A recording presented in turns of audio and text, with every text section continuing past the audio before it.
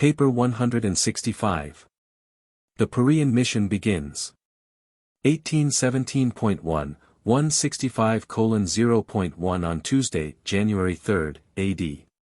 30, Abner, the former chief of the 12 apostles of John the Baptist, a Nazarite and one-time head of the Nazarite school at Enlarged, now chief of the 70 messengers of the kingdom, called his associates together and gave them final instructions before sending them on a mission to all of the cities and villages of Perea.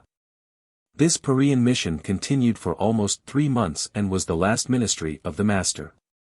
From these labors Jesus went directly to Jerusalem to pass through his final experiences in the flesh. The 70, supplemented by the periodic labors of Jesus and the 12 apostles, worked in the following cities and towns and some 50 additional villages: Zaphon, Gadara, Makad, Arbela, Ramoth, Edrei, Basora, Caspin, Mispe, Gerasa, Ragaba, Succos, Amathus, Adam, Penuel, Capitolias, Dion, Hadada, Gada, Philadelphia, Jogbeha, Gilead, Beth-nimrah, Tyrus, Elila, Livias, Heshbon, Coloroi, Beth-peor, Shittim, Sibma, Medeba, Beth-meon, Areopolis, and Aroer. 1817.2, 165-0.2 Throughout this tour of Perea the Women's Corps, now numbering 62, took over most of the work of ministration to the sick. This was the final period of the development of the higher spiritual aspects of the gospel of the kingdom, and there was, accordingly, an absence of miracle working. No other part of Palestine was so thoroughly worked by the apostles and disciples of Jesus, and in no other region did the better classes of citizens so generally accept the Master's teaching. 1817.3, 165:0. 3 Perea at this time was about equally Gentile and Jewish, the Jews having been generally removed from these regions during the times of Judas Maccabee. Perea was the most beautiful and picturesque province of all Palestine. It was generally referred to by the Jews as the land beyond the Jordan. 1817.4, 165:0. For throughout this period Jesus divided his time between the camp at Pella and trips with the 12 to assist the 70 in the various cities where they taught and preached. Under Abner's instructions the 70 baptized all believers, although Jesus had not so charged them. 1. At the Pella camp. 1817.5, 165:1. 1 By the middle of January more than 1,200 persons were gathered together at Pella, and Jesus taught this multitude at least once each day when he was in residence at the camp, usually speaking at 9 o'clock in the morning if not prevented by rain. Peter and the other apostles taught each afternoon. The evenings Jesus reserved for the usual sessions of questions and answers with the 12 and other advanced disciples. The evening groups averaged about 50. 1817.6, 165:1. 2 By the middle of March, the time when Jesus began his journey toward Jerusalem, over 4,000 persons composed the large audience which heard Jesus or Peter preach each morning. The Master chose to terminate his work on earth when the interest in his message had reached a high point, the highest point attained under this second or non-miraculous phase of the progress of the kingdom. While 3/4 of the multitude were truth-seekers, there were also present a large number of Pharisees from Jerusalem and elsewhere, together with many doubters and cavillers. 1818.1, 165:1. 3 Jesus and the 12 apostles devoted much of their time to the multitude assembled at the Pella camp. The 12 paid little or no attention to the field work, only going out with Jesus to visit Abner's associates from time to time. Abner was very familiar with the Perean district since this was the field in which his former master, John the Baptist, had done most of his work. After beginning the Perean mission, Abner and the 70 never returned to the Pella camp. 2. Sermon on the Good Shepherd. 1818.2, 165:2. 1 A company of over 300 Jerusalemites, Pharisees and others, followed Jesus north to Pella when he hastened away from the jurisdiction of the Jewish rulers at the ending of the Feast of the Dedication. And it was in the presence of these Jewish teachers and leaders, as well as in the hearing of the 12 apostles, that Jesus preached the sermon on the Good Shepherd. After half an hour of informal discussion, speaking to a group of about 100, Jesus said. 18:18.3, 165:2. 2. On this night I have much to tell you, and since many of you are my disciples and some of you my bitter enemies, I will present my teaching in a parable, so that you may each take for yourself that which finds a reception in your heart. 18:18. 4. 165:2.3 Tonight, here before me are men who would be willing to die for me and for this gospel of the kingdom, and some of them will so offer themselves in the years to come. And here also are some of you, slaves of tradition, who have followed me down from Jerusalem, and who, with your darkened and deluded leaders, seek to kill the Son of Man.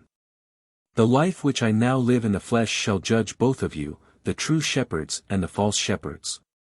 If the false shepherd were blind, he would have no sin, but you claim that you see, you profess to be teachers in Israel. Therefore does your sin remain upon you. 18:18.5, 165:2.4 The true shepherd gathers his flock into the fold for the night in times of danger. And when the morning has come, he enters into the fold by the door, and when he calls, the sheep know his voice. Every shepherd who gains entrance to the sheepfold by any other means than by the door is a thief and a robber. The true shepherd enters the fold after the porter has opened the door for him, and his sheep, knowing his voice, come out at his word, and when they that are his are thus brought forth, the true shepherd goes before them. He leads the way and the sheep follow him. His sheep follow him because they know his voice, they will not follow a stranger. They will flee from the stranger because they know not his voice. This multitude which is gathered about us here are like sheep without a shepherd, but when we speak to them, they know the shepherd's voice, and they follow after us, at least, those who hunger for truth and thirst for righteousness do. Some of you are not of my fold, you know not my voice, and you do not follow me. And because you are false shepherds, the sheep know not your voice and will not follow you. 18:19.1, 165:2. 5 And when Jesus had spoken this parable, no one asked him a question. After a time he began again to speak and went on to discuss the parable. 18:19.2, 165:2. 6 You who would be the under-shepherds of my Father's flocks must not only be worthy leaders, but you must also feed the flock with good food. You are not true shepherds unless you lead your flocks into green pastures and beside still waters. 18:19. 3, 165:2.7 And now, lest some of you too easily comprehend this parable, I will declare that I am both the door to the Father's sheepfold and at the same time the true shepherd of my Father's flocks. Every shepherd who seeks to enter the fold without me shall fail, and the sheep will not hear his voice. I, with those who minister with me, am the door. Every soul who enters upon the eternal way by the means I have created and ordained shall be saved and will be able to go on to the attainment of the eternal pastures of paradise. 18:19.4, 165:2. 8 But I also am the true shepherd who is willing even to lay down his life for the sheep. The thief breaks into the fold only to steal, and to kill, and to destroy, but I have come that you all may have life and have it more abundantly. He who is a hireling, when danger arises, will flee and allow the sheep to be scattered and destroyed, but the true shepherd will not flee when the wolf comes, he will protect his flock and, if necessary, lay down his life for his sheep. Verily, verily, I say to you, friends and enemies, I am the true shepherd, I know my own and my own know me. I will not flee in the face of danger. I will finish this service of the completion of my Father's will, and I will not forsake the flock which the Father has entrusted to my keeping. 18:19.5, 165:2. 9 But I have many other sheep not of this fold, and these words are true not only of this world. These other sheep also hear and know my voice, and I have promised the Father that they shall all be brought into one fold, one brotherhood of the sons of God.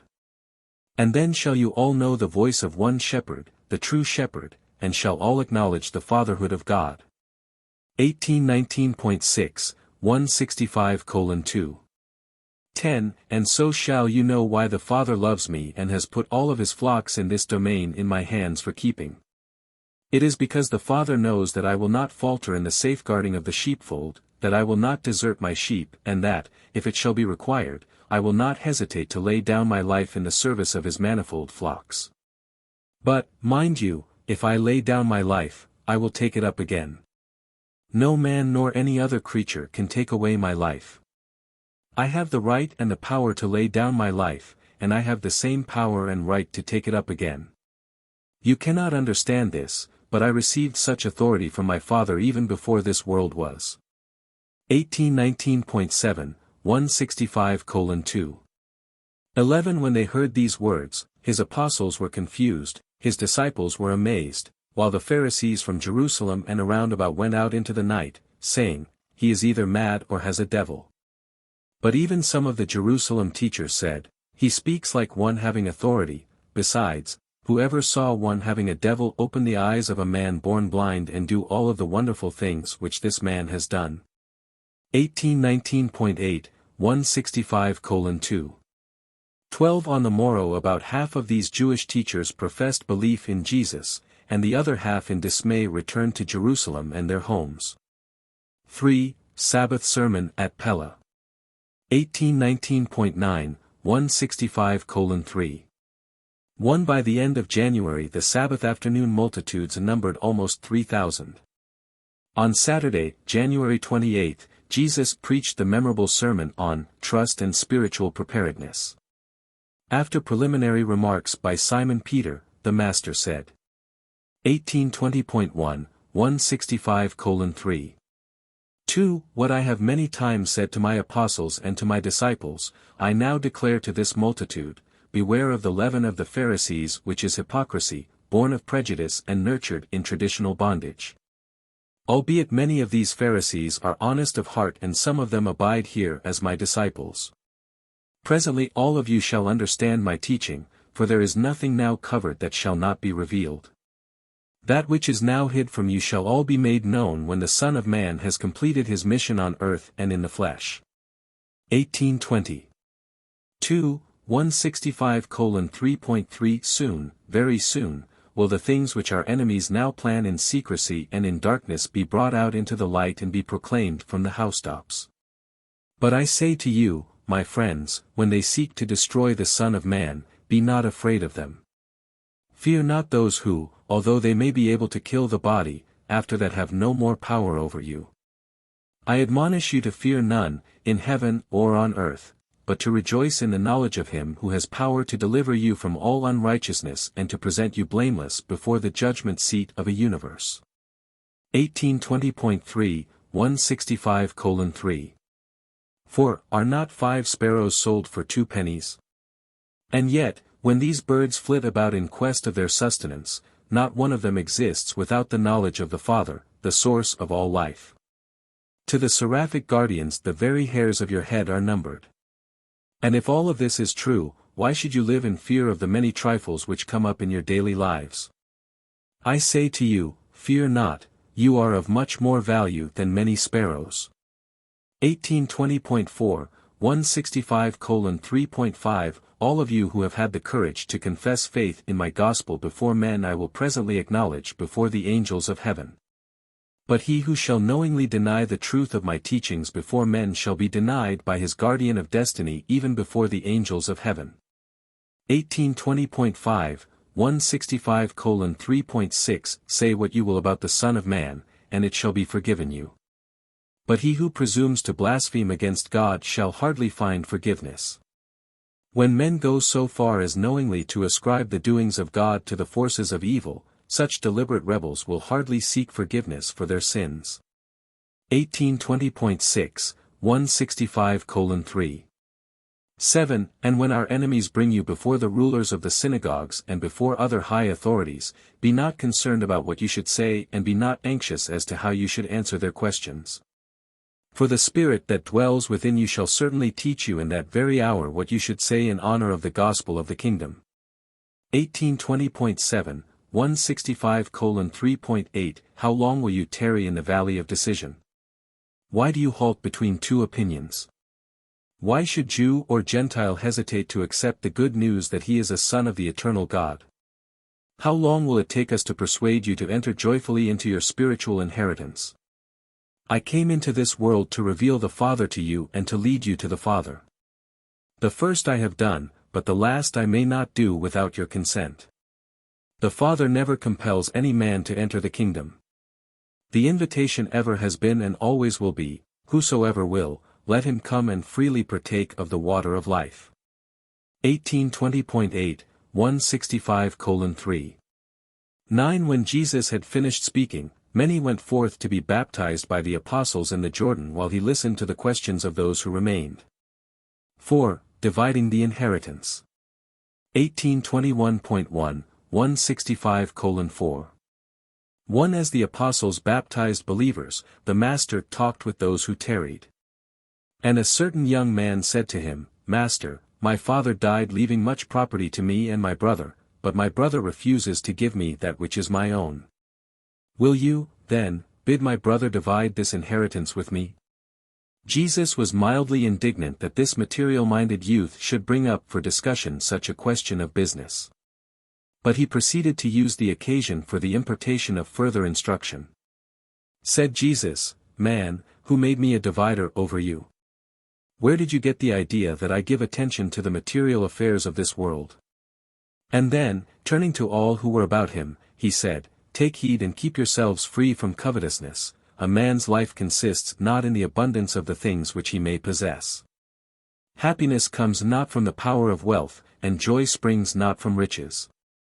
Wealth, in itself, is not a curse.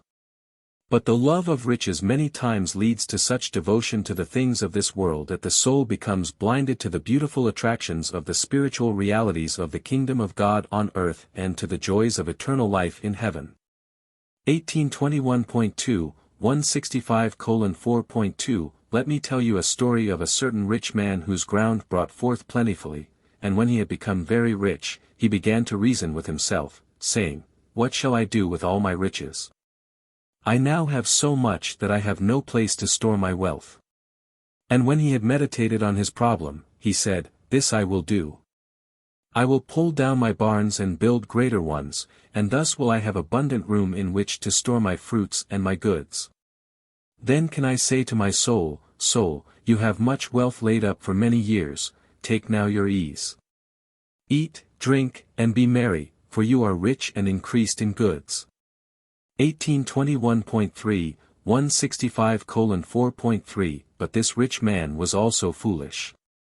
In providing for the material requirements of his mind and body, he had failed to lay up treasures in heaven for the satisfaction of the spirit and for the salvation of the soul.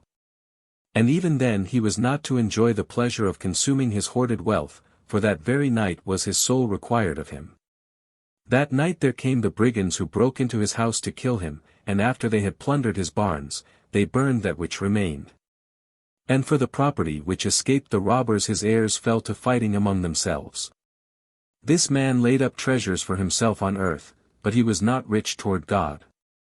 1821.4, 165:4.4 Jesus thus dealt with the young man and his inheritance because he knew that his trouble was covetousness. Even if this had not been the case, the Master would not have interfered, for he never meddled with the temporal affairs of even his apostles, much less his disciples. 1821.5, 165:4. 5 When Jesus had finished his story, another man rose up and asked him, Master, I know that your apostles have sold all their earthly possessions to follow you, and that they have all things in common as do the Essenes. But would you have all of us who are your disciples do likewise? Is it a sin to possess honest wealth? And Jesus replied to this question, My friend, it is not a sin to have honorable wealth. But it is a sin if you convert the wealth of material possessions into treasures which may absorb your interests and divert your affections from devotion to the spiritual pursuits of the kingdom. There is no sin in having honest possessions on earth provided your treasure is in heaven, for where your treasure is there will your heart be also. There is a great difference between wealth which leads to covetousness and selfishness and that which is held and dispensed in the spirit of stewardship by those who have an abundance of this world's goods, and who so bountifully contribute to the support of those who devote all their energies to the work of the kingdom.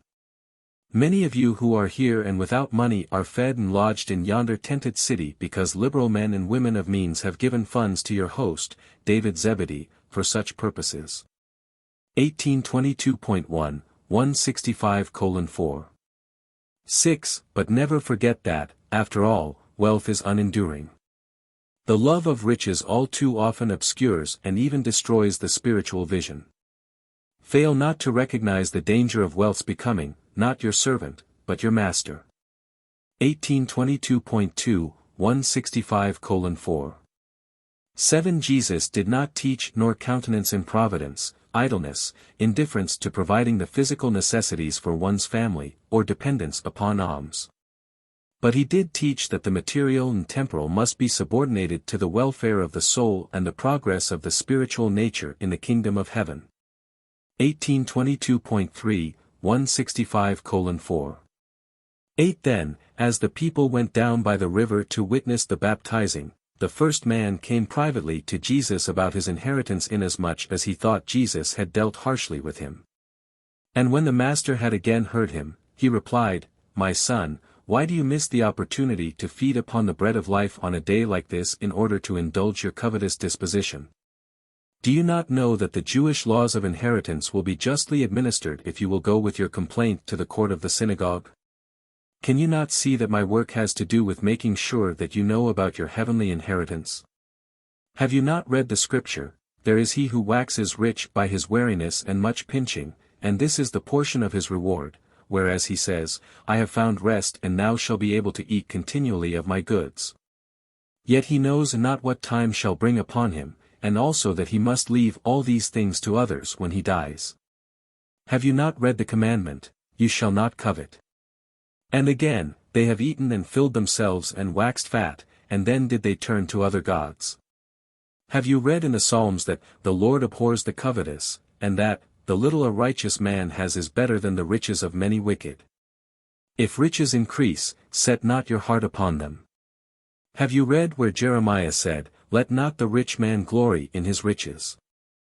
And Ezekiel spoke truth when he said, 'With their mouths they make a show of love, but their hearts are set upon their own selfish gain.'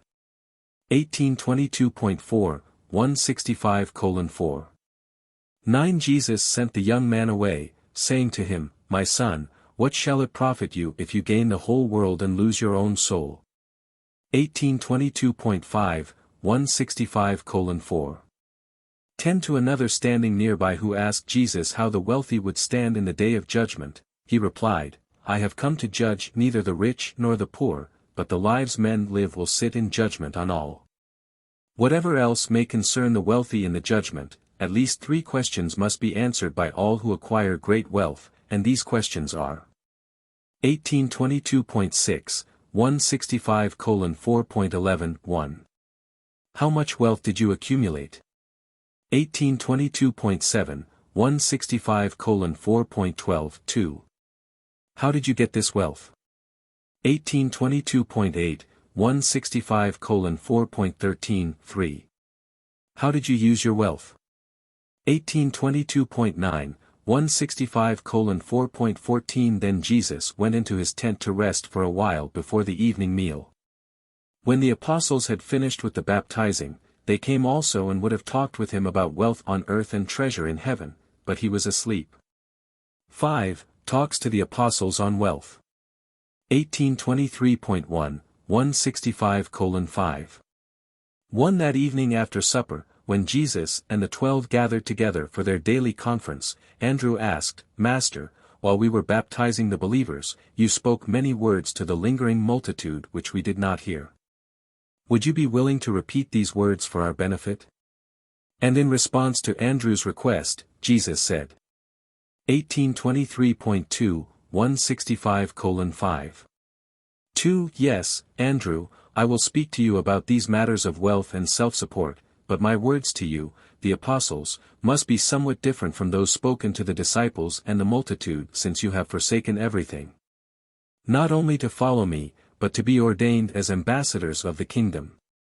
Already have you had several years' experience, and you know that the Father whose kingdom you proclaim will not forsake you. You have dedicated your lives to the ministry of the kingdom. Therefore be not anxious or worried about the things of the temporal life, what you shall eat, nor yet for your body, what you shall wear. The welfare of the soul is more than food and drink. The progress in the spirit is far above the need of raiment. When you are tempted to doubt the sureness of your bread, consider the ravens. They sow not neither reap, they have no storehouses or barns, and yet the Father provides food for every one of them that seeks it. And of how much more value are you than many birds? Besides, all of your anxiety or fretting doubts can do nothing to supply your material needs. Which of you by anxiety can add a handbreadth to your stature or a day to your life? Since such matters are not in your hands, why do you give anxious thought to any of these problems? 1823.3, 165:5.3 Consider the lilies, how they grow, they toil not, neither do they spin. Yet I say to you, even Solomon in all his glory was not arrayed like one of these. If God so clothes the grass of the field, which is alive today and tomorrow is cut down and cast into the fire, how much more shall he clothe you, the ambassadors of the heavenly kingdom? O you of little faith! When you wholeheartedly devote yourselves to the proclamation of the gospel of the kingdom, you should not be of doubtful minds concerning the support of yourselves or the families you have forsaken. If you give your lives truly to the gospel, you shall live by the gospel. If you are only believing disciples, you must earn your own bread and contribute to the sustenance of all who teach and preach and heal. If you are anxious about your bread and water, wherein are you different from the nations of the world who so diligently seek such necessities? Devote yourselves to your work, believing that both the Father and I know that you have need of all these things. Let me assure you, once and for all, that, if you dedicate your lives to the work of the kingdom, all your real needs shall be supplied.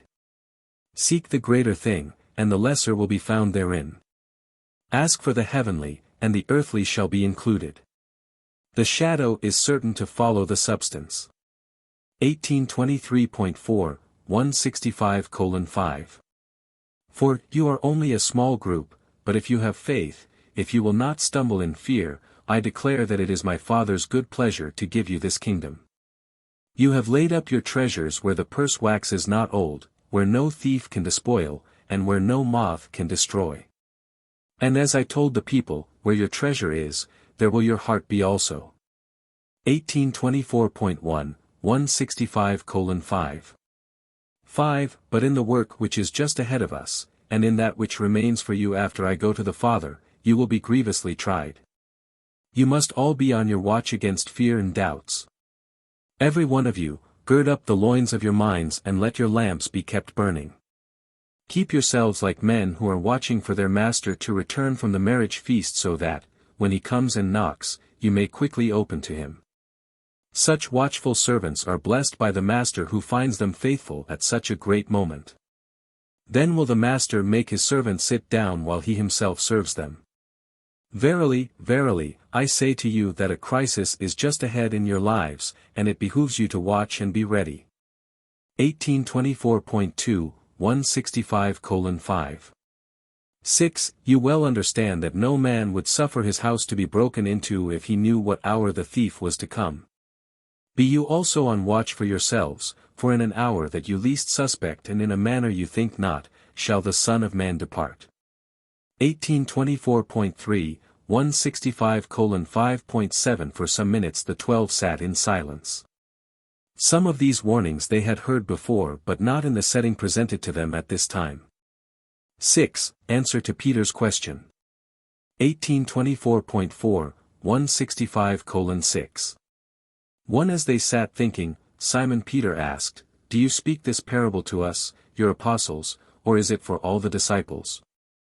And Jesus answered. 1824.5, 165:6.2 In the time of testing, a man's soul is revealed. Trial discloses what really is in the heart.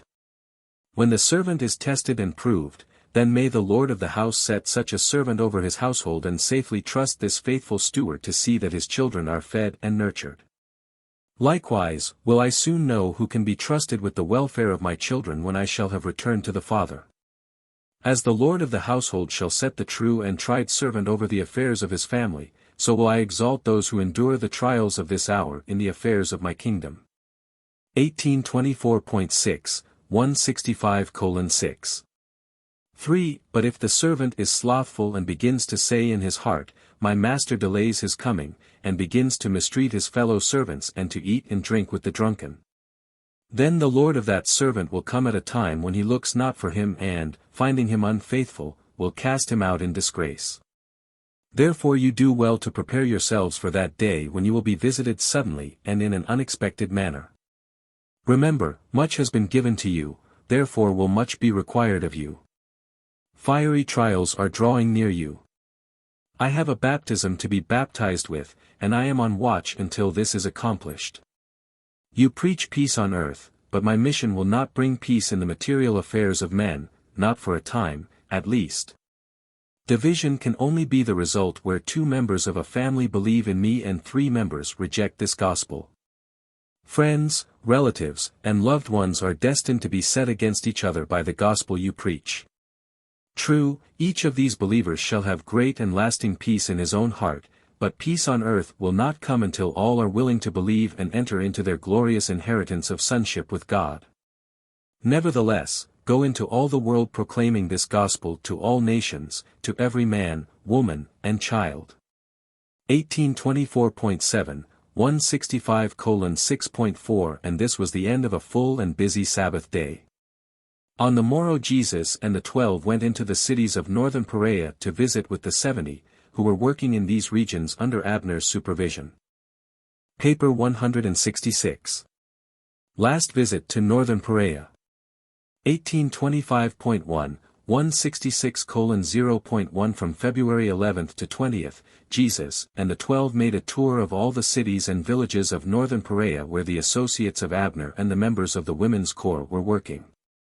They found these messengers of the gospel meeting with success, and Jesus repeatedly called the attention of his apostles to the fact that the gospel of the kingdom could spread without the accompaniment of miracles and wonders. 1825.2, 166:0. 2. This entire mission of 3 months in Perea was successfully carried on with little help from the 12 apostles, and the gospel from this time on reflected, not so much Jesus' personality, as his teachings. But his followers did not long follow his instructions. For soon after Jesus' death and resurrection they departed from his teachings and began to build the early church around the miraculous concepts and the glorified memories of his divine human personality. 1. The Pharisees at Ragaba. 1825.3, 166:1.1 On Sabbath, February 18th, Jesus was at Ragaba, where there lived a wealthy Pharisee named Nathanael. And since quite a number of his fellow Pharisees were following Jesus and the 12 around the country, he made a breakfast on this Sabbath morning for all of them, about 20 in number, and invited Jesus as the guest of honor. 1825.4, 166:1. 2. By the time Jesus arrived at this breakfast, most of the Pharisees, with 2 or 3 lawyers, were already there and seated at the table. The master immediately took his seat at the left of Nathanael without going to the water basins to wash his hands. Many of the Pharisees, especially those favorable to Jesus' teachings, knew that he washed his hands only for purposes of cleanliness, that he abhorred these purely ceremonial performances. So they were not surprised at his coming directly to the table without having twice washed his hands. But Nathanael was shocked by this failure of the master to comply with the strict requirements of Pharisaic practice. Neither did Jesus wash his hands, as did the Pharisees, after each course of food nor at the end of the meal. 1825.5, 166:1. 3. After considerable whispering between Nathanael and an unfriendly Pharisee on his right and after much lifting of eyebrows and sneering curling of lips by those who sat opposite the master, Jesus finally said, I had thought that you invited me to this house to break bread with you and perchance to inquire of me concerning the proclamation of the new gospel of the kingdom of God. But I perceive that you have brought me here to witness an exhibition of ceremonial devotion to your own self-righteousness. That service you have now done me, what next will you honor me with as your guest on this occasion? 1826.1, 166:1. For when the master had thus spoken, they cast their eyes upon the table and remained silent. And since no one spoke, Jesus continued, "Many of you Pharisees are here with me as friends, some are even my disciples, but the majority of the Pharisees are persistent in their refusal to see the light and acknowledge the truth. Even when the work of the gospel is brought before them in great power. How carefully you cleanse the outside of the cups and the platters while the spiritual food vessels are filthy and polluted. You make sure to present a pious and holy appearance to the people, but your inner souls are filled with self-righteousness, covetousness, extortion, and all manner of spiritual wickedness. Your leaders even dare to plot and plan the murder of the Son of Man. Do not you foolish men understand that the God of heaven looks at the inner motives of the soul as well as on your outer pretenses and your pious professions? Think not that the giving of alms and the paying of tithes will cleanse you from unrighteousness and enable you to stand clean in the presence of the Judge of all men. Woe upon you Pharisees who have persisted in rejecting the light of life. You are meticulous in tithing and ostentatious in almsgiving, but you knowingly spurn the visitation of God and reject the revelation of His love. Though it is all right for you to give attention to these minor duties, you should not have left these weightier requirements undone. Woe upon all who shun justice, spurn mercy, and reject truth. Woe upon all those who despise the revelation of the Father while they seek the chief seats in the synagogue and crave flattering salutations in the marketplaces. 1826.2, 166:1. 5. When Jesus would have risen to depart, one of the lawyers who was at the table, addressing him, said, "But, Master, in some of your statements you reproach us also. Is there nothing good in the scribes, the Pharisees, or the lawyers?" And Jesus, standing, replied to the lawyer, "You, like the Pharisees, delight in the first places at the feasts and in wearing long robes while you put heavy burdens, grievous to be borne, on men's shoulders. And when the souls of men stagger under these heavy burdens, you will not so much as lift with one of your fingers. Woe upon you who take your greatest delight in building tombs for the prophets your fathers killed. And that you consent to what your fathers did is made manifest when you now plan to kill those who come in this day doing what the prophets did in their day, proclaiming the righteousness of God and revealing the mercy of the Heavenly Father. But of all the generations that are past, the blood of the prophets and the apostles shall be required of this perverse and self-righteous generation. Woe upon all of you lawyers who have taken away the key of knowledge from the common people. You yourselves refuse to enter into the way of truth, and at the same time you would hinder all others who seek to enter therein. But you cannot thus shut up the doors of the kingdom of heaven. These we have opened to all who have the faith to enter, and these portals of mercy shall not be closed by the prejudice and arrogance of false teachers and untrue shepherds who are like whited sepulchres which, while outwardly they appear beautiful, are inwardly full of dead men's bones and all manner of spiritual uncleanness. 1826.3, 166:1.6 And when Jesus had finished speaking at Nathanael's table, he went out of the house without partaking of food. And of the Pharisees who heard these words, some became believers in his teaching and entered into the kingdom, but the larger number persisted in the way of darkness, becoming all the more determined to lie in wait for him that they might catch some of his words which could be used to bring him to trial and judgment before the Sanhedrin at Jerusalem. 1827.1, 166:1.7 There were just three things to which the Pharisees paid particular attention. 1827.2, 166:1.81. The practice of strict tithing. 1827.3, 166:1.92. Scrupulous observance of the laws of purification. 1827.4, 166:1.103. Avoidance of association with all non-Pharisees. 1827.5, 166:1. 11 At this time Jesus sought to expose the spiritual barrenness of the first two practices, while he reserved his remarks designed to rebuke the Pharisees' refusal to engage in social intercourse with non-Pharisees for another and subsequent occasion when he would again be dining with many of these same men. 2. The 10 lepers. 1827.6, 166:2.1 The next day Jesus went with the 12 over to Amathus, near the border of Samaria, and as they approached the city, they encountered a group of 10 lepers who sojourned near this place. 9 of this group were Jews, 1 a Samaritan. Ordinarily these Jews would have refrained from all association or contact with this Samaritan, but their common affliction was more than enough to overcome all religious prejudice.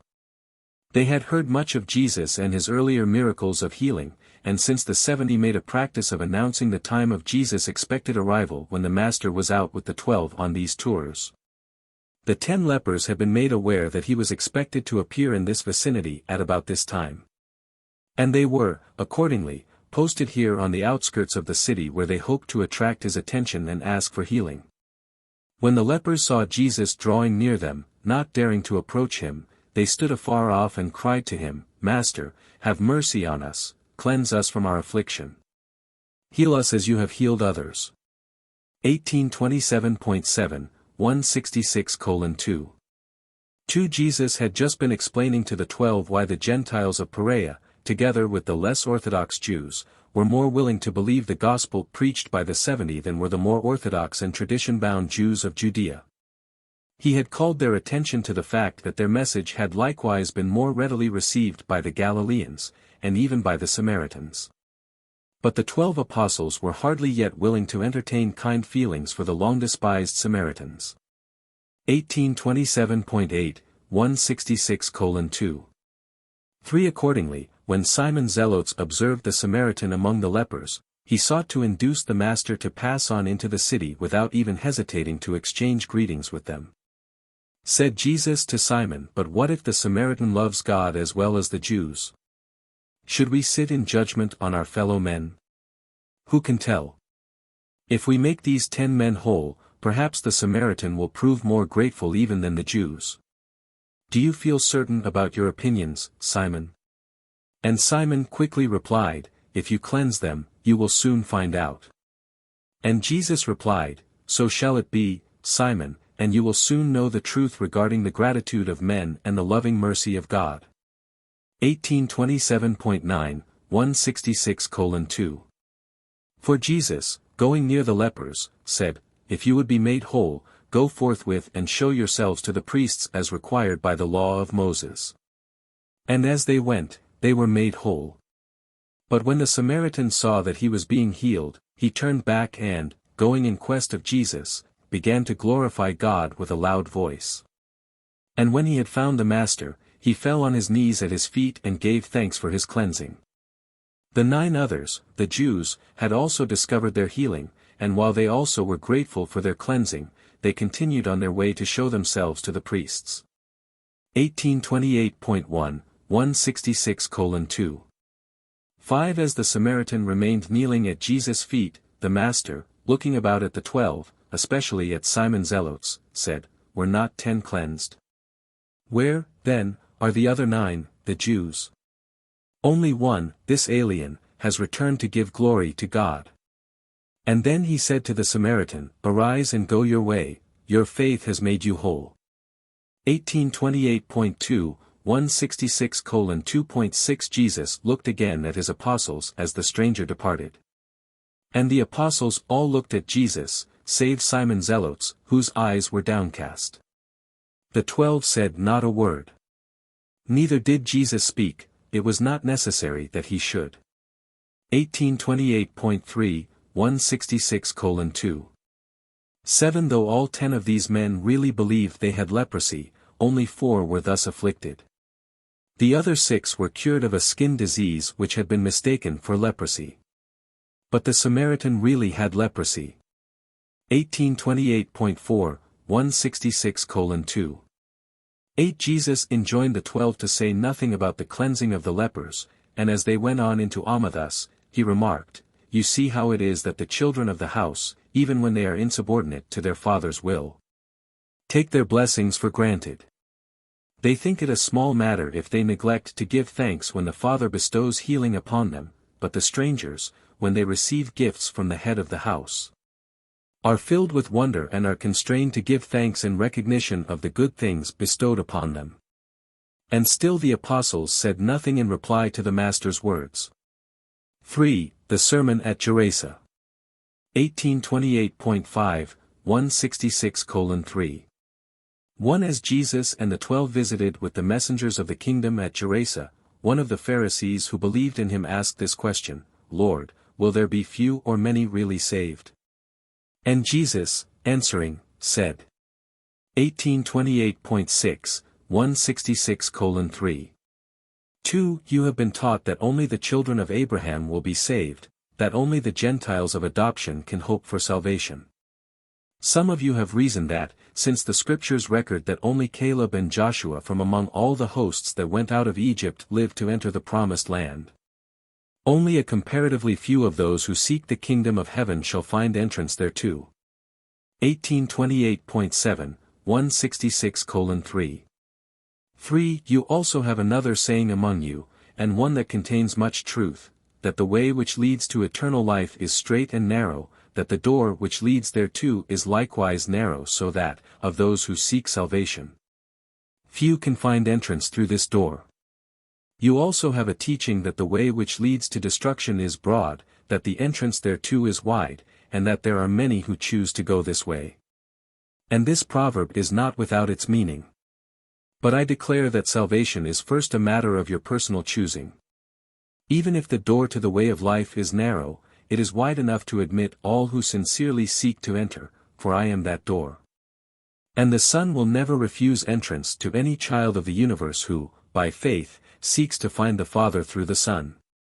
1829.1, 166:3.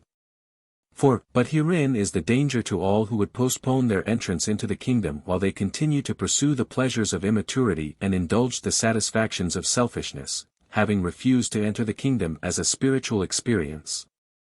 They may subsequently seek entrance thereto when the glory of the better way becomes revealed in the age to come. And when, therefore, those who spurned the kingdom when I came in the likeness of humanity seek to find an entrance when it is revealed in the likeness of divinity, then will I say to all such selfish ones, I know not whence you are. You had your chance to prepare for this heavenly citizenship, but you refused all such proffers of mercy, you rejected all invitations to come while the door was open.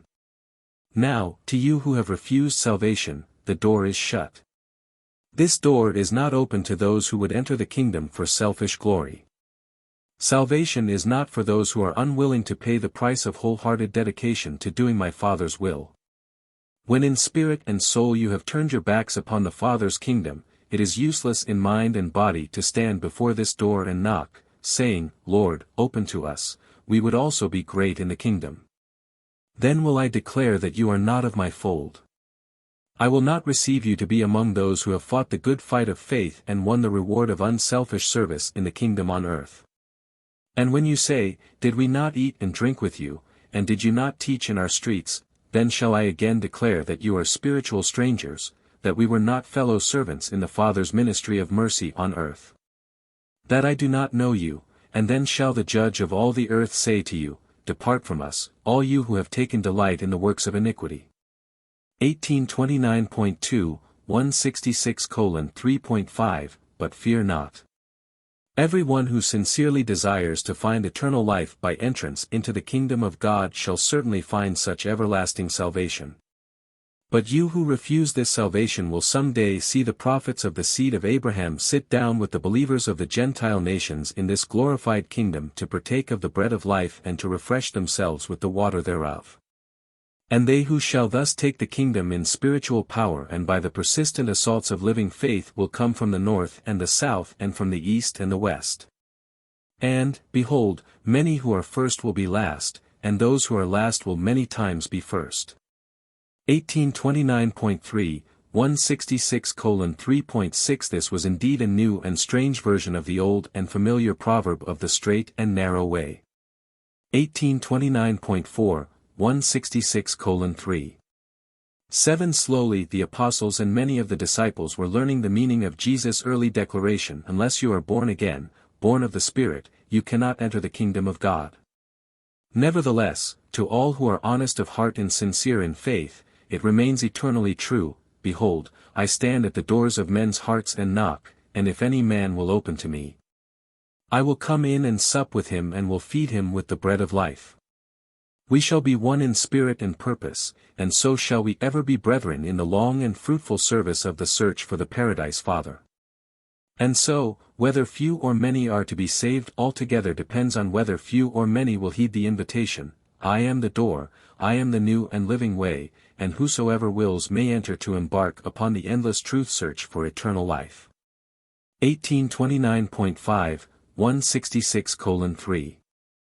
8. Even the apostles were unable fully to comprehend his teaching as to the necessity for using spiritual force for the purpose of breaking through all material resistance and for surmounting every earthly obstacle which might chance to stand in the way of grasping the all-important spiritual values of the new life in the Spirit as the liberated sons of God.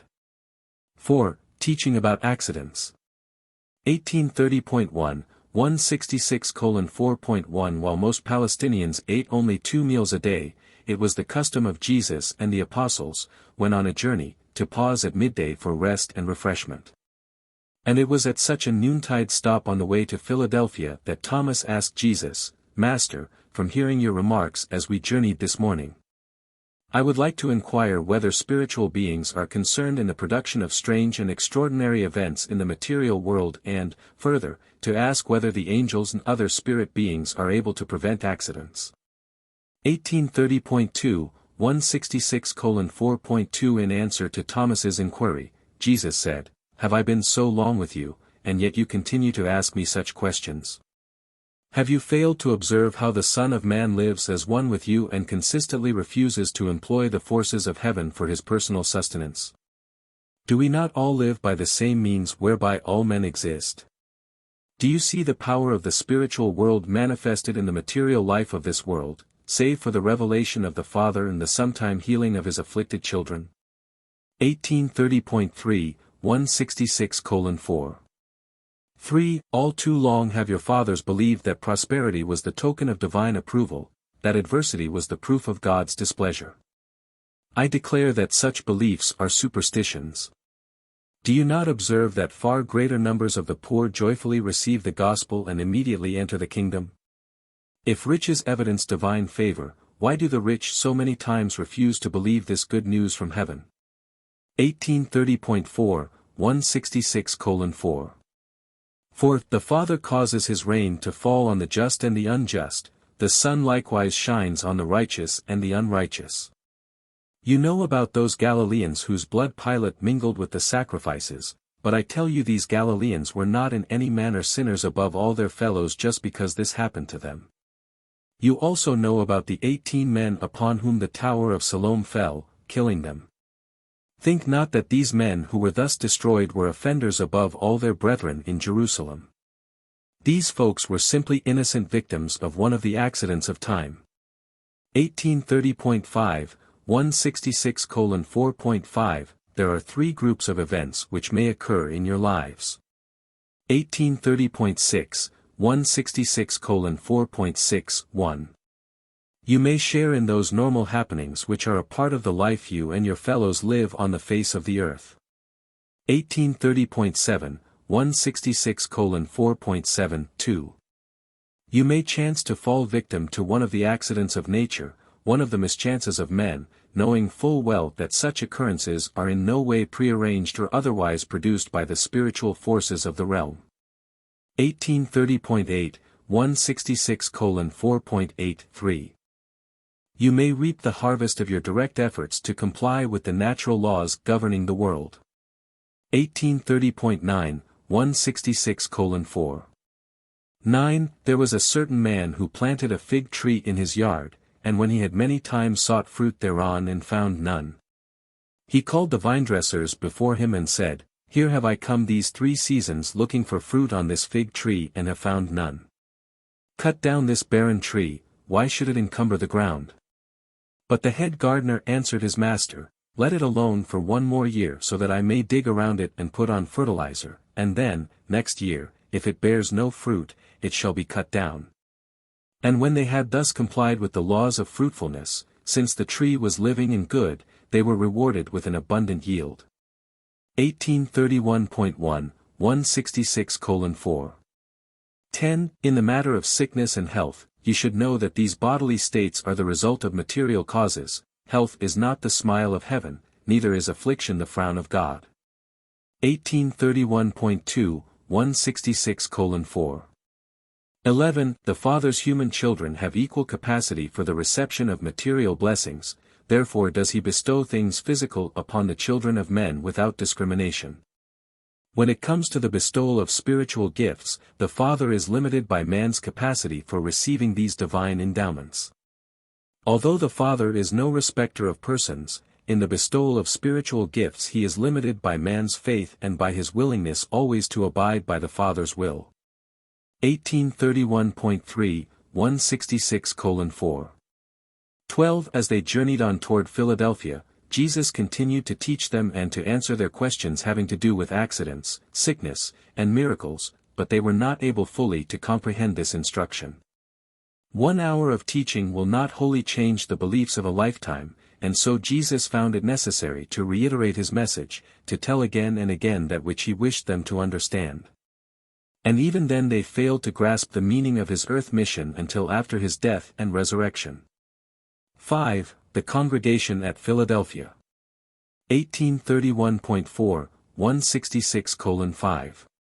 1. Jesus and the 12 were on their way to visit Abner and his associates, who were preaching and teaching in Philadelphia. Of all the cities of Perea, in Philadelphia the largest group of Jews and Gentiles, rich and poor, learned and unlearned, embraced the teachings of the 70, thereby entering into the kingdom of heaven. The synagogue of Philadelphia had never been subject to the supervision of the Sanhedrin at Jerusalem and therefore had never been closed to the teachings of Jesus and his associates.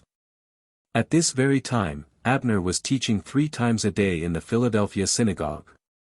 1831.5, 166:5. 2. This very synagogue later on became a Christian church and was the missionary headquarters for the promulgation of the gospel through the regions to the east. It was long a stronghold of the Master's teachings and stood alone in this region as a center of Christian learning for centuries. 1831.6, 166:5.3. The Jews at Jerusalem had always had trouble with the Jews of Philadelphia. And after the death and resurrection of Jesus, the Jerusalem church, of which James the Lord's brother was head, began to have serious difficulties with the Philadelphia congregation of believers. Abner became the head of the Philadelphia church, continuing as such until his death. And this estrangement with Jerusalem explains why nothing is heard of Abner and his work in the gospel records of the New Testament.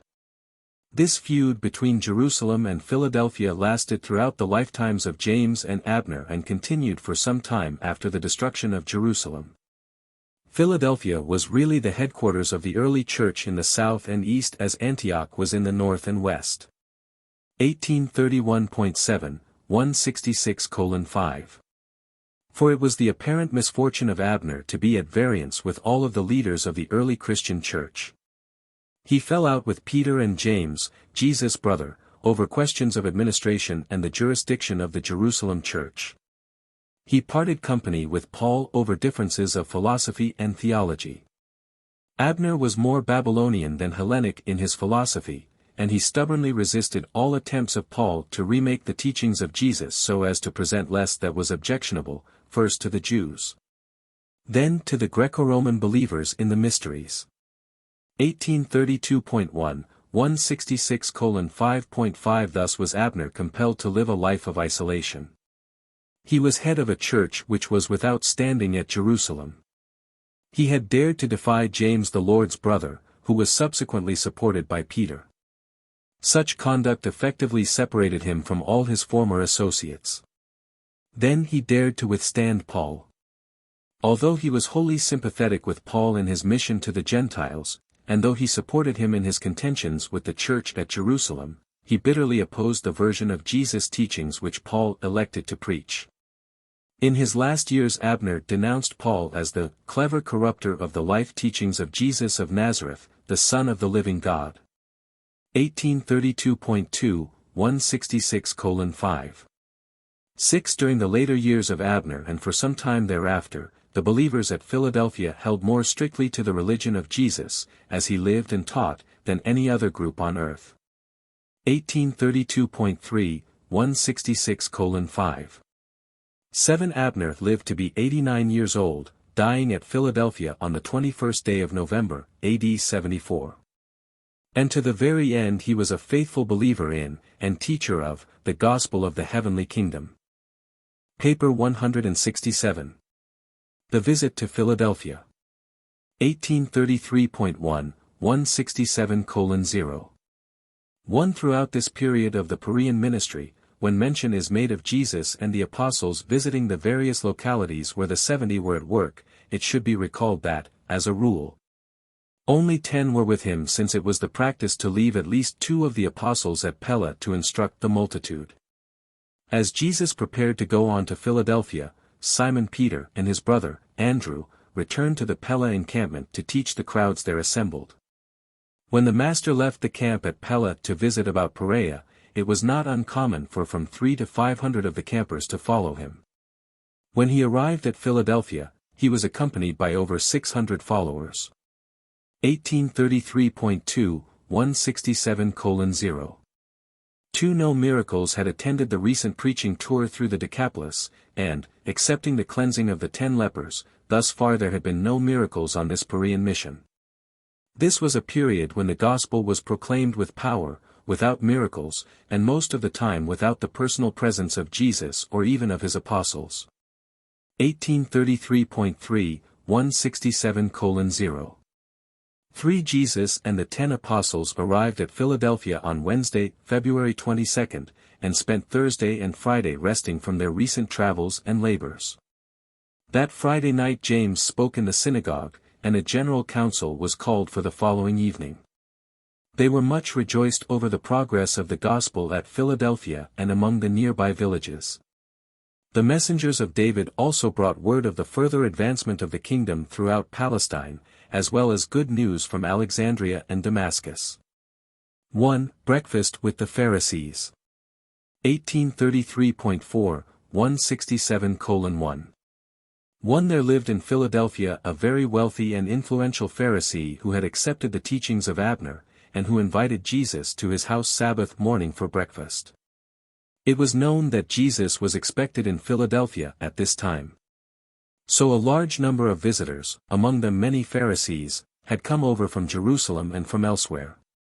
Accordingly, about 40 of these leading men and a few lawyers were bidden to this breakfast, which had been arranged in honor of the Master. 1833.5, 167:1. 2. As Jesus lingered by the door, speaking with Abner, and after the host had seated himself, there came into the room one of the leading Pharisees of Jerusalem, a member of the Sanhedrin, and as was his habit, he made straight for the seat of honor at the left of the host. But since this place had been reserved for the Master and that on the right for Abner, the host beckoned the Jerusalem Pharisee to sit 4 seats to the left, and this dignitary was much offended because he did not receive the seat of honor. 1834.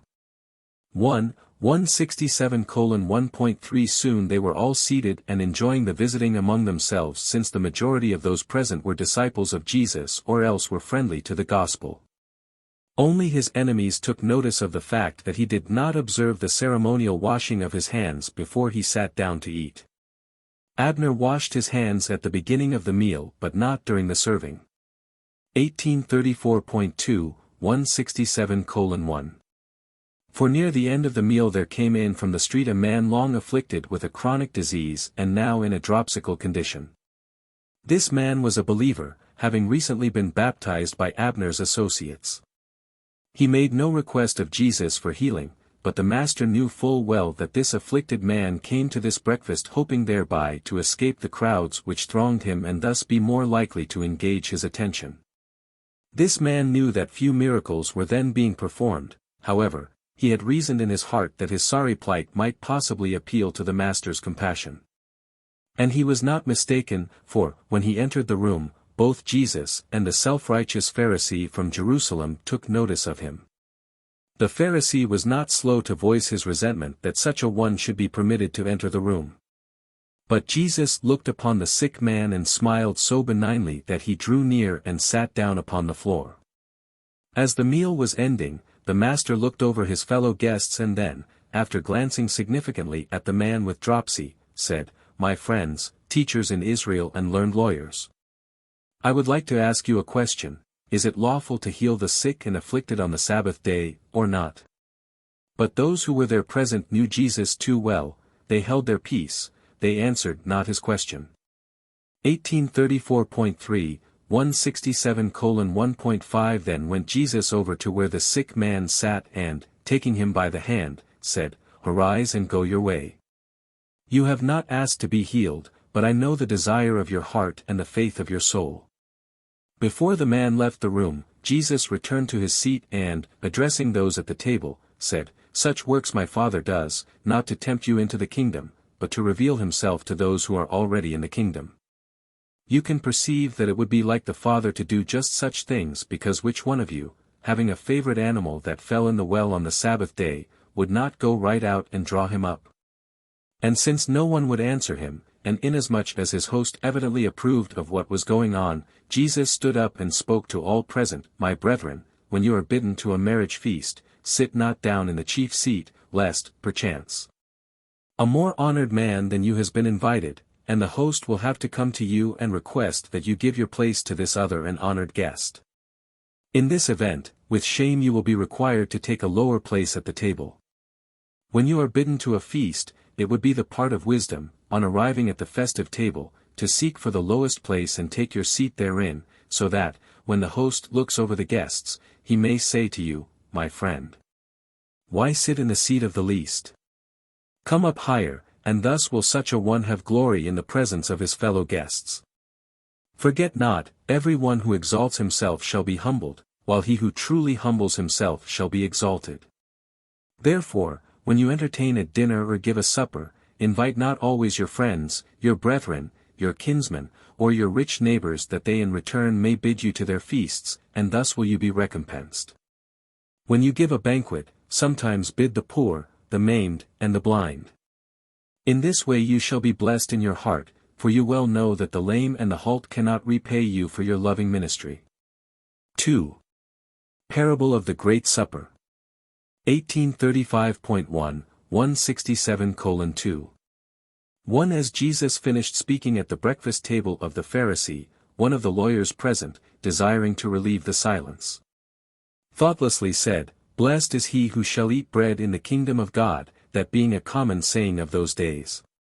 And then Jesus spoke a parable, which even his friendly host was compelled to take to heart. He said, 1835.2, 167:2. 2 A certain ruler gave a great supper, and having bidden many guests, he dispatched his servants at supper time to say to those who were invited, Come, for everything is now ready. And they all with one accord began to make excuses. The first said, I have just bought a farm, and I must needs to go prove it, I pray you have me excused. Another said, I have bought 5 yoke of oxen, and I must go to receive them, I pray you have me excused. And another said, I have just married a wife, and therefore I cannot come. So the servants went back and reported this to their master. When the master of the house heard this, he was very angry, and turning to his servants, he said, I have made ready this marriage feast, the fatlings are killed, and all is in readiness for my guests, but they have spurned my invitation.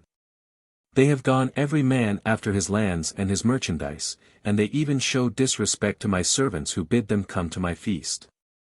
Go out quickly, therefore, into the streets and lanes of the city, out into the highways and the byways, and bring hither the poor and the outcast, the blind and the lame, that the marriage feast may have guests. And the servants did as their Lord commanded, and even then there was room for more guests. Then said the Lord to his servants, Go now out into the roads and the countryside and constrain those who are there to come, and that my house may be filled. I declare that none of those who were first bidden shall taste of my supper. And the servants did as their master commanded, and the house was filled. 1835.3, 167:2.3 And when they heard these words, they departed. Every man went to his own place. At least one of the sneering Pharisees present that morning comprehended the meaning of this parable, for he was baptized that day and made public confession of his faith in the gospel of the kingdom. Abner preached on this parable that night at the general council of believers. 1835.4, 167:2. For the next day all of the apostles engaged in the philosophic exercise of endeavoring to interpret the meaning of this parable of the Great Supper. Though Jesus listened with interest to all of these differing interpretations, he steadfastly refused to offer them further help in understanding the parable. He would only say, "Let every man find out the meaning for himself and in his own soul." 3. The woman with the spirit of infirmity. 1835.5, 167:3. One Abner had arranged for the Master to teach in the synagogue on this Sabbath day, the first time Jesus had appeared in a synagogue since they had all been closed to his teachings by order of the Sanhedrin. At the conclusion of the service Jesus looked down before him upon an elderly woman who wore a downcast expression, and who was much bent in form. This woman had long been fear-ridden, and all joy had passed out of her life.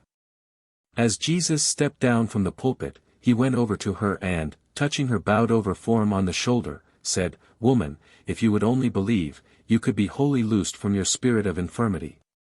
And this woman, who had been bowed down and bound up by the depressions of fear for more than 18 years, believed the words of the Master and by faith straightened up immediately.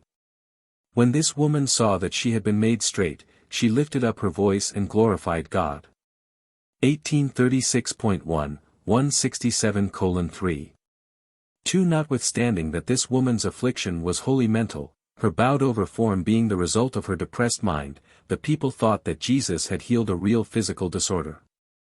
Although the congregation of the synagogue at Philadelphia was friendly toward the teachings of Jesus, the chief ruler of the synagogue was an unfriendly Pharisee. And as he shared the opinion of the congregation that Jesus had healed a physical disorder, and being indignant because Jesus had presumed to do such a thing on the Sabbath, he stood up before the congregation and said, "Are there not 6 days in which men should do all their work? In these working days come, therefore, and be healed, but not on the Sabbath day." 1836.2, 167:3.3. When the unfriendly ruler had thus spoken, Jesus returned to the speaker's platform and said, "Why play the part of hypocrites? Does not every one of you, on the Sabbath, loose his ox from the stall and lead him forth for watering? If such a service is permissible on the Sabbath day, should not this woman, a daughter of Abraham who has been bound down by evil these 18 years, be loosed from this bondage and led forth to partake of the waters of liberty and life, even on this Sabbath day?" And as the woman continued to glorify God, his critic was put to shame, and the congregation rejoiced with her that she had been healed. 1836.3, 167:3. For as a result of his public criticism of Jesus on this Sabbath, the chief ruler of the synagogue was deposed, and a follower of Jesus was put in his place. 1836.4, 167:3. 5. Jesus frequently delivered such victims of fear from their spirit of infirmity, from their depression of mind, and from their bondage of fear. But the people thought that all such afflictions were either physical disorders or possession of evil spirits. 1836.5, 167:3. 6. Jesus taught again in the synagogue on Sunday, and many were baptized by Abner at noon on that day in the river which flowed south of the city. On the morrow Jesus and the 10 apostles would have started back to the Pella encampment but for the arrival of one of David's messengers, who brought an urgent message to Jesus from his friends at Bethany, near Jerusalem. 4. The message from Bethany. 1836.6, 167:4.1. Very late on Sunday night, February 26, a runner from Bethany arrived at Philadelphia, bringing a message from Martha and Mary which said, "Lord, he whom you love is very sick." This message reached Jesus at the close of the evening conference and just as he was taking leave of the apostles for the night. At first Jesus made no reply. There occurred one of those strange interludes, a time when he appeared to be in communication with something outside of, and beyond, himself. And then, looking up, he addressed the messenger in the hearing of the apostles, saying, "This sickness is really not to the death. Doubt not that it may be used to glorify God and exalt the Son." 1837.1, 167:4. 2. Jesus was very fond of Martha, Mary, and their brother, Lazarus. He loved them with a fervent affection. His first and human thought was to go to their assistance at once, but another idea came into his combined mind. He had almost given up hope that the Jewish leaders at Jerusalem would ever accept the kingdom, but he still loved his people.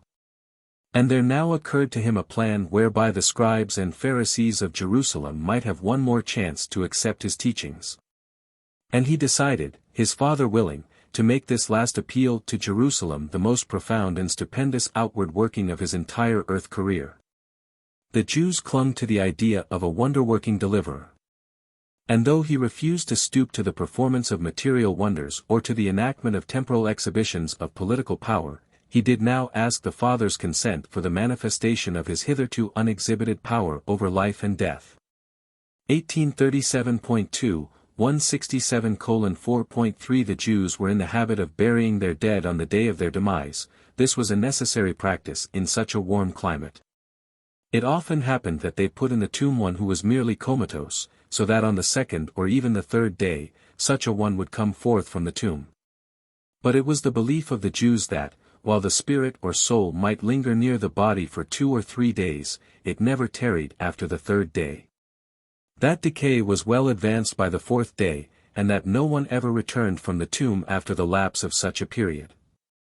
And it was for these reasons that Jesus tarried yet 2 full days in Philadelphia before he made ready to start for Bethany. 1837.3, 167:4. For accordingly, early on Wednesday morning he said to his apostles, "Let us prepare at once to go into Judea again." And when the apostles heard their master say this, they drew off by themselves for a time to take counsel of one another. James assumed the direction of the conference, and they all agreed that it was only folly to allow Jesus to go again into Judea, and they came back as one man and so informed him. Said James, "Master, you were in Jerusalem a few weeks back, and the leaders sought your death, while the people were minded to stone you.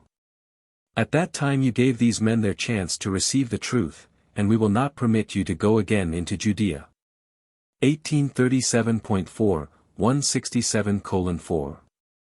5 Then said Jesus, "But do you not understand that there are 12 hours of the day in which work may safely be done? If a man walks in the day, he does not stumble inasmuch as he has light. If a man walks in the night, he is liable to stumble since he is without light. As long as my day lasts, I fear not to enter Judea. I would do one more mighty work for these Jews. I would give them one more chance to believe, even on their own terms, conditions of outward glory and the visible manifestation of the power of the Father and the love of the Son. Besides, do you not realize that our friend Lazarus has fallen asleep, and I would go to awake him out of this sleep?" 1837.5, 167:4.6 Then said one of the apostles, "Master, if Lazarus has fallen asleep, then will he the more surely recover." It was the custom of the Jews at that time to speak of death as a form of sleep, but as the apostles did not understand that Jesus meant that Lazarus had departed from this world, he now said plainly, "Lazarus is dead. And I am glad for your sakes, even if the others are not thereby saved, that I was not there, to the end that you shall now have new cause to believe in me. And by that which you will witness, ye should all be strengthened in preparation for that day when I shall take leave of you and go to the Father." 1838.1, 167:4. 7 When they could not persuade him to refrain from going into Judea, and when some of the apostles were loath even to accompany him, Thomas addressed his fellows, saying, "We have told the Master our fears, but he is determined to go to Bethany. I am satisfied it means the end, they will surely kill him, but if that is the Master's choice, then let us acquit ourselves like men of courage, let us go also that we may die with him." And it was ever so. In matters requiring deliberate and sustained courage, Thomas was always the mainstay of the 12 apostles. 5. On the way to Bethany. 1838.2, 167:5.1 On the way to Judea Jesus was followed by a company of almost 50 of his friends and enemies. At their noon lunchtime, on Wednesday, he talked to his apostles and this group of followers on the terms of salvation, and at the end of this lesson told the parable of the Pharisee and the publican, a tax collector. Said Jesus, "You see, then, that the Father gives salvation to the children of men, and this salvation is a free gift to all who have the faith to receive sonship in the divine family. There is nothing man can do to earn this salvation. Works of self-righteousness cannot buy the favor of God, and much praying in public will not atone for lack of living faith in the heart. Men you may deceive by your outward service, but God looks into your souls. What I am telling you is well illustrated by two men who went into the temple to pray, the one a Pharisee and the other a publican. The Pharisee stood and prayed to himself, 'O God, I thank you that I am not like the rest of men, extortioners, unlearned, unjust, adulterers, or even like this publican. I fast twice a week, I give tithes of all that I get.' But the publican, standing afar off, would not so much as lift his eyes to heaven but smote his breast, saying, 'God be merciful to me a sinner.' I tell you that the publican went home with God's approval rather than the Pharisee, for every one who exalts himself shall be humbled, but he who humbles himself shall be exalted." 1838.3, 167:5. 2 That night, in Jericho, the unfriendly Pharisees sought to entrap the Master by inducing him to discuss marriage and divorce, as did their fellows one time in Galilee. But Jesus artfully avoided their efforts to bring him into conflict with their laws concerning divorce. As the publican and the Pharisee illustrated good and bad religion, their divorce practices served to contrast the better marriage laws of the Jewish code with the disgraceful laxity of the Pharisaic interpretations of these Mosaic divorce statutes. The Pharisee judged himself by the lowest standard, the publican squared himself by the highest ideal. Devotion, to the Pharisee, was a means of inducing self-righteous inactivity and the assurance of false spiritual security. Devotion, to the publican, was a means of stirring up his soul to the realization of the need for repentance, confession, and the acceptance, by faith, of merciful forgiveness. The Pharisee sought justice, the publican sought mercy. The law of the universe is, "Ask and you shall receive, seek and you shall find." 1838.4, 167:5. 3 Though Jesus refused to be drawn into a controversy with the Pharisees concerning divorce, he did proclaim a positive teaching of the highest ideals regarding marriage. He exalted marriage as the most ideal and highest of all human relationships. Likewise, he intimated strong disapproval of the lax and unfair divorce practices of the Jerusalem Jews, who at that time permitted a man to divorce his wife for the most trifling of reasons, such as being a poor cook, a faulty housekeeper, or for no better reason than that he had become enamored of a better-looking woman. 1839.1, 167:5. For the Pharisees had even gone so far as to teach that divorce of this easy variety was a special dispensation granted the Jewish people, particularly the Pharisees. And so, while Jesus refused to make pronouncements dealing with marriage and divorce, he did most bitterly denounce these shameful floutings of the marriage relationship and pointed out their injustice to women and children. He never sanctioned any divorce practice which gave man any advantage over woman. The Master countenanced only those teachings which accorded women equality with men. 1839.2, 167:5.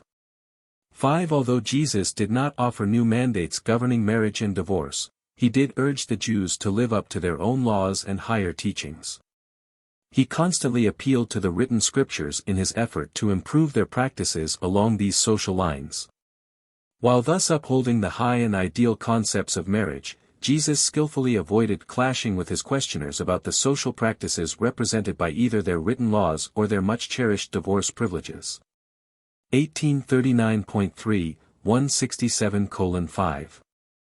6 It was very difficult for the apostles to understand the Master's reluctance to make positive pronouncements relative to scientific, social, economic, and political problems.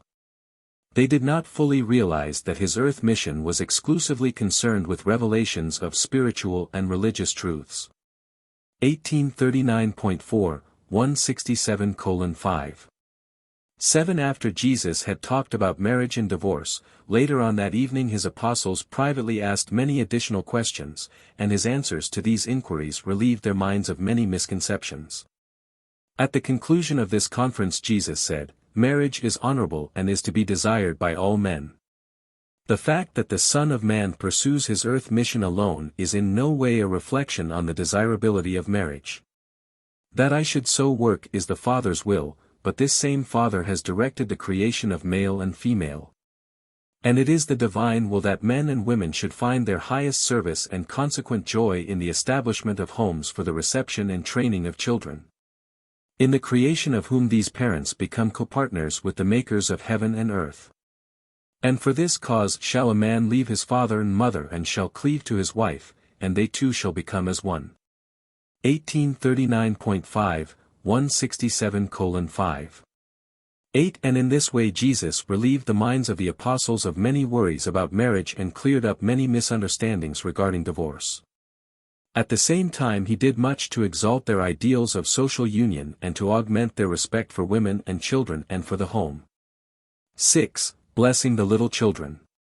1839.6, 167:6. 1. That evening Jesus' message regarding marriage and the blessedness of children spread all over Jericho, so that the next morning, long before Jesus and the apostles prepared to leave, even before breakfast time, scores of mothers came to where Jesus lodged, bringing their children in their arms and leading them by their hands, and desired that he bless the little ones. When the apostles went out to view this assemblage of mothers with their children, they endeavored to send them away, but these women refused to depart until the Master laid his hands on their children and blessed them. And when the apostles loudly rebuked these mothers, Jesus, hearing the tumult, came out and indignantly reproved them, saying, "Suffer little children to come to me, forbid them not, for of such is the kingdom of heaven. Verily, verily, I say to you, whosoever receives not the kingdom of God as a little child shall hardly enter therein to grow up to the full stature of spiritual manhood." 1840.1, 167:6. 2. And when the Master had spoken to his apostles, he received all of the children, laying his hands on them, while he spoke words of courage and hope to their mothers. 1840.2, 167:6. 3. Jesus often talked to his apostles about the celestial mansions and taught that the advancing children of God must there grow up spiritually as children grow up physically on this world. And so does the sacred oftentimes appear to be the common, as on this day these children and their mothers little realized that the onlooking intelligences of Nebadon beheld the children of Jericho playing with the Creator of a universe. 1840. 3. 167:6.4 Woman's status in Palestine was much improved by Jesus' teaching, and so it would have been throughout the world if his followers had not departed so far from that which he painstakingly taught them. 1840.4, 167:6. 5. It was also at Jericho, in connection with the discussion of the early religious training of children in habits of divine worship, that Jesus impressed upon his apostles the great value of beauty as an influence leading to the urge to worship, especially with children. The Master by precept and example taught the value of worshipping the Creator in the midst of the natural surroundings of creation. He preferred to commune with the Heavenly Father amidst the trees and among the lowly creatures of the natural world. He rejoiced to contemplate the Father through the inspiring spectacle of the starry realms of the Creator sons. 1840.5, 167:6.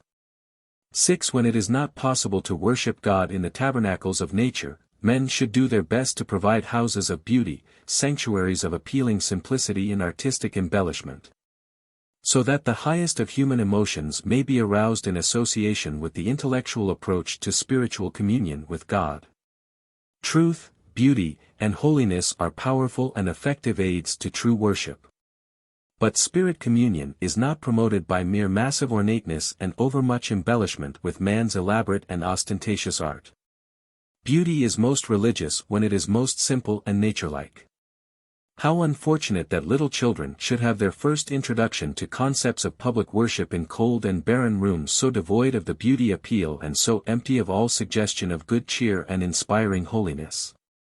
The child should be introduced to worship in nature's outdoors and later accompany his parents to public houses of religious assembly which are at least as materially attractive and artistically beautiful as the home in which he is daily domiciled.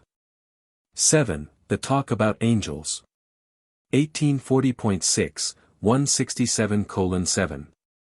1. As they journeyed up the hills from Jericho to Bethany, Nathanael walked most of the way by the side of Jesus, and their discussion of children in relation to the kingdom of heaven led indirectly to the consideration of the ministry of angels. Nathanael finally asked the Master this question, seeing that the high priest is a Sadducee, and since the Sadducees do not believe in angels, what shall we teach the people regarding the heavenly ministers? Then, among other things, Jesus said. 1841.1, 167:7.2 The angelic hosts are a separate order of created beings. They are entirely different from the material order of mortal creatures, and they function as a distinct group of universe intelligences. Angels are not of that group of creatures called the sons of God, in the Scriptures. Neither are they the glorified spirits of mortal men who have gone on to progress through the mansions on high. Angels are a direct creation, and they do not reproduce themselves. The angelic hosts have only a spiritual kinship with the human race. As man progresses in the journey to the Father in paradise, he does traverse a state of being at one time analogous to the state of the angels, but mortal man never becomes an angel. 1841.2, 167:7.3 The angels never die, as man does. The angels are immortal unless, perchance, they become involved in sin as did some of them with the deceptions of Lucifer. The angels are the spirit servants in heaven, and they are neither all-wise nor all-powerful. But all of the loyal angels are truly pure and holy. 1841.3, 167:7. 4. And do you not remember that I said to you once before that, if you had your spiritual eyes anointed, you would then see the heavens opened and behold the angels of God ascending and descending? It is by the ministry of the angels that one world may be kept in touch with other worlds, for have I not repeatedly told you that I have other sheep not of this fold? And these angels are not the spies of the spirit world who watch upon you and then go forth to tell the Father the thoughts of your heart and to report on the deeds of the flesh. The Father has no need of such service inasmuch as his own Spirit lives within you.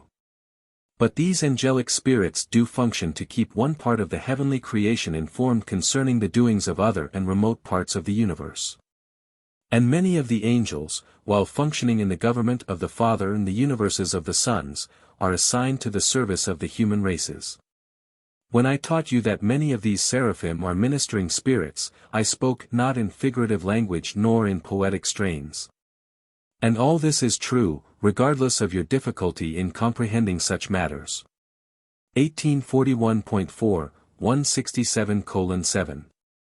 5. Many of these angels are engaged in the work of saving men, for have I not told you of the seraphic joy when one soul elects to forsake sin and begin the search for God? I did even tell you of the joy in the presence of the angels of heaven over one sinner who repents. Thereby indicating the existence of other and higher orders of celestial beings who are likewise concerned in the spiritual welfare and with the divine progress of mortal man. 1841.5, 167:7.6 Also are these angels very much concerned with the means whereby man's spirit is released from the tabernacles of the flesh and his soul escorted to the mansions in heaven.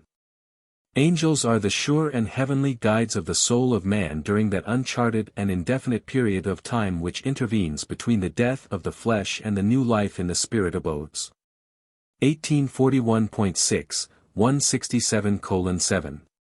7. And he would have spoken further with Nathanael regarding the ministry of angels, but he was interrupted by the approach of Martha, who had been informed that the Master was drawing near to Bethany by friends who had observed him ascending the hills to the east. And she now hastened to greet him. Paper 168. The Resurrection of Lazarus. 1842.1, 168:0.1 It was shortly after noon when Martha started out to meet Jesus as he came over the brow of the hill near Bethany. Her brother, Lazarus, had been dead 4 days and had been laid away in their private tomb at the far end of the garden late on Sunday afternoon. The stone at the entrance of the tomb had been rolled in place on the morning of this day, Thursday. 1842.2, 168:0.2 When Martha and Mary sent word to Jesus concerning Lazarus's illness, they were confident the Master would do something about it. They knew that their brother was desperately sick, and though they hardly dared hope that Jesus would leave his work of teaching and preaching to come to their assistance. They had such confidence in his power to heal disease that they thought he would just speak the curative words, and Lazarus would immediately be made whole. And when Lazarus died a few hours after the messenger left Bethany for Philadelphia, they reasoned that it was because the Master did not learn of their brother's illness until it was too late, until he had already been dead for several hours. 1842.3, 168:0.3 But they, with all of their believing friends, were greatly puzzled by the message which the runner brought back Tuesday forenoon when he reached Bethany. The messenger insisted that he heard Jesus say, "This sickness is really not to the death." Neither could they understand why he sent no word to them nor otherwise proffered assistance. 1842.4, 168:0. For many friends from nearby hamlets and others from Jerusalem came over to comfort the sorrow-stricken sisters. Lazarus and his sisters were the children of a well-to-do and honorable Jew, one who had been the leading resident of the little village of Bethany. And notwithstanding that all three had long been ardent followers of Jesus, they were highly respected by all who knew them.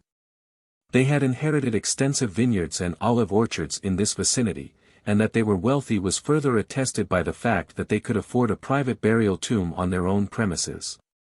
Both of their parents had already been laid away in this tomb. 1842.5, 168:0. 5 Mary had given up the thought of Jesus coming and was abandoned to her grief, but Martha clung to the hope that Jesus would come, even up to the time on that very morning when they rolled the stone in front of the tomb and sealed the entrance. Even then she instructed a neighbor lad to keep watch down the Jericho road from the brow of the hill to the east of Bethany, and it was this lad who brought tidings to Martha that Jesus and his friends were approaching.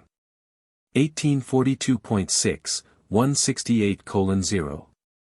6 When Martha met Jesus, she fell at his feet, exclaiming, "Master, if you had been here, my brother would not have died." Many fears were passing through Martha's mind, but she gave expression to no doubt, nor did she venture to criticize or question the Master's conduct as related to Lazarus's death. When she had spoken, Jesus reached down and, lifting her upon her feet, said, "Only have faith, Martha, and your brother shall rise again." Then answered Martha, "I know that he will rise again in the resurrection of the last day. And even now I believe that whatever you shall ask of God, our Father will give you."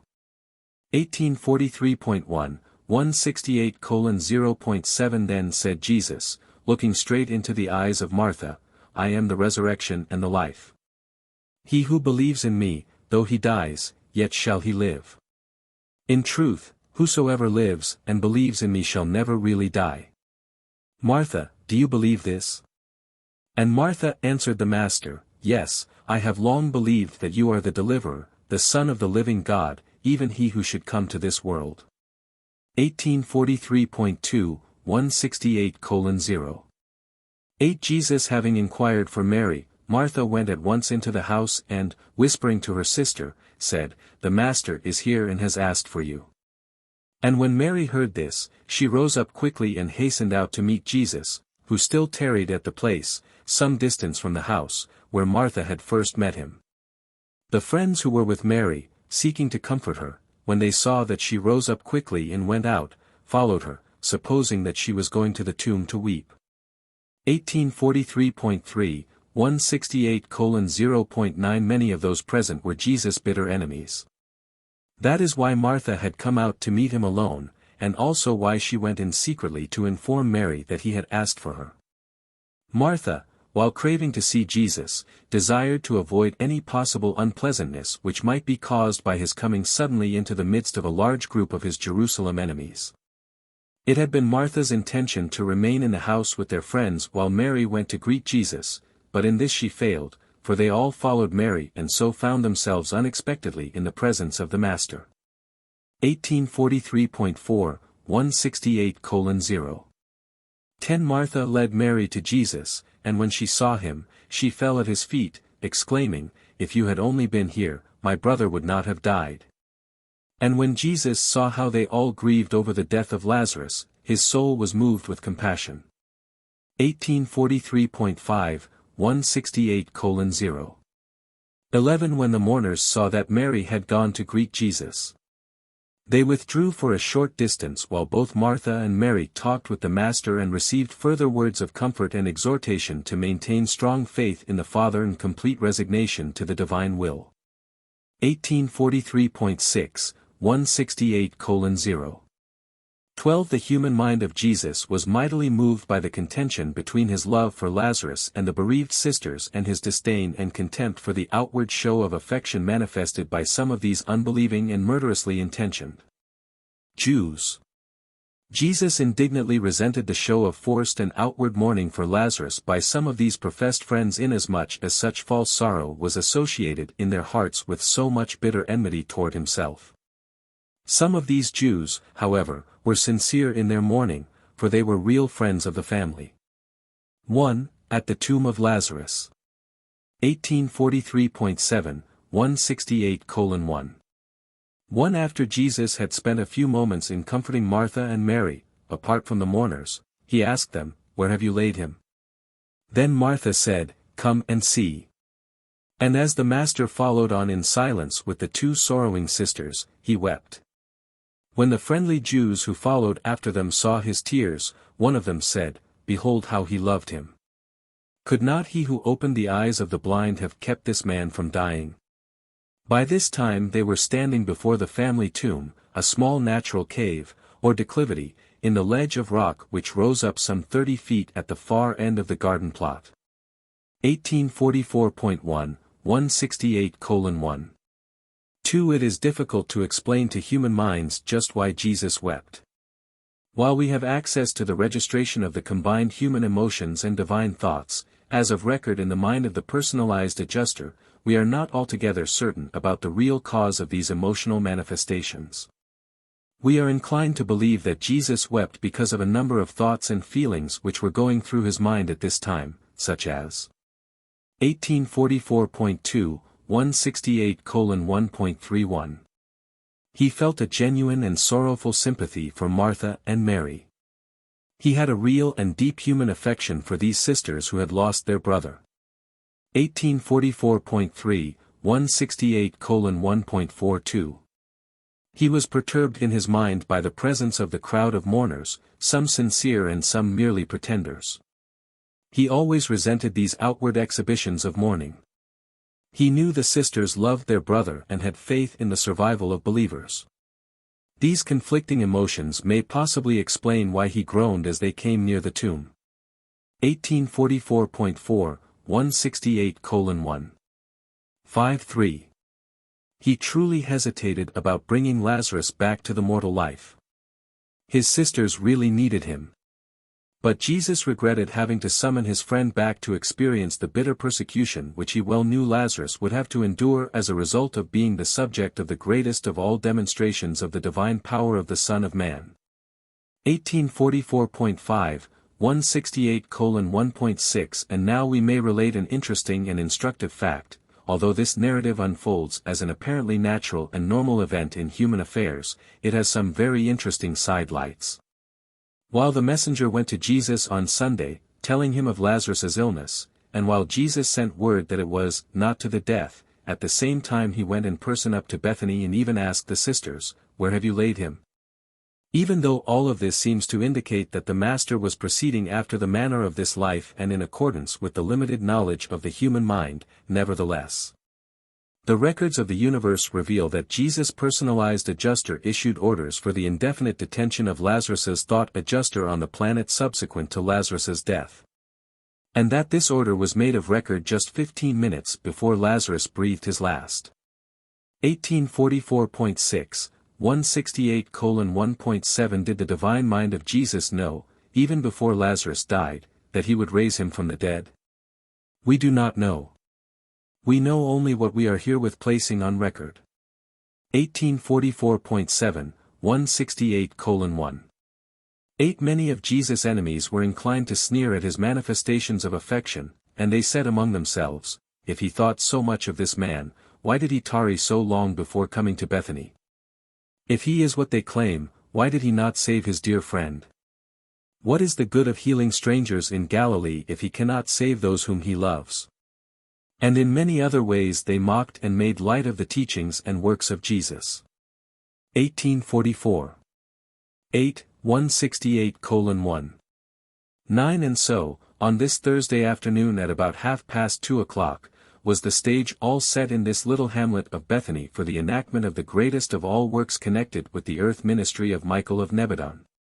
The greatest manifestation of divine power during his incarnation in the flesh, since his own resurrection occurred after he had been liberated from the bonds of mortal habitation. 1845.1, 168:1. 10. The small group assembled before Lazarus's tomb little realized the presence near at hand of a vast concourse of all orders of celestial beings assembled under the leadership of Gabriel and now in waiting. By direction of the personalized adjuster of Jesus, vibrating with expectancy and ready to execute the bidding of their beloved sovereign. 1845.2, 168:1.11. When Jesus spoke those words of command, "Take away the stone," the assembled celestial hosts made ready to enact the drama of the resurrection of Lazarus in the likeness of his mortal flesh.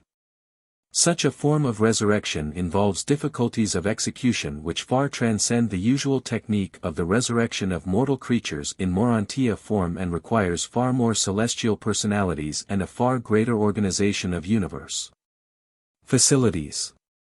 1845.3, 168:1.12. When Martha and Mary heard this command of Jesus directing that the stone in front of the tomb be rolled away, they were filled with conflicting emotions.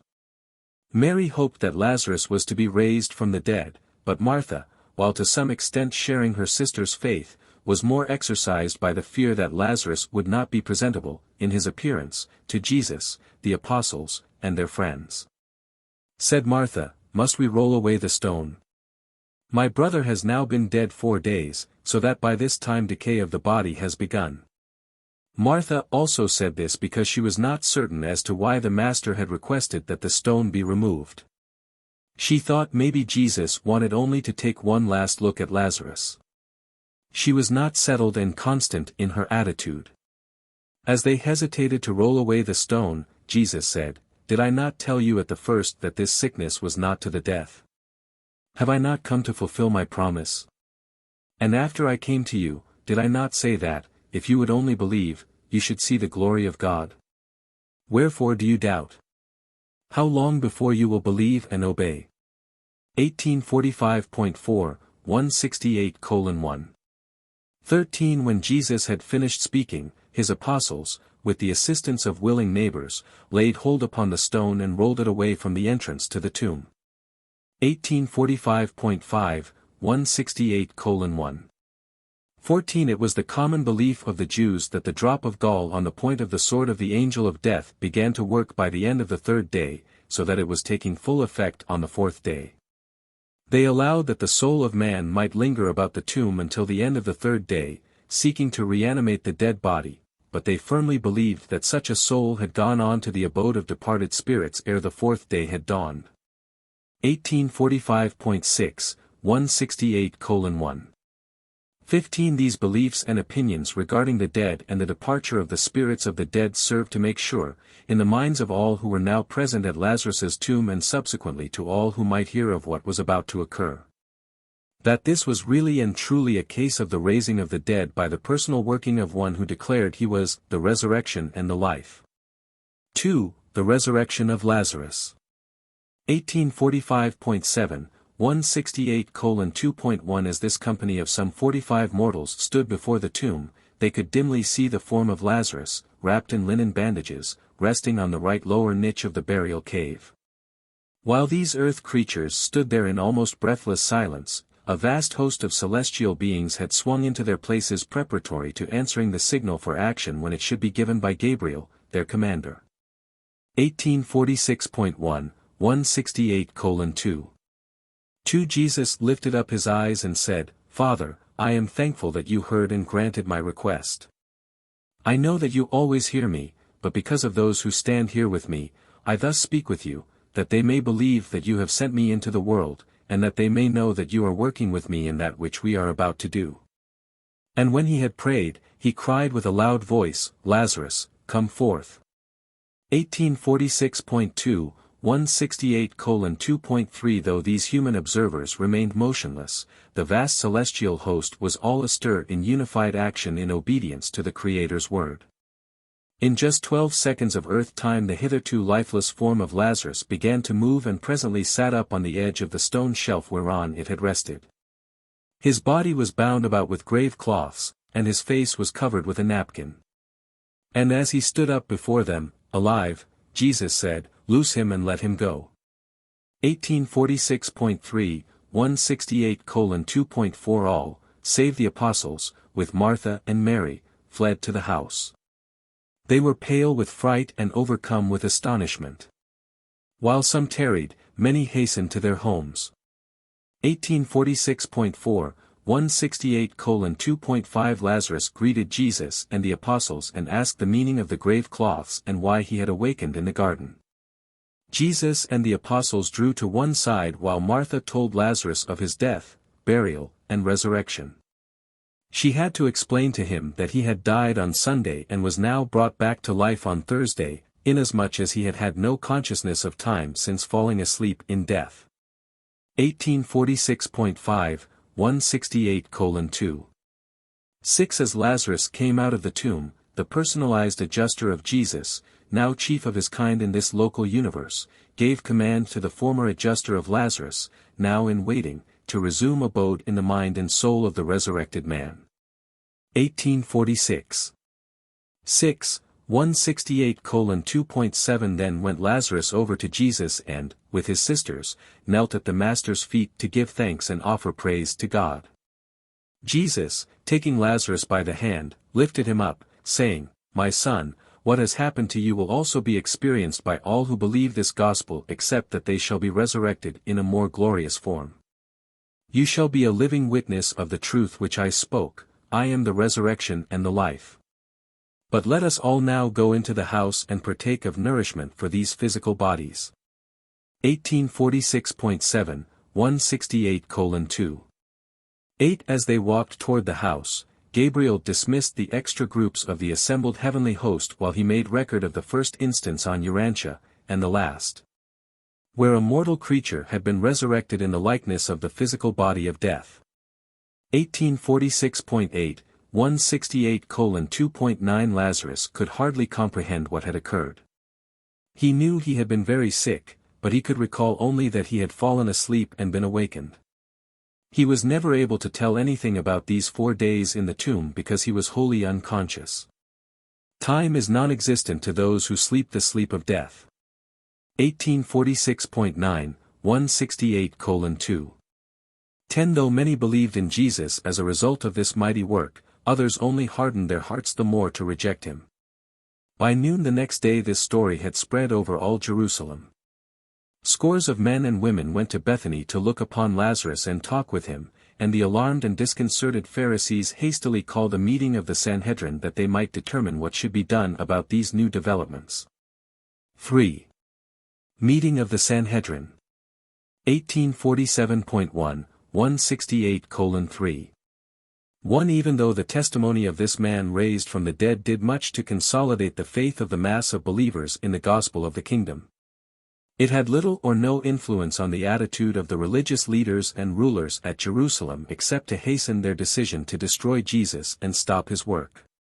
1847.2, 168:3.2 At 1 o'clock the next day, Friday, the Sanhedrin met to deliberate further on the question, What shall we do with Jesus of Nazareth? After more than 2 hours of discussion and acrimonious debate, a certain Pharisee presented a resolution calling for Jesus' immediate death. Proclaiming that he was a menace to all Israel and formally committing the Sanhedrin to the decision of death, without trial and in defiance of all precedent. 1847.3, 168:3.3 Time and again had this august body of Jewish leaders decreed that Jesus be apprehended and brought to trial on charges of blasphemy and numerous other accusations of flouting the Jewish sacred law. They had once before even gone so far as to declare he should die, but this was the first time the Sanhedrin had gone on record as desiring to decree his death in advance of a trial. But this resolution did not come to a vote since 14 members of the Sanhedrin resigned in a body when such an unheard-of action was proposed. While these resignations were not formally acted upon for almost 2 weeks, this group of 14 withdrew from the Sanhedrin on that day, never again to sit in the council. When these resignations were subsequently acted upon, 5 other members were thrown out because their associates believed they entertained friendly feelings toward Jesus. With the ejection of these 19 men, the Sanhedrin was in a position to try and to condemn Jesus with a solidarity bordering on unanimity. 1847.4, 168:3. For the following week Lazarus and his sisters were summoned to appear before the Sanhedrin. When their testimony had been heard, no doubt could be entertained that Lazarus had been raised from the dead. Though the transactions of the Sanhedrin virtually admitted the resurrection of Lazarus, the record carried a resolution attributing this and all other wonders worked by Jesus to the power of the prince of devils, with whom Jesus was declared to be in league. 1847.5, 168:3.5. No matter what the source of his wonder-working power, these Jewish leaders were persuaded that, if he were not immediately stopped, very soon all the common people would believe in him. And further, that serious complications with the Roman authorities would arise since so many of his believers regarded him as the Messiah, Israel's deliverer. 1847.6, 168:3. 6. It was at this same meeting of the Sanhedrin that Caiaphas the high priest first gave expression to that old Jewish adage, which he so many times repeated, "It is better that one man die, than that the community perish."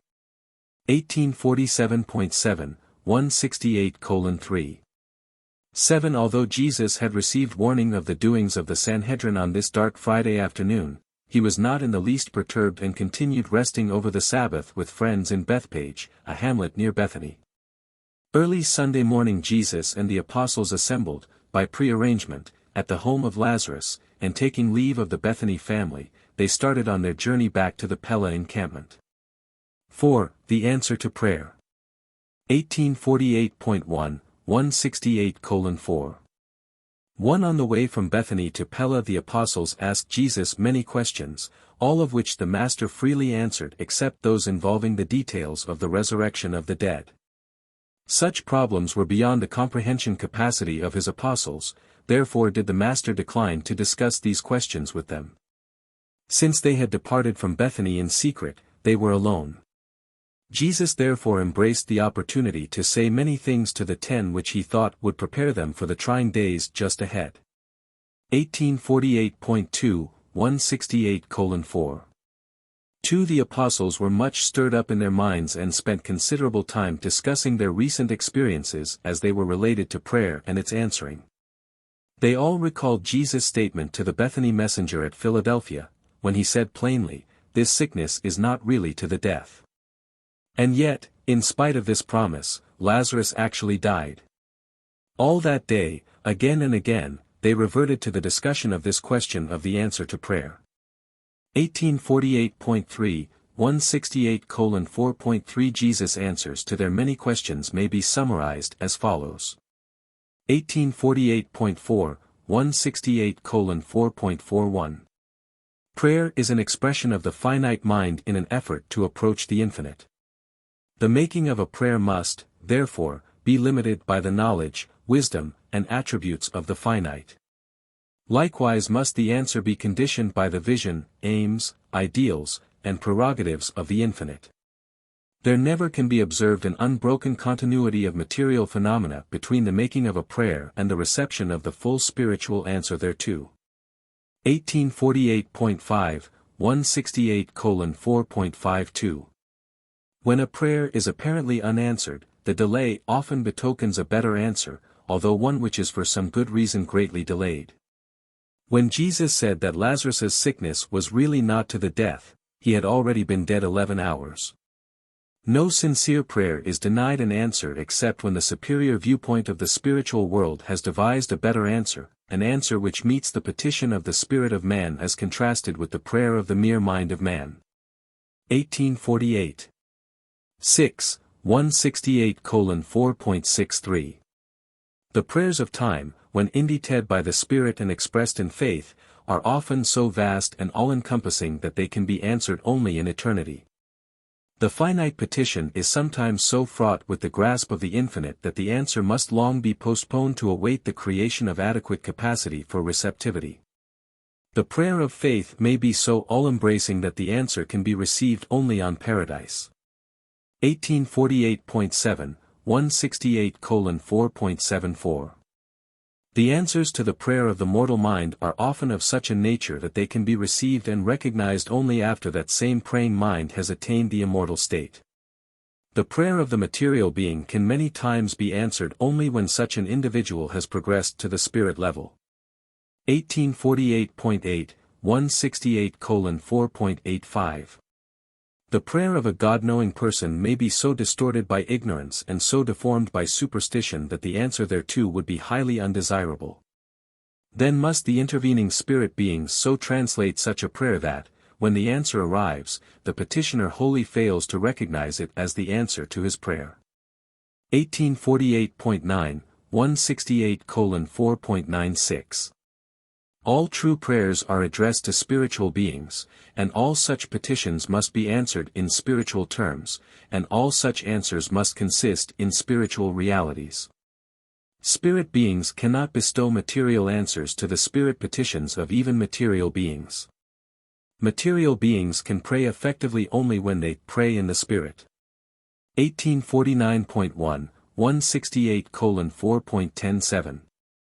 No prayer can hope for an answer unless it is born of the Spirit and nurtured by faith. Your sincere faith implies that you have in advance virtually granted your prayer hearers the full right to answer your petitions in accordance with that supreme wisdom and that divine love which your faith depicts as always actuating those beings to whom you pray. 1849.2, 168:4.118. The child is always within his rights when he presumes to petition the parent. And the parent is always within his parental obligations to the immature child when his superior wisdom dictates that the answer to the child's prayer be delayed, modified, segregated, transcended, or postponed to another stage of spiritual ascension. 1849.3, 168:4.129. Do not hesitate to pray the prayers of spirit longing. Doubt not that you shall receive the answer to your petitions. These answers will be on deposit, awaiting your achievement of those future spiritual levels of actual cosmic attainment, on this world or on others, whereon it will become possible for you to recognize and appropriate the long-waiting answers to your earlier but ill-timed petitions. 1849.4, 168:4.1310. All genuine spirit-born petitions are certain of an answer. Ask and you shall receive. But you should remember that you are progressive creatures of time and space. Therefore must you constantly reckon with the time-space factor in the experience of your personal reception of the full answers to your manifold prayers and petitions. 5. What became of Lazarus? 1849.5, 168:5. One Lazarus remained at the Bethany home, being the center of great interest to many sincere believers and to numerous curious individuals, until the days of the crucifixion of Jesus, when he received warning that the Sanhedrin had decreed his death.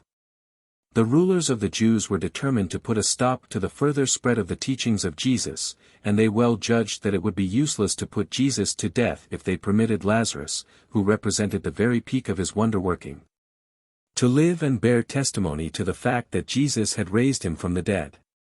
Already had Lazarus suffered bitter persecution from them. 1849.6, 168:5. 2. And so Lazarus took hasty leave of his sisters at Bethany, fleeing down through Jericho and across the Jordan, never permitting himself to rest long until he had reached Philadelphia. Lazarus knew Abner well, and here he felt safe from the murderous intrigues of the wicked Sanhedrin. 1849.7, 168:5.3. Soon after this Martha and Mary disposed of their lands at Bethany and joined their brother in Perea. Meantime, Lazarus had become the treasurer of the church at Philadelphia. He became a strong supporter of Abner in his controversy with Paul and the Jerusalem church and ultimately died, when 67 years old, of the same sickness that carried him off when he was a younger man at Bethany. Paper 169. Last Teaching at Pella. 1850.1, 169:0.1 Late on Monday evening, March 6, Jesus and the 10 apostles arrived at the Pella camp. This was the last week of Jesus' sojourn there, and he was very active in teaching the multitude and instructing the apostles. He preached every afternoon to the crowds and each night answered questions for the apostles and certain of the more advanced disciples residing at the camp. 1850.2, 169:0. Word regarding the resurrection of Lazarus had reached the encampment 2 days before the Master's arrival, and the entire assembly was agog. Not since the feeding of the 5,000 had anything occurred which so aroused the imagination of the people.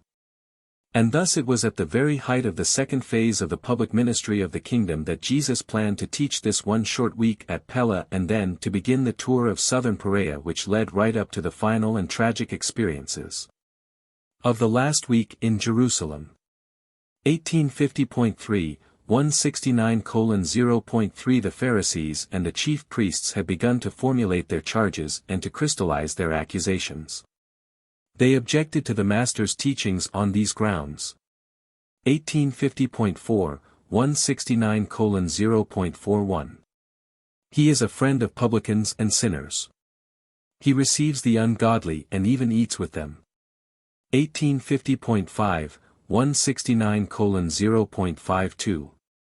He is a blasphemer. He talks about God as being his Father and thinks he is equal with God. 1850.6, 169:0.63. He is a lawbreaker. He heals disease on the Sabbath and in many other ways flouts the sacred law of Israel. 1850.7, 169:0.74. He is in league with devils.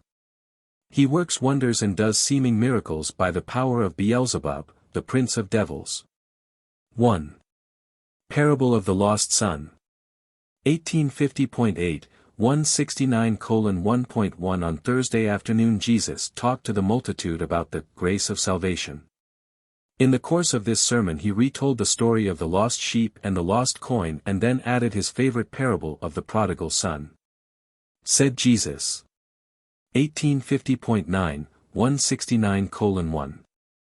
2. You have been admonished by the prophets from Samuel to John that you should seek for God, search for truth.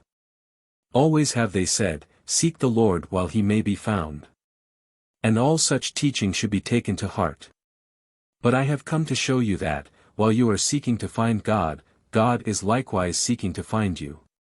Many times have I told you the story of the good shepherd who left the 99 sheep in the fold while he went forth searching for the one that was lost, and how, when he had found the straying sheep, he laid it over his shoulder and tenderly carried it back to the fold. And when the lost sheep had been restored to the fold, you remember that the good shepherd called in his friends and bade them rejoice with him over the finding of the sheep that had been lost.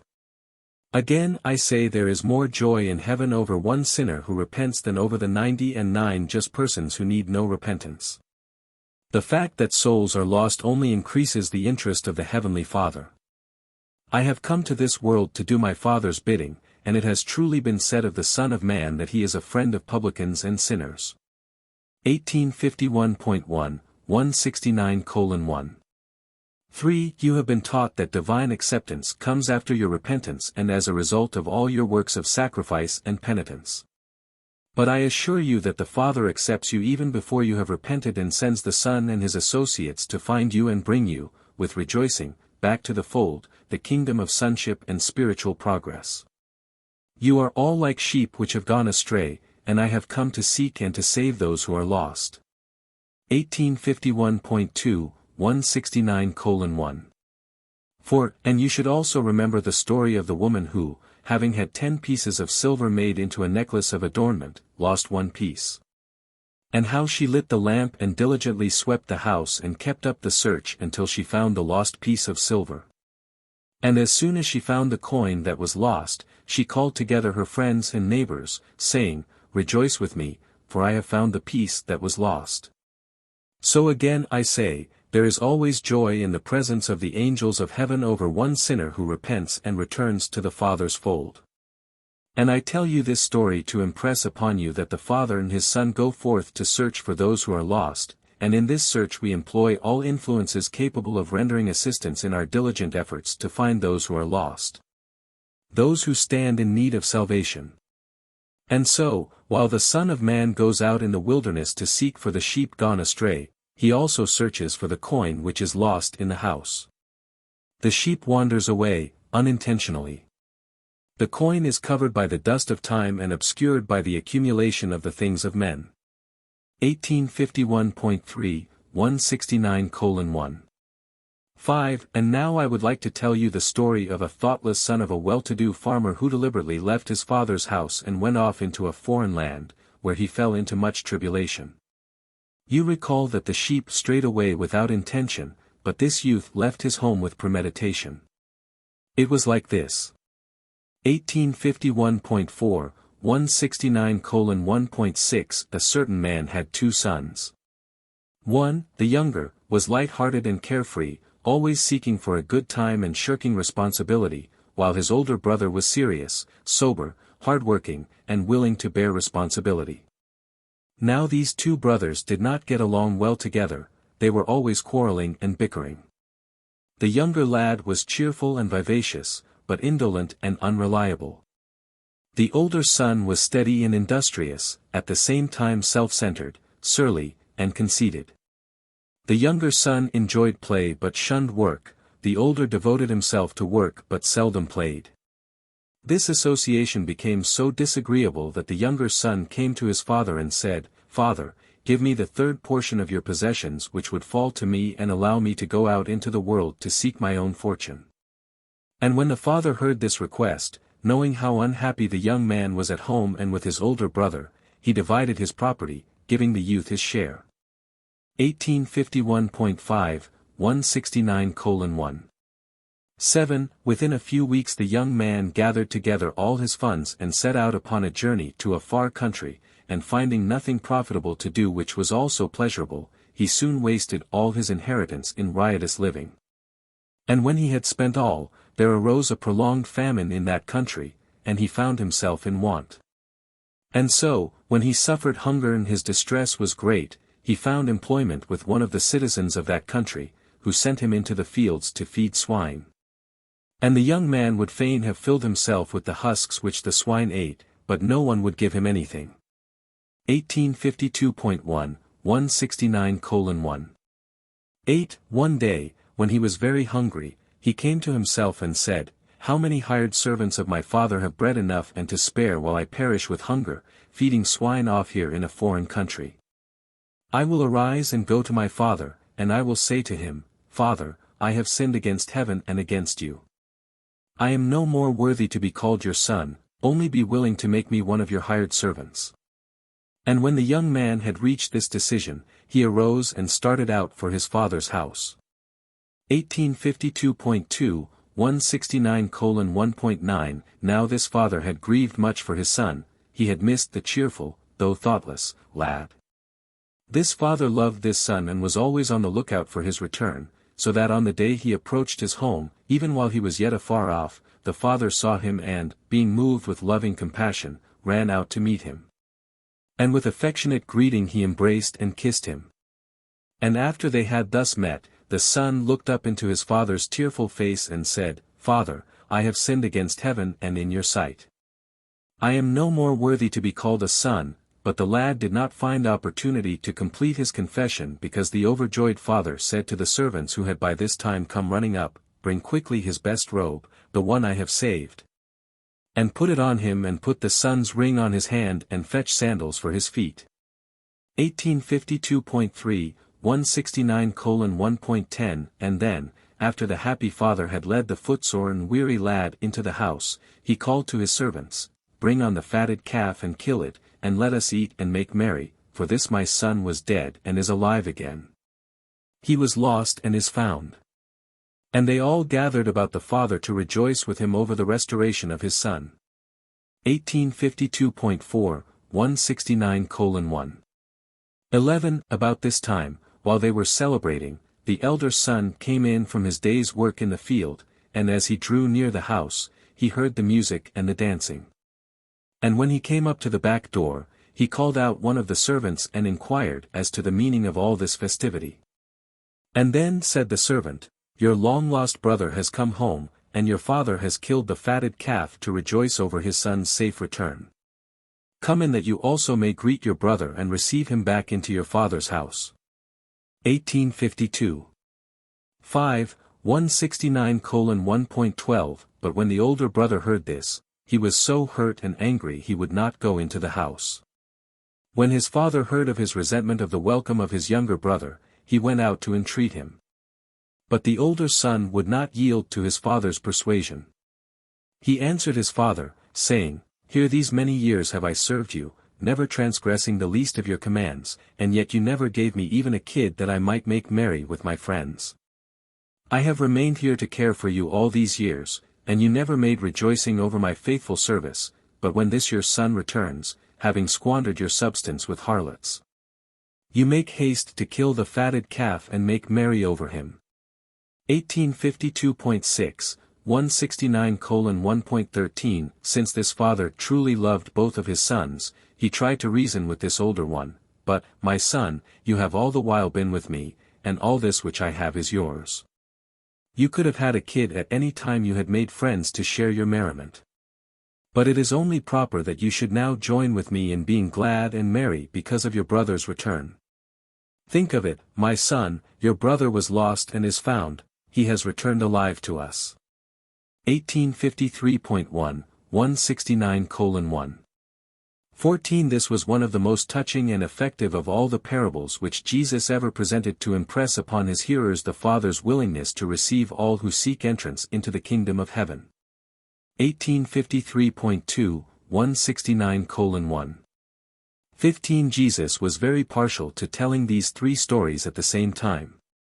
He presented the story of the lost sheep to show that, when men unintentionally stray away from the path of life, the Father is mindful of such lost ones and goes out, with his sons, the true shepherds of the flock, to seek the lost sheep. He then would recite the story of the coin lost in the house to illustrate how thorough is the divine searching for all who are confused, confounded, or otherwise spiritually blinded by the material cares and accumulations of life. And then he would launch forth into the telling of this parable of the lost son, the reception of the returning prodigal, to show how complete is the restoration of the lost son into his father's house and heart. 1853.3, 169:1. 16 Many times during his years of teaching, Jesus told and retold this story of the prodigal son.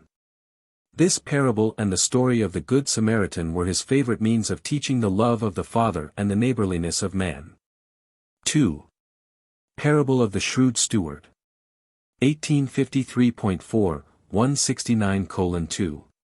One evening Simon Zelotes, commenting on one of Jesus' statements, said, "Master, what did you mean when you said today that many of the children of the world are wiser in their generation than are the children of the kingdom since they are skillful in making friends with the mammon of unrighteousness?" Jesus answered. 1853.5, 169:2.2 Some of you, before you entered the kingdom, were very shrewd in dealing with your business associates. If you were unjust and often unfair, you were nonetheless prudent and far-seeing in that you transacted your business with an eye single to your present profit and future safety. Likewise should you now so order your lives in the kingdom as to provide for your present joy while you also make certain of your future enjoyment of treasures laid up in heaven.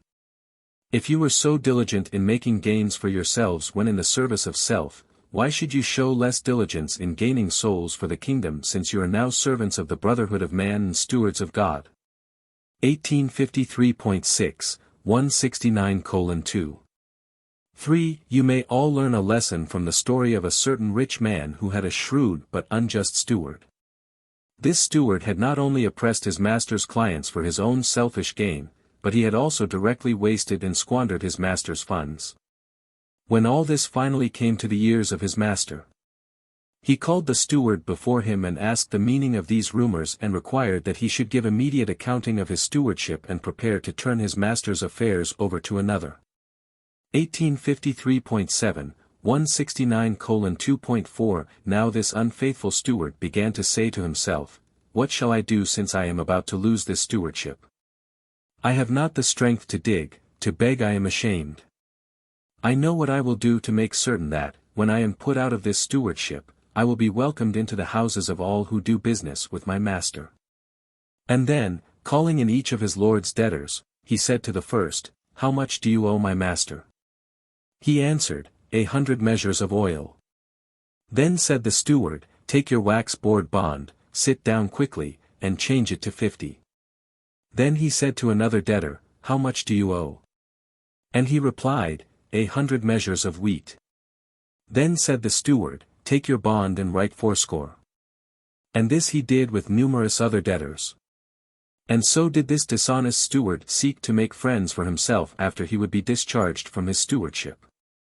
Even his lord and master, when he subsequently found out about this, was compelled to admit that his unfaithful steward had at least shown sagacity in the manner in which he had sought to provide for future days of want and adversity. 1854. 169 to 2.5, and it is in this way that the sons of this world sometimes show more wisdom in their preparation for the future than do the children of light. I say to you who profess to be acquiring treasure in heaven, take lessons from those who make friends with the mammon of unrighteousness. And likewise so conduct your lives that you make eternal friendship with the forces of righteousness in order that, when all things earthly fail, you shall be joyfully received into the eternal habitations. 1854.2, 169:2.6, I affirm that he who is faithful in little will also be faithful in much, while he who is unrighteous in little will also be unrighteous in much. If you have not shown foresight and integrity in the affairs of this world, how can you hope to be faithful and prudent when you are trusted with the stewardship of the true riches of the heavenly kingdom? If you are not good stewards and faithful bankers, if you have not been faithful in that which is another's, who will be foolish enough to give you great treasure in your own name? 1854.3, 169:2. 7. And again I assert that no man can serve two masters, either he will hate the one and love the other, or else he will hold to one while he despises the other. You cannot serve God and mammon. 1854.4, 169:2. 8. When the Pharisees who were present heard this, they began to sneer and scoff since they were much given to the acquirement of riches. These unfriendly hearers sought to engage Jesus in unprofitable argumentation, but he refused to debate with his enemies. When the Pharisees fell to wrangling among themselves, their loud speaking attracted large numbers of the multitude encamped thereabouts, and when they began to dispute with each other, Jesus withdrew, going to his tent for the night. 3. The rich man and the beggar. 1854.5, 169:3.1. When the meeting became too noisy, Simon Peter, standing up, took charge, saying, Men and brethren, it is not seemly thus to dispute among yourselves. The Master has spoken, and you do well to ponder his words. And this is no new doctrine which he proclaimed to you. Have you not also heard the allegory of the Nazarites concerning the rich man and the beggar? Some of us heard John the Baptist thunder this parable of warning to those who love riches and covet dishonest wealth. And while this olden parable is not according to the gospel we preach, you would all do well to heed its lessons until such a time as you comprehend the new light of the kingdom of heaven. The story as John told it was like this. 1854.6, 169:3. 2. There was a certain rich man named Dives, who, being clothed in purple and fine linen, lived in mirth and splendor every day. And there was a certain beggar named Lazarus, who was laid at this rich man's gate, covered with sores and desiring to be fed with the crumbs which fell from the rich man's table, yes, even the dogs came and licked his sores. And it came to pass that the beggar died and was carried away by the angels to rest in Abraham's bosom. And then, presently, this rich man also died and was buried with great pomp and regal splendor. When the rich man departed from this world, he waked up in Hades, and finding himself in torment, he lifted up his eyes and beheld Abraham afar off and Lazarus in his bosom. And then Dives cried aloud, Father Abraham, have mercy on me and send over Lazarus that he may dip the tip of his finger in water to cool my tongue, for I am in great anguish because of my punishment. And then Abraham replied, My son, you should remember that in your lifetime you enjoyed the good things while Lazarus in like manner suffered the evil. But now all this is changed, seeing that Lazarus is comforted while you are tormented. And besides, between us and you there is a great gulf so that we cannot go to you, neither can you come over to us. Then said Dives to Abraham, I pray you send Lazarus back to my father's house, inasmuch as I have 5 brothers, that he may so testify as to prevent my brothers from coming to this place of torment. But Abraham said, My son, they have Moses and the prophets, let them hear them. And then answered Dives, No, no, Father Abraham. But if one go to them from the dead, they will repent. And then said Abraham, If they hear not Moses and the prophets, neither will they be persuaded even if one were to rise from the dead. 1855.1, 169:3. 3 After Peter had recited this ancient parable of the Nazarite brotherhood, and since the crowd had quieted down, Andrew arose and dismissed them for the night. Although both the apostles and his disciples frequently asked Jesus questions about the parable of Dives and Lazarus, he never consented to make comment thereon. 4. The Father and His Kingdom. 1855.2, 169:4. 1 Jesus always had trouble trying to explain to the apostles that, while they proclaimed the establishment of the kingdom of God, the Father in heaven was not a king. At the time Jesus lived on earth and taught in the flesh, the people of Urantia knew mostly of kings and emperors in the governments of the nations, and the Jews had long contemplated the coming of the kingdom of God. For these and other reasons, the Master thought best to designate the spiritual brotherhood of man as the kingdom of heaven and the spirit head of this brotherhood as the Father in heaven. Never did Jesus refer to his Father as a king. In his intimate talks with the apostles he always referred to himself as the Son of Man and as their elder brother. He depicted all his followers as servants of mankind and messengers of the gospel of the kingdom. 1855.3, 169:4. 2 Jesus never gave his apostles a systematic lesson concerning the personality and attributes of the Father in heaven. He never asked men to believe in his Father, he took it for granted they did. Jesus never belittled himself by offering arguments in proof of the reality of the Father. His teaching regarding the Father all centered in the declaration that he and the Father are one, that he who has seen the Son has seen the Father. That the Father, like the Son, knows all things, that only the Son really knows the Father, and he to whom the Son will reveal him, that he who knows the Son knows also the Father. And that the Father sent him into the world to reveal their combined natures and to show forth their conjoint work. He never made other pronouncements about his Father except to the woman of Samaria at Jacob's well, when he declared, God is Spirit. 1856.1, 169:4. 3 You learn about God from Jesus by observing the divinity of his life, not by depending on his teachings. From the life of the Master you may each assimilate that concept of God which represents the measure of your capacity to perceive realities spiritual and divine, truths real and eternal. The finite can never hope to comprehend the infinite except as the infinite was focalized in the time-space personality of the finite experience of the human life of Jesus of Nazareth. 1856.2, 169:4. For Jesus well knew that God can be known only by the realities of experience, never can he be understood by the mere teaching of the mind. Jesus taught his apostles that, while they never could fully understand God, they could most certainly know him, even as they had known the Son of Man. You can know God, not by understanding what Jesus said, but by knowing what Jesus was. Jesus was a revelation of God. 1856.3, 169:4.5 Except when quoting the Hebrew Scriptures, Jesus referred to deity by only 2 names, God and Father. And when the Master made reference to his Father as God, he usually employed the Hebrew word signifying the plural God, the Trinity, and not the word Yahweh, which stood for the progressive conception of the tribal God of the Jews. 1856.4, 169:4. 6 Jesus never called the Father a king. And he very much regretted that the Jewish hope for a restored kingdom and John's proclamation of a coming kingdom made it necessary for him to denominate his proposed spiritual brotherhood the kingdom of heaven.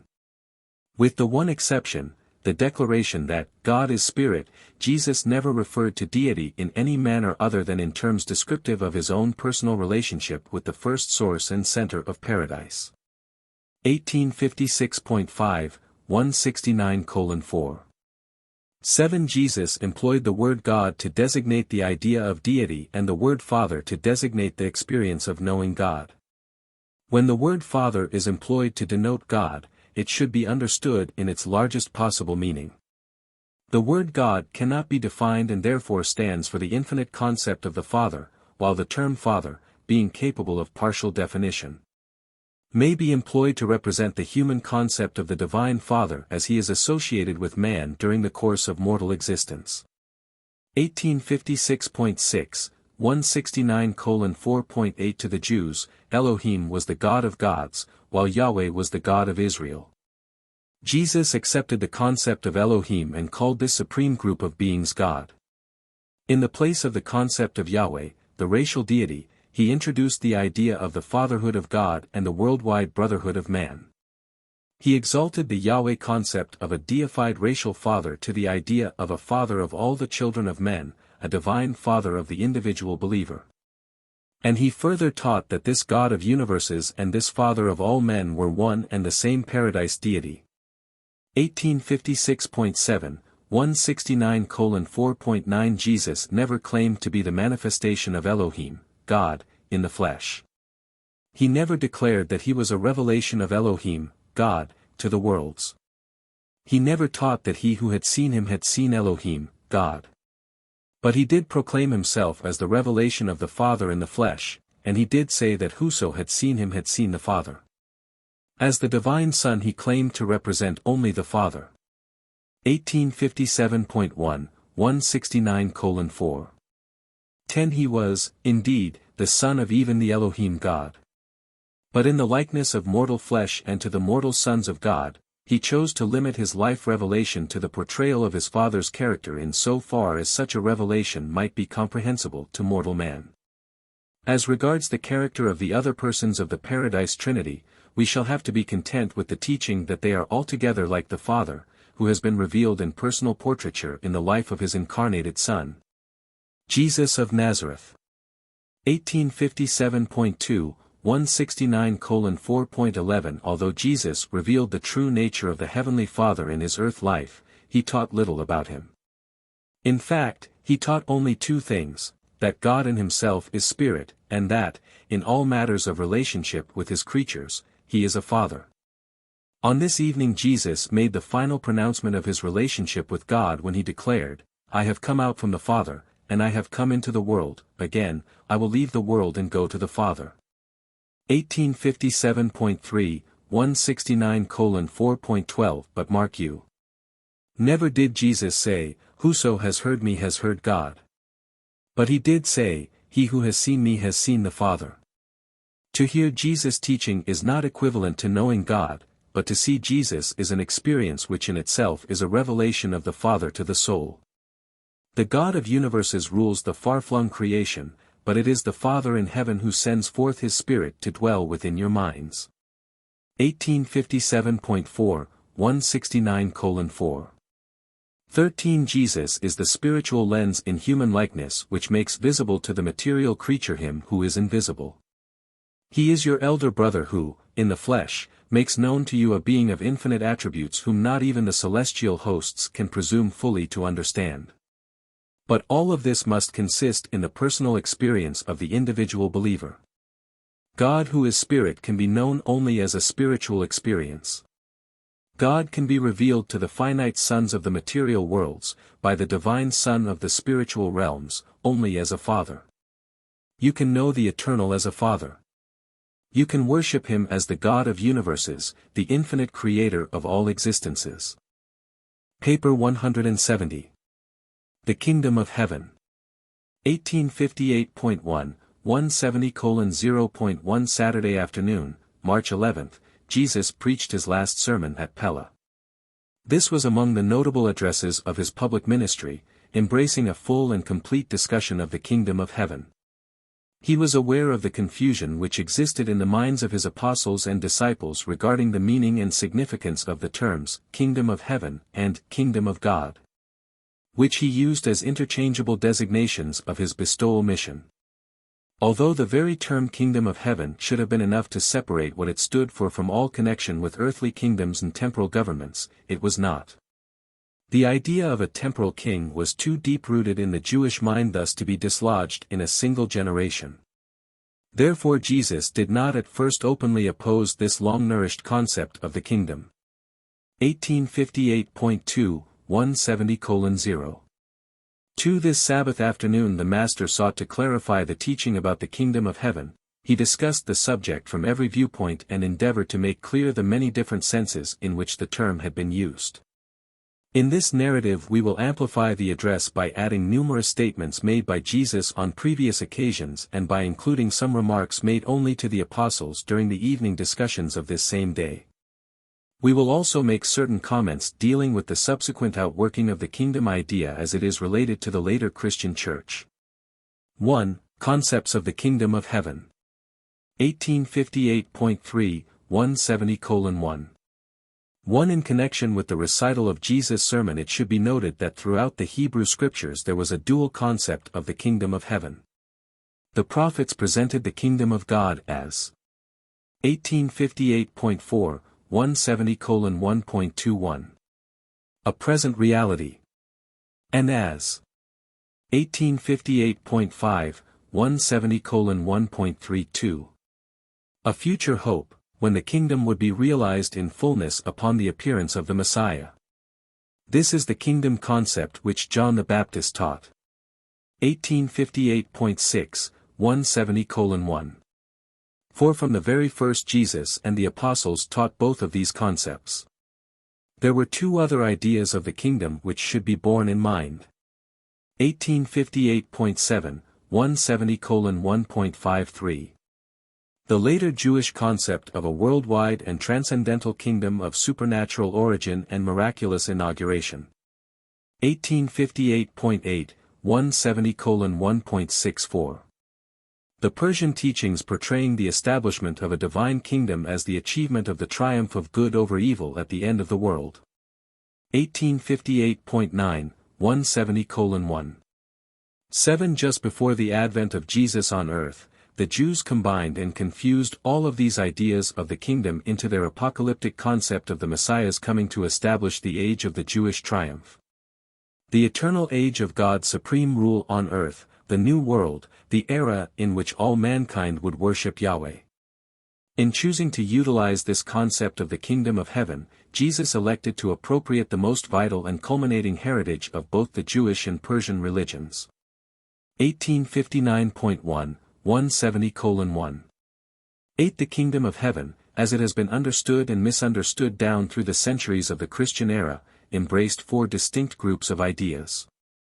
1859.2, 170:1.91. The concept of the Jews. 1859.3, 170:1.102. The concept of the Persians. 1859.4, 170:1.113. The personal experience concept of Jesus, the kingdom of heaven within you. 1859.5, 170:1.124. The composite and confused concepts which the founders and promulgators of Christianity have sought to impress upon the world. 1859.6, 170:1. 13. At different times and in varying circumstances it appears that Jesus may have presented numerous concepts of the kingdom in his public teachings. But to his apostles he always taught the kingdom as embracing man's personal experience in relation to his fellows on earth and to the Father in heaven. Concerning the kingdom, his last word always was, "The kingdom is within you." 1859.7, 170:1.14. Centuries of confusion regarding the meaning of the term, kingdom of heaven, have been due to three factors. 1859.8, 170:1.15.1. The confusion occasioned by observing the idea of the kingdom, as it passed through the various progressive phases of its recasting by Jesus and his apostles. 1859.9, 170:1.16.2. The confusion which was inevitably associated with the transplantation of early Christianity from a Jewish to a Gentile soil. 1859.10, 170:1.17.3. The confusion which was inherent in the fact that Christianity became a religion which was organized about the central idea of Jesus' person, the gospel of the kingdom became more and more a religion about him. 2. Jesus' concept of the kingdom. 1859.11, 170:2.1. The Master made it clear that the kingdom of heaven must begin with, and be centered in, the dual concept of the truth of the fatherhood of God and the correlated fact of the brotherhood of man. The acceptance of such a teaching, Jesus declared, would liberate man from the age-long bondage of animal fear and at the same time enrich human living with the following endowments of the new life of spiritual liberty. 1859.12, 170:2.21. The possession of new courage and augmented spiritual power. The gospel of the kingdom was to set man free and inspire him to dare to hope for eternal life. 1859.13, 170:2.32. The gospel carried a message of new confidence and true consolation for all men, even for the poor. 1859.14, 170:2.43. It was in itself a new standard of moral values, a new ethical yardstick wherewith to measure human conduct. It portrayed the ideal of a resultant new order of human society. 1859.15, 170:2.54. It taught the preeminence of the spiritual compared with the material, it glorified spiritual realities and exalted superhuman ideals. 1860.1, 170:2.65. This new gospel held up spiritual attainment as the true goal of living. Human life received a new endowment of moral value and divine dignity. 1860.2, 170:2.76. Jesus taught that eternal realities were the result, reward, of righteous earthly striving. Man's mortal sojourn on earth acquired new meanings consequent upon the recognition of a noble destiny. 1860.3, 170:2.87. The new gospel affirmed that human salvation is the revelation of a far-reaching divine purpose to be fulfilled and realized in the future destiny of the endless service of the salvaged sons of God. 1860.4, 170:2. 9. These teachings cover the expanded idea of the kingdom which was taught by Jesus. This great concept was hardly embraced in the elementary and confused kingdom teachings of John the Baptist. 1860.5, 170:2. 10. The apostles were unable to grasp the real meaning of the Master's utterances regarding the kingdom. The subsequent distortion of Jesus' teachings, as they are recorded in the New Testament, is because the concept of the Gospel writers was colored by the belief that Jesus was then absent from the world for only a short time. That he would soon return to establish the kingdom in power and glory, just such an idea as they held while he was with them in the flesh. But Jesus did not connect the establishment of the kingdom with the idea of his return to this world. That centuries have passed with no signs of the appearance of the New Age is in no way out of harmony with Jesus' teaching. 1860.6, 170:2. 11. The great effort embodied in this sermon was the attempt to translate the concept of the kingdom of heaven into the ideal of doing the will of God. Long had the Master taught his followers to pray, "Your kingdom come. Your will be done," and at this time he earnestly sought to induce them to abandon the use of the term kingdom of God in favor of the more practical equivalent, the will of God. But he did not succeed. 1860.7, 170:2. 12. Jesus desired to substitute for the idea of the kingdom, king, and subjects, the concept of the heavenly family, the heavenly Father. And the liberated sons of God engaged in joyful and voluntary service for their fellow men and in the sublime and intelligent worship of God the Father. 1860.8, 170:2.13. Up to this time the apostles had acquired a double viewpoint of the kingdom. They regarded it as 1860.9, 170:2.14.1. A matter of personal experience then present in the hearts of true believers, and 1860.10, 170:2.15.2. A question of racial or world phenomena, that the kingdom was in the future, something to look forward to. 1860.11, 170:2.16. They looked upon the coming of the kingdom in the hearts of men as a gradual development, like the leaven in the dough or like the growing of the mustard seed. They believed that the coming of the kingdom in the racial or world sense would be both sudden and spectacular. Jesus never tired of telling them that the kingdom of heaven was their personal experience of realizing the higher qualities of spiritual living. That these realities of the spirit experience are progressively translated to new and higher levels of divine certainty and eternal grandeur. 1860.12, 170:2.17. On this afternoon the Master distinctly taught a new concept of the double nature of the kingdom in that he portrayed the following two phases. 1860.13, 170:2.18. First, the kingdom of God in this world, the supreme desire to do the will of God, the unselfish love of man which yields the good fruits of improved ethical and moral conduct. 1861.1, 170:2.19. Second, the kingdom of God in heaven, the goal of mortal believers, the estate wherein the love for God is perfected, and wherein the will of God is done more divinely. 1861.2, 170:2.20. Jesus taught that, by faith, the believer enters the kingdom now.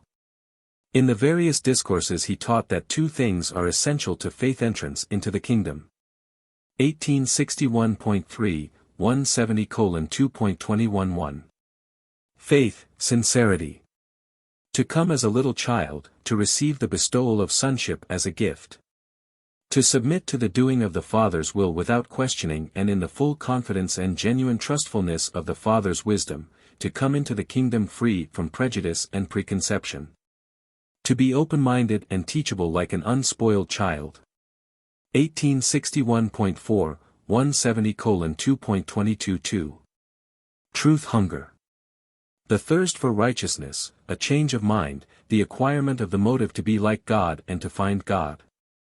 1861.5, 170:2.23. Jesus taught that sin is not the child of a defective nature but rather the offspring of a knowing mind dominated by an unsubmissive will.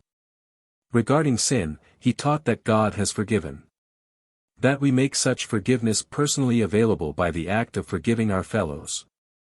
When you forgive your brother in the flesh, you thereby create the capacity in your own soul for the reception of the reality of God's forgiveness of your own misdeeds. 1861.6, 170:2.24. By the time the Apostle John began to write the story of Jesus' life and teachings, the early Christians had experienced so much trouble with the kingdom of God idea as a breeder of persecution that they had largely abandoned the use of the term. John talks much about the eternal life. Jesus often spoke of it as the kingdom of life. He also frequently referred to the kingdom of God within you. He once spoke of such an experience as family fellowship with God the Father. Jesus sought to substitute many terms for the kingdom but always without success. Among others, he used the family of God, the Father's will, the friends of God, the fellowship of believers, the brotherhood of man, the Father's fold, the children of God, the fellowship of the faithful, the Father's service, and the liberated sons of God. 1861.7, 170:2.25. But he could not escape the use of the kingdom idea. It was more than 50 years later, not until after the destruction of Jerusalem by the Roman armies, that this concept of the kingdom began to change into the cult of eternal life as its social and institutional aspects were taken over by the rapidly expanding and crystallizing Christian Church. 3. In relation to righteousness. 1861.8, 170:3. 1. Jesus was always trying to impress upon his apostles and disciples that they must acquire, by faith. A righteousness which would exceed the righteousness of slavish works which some of the scribes and Pharisees paraded so vaingloriously before the world. 1861.9, 170:3. 2. Though Jesus taught that faith, simple childlike belief, is the key to the door of the kingdom, he also taught that, having entered the door, there are the progressive steps of righteousness which every believing child must ascend in order to grow up to the full stature of the robust sons of God. 1861.10, 170-3.3. It is in the consideration of the technique of receiving God's forgiveness that the attainment of the righteousness of the kingdom is revealed. Faith is the price you pay for entrance into the family of God. But forgiveness is the act of God which accepts your faith as the price of admission. And the reception of the forgiveness of God by a kingdom believer involves a definite and actual experience and consists in the following 4 steps, the kingdom steps of inner righteousness. 1862.1, 170:3.41. God's forgiveness is made actually available and is personally experienced by man just in so far as he forgives his fellows. 1862.2, 170:3.52. Man will not truly forgive his fellows unless he loves them as himself. 1862.3, 170:3.63. To thus love your neighbor as yourself is the highest ethics. 1862.4, 170:3.74. Moral conduct, true righteousness, becomes, then, the natural result of such love. 1862.5, 170:3. 8. It therefore is evident that the true and inner religion of the kingdom unfailingly and increasingly tends to manifest itself in practical avenues of social service. Jesus taught a living religion that impelled its believers to engage in the doing of loving service. But Jesus did not put ethics in the place of religion. He taught religion as a cause and ethics as a result. 1862.6, 170:3. 9. The righteousness of any act must be measured by the motive, the highest forms of good are therefore unconscious. Jesus was never concerned with morals or ethics as such. He was wholly concerned with that inward and spiritual fellowship with God the Father which so certainly and directly manifests itself as outward and loving service for man. He taught that the religion of the kingdom is a genuine personal experience which no man can contain within himself. That the consciousness of being a member of the family of believers leads inevitably to the practice of the precepts of the family conduct, the service of one's brothers and sisters in the effort to enhance and enlarge the brotherhood. 1862. 7, 170:3.10. The religion of the kingdom is personal, individual, the fruits, the results, are familial, social. Jesus never failed to exalt the sacredness of the individual as contrasted with the community. But he also recognized that man develops his character by unselfish service, that he unfolds his moral nature in loving relations with his fellows. 1862.8, 170:3. 11. By teaching that the kingdom is within, by exalting the individual, Jesus struck the death blow of the old society in that he ushered in the new dispensation of true social righteousness. This new order of society the world has little known because it has refused to practice the principles of the gospel of the kingdom of heaven. And when this kingdom of spiritual preeminence does come upon the earth, it will not be manifested in mere improved social and material conditions, but rather in the glories of those enhanced and enriched spiritual values which are characteristic of the approaching age of improved human relations and advancing spiritual attainments. 4. Jesus' teaching about the kingdom. 1862.9, 170:4.1. Jesus never gave a precise definition of the kingdom. At one time he would discourse on one phase of the kingdom, and at another time he would discuss a different aspect of the brotherhood of God's reign in the hearts of men. In the course of this Sabbath afternoon sermon Jesus noted no less than 5 phases, or epochs, of the kingdom, and they were 1862.10, 170:4.21. The personal and inward experience of the spiritual life of the fellowship of the individual believer with God the Father. 1863.1, 170:4.32. The enlarging brotherhood of gospel believers, the social aspects of the enhanced morals and quickened ethics resulting from the reign of God's Spirit in the hearts of individual believers. 1863.2, 170:4.43. The supermortal brotherhood of invisible spiritual beings which prevails on earth and in heaven, the superhuman kingdom of God. 1863.3, 170:4.54. The prospect of the more perfect fulfillment of the will of God, the advance toward the dawn of a new social order in connection with improved spiritual living, the next age of man. 1863.4, 170:4.65. The kingdom in its fullness, the future spiritual age of light and life on earth. 1863.5, 170:4. 7. Wherefore must we always examine the Master's teaching to ascertain which of these 5 phases he may have reference to when he makes use of the term kingdom of heaven. By this process of gradually changing man's will and thus affecting human decisions, Michael and his associates are likewise gradually but certainly changing the entire course of human evolution, social and otherwise. 1863.6, 170:4. 8. The Master on this occasion placed emphasis on the following 5 points as representing the cardinal features of the gospel of the kingdom. 1863.7, 170:4.91. The preeminence of the individual. 1863.8, 170:4.102. The will as the determining factor in man's experience. 1863.9, 170:4.113. Spiritual fellowship with God the Father. 1863.10, 170:4.124.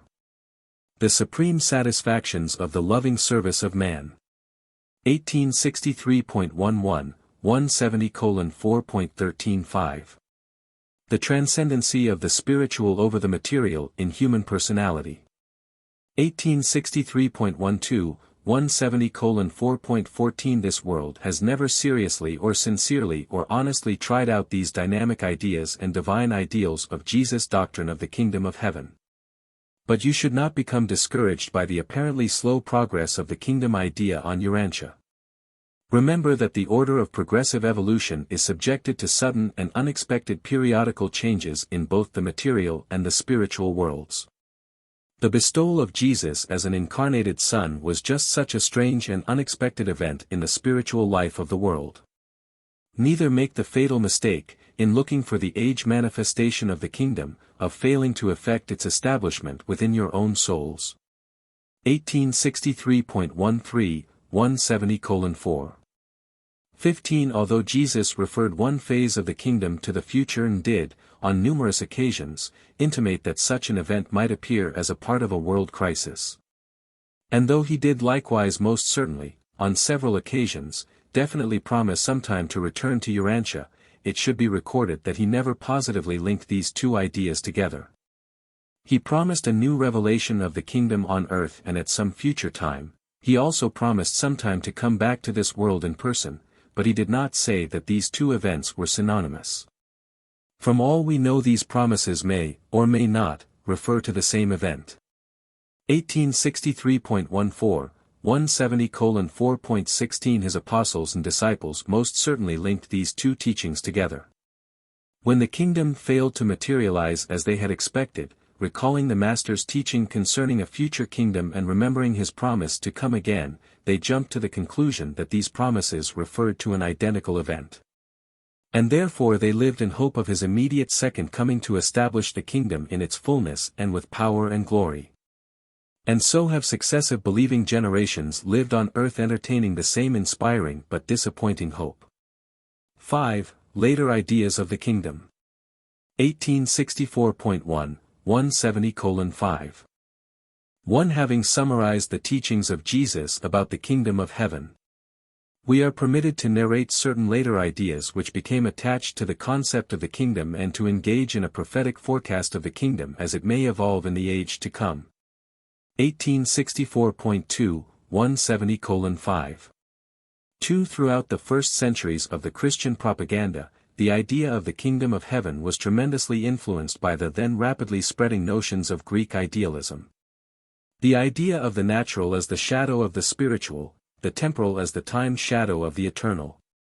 1864.3, 170:5. 3. But the great step which marked the transplantation of the teachings of Jesus from a Jewish to a Gentile soil was taken when the Messiah of the kingdom became the Redeemer of the Church. A religious and social organization growing out of the activities of Paul and his successors and based on the teachings of Jesus as they were supplemented by the ideas of Philo and the Persian doctrines of good and evil. 1864.4, 170:5.4 The ideas and ideals of Jesus, embodied in the teaching of the gospel of the kingdom, nearly failed of realization as his followers progressively distorted his pronouncements. The Master's concept of the kingdom was notably modified by two great tendencies. 1864.5, 170:5.51. The Jewish believers persisted in regarding him as the Messiah. They believed that Jesus would very soon return actually to establish the worldwide and more or less material kingdom. 1864.6, 170:5.62. The Gentile Christians began very early to accept the doctrines of Paul, which led increasingly to the general belief that Jesus was the Redeemer of the children of the Church. The new and institutional successor of the earlier concept of the purely spiritual brotherhood of the kingdom. 1864.7, 170:5.7 The Church, as a social outgrowth of the kingdom, would have been wholly natural and even desirable. The evil of the Church was not its existence, but rather that it almost completely supplanted the Jesus concept of the kingdom. Paul's institutionalized church became a virtual substitute for the kingdom of heaven which Jesus had proclaimed. 1864.8, 170:5. 8 But doubt not, this same kingdom of heaven which the Master taught exists within the heart of the believer, will yet be proclaimed to this Christian church, even as to all other religions, races, and nations on earth, even to every individual. 1864.9, 170:5.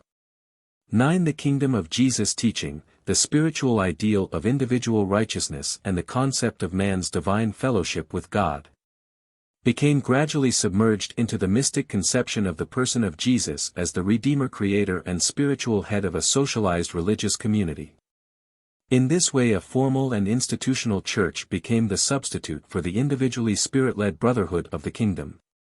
1864.10, 170:5.10 The church was an inevitable and useful social result of Jesus' life and teachings. The tragedy consisted in the fact that this social reaction to the teachings of the kingdom so fully displaced the spiritual concept of the real kingdom as Jesus taught and lived it. 1865.1, 170:5. 11 The kingdom, to the Jews, was the Israelite community, to the Gentiles it became the Christian church. To Jesus the kingdom was the sum of those individuals who had confessed their faith in the fatherhood of God, thereby declaring their wholehearted dedication to the doing of the will of God, thus becoming members of the spiritual brotherhood of man. 1865.2, 170:5.12 The Master fully realized that certain social results would appear in the world as a consequence of the spread of the gospel of the kingdom. But he intended that all such desirable social manifestations should appear as unconscious and inevitable outgrowths, or natural fruits, of this interpersonal experience of individual believers. This purely spiritual fellowship and communion with the divine Spirit which indwells and activates all such believers. 1865.3, 170:5.13 Jesus foresaw that a social organization, or church, would follow the progress of the true spiritual kingdom, and that is why he never opposed the apostles practicing the rite of John's baptism. He taught that the truth-loving soul, the one who hungers and thirsts for righteousness, for God, is admitted by faith to the spiritual kingdom. At the same time the apostles taught that such a believer is admitted to the social organization of disciples by the outward rite of baptism. 1865.4, 170:5. 14 When Jesus' immediate followers recognized their partial failure to realize his ideal of the establishment of the kingdom in the hearts of men by the Spirit's domination and guidance of the individual believer, they set about to save his teaching from being wholly lost by substituting for the Master's ideal of the kingdom the gradual creation of a visible social organization, the Christian Church. And when they had accomplished this program of substitution, in order to maintain consistency and to provide for the recognition of the Master's teaching regarding the fact of the kingdom, they proceeded to set the kingdom off into the future. The Church, just as soon as it was well established, began to teach that the kingdom was in reality to appear at the culmination of the Christian age, at the second coming of Christ. 1865.5, 170:5. 15 In this manner the kingdom became the concept of an age, the idea of a future visitation, and the ideal of the final redemption of the saints of the Most High. The early Christians, and all too many of the later ones, generally lost sight of the Father and Son idea embodied in Jesus' teaching of the kingdom, while they substituted therefor the well-organized social fellowship of the Church. The Church thus became in the main a social brotherhood which effectively displaced Jesus' concept and ideal of a spiritual brotherhood. 1865.6, 170:5. 16 Jesus' ideal concept largely failed, but upon the foundation of the Master's personal life and teachings. Supplemented by the Greek and Persian concepts of eternal life and augmented by Philo's doctrine of the temporal contrasted with the spiritual, Paul went forth to build up one of the most progressive human societies which has ever existed on Urantia. 1865.7, 170:5.17 The concept of Jesus is still alive in the advanced religions of the world. Paul's Christian Church is the socialized and humanized shadow of what Jesus intended the kingdom of heaven to be, and what it most certainly will yet become.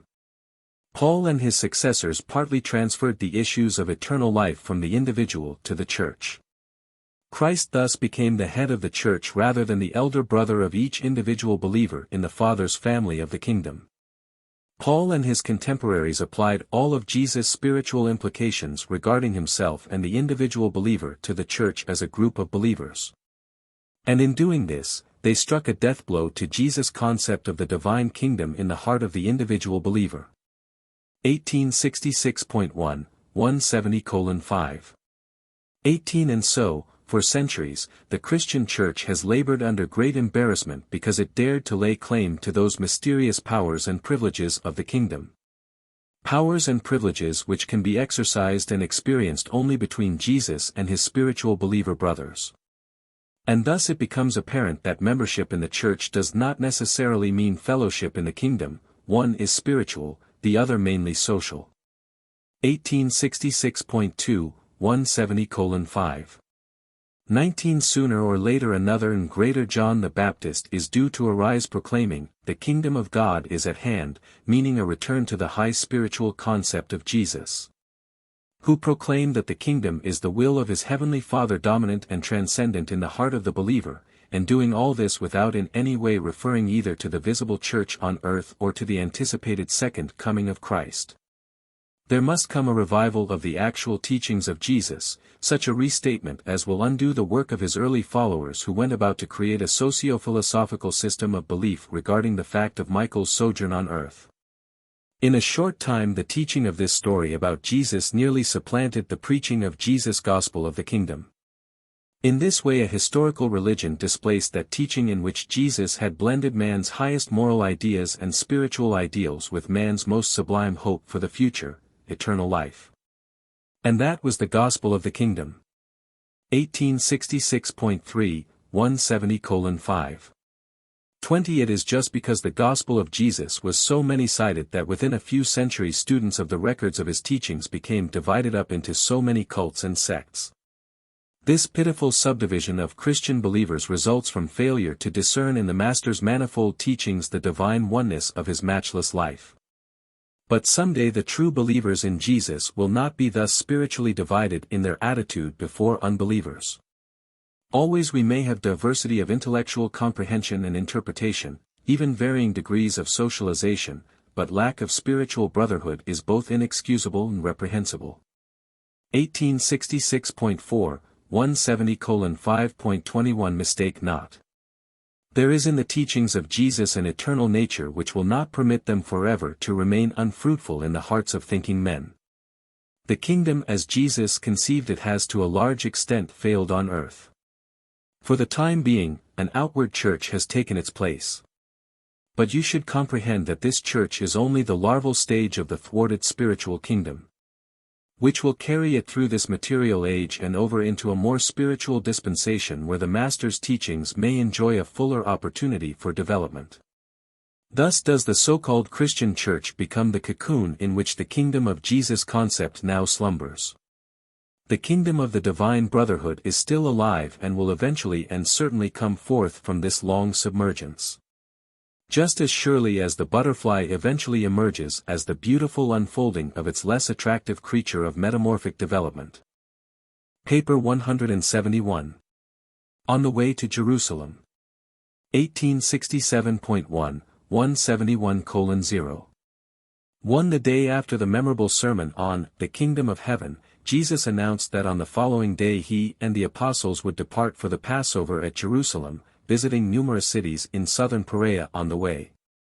1867.2, 171:0. 2. The address on the kingdom and the announcement that he was going to the Passover set all his followers to thinking that he was going up to Jerusalem to inaugurate the temporal kingdom of Jewish supremacy. No matter what Jesus said about the non-material character of the kingdom, he could not wholly remove from the minds of his Jewish hearers the idea that the Messiah was to establish some kind of nationalistic government with headquarters at Jerusalem. 1867.3, 171:0.3 What Jesus said in his Sabbath sermon only tended to confuse the majority of his followers. Very few were enlightened by the Master's discourse. The leaders understood something of his teachings regarding the inner kingdom, the kingdom of heaven within you, but they also knew that he had spoken about another and future kingdom. And it was this kingdom they believed he was now going up to Jerusalem to establish. When they were disappointed in this expectation, when he was rejected by the Jews, and later on, when Jerusalem was literally destroyed, they still clung to this hope, sincerely believing that the Master would soon return to the world in great power and majestic glory to establish the promised kingdom. 1867.4, 171:0. For it was on this Sunday afternoon that Salome the mother of James and John Zebedee came to Jesus with her 2 apostle sons and, in the manner of approaching an oriental potentate, sought to have Jesus promise in advance to grant whatever request she might make. But the Master would not promise. Instead, he asked her, "What do you want me to do for you?" Then answered Salome, "Master, now that you are going up to Jerusalem to establish the kingdom, I would ask you in advance to promise me that these my sons shall have honor with you. The one to sit on your right hand and the other to sit on your left hand in your kingdom." 1867.5, 171:0.5 When Jesus heard Salome's request, he said, "Woman, you know not what you ask." And then, looking straight into the eyes of the 2 honor-seeking apostles, he said, "Because I have long known and loved you. Because I have even lived in your mother's house, because Andrew has assigned you to be with me at all times, therefore do you permit your mother to come to me secretly, making this unseemly request. But let me ask you, are you able to drink the cup I am about to drink?" And without a moment for thought, James and John answered, "Yes, Master, we are able." Said Jesus, "I am saddened that you know not why we go up to Jerusalem. I am grieved that you understand not the nature of my kingdom. I am disappointed that you bring your mother to make this request of me, but I know you love me in your hearts. Therefore I declare that you shall indeed drink of my cup of bitterness and share in my humiliation, but to sit on my right hand and on my left hand is not mine to give. Such honors are reserved for those who have been designated by my Father."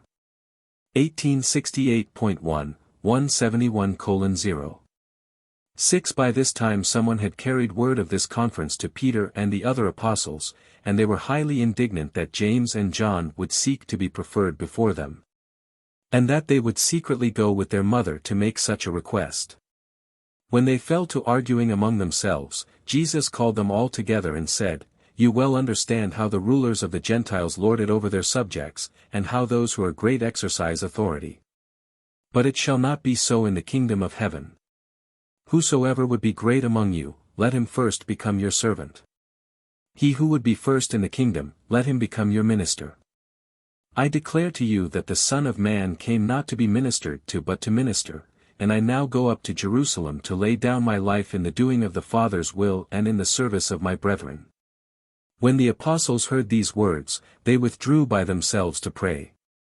That evening, in response to the labors of Peter, James and John made suitable apologies to the 10 and were restored to the good graces of their brethren.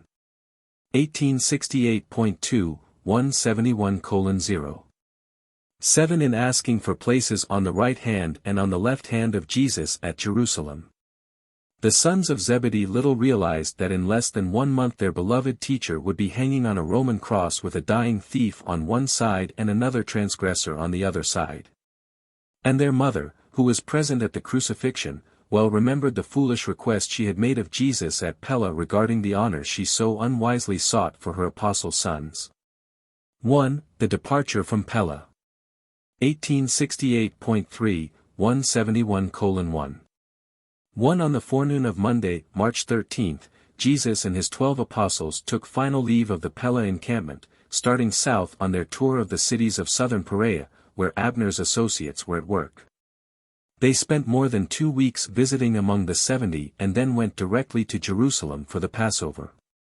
1868.4, 171:1.2. When the Master left Pella, the disciples encamped with the apostles, about 1,000 in number, followed after him.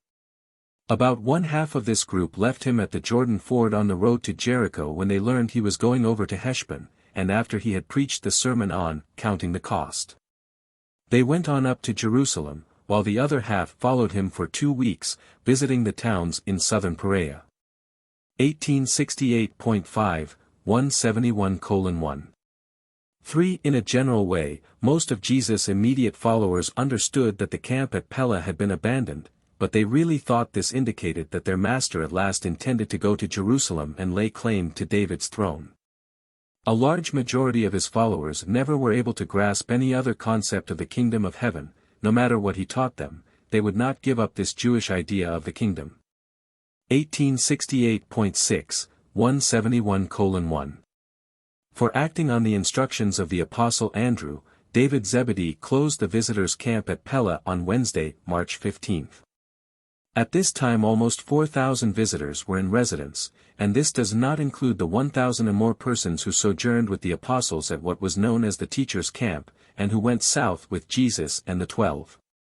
Much as David disliked to do it, he sold the entire equipment to numerous buyers and proceeded with the funds to Jerusalem, subsequently turning the money over to Judas Iscariot. 1869.1, 171:1. 5. David was present in Jerusalem during the tragic last week, taking his mother back with him to Bethsaida after the crucifixion. While awaiting Jesus and the apostles, David stopped with Lazarus at Bethany and became tremendously agitated by the manner in which the Pharisees had begun to persecute and harass him since his resurrection. Andrew had directed David to discontinue the messenger service, and this was construed by all as an indication of the early establishment of the kingdom at Jerusalem. David found himself without a job, and he had about decided to become the self-appointed defender of Lazarus when presently the object of his indignant solicitude fled in haste to Philadelphia. Accordingly, sometime after the resurrection and also after the death of his mother, David betook himself to Philadelphia, having first assisted Martha and Mary in disposing of their real estate. And there, in association with Abner and Lazarus, he spent the remainder of his life, becoming the financial overseer of all those large interests of the kingdom which had their center at Philadelphia during the lifetime of Abner. 1869.2, 171:1. 6. Within a short time after the destruction of Jerusalem, Antioch became the headquarters of Pauline Christianity, while Philadelphia remained the center of the Abnerian kingdom of heaven. From Antioch the Pauline version of the teachings of Jesus and about Jesus spread to all the Western world.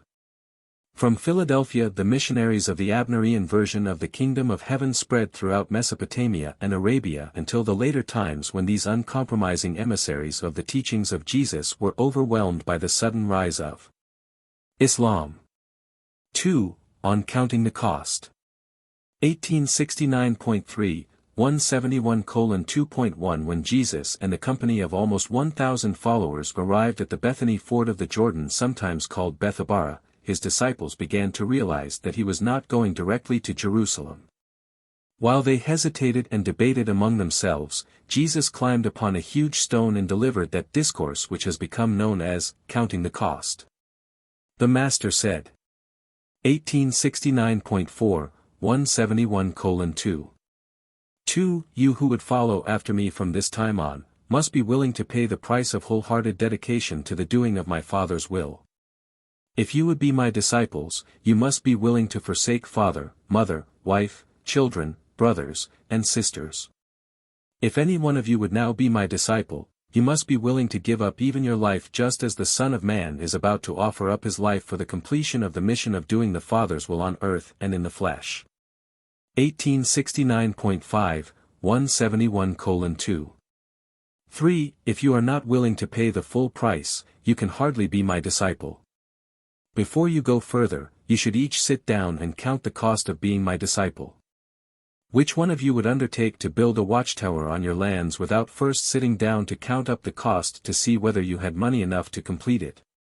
If you fail thus to reckon the cost, after you have laid the foundation, you may discover that you are unable to finish that which you have begun, and therefore will all your neighbors mock you, saying, Behold, this man began to build but was unable to finish his work.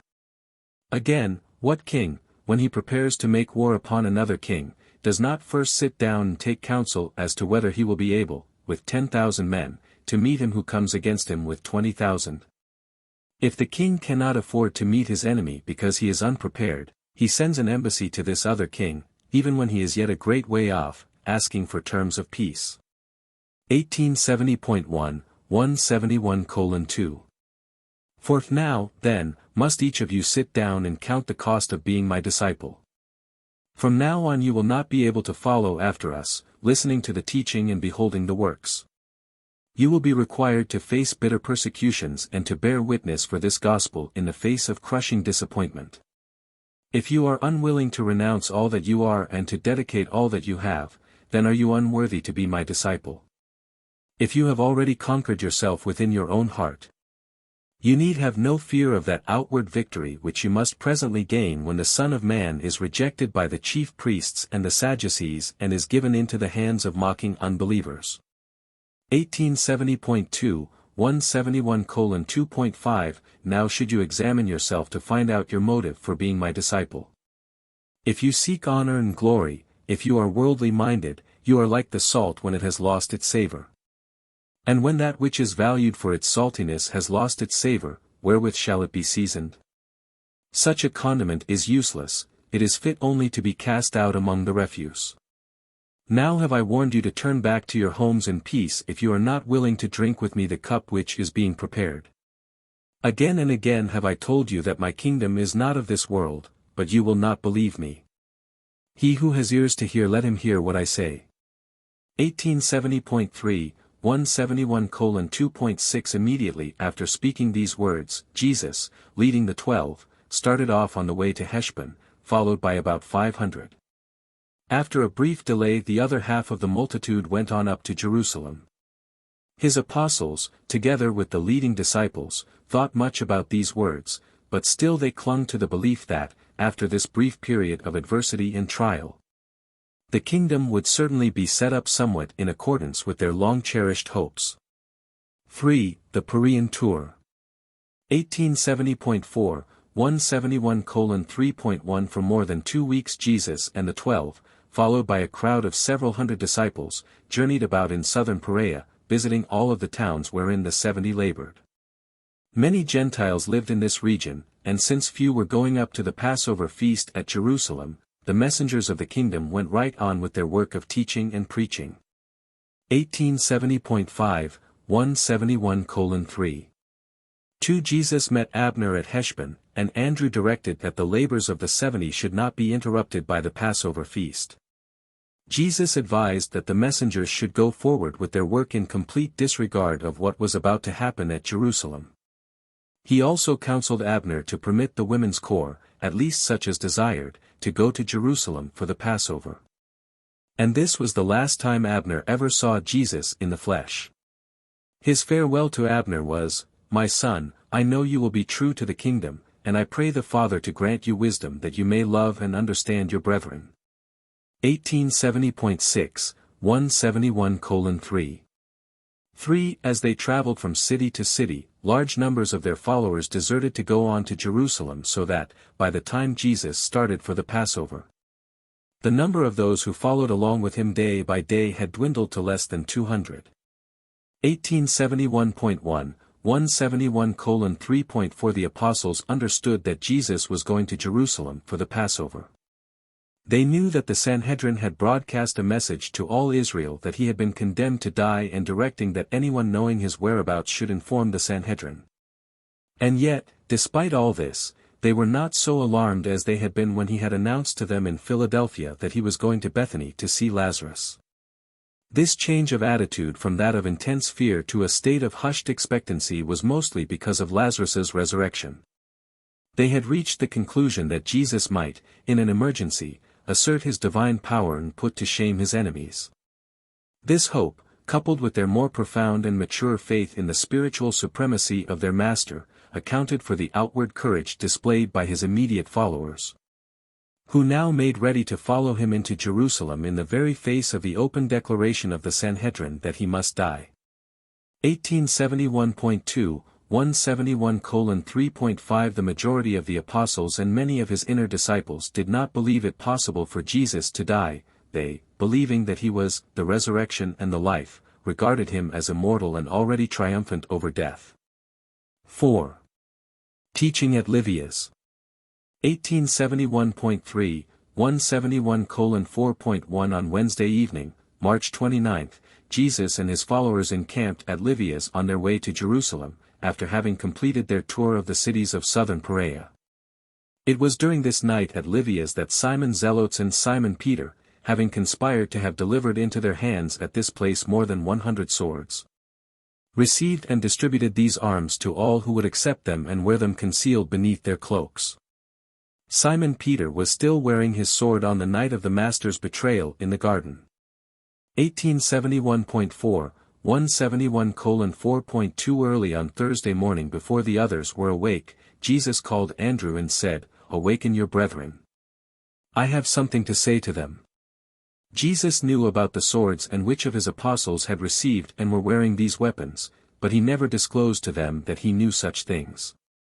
When Andrew had aroused his associates, and they had assembled off by themselves, Jesus said, "My children, you have been with me a long while, and I have taught you much that is needful for this time. But I would now warn you not to put your trust in the uncertainties of the flesh nor in the frailties of man's defense against the trials and testing which lie ahead of us. I have called you apart here by yourselves that I may once more plainly tell you that we are going up to Jerusalem, where you know the Son of Man has already been condemned to death. Again am I telling you that the Son of Man will be delivered into the hands of the chief priests and the religious rulers, that they will condemn him and then deliver him into the hands of the Gentiles. And so will they mock the Son of Man, even spit upon him and scourge him, and they will deliver him up to death. And when they kill the Son of Man, be not dismayed, for I declare that on the third day he shall rise. Take heed to yourselves and remember that I have forewarned you." 1871.5, 171:4.3. Again were the apostles amazed, stunned, but they could not bring themselves to regard his words as literal. They could not comprehend that the Master meant just what he said. They were so blinded by their persistent belief in the temporal kingdom on earth, with headquarters at Jerusalem, that they simply could not, would not, permit themselves to accept Jesus' words as literal. They pondered all that day as to what the Master could mean by such strange pronouncements. But none of them dared to ask him a question concerning these statements. Not until after his death did these bewildered apostles wake up to the realization that the Master had spoken to them plainly and directly in anticipation of his crucifixion. 1872.1, 171:4. For it was here at Livia's, just after breakfast, that certain friendly Pharisees came to Jesus and said, "Flee in haste from these parts, for Herod, just as he sought John, now seeks to kill you. He fears an uprising of the people and has decided to kill you. We bring you this warning that you may escape." 1872.2, 171:4.5. And this was partly true. The resurrection of Lazarus frightened and alarmed Herod, and knowing that the Sanhedrin had dared to condemn Jesus, even in advance of a trial, Herod made up his mind either to kill Jesus or to drive him out of his domains. He really desired to do the latter since he so feared him that he hoped he would not be compelled to execute him. 1872.3, 171:4. 6. When Jesus heard what the Pharisees had to say, he replied, "I well know about Herod and his fear of this gospel of the kingdom. But, mistake not, he would much prefer that the Son of Man go up to Jerusalem to suffer and die at the hands of the chief priests. He is not anxious, having stained his hands with the blood of John, to become responsible for the death of the Son of Man. Go you and tell that fox that the Son of Man preaches in Perea today, tomorrow goes into Judea, and after a few days, will be perfected in his mission on earth and prepared to ascend to the Father." 1872.4, 171:4. 7. Then turning to his apostles, Jesus said, "From olden times the prophets have perished in Jerusalem. And it is only befitting that the Son of Man should go up to the city of the Father's house to be offered up as the price of human bigotry and as the result of religious prejudice and spiritual blindness. O Jerusalem, Jerusalem, which kills the prophets and stones the teachers of truth! How often would I have gathered your children together even as a hen gathers her own brood under her wings, but you would not let me do it. Behold, your house is about to be left to you desolate. You will many times desire to see me, but you shall not. You will then seek but not find me." And when he had spoken, he turned to those around him and said, "Nevertheless, let us go up to Jerusalem to attend the Passover and do that which becomes us in fulfilling the will of the Father in heaven." 1872.5, 171:4. 8. It was a confused and bewildered group of believers who this day followed Jesus into Jericho. The apostles could discern only the certain note of final triumph in Jesus' declarations regarding the kingdom. They just could not bring themselves to that place where they were willing to grasp the warnings of the impending setback. When Jesus spoke of rising on the third day, they seized upon this statement as signifying a sure triumph of the kingdom immediately following an unpleasant preliminary skirmish with the Jewish religious leaders. The third day was a common Jewish expression signifying presently or soon thereafter. When Jesus spoke of rising, they thought he referred to the rising of the kingdom. 1872.6, 171:4. 9. Jesus had been accepted by these believers as the Messiah, and the Jews knew little or nothing about a suffering Messiah. They did not understand that Jesus was to accomplish many things by his death which could never have been achieved by his life. While it was the resurrection of Lazarus that nerved the apostles to enter Jerusalem, it was the memory of the transfiguration that sustained the Master at this trying period of his bestowal. 5. The blind man at Jericho. 1873.1, 171:5. One late on the afternoon of Thursday, March 30th, Jesus and his apostles, at the head of a band of about 200 followers, approached the walls of Jericho. As they came near the gate of the city, they encountered a throng of beggars, among them one Bartimaeus, an elderly man who had been blind from his youth. This blind beggar had heard much about Jesus and knew all about his healing of the blind Josiah at Jerusalem. He had not known of Jesus' last visit to Jericho until he had gone on to Bethany. Bartimaeus had resolved that he would never again allow Jesus to visit Jericho without appealing to him for the restoration of his sight. 1873.2, 171:5. 2. News of Jesus' approach had been heralded throughout Jericho, and hundreds of the inhabitants flocked forth to meet him. When this great crowd came back escorting the Master into the city, Bartimaeus, hearing the heavy tramping of the multitude, knew that something unusual was happening, and so he asked those standing near him what was going on. And one of the beggars replied, "Jesus of Nazareth is passing by." When Bartimaeus heard that Jesus was near, he lifted up his voice and began to cry aloud, "Jesus, Jesus, have mercy upon me." And as he continued to cry louder and louder, some of those near to Jesus went over and rebuked him, requesting him to hold his peace, but it was of no avail, he cried only the more and the louder. 1873.3, 171:5. 3. When Jesus heard the blind man crying out, he stood still. And when he saw him, he said to his friends, "Bring the man to me." And then they went over to Bartimaeus, saying, "Be of good cheer, come with us, for the Master calls for you." When Bartimaeus heard these words, he threw aside his cloak, springing forward toward the center of the road, while those nearby guided him to Jesus.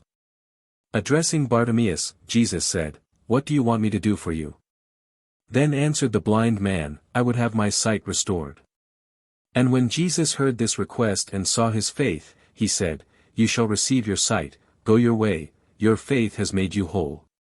Immediately he received his sight, and he remained near Jesus, glorifying God, until the Master started on the next day for Jerusalem, and then he went before the multitude declaring to all how his sight had been restored in Jericho. 6. The visit to Zacchaeus. 1873.4, 171:6.1 When the Master's procession entered Jericho, it was nearing sundown, and he was minded to abide there for the night. As Jesus passed by the customs house, Zacchaeus the chief publican, or tax collector, happened to be present, and he much desired to see Jesus. This chief publican was very rich and had heard much about this prophet of Galilee. He had resolved that he would see what sort of a man Jesus was the next time he chanced to visit Jericho. Accordingly, Zacchaeus sought to press through the crowd, but it was too great, and being short of stature, he could not see over their heads. And so the chief publican followed on with the crowd until they came near the center of the city and not far from where he lived. When he saw that he would be unable to penetrate the crowd, and thinking that Jesus might be going right on through the city without stopping, he ran on ahead and climbed up into a sycamore tree whose spreading branches overhung the roadway. He knew that in this way he could obtain a good view of the Master as he passed by. And he was not disappointed, for, as Jesus passed by, he stopped and, looking up at Zacchaeus, said, "Make haste, Zacchaeus, and come down, for tonight I must abide at your house." And when Zacchaeus heard these astonishing words, he almost fell out of the tree in his haste to get down, and going up to Jesus, he expressed great joy that the Master should be willing to stop at his house. 1874.1, 171:6. 2. They went at once to the home of Zacchaeus, and those who lived in Jericho were much surprised that Jesus would consent to abide with the chief publican. Even while the Master and his apostles lingered with Zacchaeus before the door of his house, one of the Jericho Pharisees, standing nearby, said, "You see how this man has gone to lodge with a sinner, an apostate son of Abraham who is an extortioner and a robber of his own people." And when Jesus heard this, he looked down at Zacchaeus and smiled. Then Zacchaeus stood upon a stool and said, "Men of Jericho, hear me. I may be a publican and a sinner, but the great teacher has come to abide in my house. And before he goes in, I tell you that I am going to bestow 1/2 of all my goods upon the poor, and beginning tomorrow, if I have wrongfully exacted aught from any man, I will restore fourfold. I am going to seek salvation with all my heart and learn to do righteousness in the sight of God." 1874.2, 171:6.3 When Zacchaeus had ceased speaking, Jesus said, "Today has salvation come to this home, and you have become indeed a son of Abraham." And turning to the crowd assembled about them, Jesus said, "And marvel not at what I say nor take offense at what we do, for I have all along declared that the Son of Man has come to seek and to save that which is lost." 1874.3, 171:6. For they lodged with Zacchaeus for the night. On the morrow they arose and made their way up the road of robbers to Bethany on their way to the Passover at Jerusalem. 7. as Jesus passed by. 1874.4, 171:7. 1 Jesus spread good cheer everywhere he went. He was full of grace and truth. His associates never ceased to wonder at the gracious words that proceeded out of his mouth. You can cultivate gracefulness, but graciousness is the aroma of friendliness which emanates from a love-saturated soul.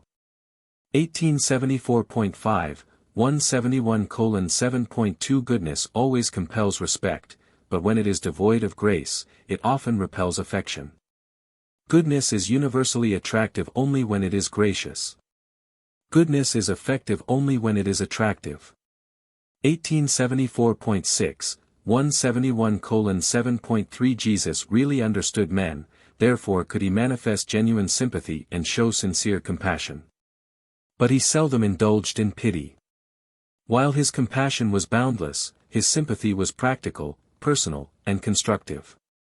Never did his familiarity with suffering breed indifference, and he was able to minister to distressed souls without increasing their self-pity. 1874.7, 171:7.4 Jesus could help men so much because he loved them so sincerely. He truly loved each man, each woman, and each child. He could be such a true friend because of his remarkable insight. He knew so fully what was in the heart and in the mind of man. He was an interested and keen observer. He was an expert in the comprehension of human need, clever in detecting human longings. 1874.8, 171:7.5 Jesus was never in a hurry. He had time to comfort his fellow men as he passed by. And he always made his friends feel at ease. He was a charming listener. He never engaged in the meddlesome probing of the souls of his associates. As he comforted hungry minds and ministered to thirsty souls, the recipients of his mercy did not so much feel that they were confessing to him as that they were conferring with him. They had unbounded confidence in him because they saw he had so much faith in them. 1875.1, 171:7.6 He never seemed to be curious about people, and he never manifested a desire to direct, manage, or follow them up. He inspired profound self-confidence and robust courage in all who enjoyed his association. When he smiled on a man, that mortal experienced increased capacity for solving his manifold problems. 1875.2, 171:7. 7 Jesus loved men so much and so wisely that he never hesitated to be severe with them when the occasion demanded such discipline. He frequently set out to help a person by asking for help. In this way he elicited interest, appealed to the better things in human nature. 1875.3, 171:7.8 The Master could discern saving faith in the gross superstition of the woman who sought healing by touching the hem of his garment. He was always ready and willing to stop a sermon or detain a multitude while he ministered to the needs of a single person, even to a little child. Great things happened not only because people had faith in Jesus, but also because Jesus had so much faith in them. 1875.4, 171:7.9 Most of the really important things which Jesus said or did seemed to happen casually, as he passed by. There was so little of the professional, the well-planned, or the premeditated in the Master's earthly ministry. He dispensed health and scattered happiness naturally and gracefully as he journeyed through life. It was literally true, he went about doing good.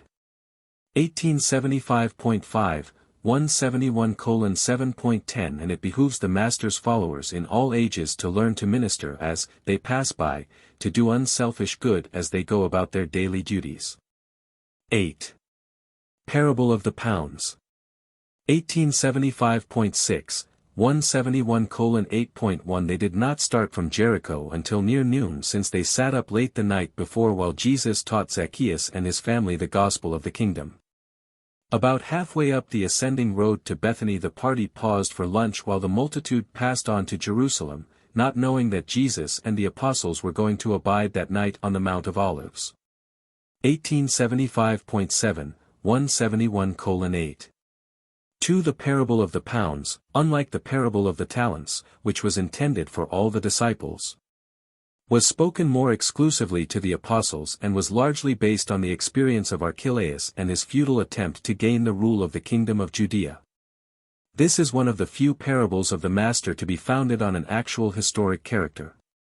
It was not strange that they should have had Archelaus in mind, inasmuch as the house of Zacchaeus in Jericho was very near the ornate palace of Archelaus, and his aqueduct ran along the road by which they had departed from Jericho. 1875.8, 171:8. 3 Said Jesus, "You think that the Son of Man goes up to Jerusalem to receive a kingdom, but I declare that you are doomed to disappointment. Do you not remember about a certain prince who went into a far country to receive for himself a kingdom, but even before he could return, the citizens of his province, who in their hearts had already rejected him, sent an embassy after him, saying, 'We will not have this man to reign over us.' As this king was rejected in the temporal rule, so is the Son of Man to be rejected in the spiritual rule. Again I declare that my kingdom is not of this world. But if the Son of Man had been accorded the spiritual rule of his people, he would have accepted such a kingdom of men's souls and would have reigned over such a dominion of human hearts. Notwithstanding that they reject my spiritual rule over them, I will return again to receive from others such a kingdom of spirit as is now denied me.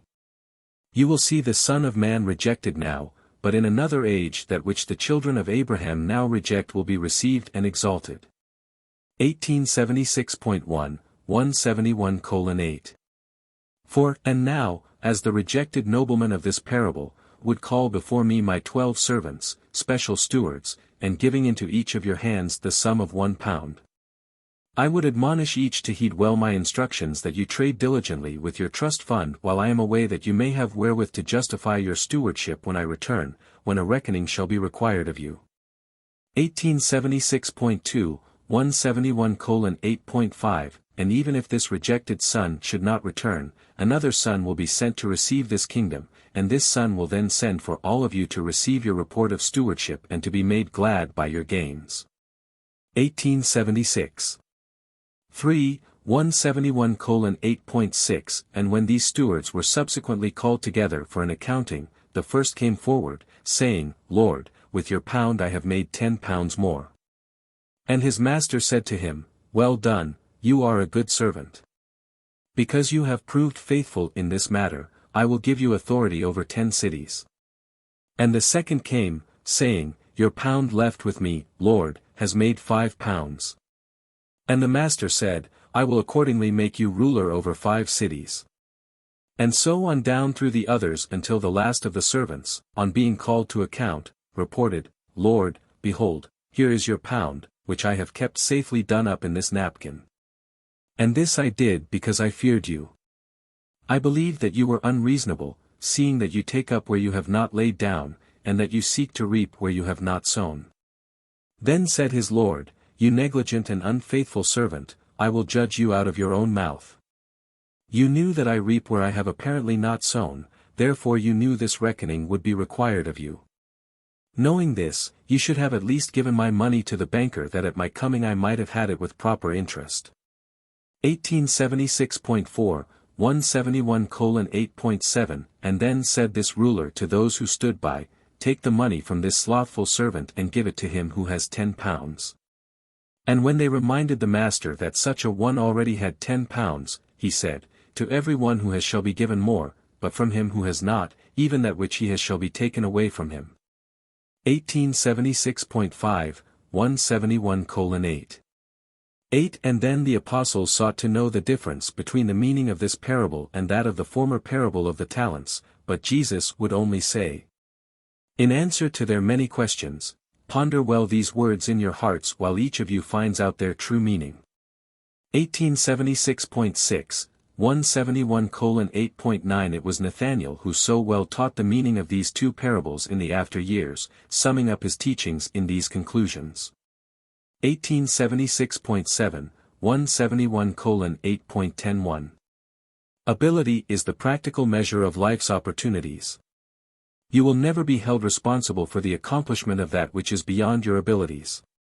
1876.8, 171:8.11 Faithfulness is the unerring measure of human trustworthiness. He who is faithful in little things is also likely to exhibit faithfulness in everything consistent with his endowments. 1876.9, 171:8.123. The master grants the lesser reward for lesser faithfulness when there is like opportunity. 1877. 171:8.134. He grants a like reward for like faithfulness when there is lesser opportunity. 1877.2, 171:8. 14. When they had finished their lunch, and after the multitude of followers had gone on toward Jerusalem, Jesus, standing there before the apostles in the shade of an overhanging rock by the roadside, with cheerful dignity and a gracious majesty pointed his finger westward, saying, Come, my brethren, let us go on into Jerusalem, there to receive that which awaits us. Thus shall we fulfill the will of the Heavenly Father in all things. 1877.3, 171:8.15. And so Jesus and his apostles resumed this, the Master's last journey to Jerusalem in the likeness of the flesh of mortal man. Paper 172. Going into Jerusalem. 1878.1, 172:0.1. Jesus and the apostles arrived at Bethany shortly after 4 o'clock on Friday afternoon, March 31, AD 30. Lazarus, his sisters, and their friends were expecting them. And since so many people came every day to talk with Lazarus about his resurrection, Jesus was informed that arrangements had been made for him to stay with a neighboring believer, one Simon, the leading citizen of the little village since the death of Lazarus's father. 1878.2, 172:0.2. That evening, Jesus received many visitors, and the common folks of Bethany and Bethpage did their best to make him feel welcome. Although many thought Jesus was now going into Jerusalem, in utter defiance of the Sanhedrin's decree of death, to proclaim himself King of the Jews, the Bethany family, Lazarus, Martha, and Mary, more fully realized that the Master was not that kind of a king. They dimly felt that this might be his last visit to Jerusalem and Bethany. 1878.3, 172:0.3. The chief priests were informed that Jesus lodged at Bethany, but they thought best not to attempt to seize him among his friends. They decided to await his coming on into Jerusalem. Jesus knew about all this, but he was majestically calm. His friends had never seen him more composed and congenial. Even the apostles were astounded that he should be so unconcerned when the Sanhedrin had called upon all Jewry to deliver him into their hands. While the Master slept that night, the apostles watched over him by twos, and many of them were girded with swords. Early the next morning they were awakened by hundreds of pilgrims who came out from Jerusalem, even on the Sabbath day, to see Jesus and Lazarus, whom he had raised from the dead. 1. Sabbath at Bethany. 1878.4, 172:1. 1. Pilgrims from outside of Judea, as well as the Jewish authorities, had all been asking, What do you think? Will Jesus come up to the feast? Therefore, when the people heard that Jesus was at Bethany, they were glad, but the chief priests and Pharisees were somewhat perplexed. They were pleased to have him under their jurisdiction, but they were a trifle disconcerted by his boldness. They remembered that on his previous visit to Bethany, Lazarus had been raised from the dead, and Lazarus was becoming a big problem to the enemies of Jesus. 1878.5, 172:1. 2. 6 days before the Passover, on the evening after the Sabbath, all Bethany and Bethpage joined in celebrating the arrival of Jesus by a public banquet at the home of Simon. This supper was in honor of both Jesus and Lazarus. It was tendered in defiance of the Sanhedrin. Martha directed the serving of the food. Her sister Mary was among the women onlookers, as it was against the custom of the Jews for a woman to sit at a public banquet. The agents of the Sanhedrin were present, but they feared to apprehend Jesus in the midst of his friends. 1879.1, 172:1. 3. Jesus talked with Simon about Joshua of old, whose namesake he was, and recited how Joshua and the Israelites had come up to Jerusalem through Jericho. In commenting on the legend of the walls of Jericho falling down, Jesus said, I am not concerned with such walls of brick and stone. But I would cause the walls of prejudice, self-righteousness, and hate to crumble before this preaching of the Father's love for all men. 1879.2, 172:1. For the banquet went along in a very cheerful and normal manner except that all the apostles were unusually sober. Jesus was exceptionally cheerful and had been playing with the children up to the time of coming to the table. 1879.3, 172:1. 5. Nothing out of the ordinary happened until near the close of the feasting, when Mary, the sister of Lazarus, stepped forward from among the group of women onlookers and, going up to where Jesus reclined as the guest of honor, proceeded to open a large alabaster cruse of very rare and costly ointment. And after anointing the Master's head, she began to pour it upon his feet as she took down her hair and wiped them with it. The whole house became filled with the odor of the ointment, and everybody present was amazed at what Mary had done. Lazarus said nothing, but when some of the people murmured, showing indignation that so costly an ointment should be thus used, Judas Iscariot stepped over to where Andrew reclined and said, "Why was this ointment not sold and the money bestowed to feed the poor? You should speak to the Master that he rebuke such waste." 1879.4, 172:1. 6. Jesus, knowing what they thought and hearing what they said, put his hand upon Mary's head as she knelt by his side and, with a kindly expression upon his face, said, "Let her alone, every one of you. Why do you trouble her about this, seeing that she has done a good thing in her heart? To you who murmur and say that this ointment should have been sold and the money given to the poor, let me say that you have the poor always with you so that you may minister to them at any time it seems good to you. But I shall not always be with you, I go soon to my Father. This woman has long saved this ointment for my body at its burial, and now that it has seemed good to her to make this anointing in anticipation of my death, she shall not be denied such satisfaction. In the doing of this, Mary has reproved all of you in that by this act she evinces faith in what I have said about my death and ascension to my Father in heaven. This woman shall not be reproved for that which she has this night done. Rather do I say to you that in the ages to come, wherever this gospel shall be preached throughout the whole world, what she has done will be spoken of in memory of her. 1879.5, 172:1. 7. It was because of this rebuke, which he took as a personal reproof, that Judas Iscariot finally made up his mind to seek revenge for his hurt feelings. Many times had he entertained such ideas subconsciously, but now he dared to think such wicked thoughts in his open, conscious mind. And many others encouraged him in this attitude, since the cost of this ointment was a sum equal to the earnings of one man for 1 year, enough to provide bread for 5,000 persons. But Mary loved Jesus. She had provided this precious ointment with which to embalm his body in death, for she believed his words when he forewarned them that he must die. And it was not to be denied her if she changed her mind and chose to bestow this offering upon the Master while he yet lived. 1879.6, 172:1.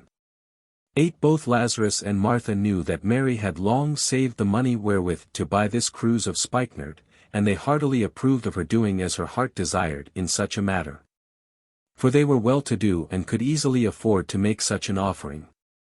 1880.1, 172:1.9. When the chief priests heard of this dinner in Bethany for Jesus and Lazarus, they began to take counsel among themselves as to what should be done with Lazarus. And presently they decided that Lazarus must also die. They rightly concluded that it would be useless to put Jesus to death if they permitted Lazarus, whom he had raised from the dead, to live. 2. Sunday morning with the Apostles. 1880.2, 172:2. 1. On this Sunday morning, in Simon's beautiful garden, the Master called his 12 apostles around him and gave them their final instructions preparatory to entering Jerusalem. He told them that he would probably deliver many addresses and teach many lessons before returning to the Father, but advised the apostles to refrain from doing any public work during this Passover sojourn in Jerusalem. He instructed them to remain near him and to watch and pray. Jesus knew that many of his apostles and immediate followers even then carried swords concealed on their persons, but he made no reference to this fact. 1880.3, 172:2. 2. This morning's instructions embraced a brief review of their ministry from the day of their ordination near Capernaum down to this day when they were preparing to enter Jerusalem. The apostles listened in silence, they asked no questions. 1880. 4, 172:2. 3. Early that morning David Zebedee had turned over to Judas the funds realized from the sale of the equipment of the Pella encampment, and Judas, in turn, had placed the greater part of this money in the hands of Simon, their host, for safekeeping in anticipation of the exigencies of their entry into Jerusalem. 1880.5, 172:2.4. After the conference with the apostles, Jesus held converse with Lazarus and instructed him to avoid the sacrifice of his life to the vengefulness of the Sanhedrin. It was in obedience to this admonition that Lazarus, a few days later, fled to Philadelphia when the officers of the Sanhedrin sent men to arrest him. 1880.6, 172:2. 5. In a way, all of Jesus' followers sensed the impending crisis, but they were prevented from fully realizing its seriousness by the unusual cheerfulness and exceptional good humor of the Master. 3. The start for Jerusalem. 1880.7, 172:3. 1. Bethany was about 2 miles from the temple, and it was 1:30 that Sunday afternoon when Jesus made ready to start for Jerusalem. He had feelings of profound affection for Bethany and its simple people. Nazareth, Capernaum, and Jerusalem had rejected him, but Bethany had accepted him, had believed in him. And it was in this small village, where almost every man, woman, and child were believers, that he chose to perform the mightiest work of his earth bestowal, the resurrection of Lazarus. He did not raise Lazarus that the villagers might believe, but rather because they already believed. 1880.8, 172:3.2. All morning Jesus had thought about his entry into Jerusalem. Heretofore he had always endeavored to suppress all public acclaim of him as the Messiah, but it was different now. He was nearing the end of his career in the flesh, his death had been decreed by the Sanhedrin, and no harm could come from allowing his disciples to give free expression to their feelings.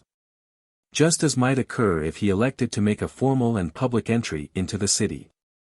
1881.1, 172:3.3. Jesus did not decide to make this public entrance into Jerusalem as a last bid for popular favor nor as a final grasp for power.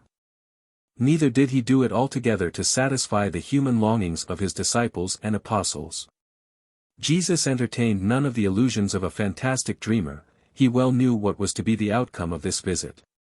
1881.2, 172:3. For having decided upon making a public entrance into Jerusalem, the Master was confronted with the necessity of choosing a proper method of executing such a resolve. Jesus thought over all of the many more or less contradictory so-called messianic prophecies, but there seemed to be only one which was at all appropriate for him to follow. Most of these prophetic utterances depicted a king, the son and successor of David, a bold and aggressive temporal deliverer of all Israel from the yoke of foreign domination. But there was one scripture that had sometimes been associated with the Messiah by those who held more to the spiritual concept of his mission, which Jesus thought might consistently be taken as a guide for his projected entry into Jerusalem. This scripture was found in Zechariah, and it said, "Rejoice greatly, O daughter of Zion, shout, O daughter of Jerusalem. Behold, your king comes to you. He is just and he brings salvation. He comes as the lowly one, riding upon an ass, upon a colt, the foal of an ass." 1881.3, 172:3.5. A warrior king always entered a city riding upon a horse, a king on a mission of peace and friendship always entered riding upon an ass.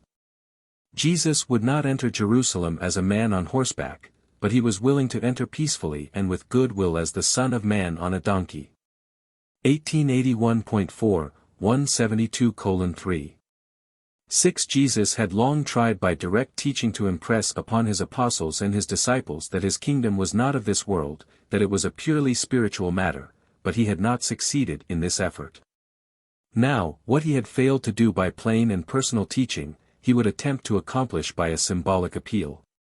Accordingly, right after the noon lunch, Jesus called Peter and John, and after directing them to go over to Bethpage, a neighboring village a little off the main road and a short distance northwest of Bethany. He further said, "Go to Bethpage.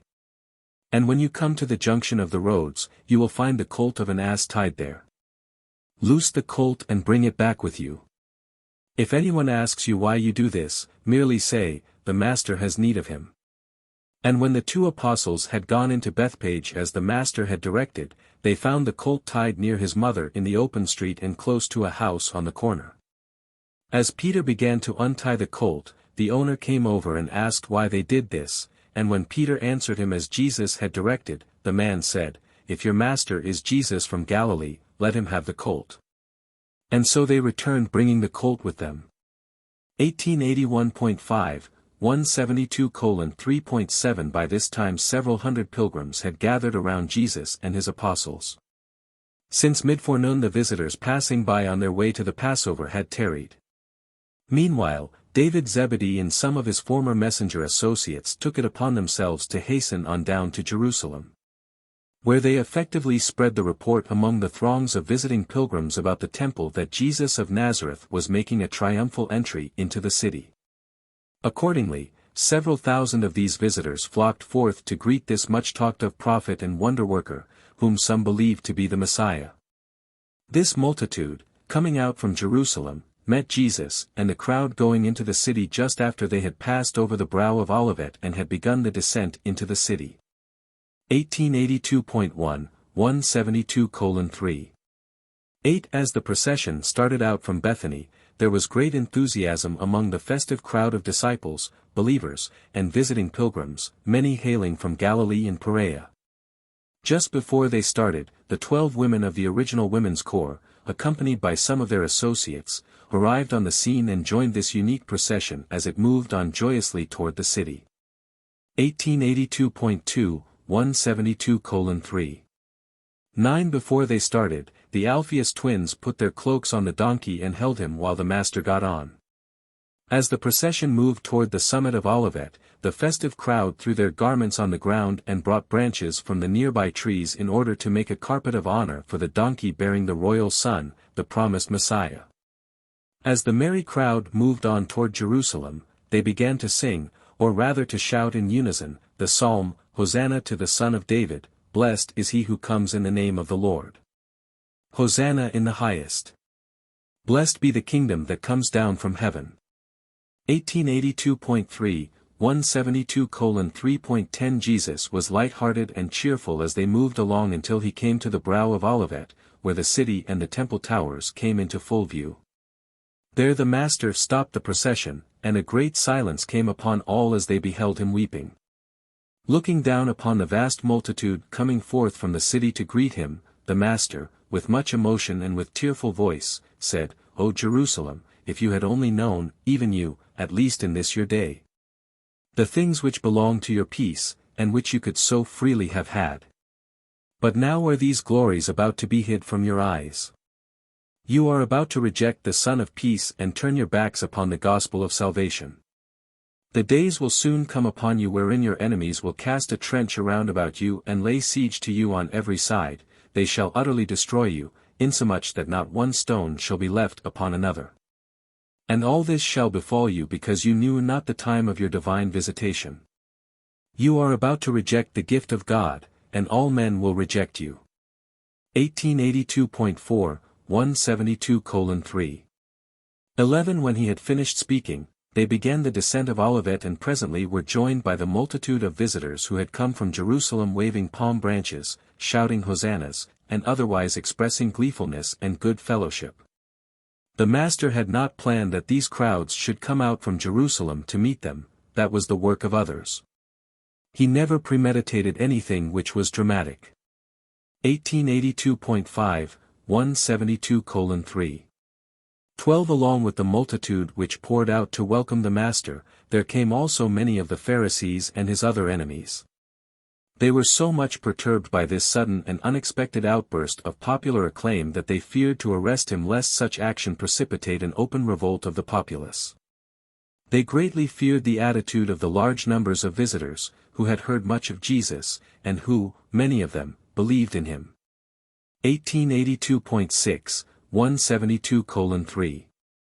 13 As they neared Jerusalem, the crowd became more demonstrative, so much so that some of the Pharisees made their way up alongside Jesus and said, "Teacher, you should rebuke your disciples and exhort them to behave more seemly."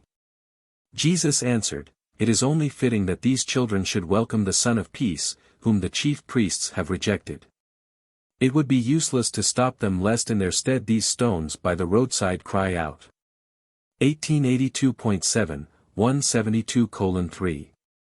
14 The Pharisees hastened on ahead of the procession to rejoin the Sanhedrin, which was then in session at the temple, and they reported to their associates, "Behold, all that we do is of no avail, we are confounded by this Galilean. The people have gone mad over him, if we do not stop these ignorant ones, all the world will go after him." 1883.1, 172:3.15 There really was no deep significance to be attached to this superficial and spontaneous outburst of popular enthusiasm. This welcome, although it was joyous and sincere, did not betoken any real or deep-seated conviction in the hearts of this festive multitude. These same crowds were equally as willing quickly to reject Jesus later on this week when the Sanhedrin once took a firm and decided stand against him. And when they became disillusioned, when they realized that Jesus was not going to establish the kingdom in accordance with their long-cherished expectations. 1883.2, 172:3.16 But the whole city was mightily stirred up, insomuch that everyone asked, "Who is this man?" And the multitude answered, "This is the prophet of Galilee, Jesus of Nazareth." 4. Visiting about the temple. 1883.3, 172:4. 1 While the Alphaeus twins returned the donkey to its owner, Jesus and the 10 apostles detached themselves from their immediate associates and strolled about the temple, viewing the preparations for the Passover. No attempt was made to molest Jesus as the Sanhedrin greatly feared the people, and that was, after all, one of the reasons Jesus had for allowing the multitude thus to acclaim him. The apostles little understood that this was the only human procedure which could have been effective in preventing Jesus' immediate arrest upon entering the city. The Master desired to give the inhabitants of Jerusalem, high and low, as well as the tens of thousands of Passover visitors, this one more and last chance to hear the gospel and receive, if they would, the Son of Peace. 1883.4, 172:4. 2 And now, as the evening drew on and the crowds went in quest of nourishment, Jesus and his immediate followers were left alone. What a strange day it had been! The apostles were thoughtful, but speechless. Never, in their years of association with Jesus, had they seen such a day. For a moment they sat down by the treasury, watching the people drop in their contributions, the rich putting much in the receiving box and all giving something in accordance with the extent of their possessions. At last there came along a poor widow, scantily attired, and they observed as she cast 2 mites, small coppers, into the trumpet. And then said Jesus, calling the attention of the apostles to the widow, "Heed well what you have just seen.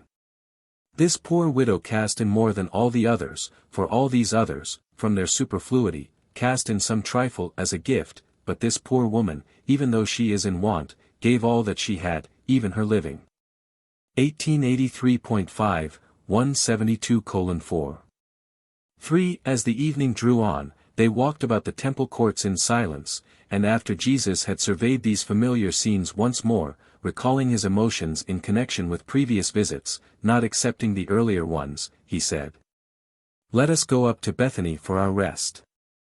Jesus, with Peter and John, went to the home of Simon, while the other apostles lodged among their friends in Bethany and Bethpage. 5. The apostles' attitude. 1883.6, 172:5. 1 This Sunday evening as they returned to Bethany, Jesus walked in front of the apostles. Not a word was spoken until they separated after arriving at Simon's house.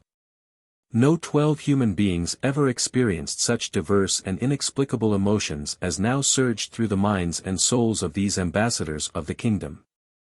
These sturdy Galileans were confused and disconcerted. They did not know what to expect next, they were too surprised to be much afraid. They knew nothing of the Master's plans for the next day, and they asked no questions.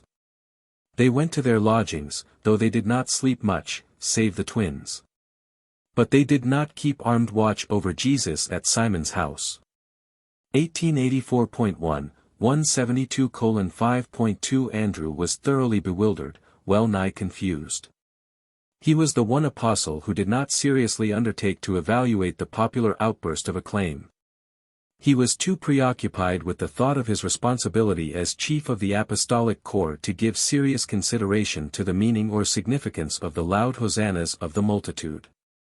Andrew was busy watching some of his associates who he feared might be led away by their emotions during the excitement, particularly Peter, James, John, and Simon Zealots.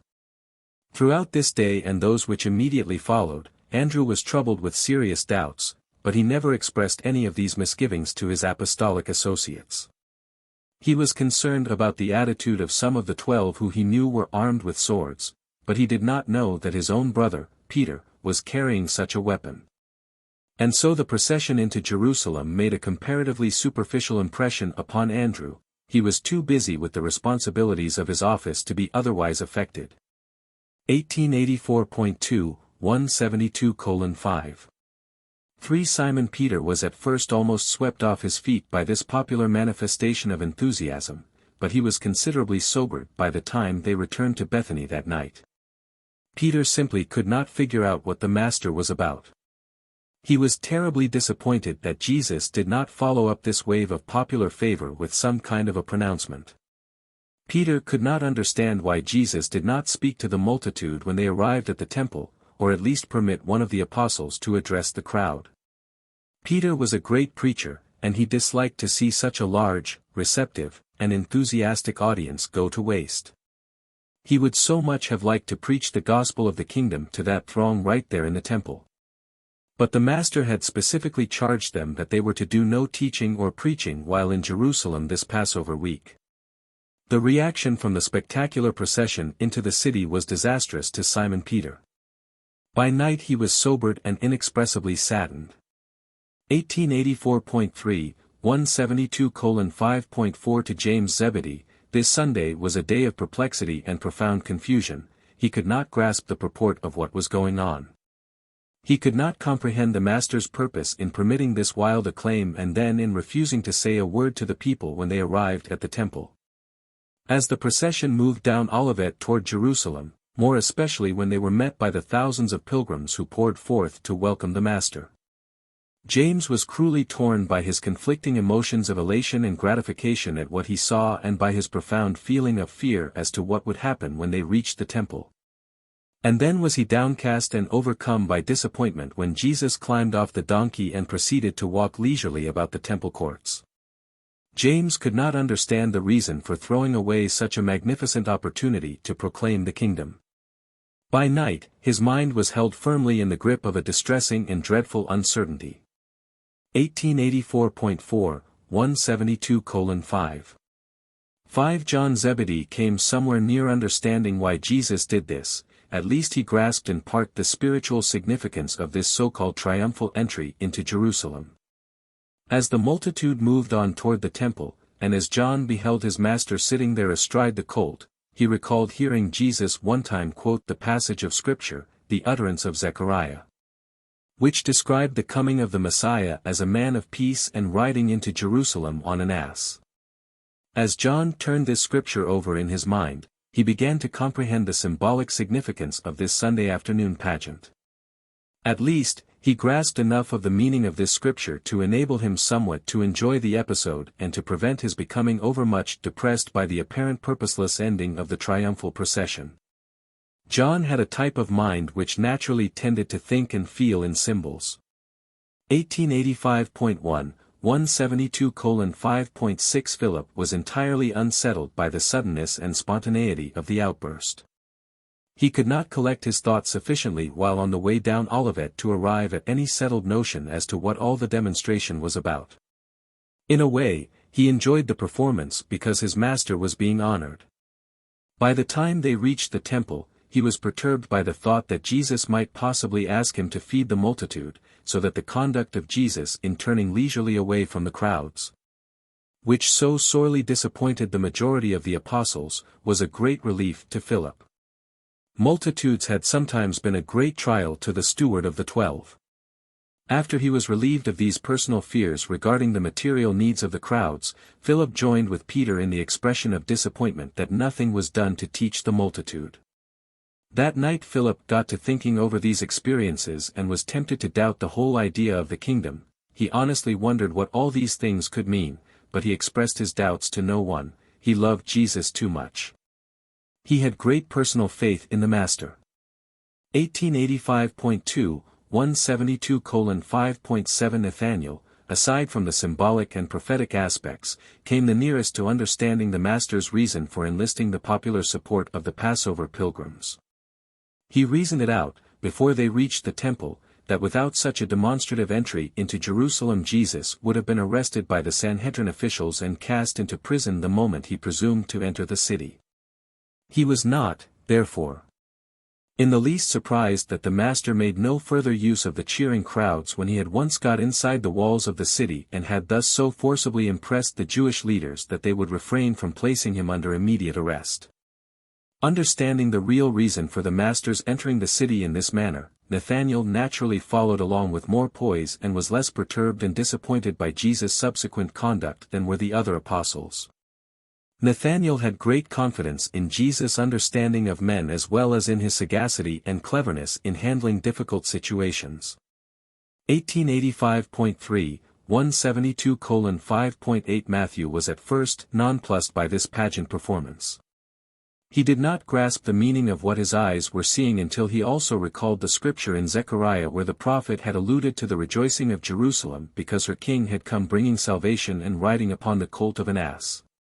As the procession moved in the direction of the city and then drew on toward the temple, Matthew became ecstatic. He was certain that something extraordinary would happen when the Master arrived at the temple at the head of this shouting multitude. When one of the Pharisees mocked Jesus, saying, "Look, everybody, see who comes here, the King of the Jews riding on an ass," Matthew kept his hands off of him only by exercising great restraint. None of the 12 was more depressed on the way back to Bethany that evening. Next to Simon Peter and Simon Zelotes, he experienced the highest nervous tension and was in a state of exhaustion by night. But by morning Matthew was much cheered. He was, after all, a cheerful loser. 1886.1, 172:5.9 Thomas was the most bewildered and puzzled man of all the 12. Most of the time he just followed along, gazing at the spectacle and honestly wondering what could be the Master's motive for participating in such a peculiar demonstration. Down deep in his heart he regarded the whole performance as a little childish, if not downright foolish. He had never seen Jesus do anything like this and was at a loss to account for his strange conduct on this Sunday afternoon. By the time they reached the temple, Thomas had deduced that the purpose of this popular demonstration was so to frighten the Sanhedrin that they would not dare immediately to arrest the Master. On the way back to Bethany Thomas thought much but said nothing. By bedtime the Master's cleverness in staging the tumultuous entry into Jerusalem had begun to make a somewhat humorous appeal, and he was much cheered up by this reaction. 1886. 2. 172:5.10 This Sunday started off as a great day for Simon Zelotes.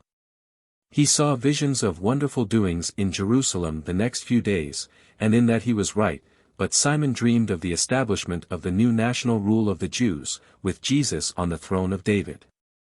Simon saw the nationalists springing into action as soon as the kingdom was announced, and himself in supreme command of the assembling military forces of the new kingdom. On the way down Olivet he even envisaged the Sanhedrin and all of their sympathizers dead before sunset of that day.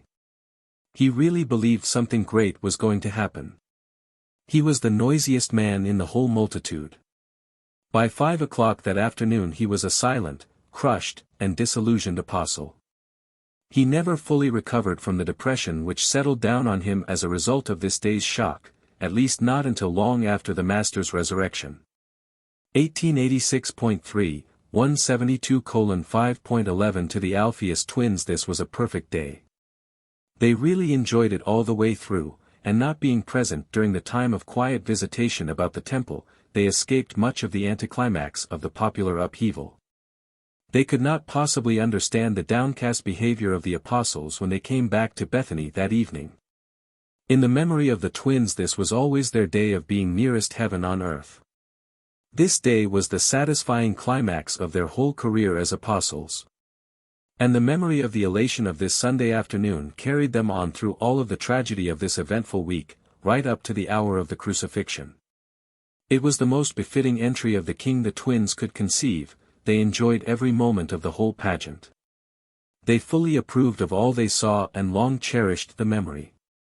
1886.4, 172:5.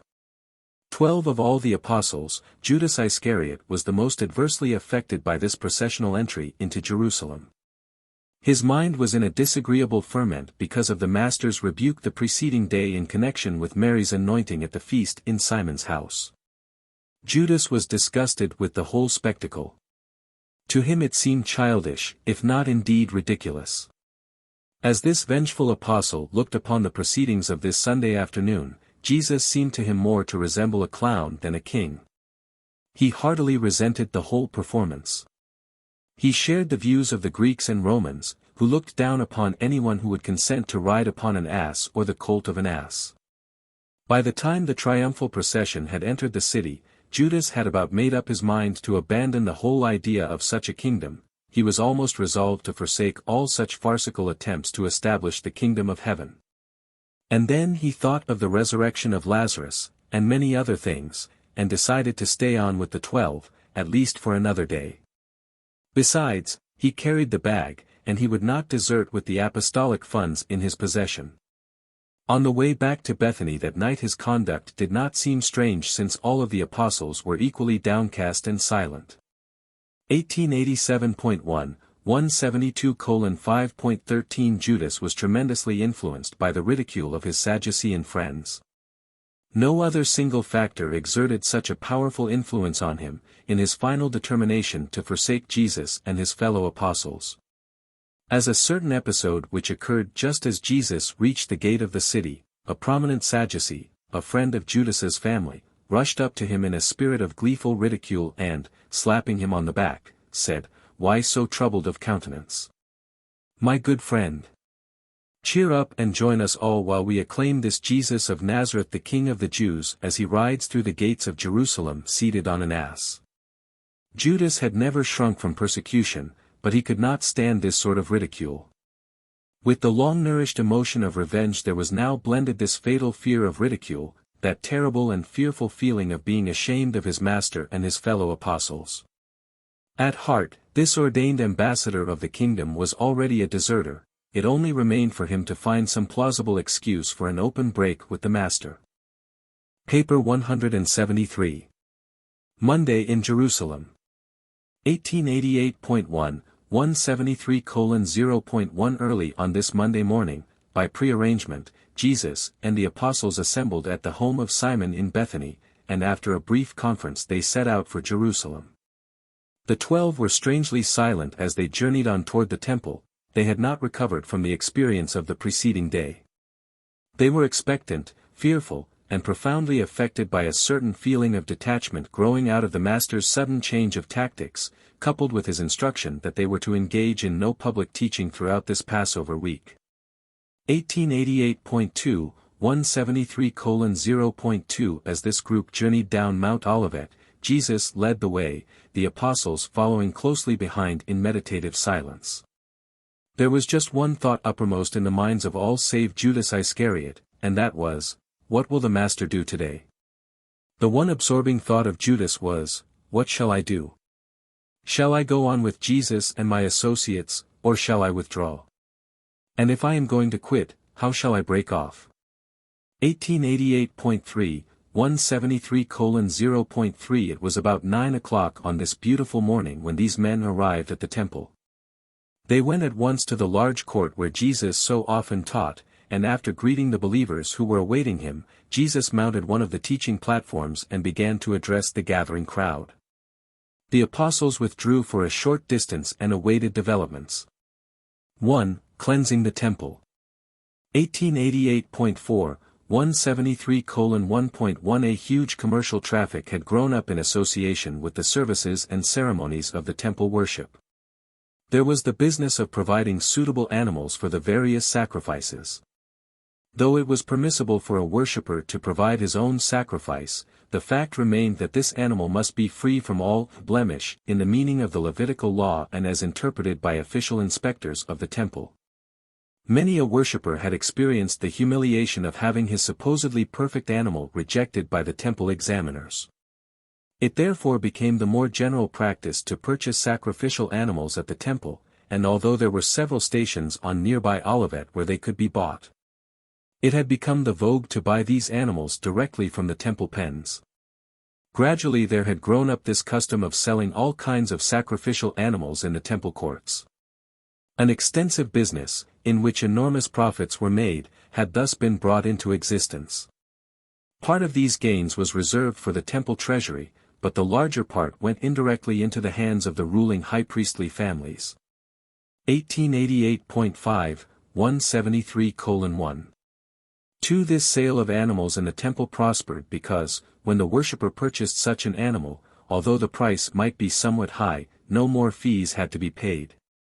And he could be sure the intended sacrifice would not be rejected on the ground of possessing real or technical blemishes. At one time or another systems of exorbitant overcharge were practiced upon the common people, especially during the great national feasts. At one time the greedy priests went so far as to demand the equivalent of the value of a week's labor for a pair of doves which should have been sold to the poor for a few pennies. The sons of Annas had already begun to establish their bazaars in the temple precincts, those very merchandise marts which persisted to the time of their final overthrow by a mob 3 years before the destruction of the temple itself. 1889. 173:1.3 But traffic in sacrificial animals and sundry merchandise was not the only way in which the courts of the temple were profaned. At this time there was fostered an extensive system of banking and commercial exchange which was carried on right within the temple precincts. And this all came about in the following manner: during the Asmonean dynasty the Jews coined their own silver money. And it had become the practice to require the temple dues of 1/2 shekel and all other temple fees to be paid with this Jewish coin. This regulation necessitated that money changers be licensed to exchange the many sorts of currency in circulation throughout Palestine and other provinces of the Roman Empire for this orthodox shekel of Jewish coining. The temple head tax, payable by all except women, slaves, and minors, was 1/2 shekel, a coin about the size of a 10-cent piece but twice as thick. By the times of Jesus the priests had also been exempted from the payment of temple dues. Accordingly, from the 15th to the 25th of the month preceding the Passover, accredited money changers erected their booths in the principal cities of Palestine for the purpose of providing the Jewish people with proper money to meet the temple dues after they had reached Jerusalem. After this 10-day period these money changers moved on to Jerusalem and proceeded to set up their exchange tables in the courts of the temple. They were permitted to charge the equivalent of from 3 to 4 cents commission for the exchange of a coin valued at about 10 cents, and in case a coin of larger value was offered for exchange, they were allowed to collect double. Likewise did these temple bankers profit from the exchange of all money intended for the purchase of sacrificial animals and for the payment of vows and the making of offerings. 1889.2, 173:1.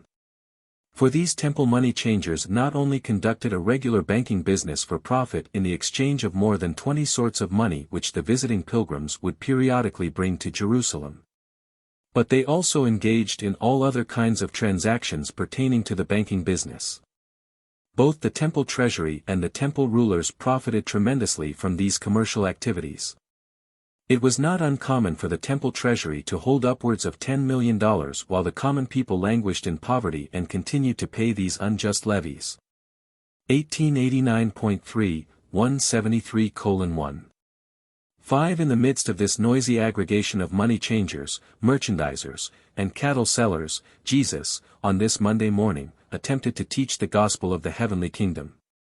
He was not alone in resenting this profanation of the temple. The common people, especially the Jewish visitors from foreign provinces, also heartily resented this profiteering desecration of their national house of worship. At this time the Sanhedrin itself held its regular meetings in a chamber surrounded by all this babel and confusion of trade and barter. 1890.1, 173:1.6 As Jesus was about to begin his address, two things happened to arrest his attention.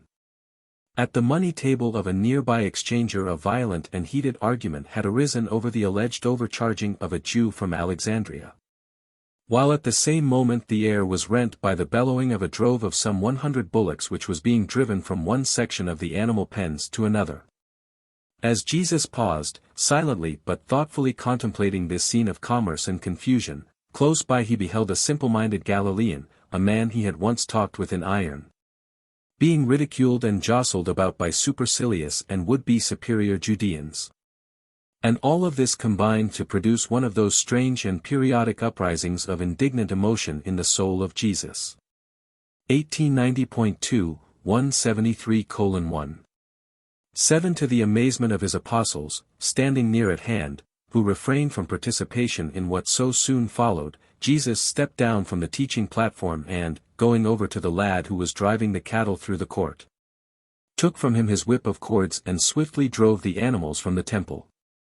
But that was not all. He strode majestically before the wondering gaze of the thousands assembled in the temple court to the farthest cattle pen and proceeded to open the gates of every stall and to drive out the imprisoned animals. By this time the assembled pilgrims were electrified, and with uproarious shouting they moved toward the bazaars and began to overturn the tables of the money changers. In less than 5 minutes all commerce had been swept from the temple. By the time the nearby Roman guards had appeared on the scene, all was quiet, and the crowds had become orderly. Jesus, returning to the speaker's stand, spoke to the multitude, "You have this day witnessed that which is written in the Scriptures, My house shall be called a house of prayer for all nations, but you have made it a den of robbers." 1890. 3, 173:1. 8 But before he could utter other words, the great assembly broke out in hosannas of praise. And presently a throng of youths stepped out from the crowd to sing grateful hymns of appreciation that the profane and profiteering merchandisers had been ejected from the sacred temple. By this time certain of the priests had arrived on the scene, and one of them said to Jesus, "Do you not hear what the children of the Levites say?" And the master replied, "Have you never read, out of the mouths of babes and sucklings has praise been perfected?" And all the rest of that day while Jesus taught, guards set by the people stood watch at every archway, and they would not permit anyone to carry even an empty vessel across the temple courts. 1890.4, 173:1. 9 When the chief priests and the scribes heard about these happenings, they were dumbfounded. All the more they feared the master, and all the more they determined to destroy him. But they were nonplussed. They did not know how to accomplish his death, for they greatly feared the multitudes, who were now so outspoken in their approval of his overthrow of the profane profiteers. And all this day, a day of quiet and peace in the temple courts, the people heard Jesus teaching and literally hung on his words. 1890.5, 173:1.10 The surprising act of Jesus was beyond the comprehension of his apostles. They were so taken aback by this sudden and unexpected move of their master that they remained throughout the whole episode huddled together near the speaker's stand. They never lifted a hand to further this cleansing of the temple. If this spectacular event had occurred the day before, at the time of Jesus' triumphal arrival at the temple at the termination of his tumultuous procession through the gates of the city, all the while loudly acclaimed by the multitude, they would have been ready for it, but coming as it did, they were wholly unprepared to participate. 1891.1, 173:1.11 This cleansing of the temple discloses the master's attitude toward commercializing the practices of religion as well as his detestation of all forms of unfairness and profiteering at the expense of the poor and the unlearned.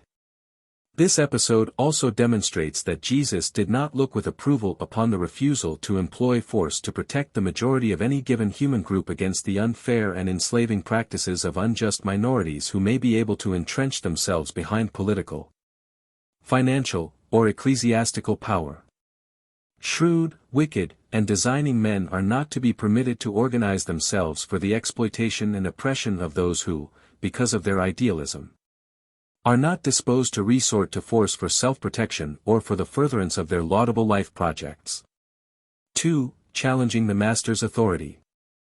1891.2, 173:2.1 On Sunday the triumphal entry into Jerusalem so overawed the Jewish leaders that they refrained from placing Jesus under arrest. Today, this spectacular cleansing of the temple likewise effectively postponed the master's apprehension. Day by day the rulers of the Jews were becoming more and more determined to destroy him, but they were distraught by two fears, which conspired to delay the hour of striking. The chief priests and the scribes were unwilling to arrest Jesus in public for fear the multitude might turn upon them in a fury of resentment. They also dreaded the possibility of the Roman guards being called upon to quell a popular uprising. 1891.3, 173:2.2 At the noon session of the Sanhedrin it was unanimously agreed that Jesus must be speedily destroyed, inasmuch as no friend of the Master attended this meeting. But they could not agree as to when and how he should be taken into custody. Finally they agreed upon appointing 5 groups to go out among the people and seek to entangle him in his teaching or otherwise to discredit him in the sight of those who listened to his instruction. Accordingly, about 2 o'clock, when Jesus had just begun his discourse on the liberty of sonship, a group of these elders of Israel made their way up near Jesus and, interrupting him in the customary manner, asked this question: By what authority do you do these things? Who gave you this authority? 1891.4, 173:2.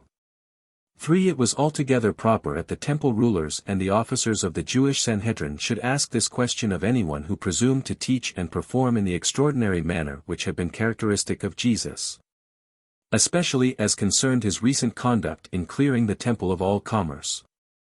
These traders and money changers all operated by direct license from the highest rulers, and a percentage of their gains was supposed to go directly into the temple treasury. Do not forget that authority was the watchword of all Jewry. The prophets were always stirring up trouble because they so boldly presumed to teach without authority, without having been duly instructed in the rabbinic academies and subsequently regularly ordained by the Sanhedrin. Lack of this authority in pretentious public teaching was looked upon as indicating either ignorant presumption or open rebellion. At this time only the Sanhedrin could ordain an elder or teacher, and such a ceremony had to take place in the presence of at least 3 persons who had previously been so ordained. Such an ordination conferred the title of rabbi upon the teacher and also qualified him to act as a judge, binding and loosing such matters as might be brought to him for adjudication. 1892.1, 173:2. For the rulers of the temple came before Jesus at this afternoon hour challenging not only his teaching but his acts. Jesus well knew that these very men had long publicly taught that his authority for teaching was satanic, and that all his mighty works had been wrought by the power of the prince of devils. Therefore did the Master begin his answer to their question by asking them a counter-question. Said Jesus, I would also like to ask you one question which, if you will answer me, I likewise will tell you by what authority I do these works.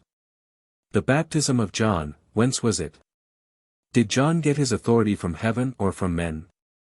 1892.2, 173:2.5 And when his questioners heard this, they withdrew to one side to take counsel among themselves as to what answer they might give.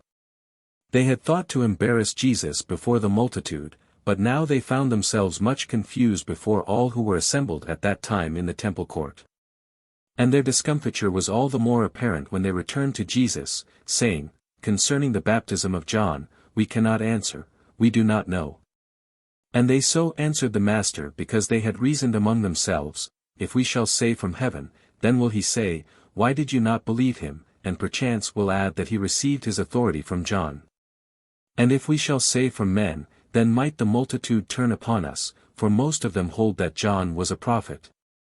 And so they were compelled to come before Jesus and the people confessing that they, the religious teachers and leaders of Israel, could not, or would not, express an opinion about John's mission.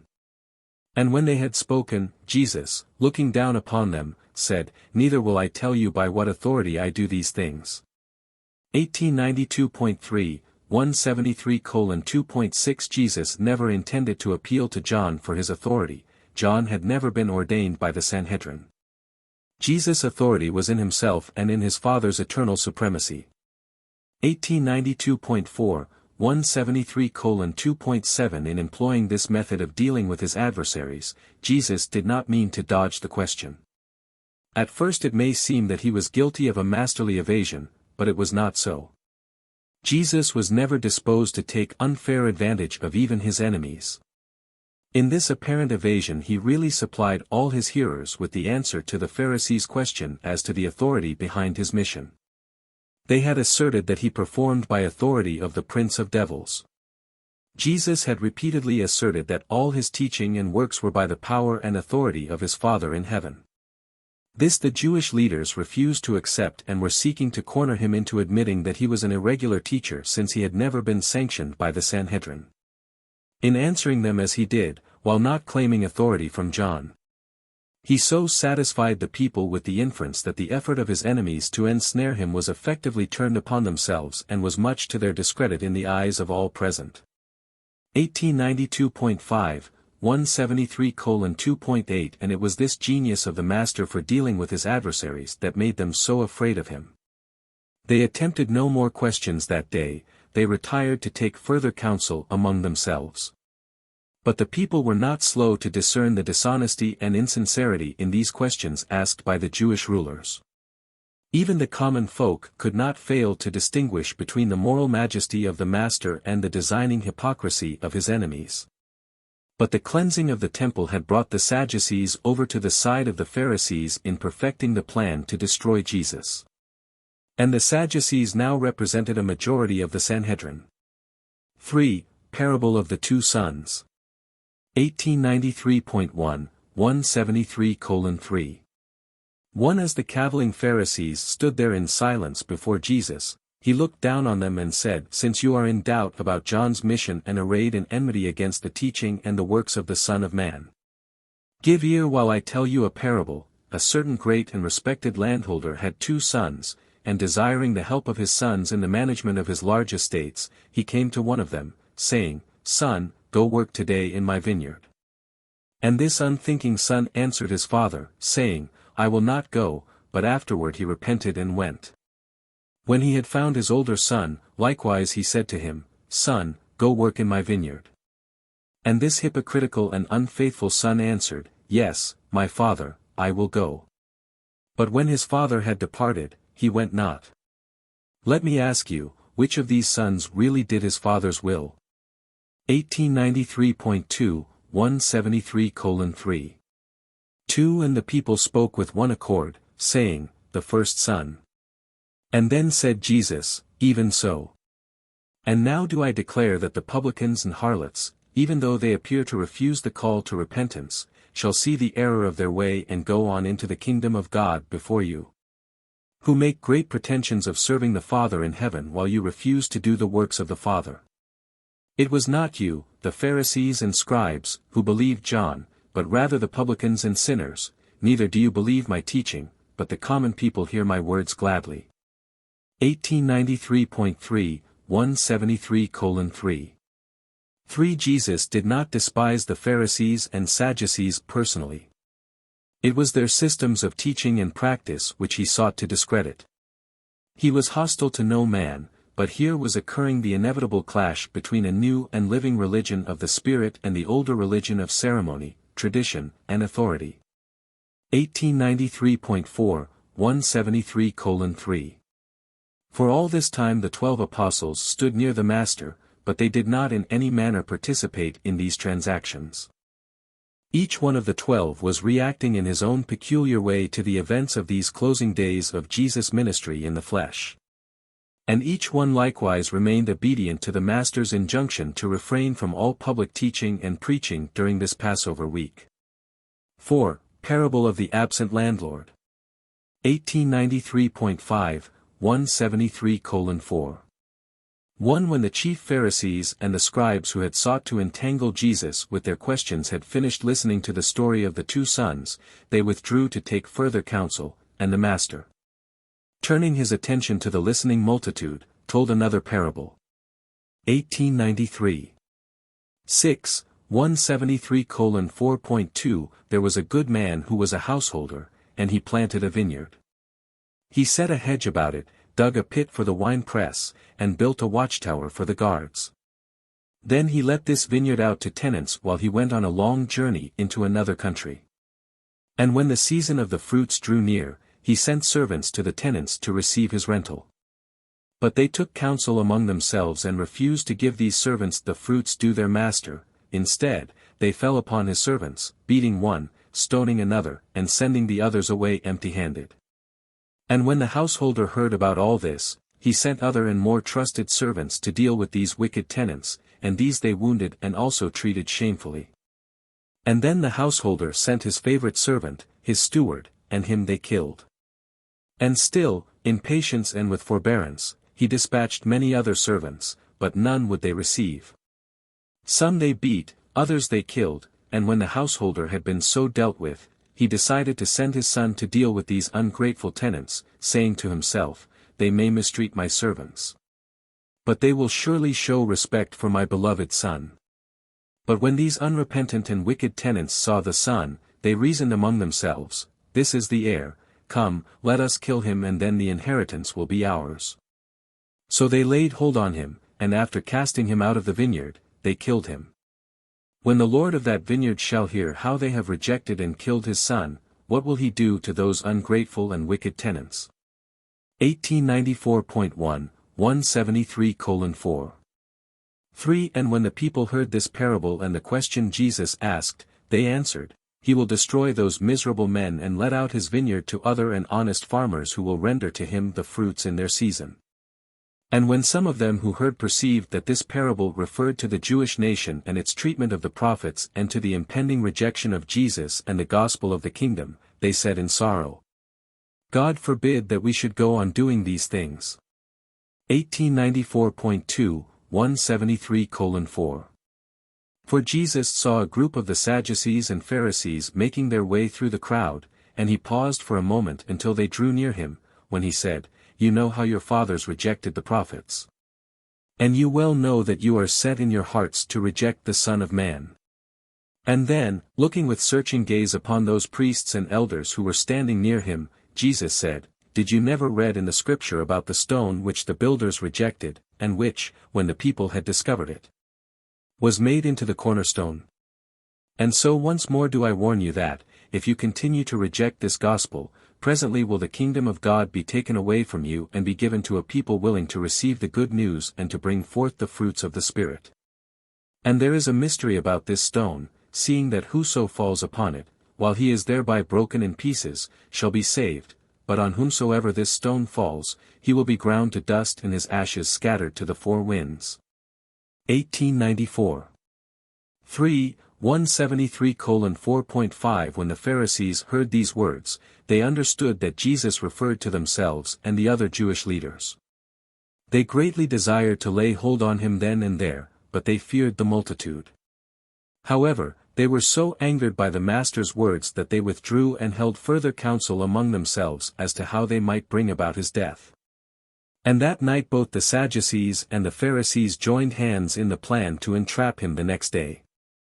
5. Parable of the Marriage Feast. 1894.4, 173:5. One after the scribes and rulers had withdrawn, Jesus addressed himself again to the assembled crowd and spoke the parable of the wedding feast. He said, 1894.5, 173:5. 2. The kingdom of heaven may be likened to a certain king who made a marriage feast for his son and dispatched messengers to call those who had previously been invited to the feast to come, saying, "Everything is ready for the marriage supper at the king's palace." Now, many of those who had once promised to attend, at this time refused to come. When the king heard of these rejections of his invitation, he sent other servants and messengers, saying, "Tell all those who were bidden, to come, for, behold, my dinner is ready. My oxen and my fatlings are killed, and all is in readiness for the celebration of the forthcoming marriage of my son." But again did the thoughtless make light of this call of their king, and they went their ways, one to the farm, another to the pottery, and others to their merchandise. Still others were not content thus to slight the king's call, but in open rebellion they laid hands on the king's messengers and shamefully mistreated them, even killing some of them. And when the king perceived that his chosen guests, even those who had accepted his preliminary invitation and had promised to attend the wedding feast, had finally rejected his call and in rebellion had assaulted and slain his chosen messengers, he was exceedingly wroth. And then this insulted king ordered out his armies and the armies of his allies and instructed them to destroy these rebellious murderers and to burn down their city. 1895.1, 173:5. 3. And when he had punished those who spurned his invitation, he appointed yet another day for the wedding feast and said to his messengers, they who were first bidden to the wedding were not worthy. So go now into the parting of the ways and into the highways and even beyond the borders of the city, and as many as ye shall find, bid even these strangers to come in and attend this wedding feast. And then these servants went out into the highways and the out-of-the-way places, and they gathered together as many as they found, good and bad, rich and poor, so that at last the wedding chamber was filled with willing guests. When all was ready, the king came in to view his guests, and much to his surprise he saw there a man without a wedding garment. The king, since he had freely provided wedding garments for all his guests, addressing this man, said, Friend, how is it that you come into my guest chamber on this occasion without a wedding garment? And this unprepared man was speechless. Then said the king to his servants, Cast out this thoughtless guest from my house to share the lot of all the others who have spurned my hospitality and rejected my call. I will have none here except those who delight to accept my invitation, and who do me the honor to wear those guest garments so freely provided for all. 1895.2, 173:5. For after speaking this parable, Jesus was about to dismiss the multitude when a sympathetic believer, making his way through the crowds toward him, asked, But, Master, how shall we know about these things? How shall we be ready for the king's invitation? What sign will you give us whereby we shall know that you are the Son of God? And when the master heard this, he said, Only one sign shall be given you. And then, pointing to his own body, he continued, Destroy this temple, and in 3 days I will raise it up. But they did not understand him, and as they dispersed, they talked among themselves, saying, Almost 50 years has this temple been in building, and yet he says he will destroy it and raise it up in 3 days. Even his own apostles did not comprehend the significance of this utterance, but subsequently, after his resurrection, they recalled what he had said. 1895.3, 173:5. 5. About 4 o'clock this afternoon Jesus beckoned to his apostles and indicated that he desired to leave the temple and to go to Bethany for their evening meal and a night of rest. On the way up Olivet Jesus instructed Andrew, Philip, and Thomas that, on the morrow, they should establish a camp nearer the city which they could occupy during the remainder of the Passover week. In compliance with this instruction the following morning they pitched their tents in the hillside ravine overlooking the public camping park of Gethsemane, on a plot of ground belonging to Simon of Bethany. 1896.1, 173:5. 6. Again it was a silent group of Jews who made their way up the western slope of Olivet on this Monday night. These 12 men, as never before, were beginning to sense that something tragic was about to happen.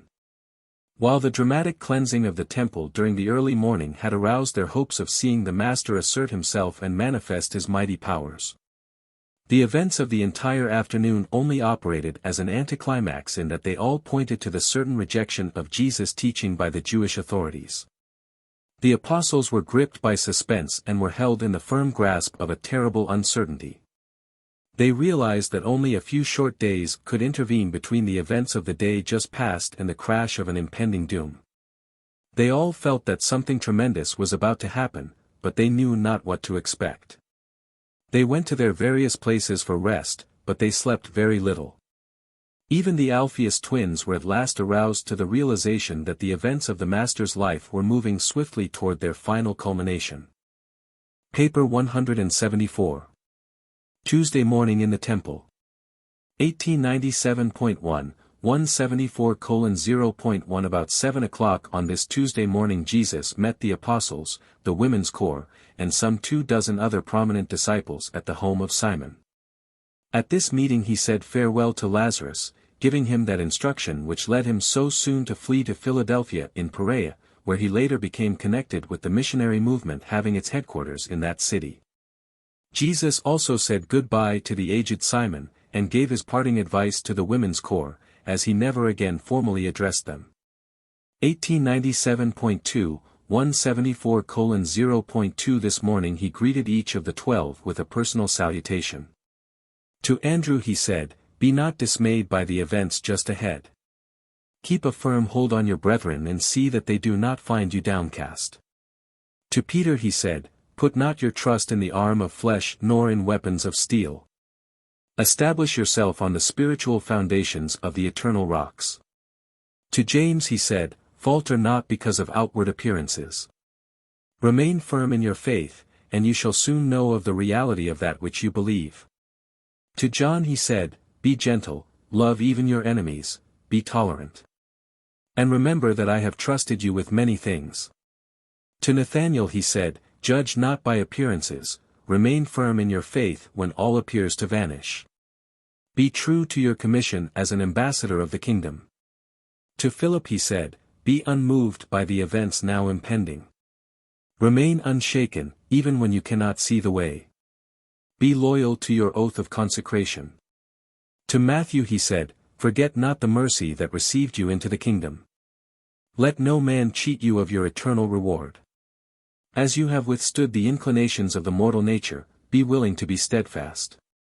To Thomas he said, "No matter how difficult it may be, just now you must walk by faith and not by sight. Doubt not that I am able to finish the work I have begun, and that I shall eventually see all of my faithful ambassadors in the kingdom beyond." To the Alphaeus twins he said, "Do not allow the things which you cannot understand to crush you.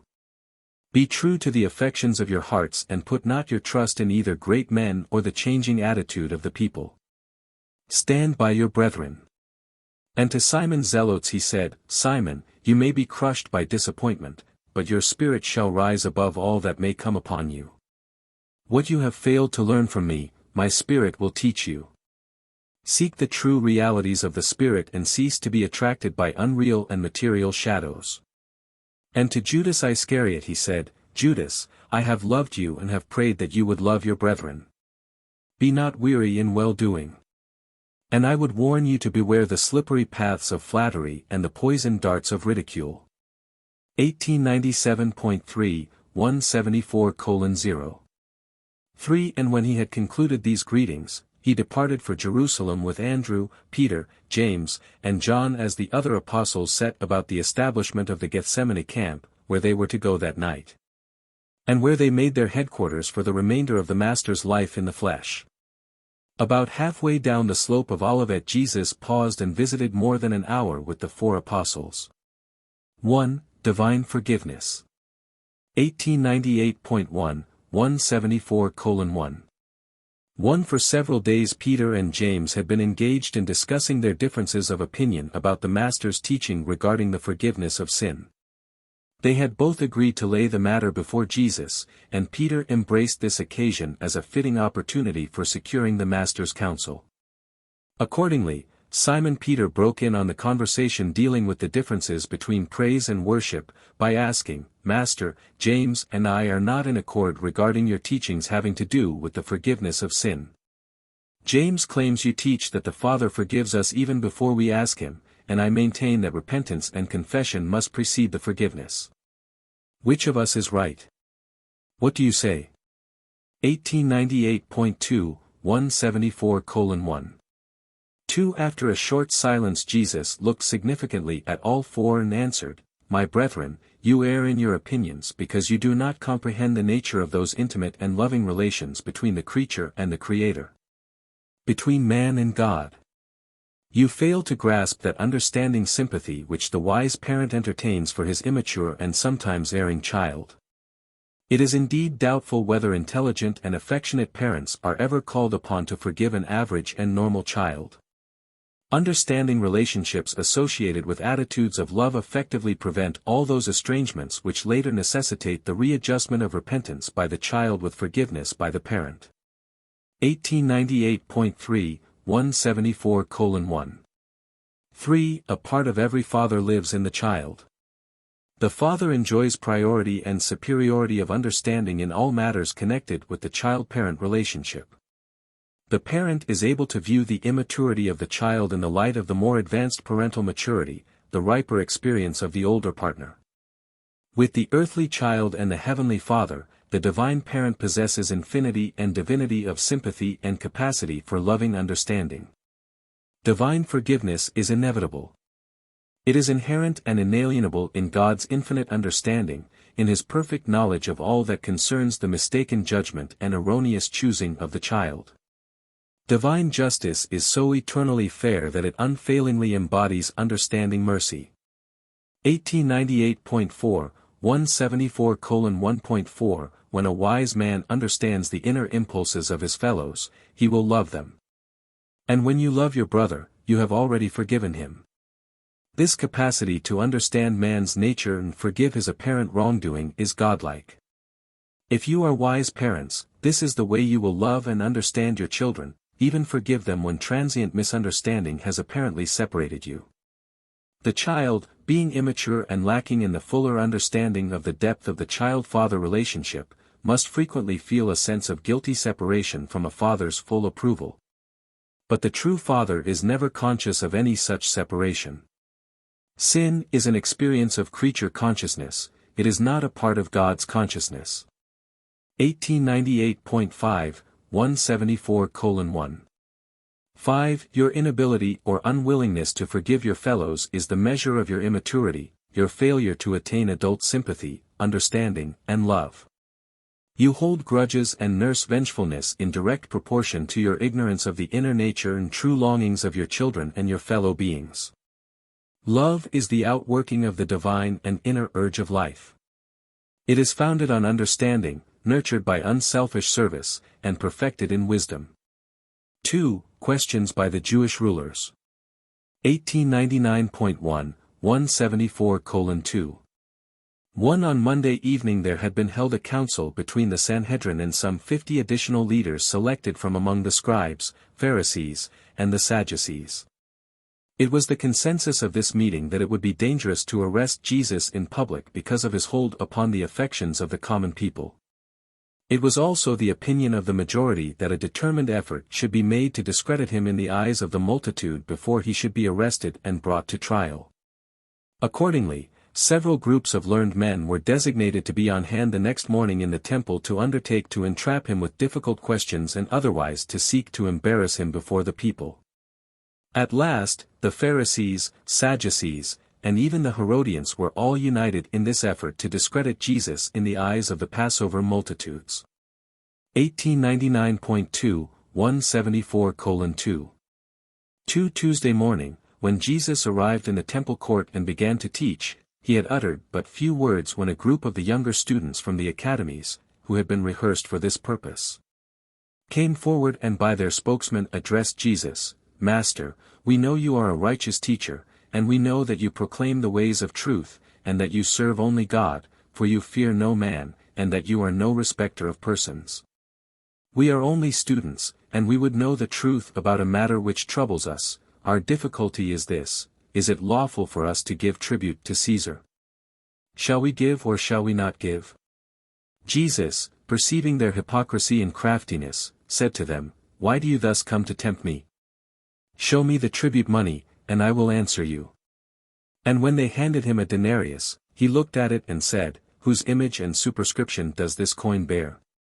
And when they answered him, "Caesar's," Jesus said, "Render to Caesar the things that are Caesar's and render to God the things that are God's." 1899.3, 174:2.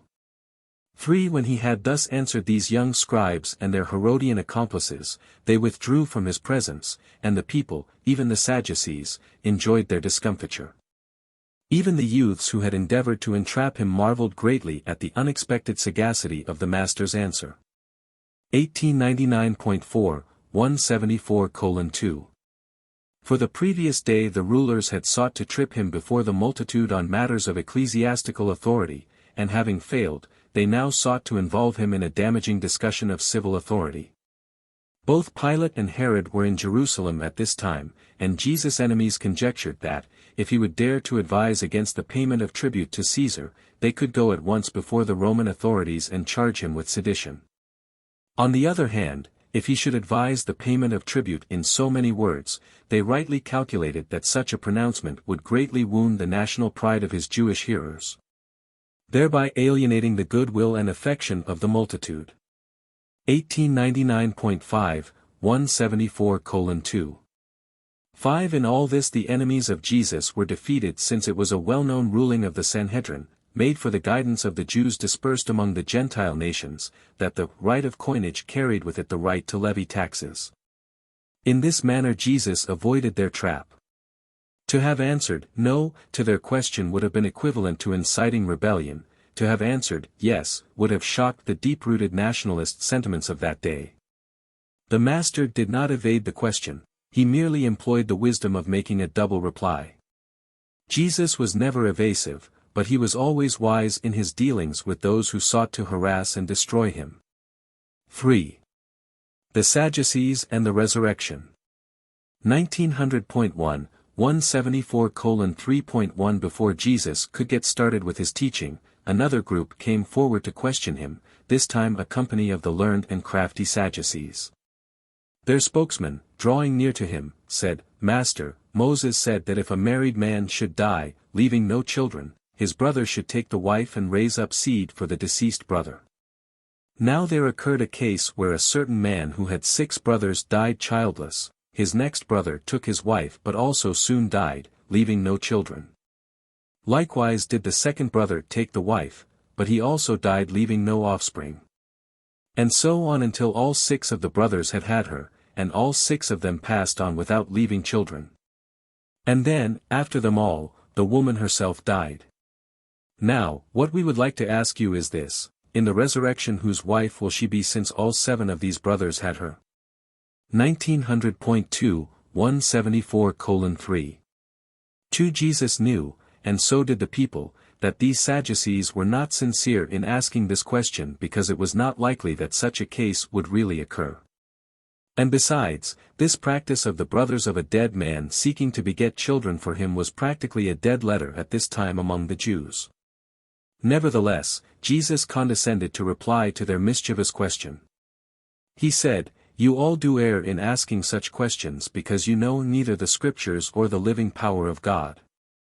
You know that the sons of this world can marry and are given in marriage, but you do not seem to understand that they who are accounted worthy to attain the worlds to come, through the resurrection of the righteous, neither marry nor are given in marriage. Those who experience the resurrection from the dead are more like the angels of heaven, and they never die. These resurrected ones are eternally the sons of God, they are the children of light resurrected into the progress of eternal life. And even your father Moses understood this, for, in connection with his experiences at the burning bush, he heard the Father say, 'I am the God of Abraham, the God of Isaac, and the God of Jacob.' And so, along with Moses, do I declare that my Father is not the God of the dead but of the living. In him you all do live, reproduce, and possess your mortal existence." 1900.3, 174:3.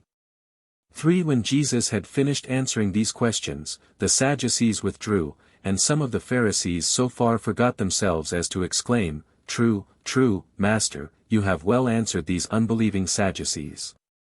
The Sadducees dared not ask him any more questions, and the common people marveled at the wisdom of his teaching. 1900.4, 174:3. For Jesus appealed only to Moses in his encounter with the Sadducees because this religio-political sect acknowledged the validity of only the 5 so-called books of Moses.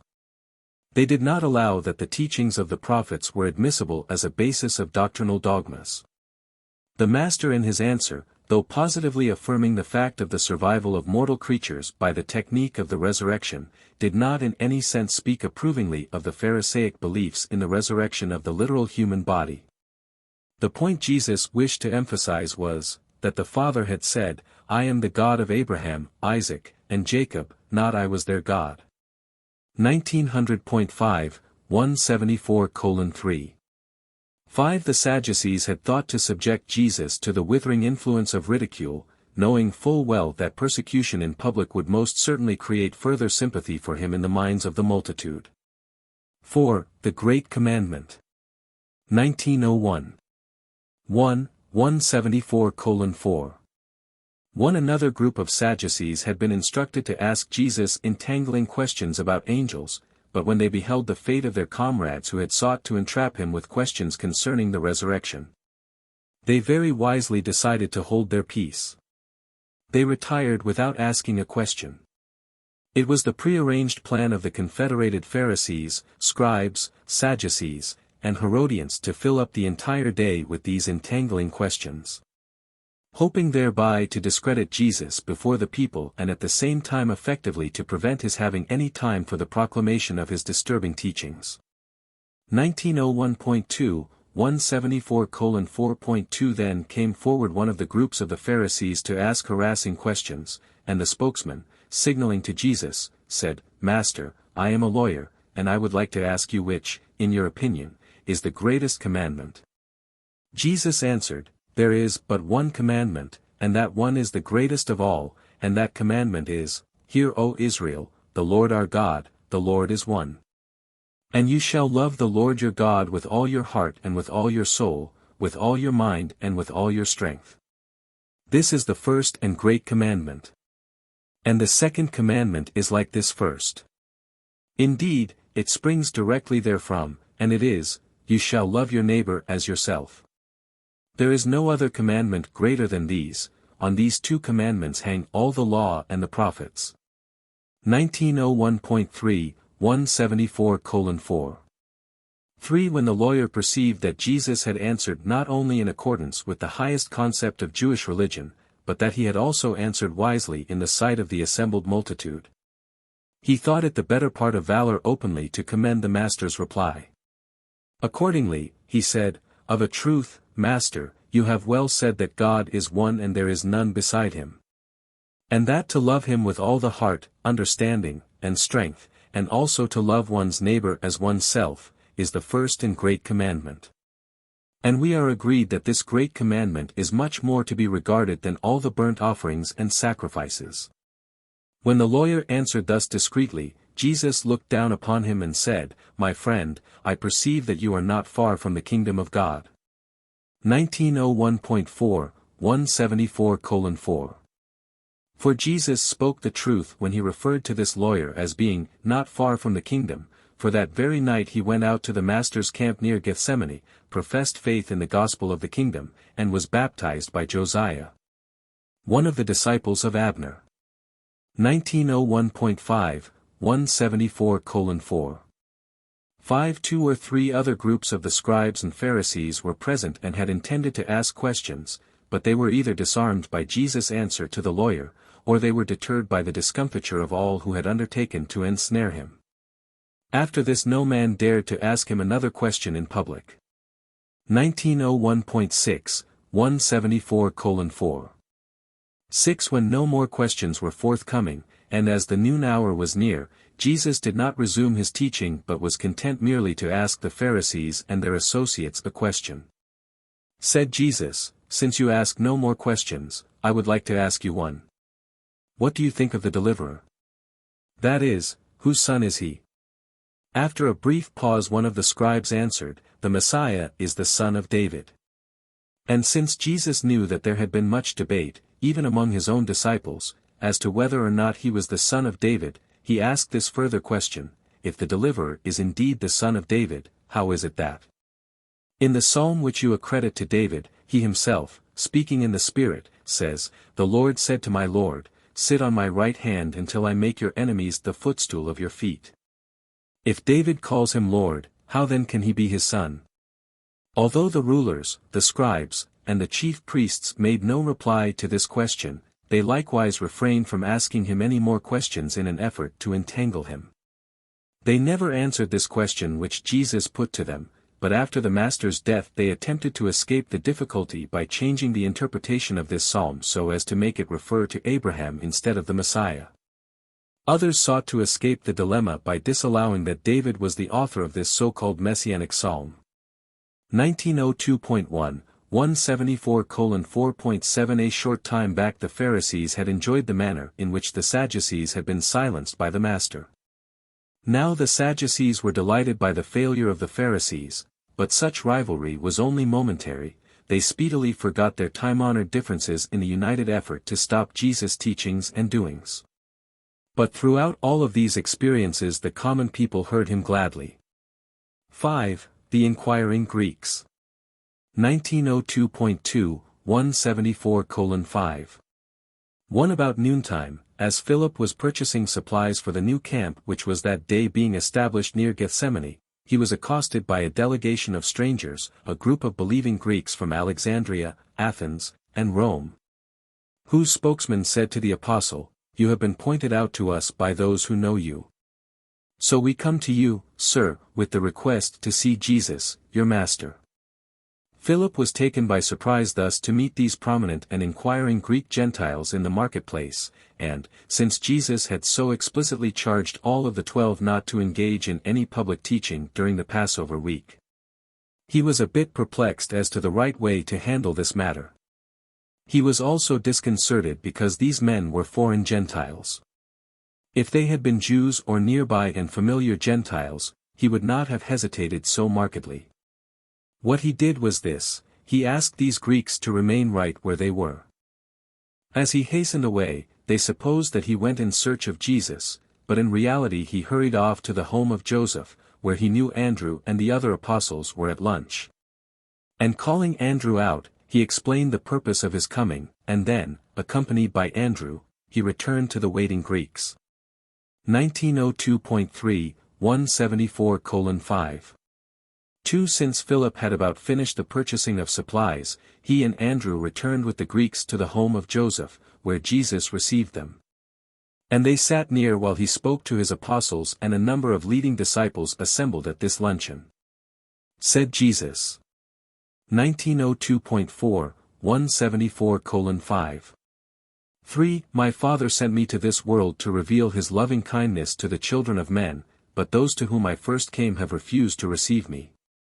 True, indeed, many of you have believed my gospel for yourselves, but the children of Abraham and their leaders are about to reject me, and in so doing they will reject him who sent me.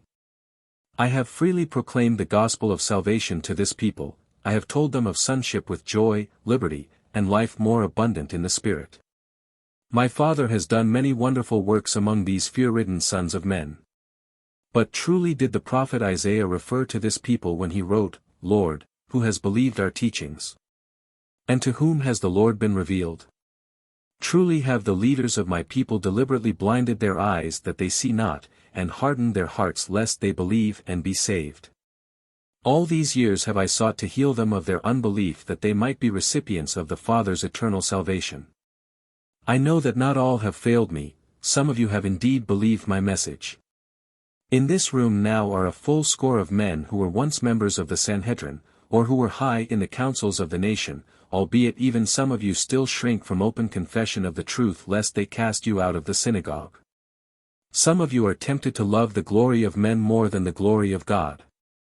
But I am constrained to show forbearance since I fear for the safety and loyalty of even some of those who have been so long near me, and who have lived so close by my side.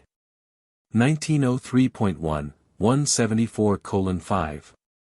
For, in this banquet chamber I perceive there are assembled Jews and Gentiles in about equal numbers, and I would address you as the first and last of such a group that I may instruct in the affairs of the kingdom before I go to my Father. 1903. 2, 174:5.5. These Greeks had been in faithful attendance upon Jesus' teaching in the temple. On Monday evening they had held a conference at the home of Nicodemus, which lasted until the dawn of day, and 30 of them had elected to enter the kingdom. 1903.3, 174:5. 6. As Jesus stood before them at this time, he perceived the end of one dispensation and the beginning of another. Turning his attention to the Greeks, the Master said. 1903.4, 174:5. 7. He who believes this gospel, believes not merely in me but in him who sent me. When you look upon me, you see not only the Son of Man but also him who sent me. I am the light of the world, and whosoever will believe my teaching shall no longer abide in darkness. If you Gentiles will hear me, ye shall receive the words of life and shall enter forthwith into the joyous liberty of the truth of sonship with God. If my fellow countrymen, the Jews, choose to reject me and to refuse my teachings, I will not sit in judgment on them, for I came not to judge the world but to offer it salvation. Nevertheless, they who reject me and refuse to receive my teaching shall be brought to judgment in due season by my Father and those whom he has appointed to sit in judgment on such as reject the gift of mercy and the truths of salvation. Remember, all of you, that I speak not of myself, but that I have faithfully declared to you that which the Father commanded I should reveal to the children of men. And these words which the Father directed me to speak to the world are words of divine truth, everlasting mercy, and eternal life. 1903.5, 174:5. 8. But to both Jew and Gentile I declare the hour has about come when the Son of Man will be glorified. You well know that, except a grain of wheat falls into the earth and dies, it abides alone. But if it dies in good soil, it springs up again to life and bears much fruit. He who selfishly loves his life stands in danger of losing it. But he who is willing to lay down his life for my sake and the gospel shall enjoy a more abundant existence on earth and in heaven, life eternal. If you will truly follow me, even after I have gone to my Father, then shall you become my disciples and the sincere servants of your fellow mortals. 1903.6, 174:5.9, I know my hour is approaching, and I am troubled. I perceive that my people are determined to spurn the kingdom, but I am rejoiced to receive these truth-seeking Gentiles who come here today inquiring for the way of light. Nevertheless, my heart aches for my people, and my soul is distraught by that which lies just before me. What shall I say as I look ahead and discern what is about to befall me? Shall I say, Father, save me from this awful hour? No. For this very purpose have I come into the world and even to this hour. Rather will I say, and pray that you will join me, Father, glorify your name, your will be done. 1904.1, 174:5. 10. When Jesus had thus spoken, the personalized adjuster of his indwelling during pre-baptismal times appeared before him, and as he paused noticeably, this now mighty Spirit of the Father's representation spoke to Jesus of Nazareth, saying, I have glorified my name in your bestowals many times, and I will glorify it once more. 1904.2, 174:5.11. While the Jews and Gentiles here assembled heard no voice, they could not fail to discern that the Master had paused in his speaking while a message came to him from some superhuman source. They all said, every man to the one who was by him, an angel has spoken to him. 1904.3, 174:5.12. Then Jesus continued to speak, all this has not happened for my sake but for yours. I know of a certainty that the Father will receive me and accept my mission in your behalf, but it is needful that you be encouraged and be made ready for the fiery trial which is just ahead. Let me assure you that victory shall eventually crown our united efforts to enlighten the world and liberate mankind. The old order is bringing itself to judgment, the prince of this world I have cast down. And all men shall become free by the light of the Spirit which I will pour out upon all flesh after I have ascended to my Father in heaven. 1904.4, 174:5. 13. And now I declare to you that I, if I be lifted up on earth and in your lives, will draw all men to myself and into the fellowship of my Father. You have believed that the Deliverer would abide on earth forever, but I declare that the Son of Man will be rejected by men, and that he will go back to the Father. Only a little while will I be with you. Only a little time will the living light be among this darkened generation. Walk while you have this light so that the oncoming darkness and confusion may not overtake you. He who walks in the darkness knows not where he goes. But if you will choose to walk in the light, ye shall all indeed become liberated sons of God. And now, all of you, come with me while we go back to the temple and I speak farewell words to the chief priests, the scribes, the Pharisees, the Sadducees, the Herodians, and the benighted rulers of Israel. 1904.5, 174:5. 14 Having thus spoken, Jesus led the way over the narrow streets of Jerusalem back to the temple. They had just heard the Master say that this was to be his farewell discourse in the temple, and they followed him in silence and in deep meditation. Paper 175. The Last Temple Discourse. 1905.1, 175:0.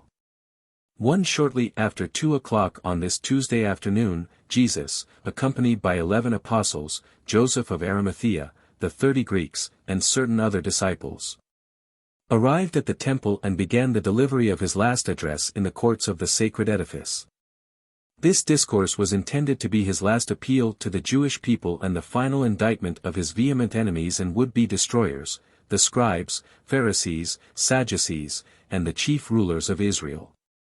Throughout the forenoon the various groups had had an opportunity to question Jesus. This afternoon no one asked him a question. 1905.2, 175:0.2 As the Master began to speak, the temple court was quiet and orderly. The money changers and the merchandisers had not dared again to enter the temple since Jesus and the aroused multitude had driven them out the previous day. Before beginning the discourse, Jesus tenderly looked down upon this audience which was so soon to hear his farewell public address of mercy to mankind coupled with his last denunciation of the false teachers and the bigoted rulers of the Jews. 1. The Discourse. 1905.3, 175:1.1 This long time have I been with you, going up and down in the land proclaiming the Father's love for the children of men, and many have seen the light and, by faith, have entered into the kingdom of heaven. In connection with this teaching and preaching the Father has done many wonderful works, even to the resurrection of the dead. Many sick and afflicted have been made whole because they believed. But all of this proclamation of truth and healing of disease has not opened the eyes of those who refuse to see light, those who are determined to reject this gospel of the kingdom. 1905.4, 175:1. 2. In every manner consistent with doing my Father's will, I and my apostles have done our utmost to live in peace with our brethren, to conform with the reasonable requirements of the laws of Moses and the traditions of Israel. We have persistently sought peace, but the leaders of Israel will not have it. By rejecting the truth of God and the light of heaven, they are aligning themselves on the side of error and darkness. There cannot be peace between light and darkness, between life and death, between truth and error. 1905.5, 175:1. 3. Many of you have dared to believe my teachings and have already entered into the joy and liberty of the consciousness of sonship with God.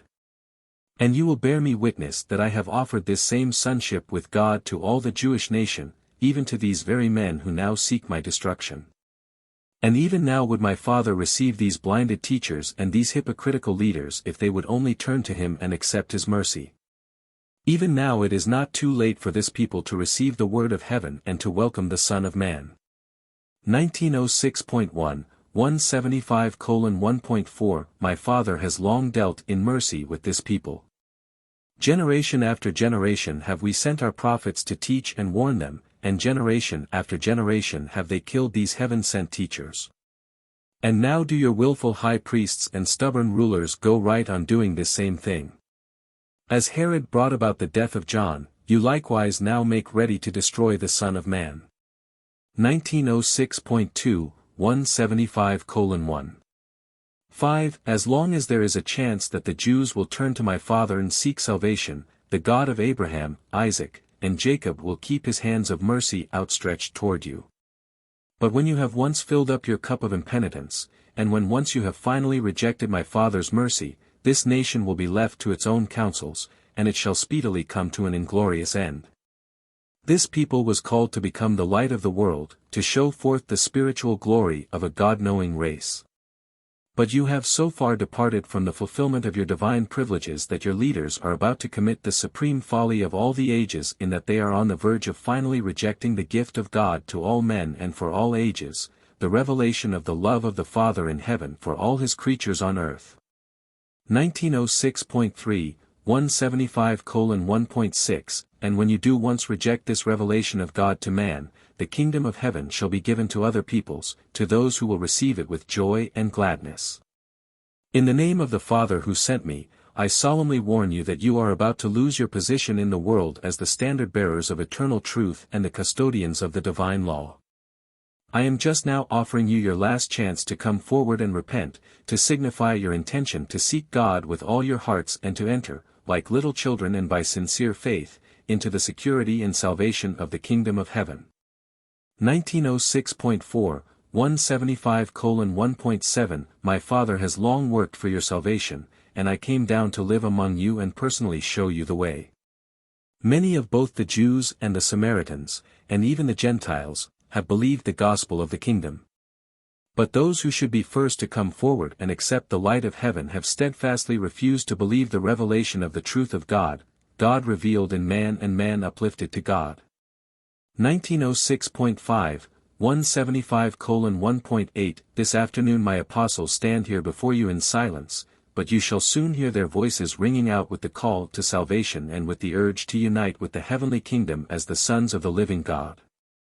And now I call to witness these, my disciples and believers in the gospel of the kingdom, as well as the unseen messengers by their sides, that I have once more offered Israel and her rulers deliverance and salvation. But you all behold how the Father's mercy is slighted and how the messengers of truth are rejected. Nevertheless, I admonish you that these scribes and Pharisees still sit in Moses' seat, and therefore, until the Most Highs who rule in the kingdoms of men shall finally overthrow this nation and destroy the place of these rulers, I bid you cooperate with these elders in Israel.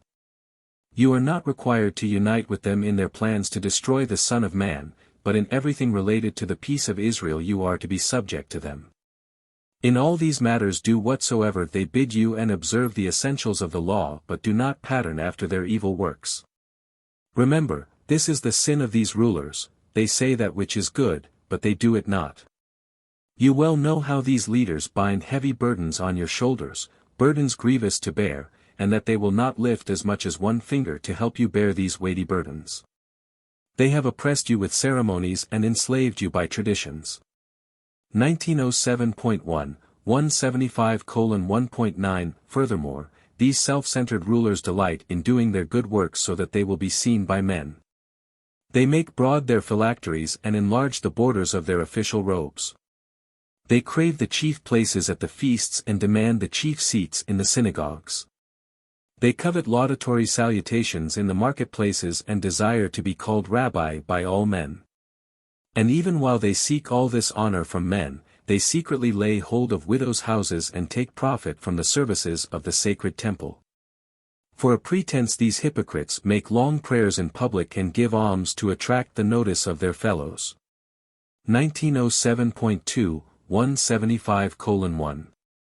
10 While you should honor your rulers and reverence your teachers, you should call no man father in the spiritual sense, for there is one who is your Father, even God.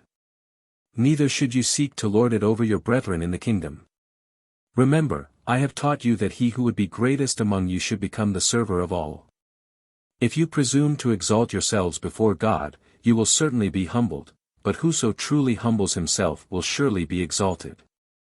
Seek in your daily lives, not self-glorification, but the glory of God. Intelligently subordinate your own wills to the will of the Father in heaven.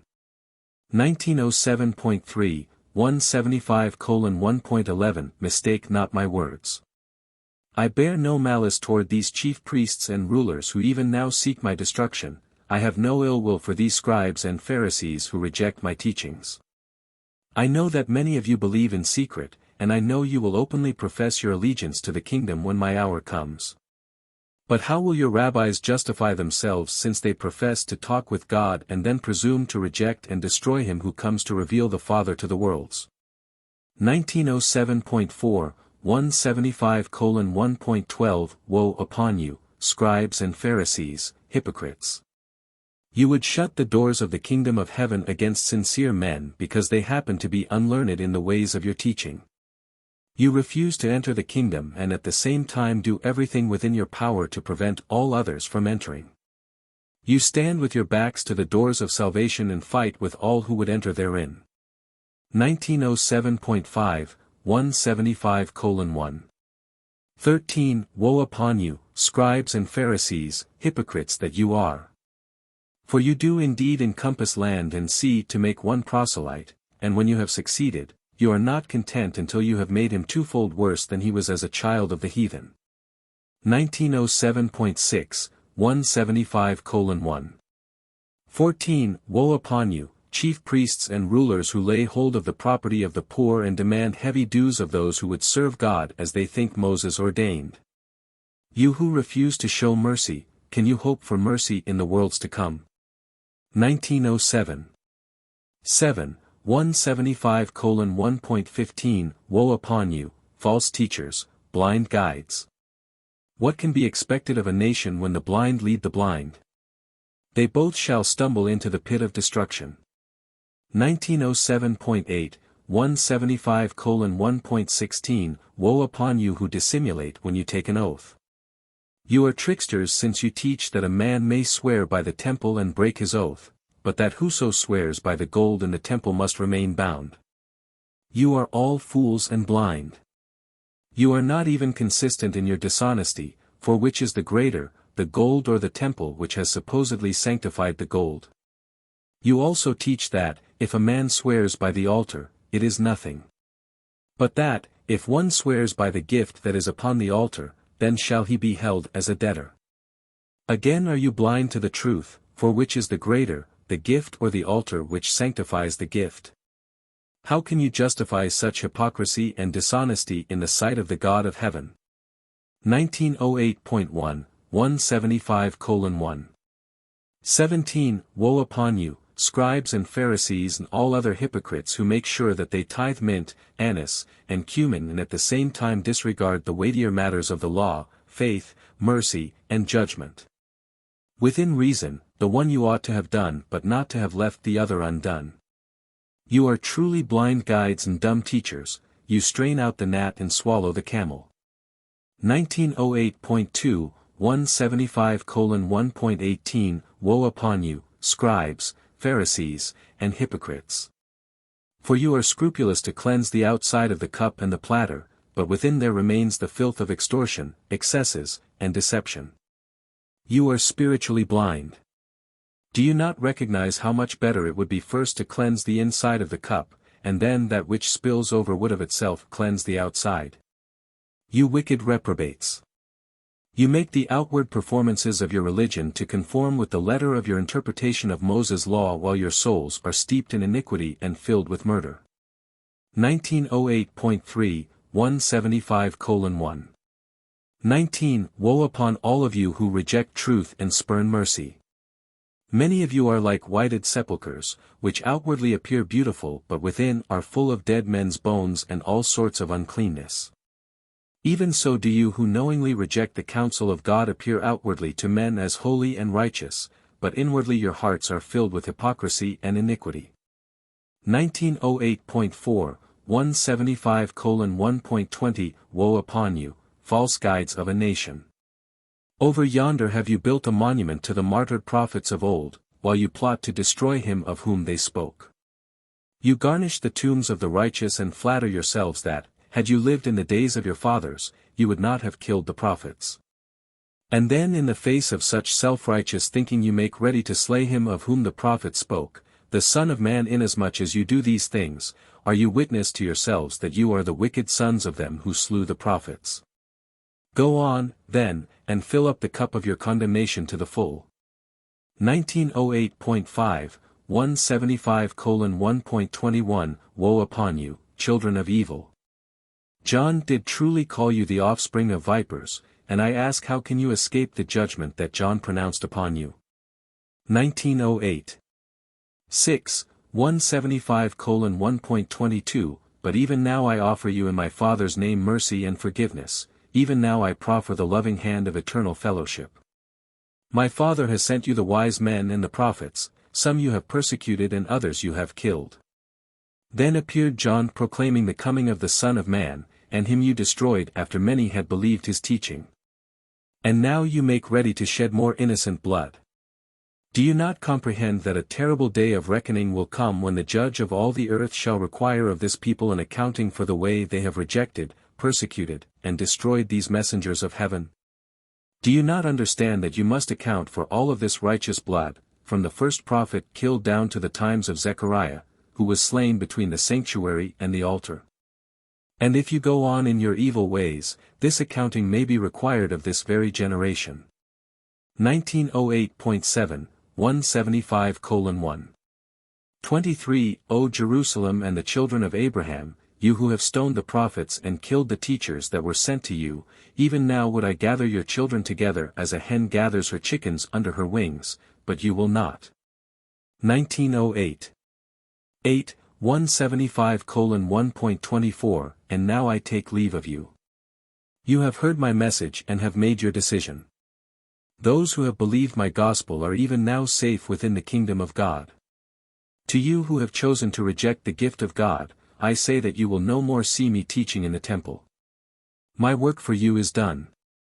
Behold, I now go forth with my children, and your house is left to you desolate. 1908.9, 175:1. 25 And then the Master beckoned his followers to depart from the temple. 2. Status of individual Jews. 1909.1, 175:2.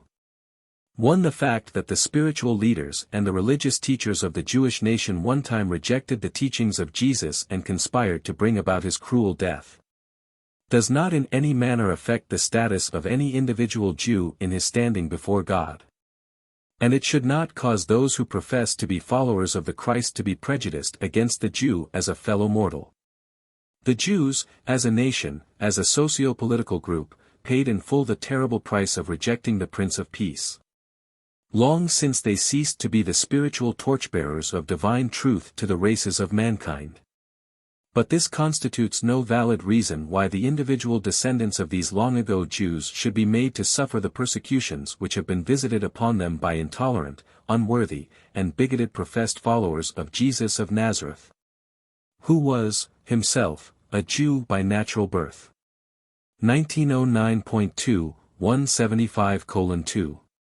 Too many times has this unreasoning and unchristlike hatred and persecution of modern Jews terminated in the suffering and death of some innocent and unoffending Jewish individual whose very ancestors, in the times of Jesus, heartily accepted his gospel and presently died unflinchingly for that truth which they so wholeheartedly believed.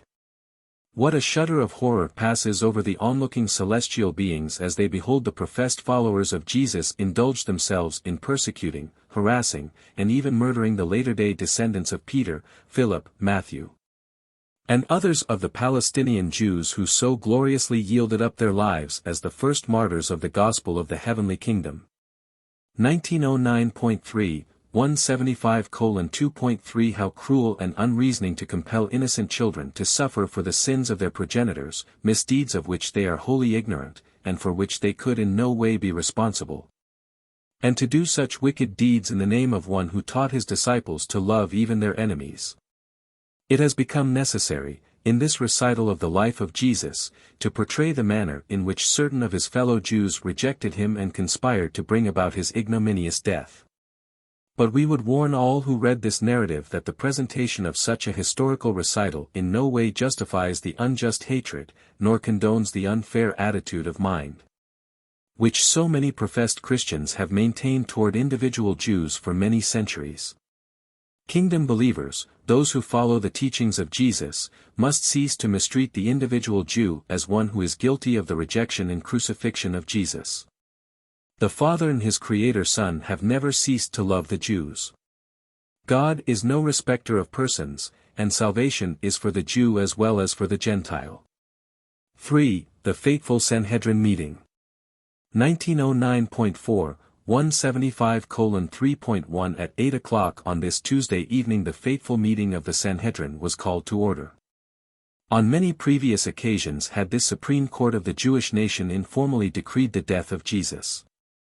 Many times had this august ruling body determined to put a stop to his work, but never before had they resolved to place him under arrest and to bring about his death at any and all costs. It was just before midnight on this Tuesday, April 4, A.D. 30, that the Sanhedrin, as then constituted, officially and unanimously voted to impose the death sentence upon both Jesus and Lazarus. This was the answer to the Master's last appeal to the rulers of the Jews which he had made in the temple only a few hours before.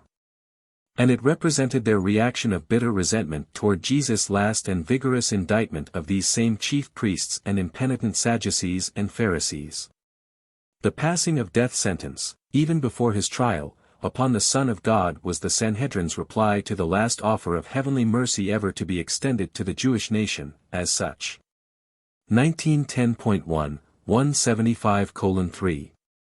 2 From this time on the Jews were left to finish their brief and short lease of national life wholly in accordance with their purely human status among the nations of Urantia. Israel had repudiated the Son of the God who made a covenant with Abraham, and the plan to make the children of Abraham the light-bearers of truth to the world had been shattered. The divine covenant had been abrogated, and the end of the Hebrew nation drew on apace. 1910.2, 175:3. 3 The officers of the Sanhedrin were given the orders for Jesus' arrest early the next morning, but with instructions that he must not be apprehended in public.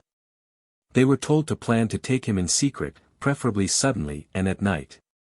Understanding that he might not return that day, Wednesday, to teach in the temple, they instructed these officers of the Sanhedrin to bring him before the high Jewish court sometime before midnight on Thursday. 4. The situation in Jerusalem. 1910.3, 175:4.1 At the conclusion of Jesus' last discourse in the temple, the apostles once more were left in confusion and consternation. Before the Master began his terrible denunciation of the Jewish rulers, Judas had returned to the temple, so that all 12 heard this latter half of Jesus' last discourse in the temple. It is unfortunate that Judas Iscariot could not have heard the first and mercy-proffering half of this farewell address.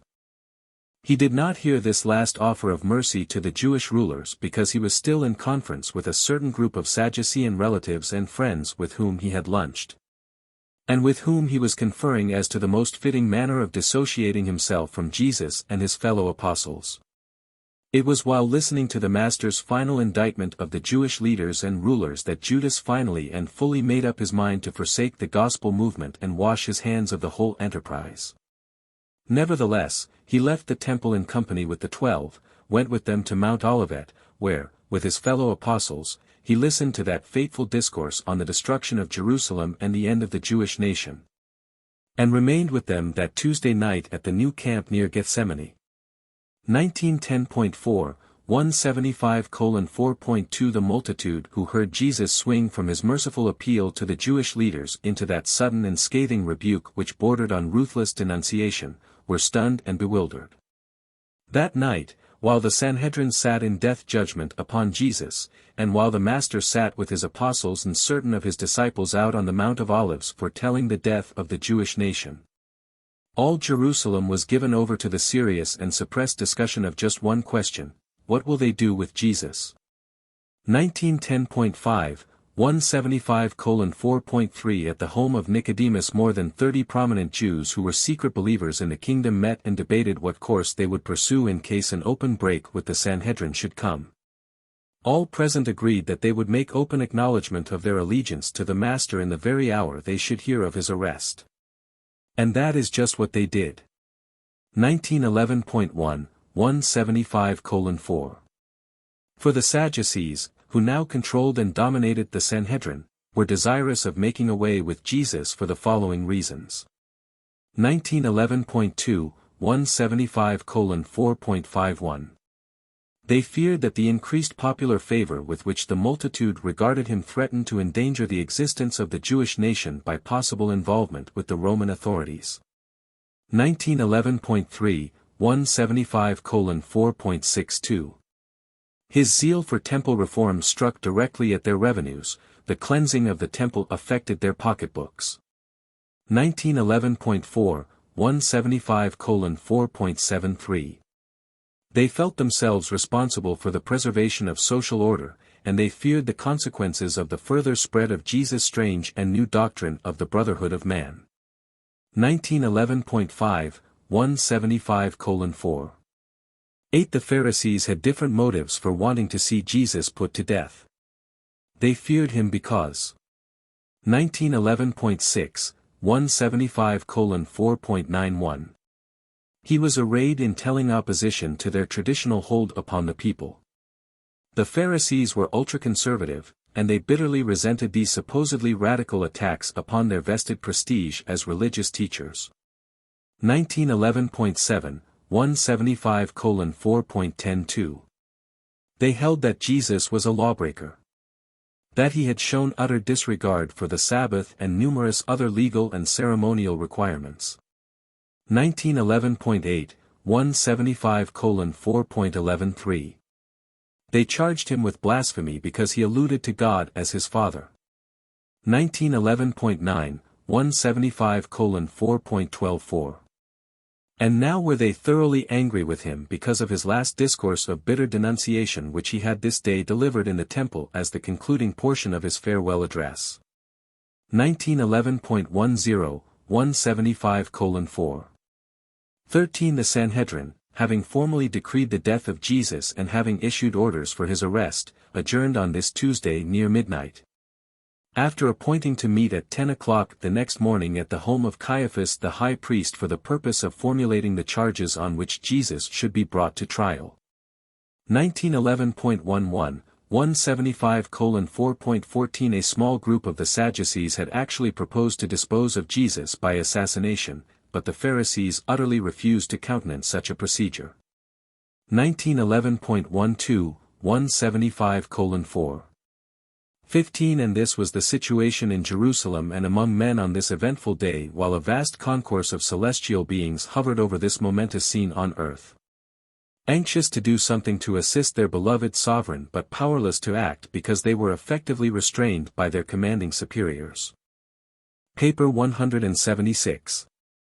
Tuesday evening on Mount Olivet. 1912.1, 176:0. 1. This Tuesday afternoon, as Jesus and the apostles passed out of the temple on their way to the Gethsemane camp, Matthew, calling attention to the temple construction, said, "Master, observe what manner of buildings these are. See the massive stones and the beautiful adornment. Can it be that these buildings are to be destroyed?" As they went on toward Olivet, Jesus said, "You see these stones and this massive temple. Verily, verily, I say to you, in the days soon to come there shall not be left one stone upon another. They shall all be thrown down." These remarks depicting the destruction of the sacred temple aroused the curiosity of the apostles as they walked along behind the Master. They could conceive of no event short of the end of the world which would occasion the destruction of the temple. 1912.2, 176:0. 2. In order to avoid the crowds passing along the Kidron Valley toward Gethsemane, Jesus and his associates were minded to climb up the western slope of Olivet for a short distance and then follow a trail over to their private camp near Gethsemane located a short distance above the public camping ground. As they turned to leave the road leading on to Bethany, they observed the temple, glorified by the rays of the setting sun, and while they tarried on the mount, they saw the lights of the city appear and beheld the beauty of the illuminated temple. And there, under the mellow light of the full moon, Jesus and the 12 sat down. The Master talked with them, and presently Nathanael asked this question, "Tell us, Master, how shall we know when these events are about to come to pass?" 1. The destruction of Jerusalem. 1912.3, 176:1.1. In answering Nathanael's question, Jesus said, "Yes, I will tell you about the times when this people shall have filled up the cup of their iniquity. When justice shall swiftly descend upon this city of our fathers. I am about to leave you, I go to the Father. After I leave you, take heed that no man deceive you, for many will come as deliverers and will lead many astray. When you hear of wars and rumors of wars, be not troubled, for though all these things will happen, the end of Jerusalem is not yet at hand. You should not be perturbed by famines or earthquakes. Neither should you be concerned when you are delivered up to the civil authorities and are persecuted for the sake of the gospel. You will be thrown out of the synagogue and put in prison for my sake, and some of you will be killed. When you are brought up before governors and rulers, it shall be for a testimony of your faith and to show your steadfastness in the gospel of the kingdom. And when you stand before judges, be not anxious beforehand as to what you should say, for the Spirit will teach you in that very hour what you should answer your adversaries. In these days of travail, even your own kinsfolk, under the leadership of those who have rejected the Son of Man, will deliver you up to prison and death. For a time you may be hated by all men for my sake, but even in these persecutions I will not forsake you, my Spirit will not desert you. Be patient. Doubt not that this gospel of the kingdom will triumph over all enemies and, eventually, be proclaimed to all nations. 1913.1, 176:1.2 Jesus paused while he looked down upon the city. The Master realized that the rejection of the spiritual concept of the Messiah, the determination to cling persistently and blindly to the material mission of the expected deliverer, would presently bring the Jews in direct conflict with the powerful Roman armies, and that such a contest could only result in the final and complete overthrow of the Jewish nation. When his people rejected his spiritual bestowal and refused to receive the light of heaven as it so mercifully shone upon them, they thereby sealed their doom as an independent people with a special spiritual mission on earth. Even the Jewish leaders subsequently recognized that it was this secular idea of the Messiah which directly led to the turbulence which eventually brought about their destruction. 1913.2, 176:1. 3. Since Jerusalem was to become the cradle of the early gospel movement, Jesus did not want its teachers and preachers to perish in the terrible overthrow of the Jewish people in connection with the destruction of Jerusalem. Wherefore did he give these instructions to his followers? Jesus was much concerned lest some of his disciples become involved in these soon-coming revolts and so perish in the downfall of Jerusalem. 1913.3, 176:1. For then Andrew inquired, "But, Master, if the holy city and the temple are to be destroyed, and if you are not here to direct us, when should we forsake Jerusalem?" Said Jesus, "You may remain in the city after I have gone, even through these times of travail and bitter persecution, but when you finally see Jerusalem being encompassed by the Roman armies after the revolt of the false prophets, then will you know that her desolation is at hand. Then must you flee to the mountains. Let none who are in the city and around about tarry to save aught, neither let those who are outside dare to enter therein. There will be great tribulation, for these will be the days of Gentile vengeance. And after you have deserted the city, this disobedient people will fall by the edge of the sword and will be led captive into all nations, and so shall Jerusalem be trodden down by the Gentiles. In the meantime, I warn you, be not deceived. If any man comes to you, saying, Behold, here is the deliverer, or, Behold, there is he, believe it not, for many false teachers will arise and many will be led astray, but you should not be deceived, for I have told you all this beforehand. 1913.4, 176:1.5 The apostles sat in silence in the moonlight for a considerable time while these astounding predictions of the Master sank into their bewildered minds. And it was in conformity with this very warning that practically the entire group of believers and disciples fled from Jerusalem upon the first appearance of the Roman troops, finding a safe shelter in Pella to the north. 1913.5, 176:1. 6. Even after this explicit warning, many of Jesus' followers interpreted these predictions as referring to the changes which would obviously occur in Jerusalem when the reappearing of the Messiah would result in the establishment of the New Jerusalem and in the enlargement of the city to become the world's capital. In their minds these Jews were determined to connect the destruction of the temple with the end of the world. They believed this New Jerusalem would fill all Palestine. That the end of the world would be followed by the immediate appearance of the new heavens and the new earth. And so it was not strange that Peter should say, Master, we know that all things will pass away when the new heavens and the new earth appear, but how shall we know when you will return to bring all this about? 1914.1, 176:1. 7. When Jesus heard this, he was thoughtful for some time and then said, You ever err since you always try to attach the new teaching to the old, you are determined to misunderstand all my teaching. You insist on interpreting the gospel in accordance with your established beliefs. Nevertheless, I will try to enlighten you. 2. The Master's Second Coming. 1914.2, 176:2. 1. On several occasions Jesus had made statements which led his hearers to infer that, while he intended presently to leave this world, he would most certainly return to consummate the work of the heavenly kingdom. As the conviction grew on his followers that he was going to leave them, and after he had departed from this world, it was only natural for all believers to lay fast hold upon these promises to return. The doctrine of the second coming of Christ thus became early incorporated into the teachings of the Christians. And almost every subsequent generation of disciples has devoutly believed this truth and has confidently looked forward to his sometime coming. 1914.3, 176:2. 2. If they were to part with their master and teacher, how much more did these first disciples and the apostles grasp at this promise to return? And they lost no time in associating the predicted destruction of Jerusalem with this promised second coming. And they continued thus to interpret his words, notwithstanding that, throughout this evening of instruction on Mount Olivet, the Master took particular pains to prevent just such a mistake. 1914.4, 176:2. 3. In further answer to Peter's question, Jesus said, "Why do you still look for the Son of Man to sit upon the throne of David and expect that the material dreams of the Jews will be fulfilled? Have I not told you all these years that my kingdom is not of this world? The things which you now look down upon are coming to an end, but this will be a new beginning out of which the gospel of the kingdom will go to all the world, and this salvation will spread to all peoples. And when the kingdom shall have come to its full fruition, be assured that the Father in heaven will not fail to visit you with an enlarged revelation of truth and an enhanced demonstration of righteousness. Even as he has already bestowed upon this world him who became the prince of darkness, and then Adam, who was followed by Melchizedek, and in these days, the Son of Man.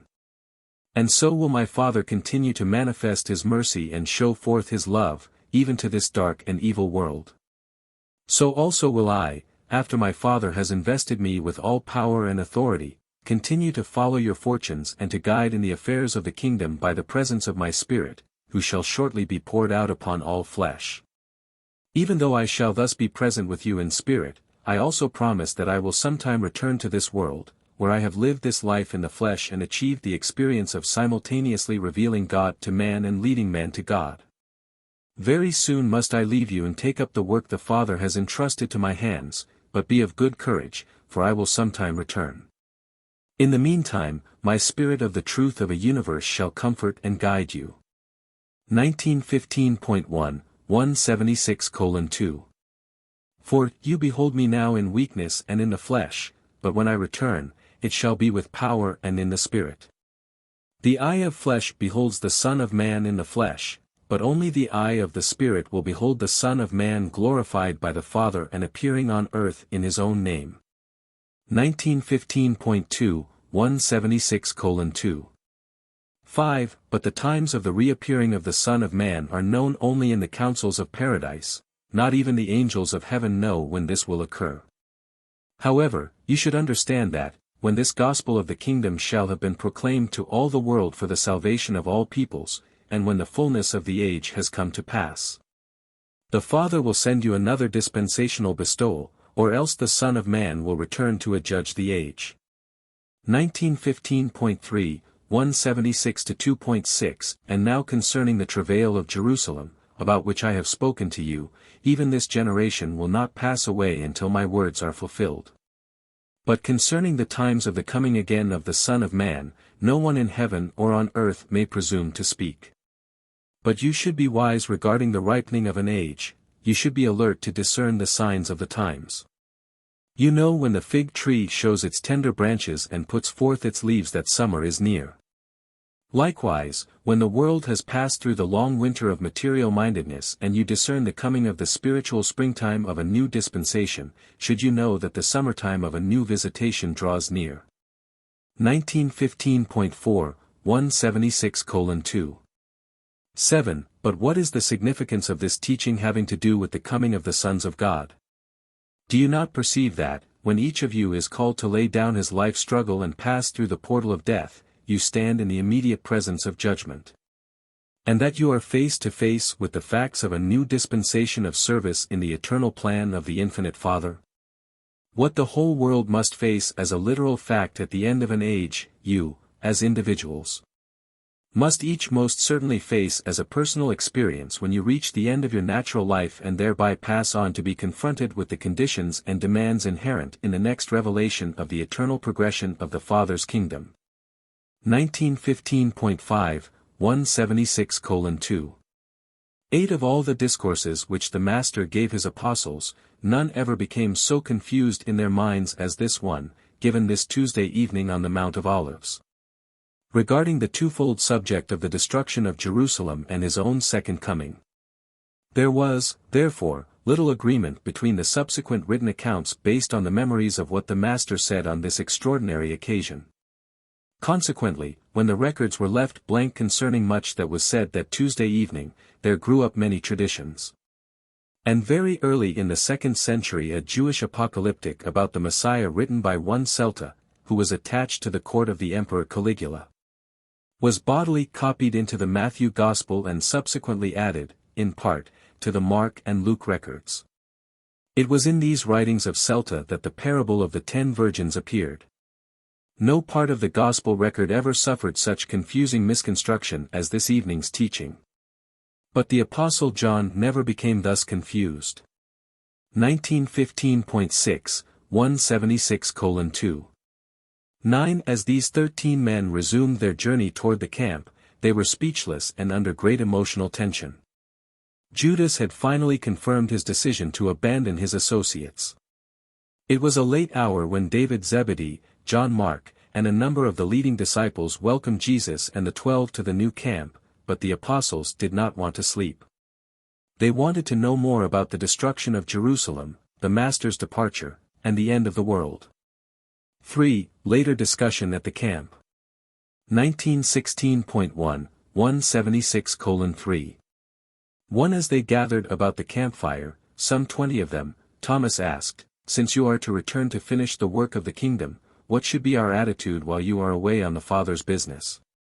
As Jesus looked them over by the firelight, he answered.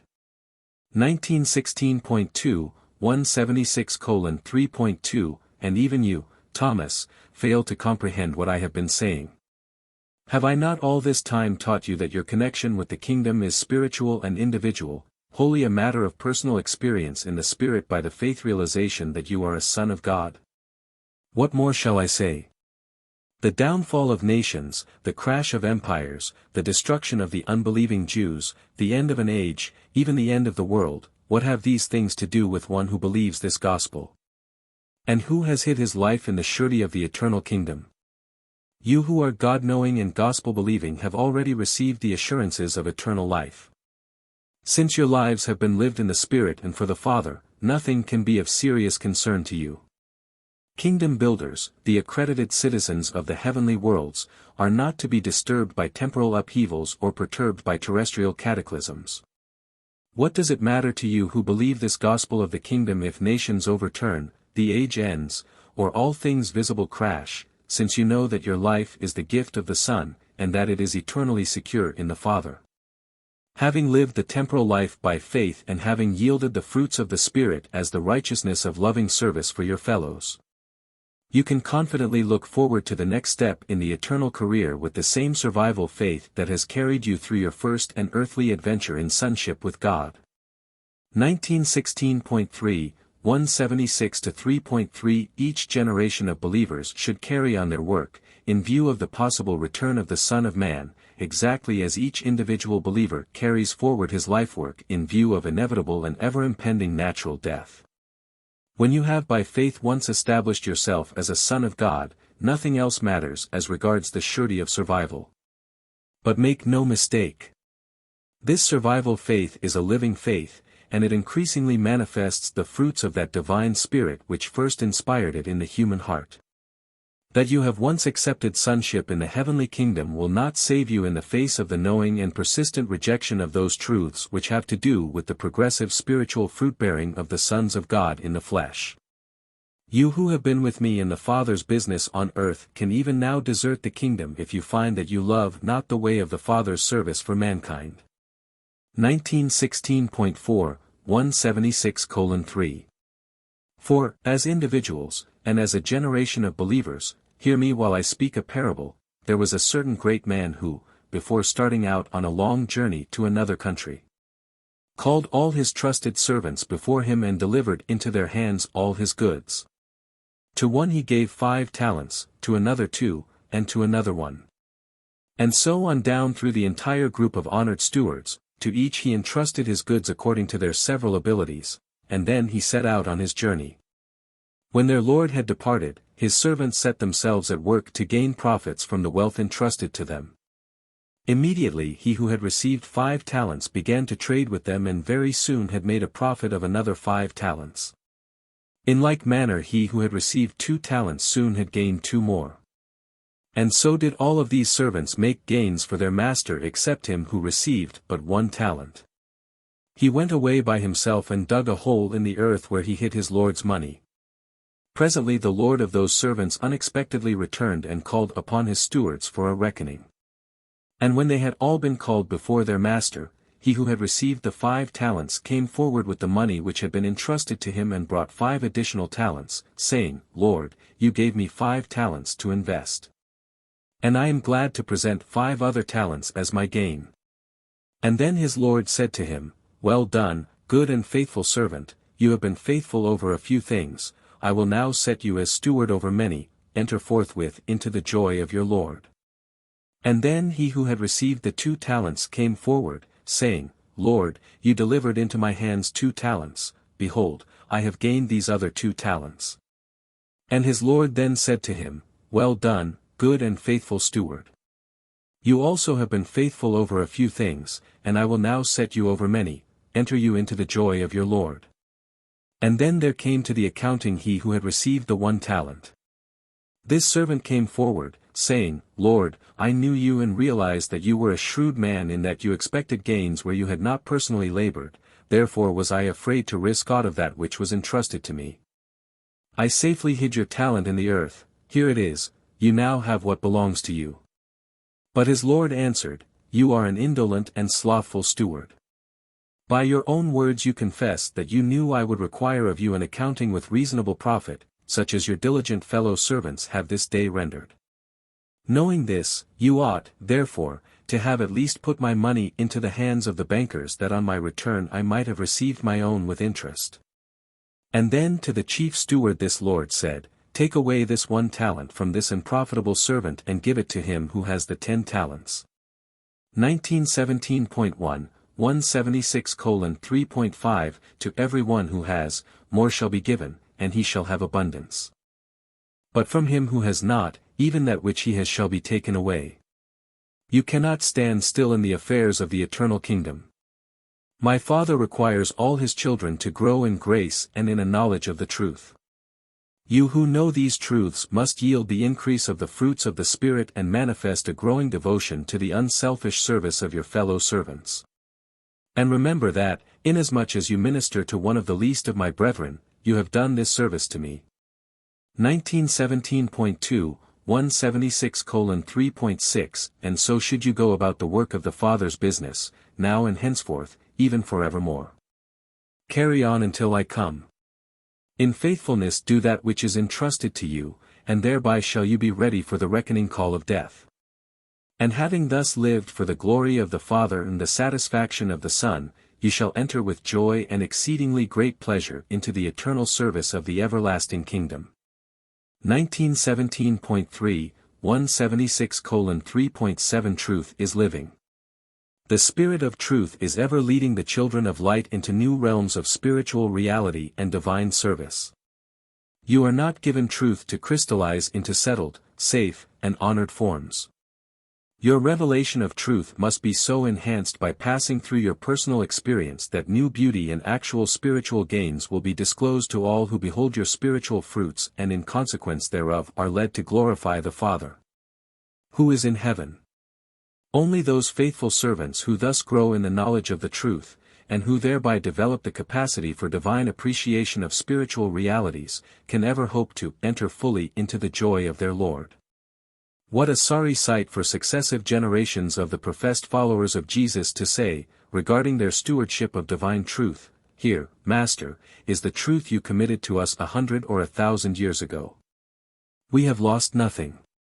We have faithfully preserved all you gave us, we have allowed no changes to be made in that which you taught us, here is the truth you gave us. But such a plea concerning spiritual indolence will not justify the barren steward of truth in the presence of the Master. In accordance with the truth committed to your hands will the Master of Truth require a reckoning. 1918.1, 176:3. 8. In the next world you will be asked to give an account of the endowments and stewardships of this world. Whether inherent talents are few or many, a just and merciful reckoning must be faced. If endowments are used only in selfish pursuits and no thought is bestowed upon the higher duty of obtaining increased yield of the fruits of the Spirit, as they are manifested in the ever-expanding service of men and the worship of God, such selfish stewards must accept the consequences of their deliberate choosing.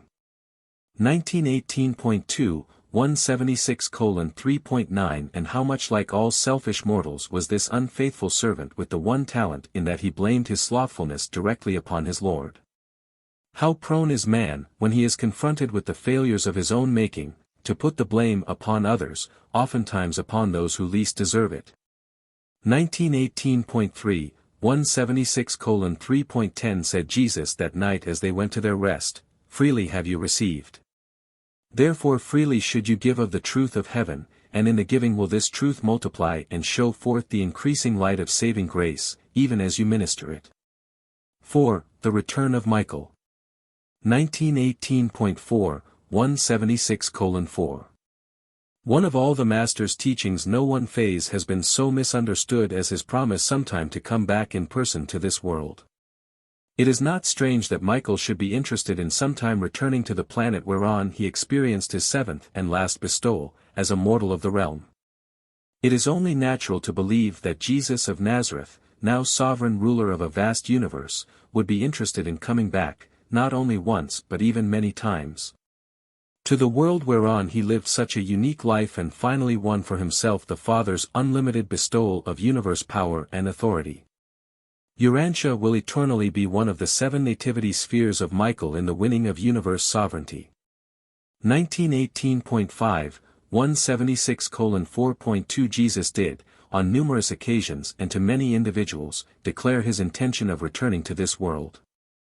As his followers awakened to the fact that their Master was not going to function as a temporal deliverer, and as they listened to his predictions of the overthrow of Jerusalem and the downfall of the Jewish nation, they most naturally began to associate his promised return with these catastrophic events. But when the Roman armies leveled the walls of Jerusalem, destroyed the temple, and dispersed the Judean Jews, and still the Master did not reveal himself in power and glory, his followers began the formulation of that belief which eventually associated the second coming of Christ with the end of the age, even with the end of the world. 1918.6, 176:4.3. Jesus promised to do 2 things after he had ascended to the Father, and after all power in heaven and on earth had been placed in his hands. He promised, first, to send into the world, and in his stead, another teacher, the Spirit of Truth, and this he did on the day of Pentecost. Second, he most certainly promised his followers that he would sometime personally return to this world. But he did not say how, where, or when he would revisit this planet of his bestowal experience in the flesh. On one occasion he intimated that, whereas the eye of flesh had beheld him when he lived here in the flesh, on his return, at least on one of his possible visits, he would be discerned only by the eye of spiritual faith. 1919.1, 176:4. For many of us are inclined to believe that Jesus will return to Urantia many times during the ages to come. We do not have his specific promise to make these plural visits. But it seems most probable that he who carries among his universe titles that of planetary prince of Urantia will many times visit the world whose conquest conferred such a unique title upon him. 1919.2, 176:4.5. We most positively believe that Michael will again come in person to Urantia, but we have not the slightest idea as to when or in what manner he may choose to come. Will his second advent on earth be timed to occur in connection with the terminal judgment of this present age, either with or without the associated appearance of a magisterial sun? Will he come in connection with the termination of some subsequent Urantian age? Will he come unannounced and as an isolated event? We do not know.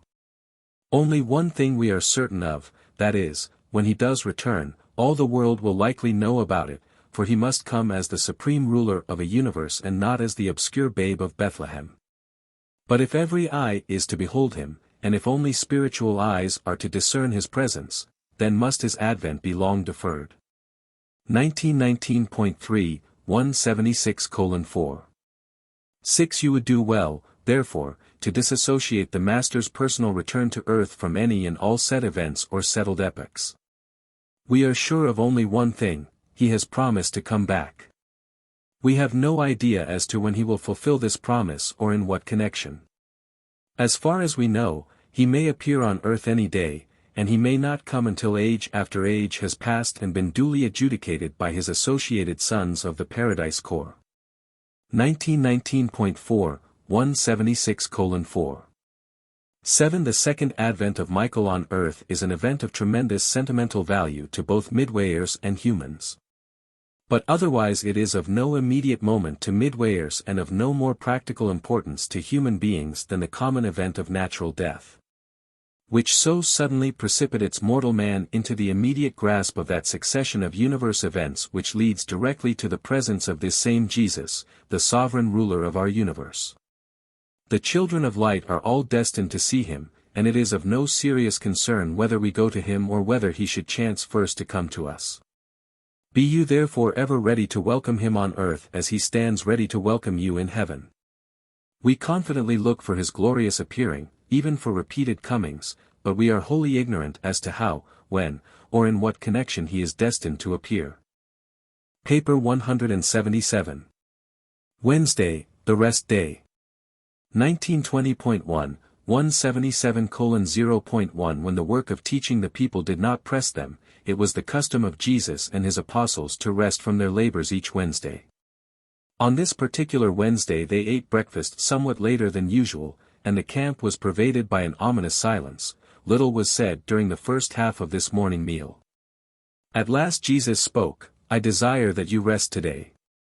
Take time to think over all that has happened since we came to Jerusalem and meditate on what is just ahead, of which I have plainly told you. Make sure that the truth abides in your lives, and that you daily grow in grace." 1920.2, 177:0. 2. After breakfast the Master informed Andrew that he intended to be absent for the day and suggested that the apostles be permitted to spend the time in accordance with their own choosing, except that under no circumstances should they go within the gates of Jerusalem. 1920.3, 177:0.3. When Jesus made ready to go into the hills alone, David Zebedee accosted him, saying, "You well know, Master, that the Pharisees and rulers seek to destroy you, and yet you make ready to go alone into the hills. To do this is folly. I will therefore send 3 men with you well prepared to see that no harm befalls you." Jesus looked over the 3 well-armed and stalwart Galileans and said to David, "You mean well, but you err in that you fail to understand that the Son of Man needs no one to defend him.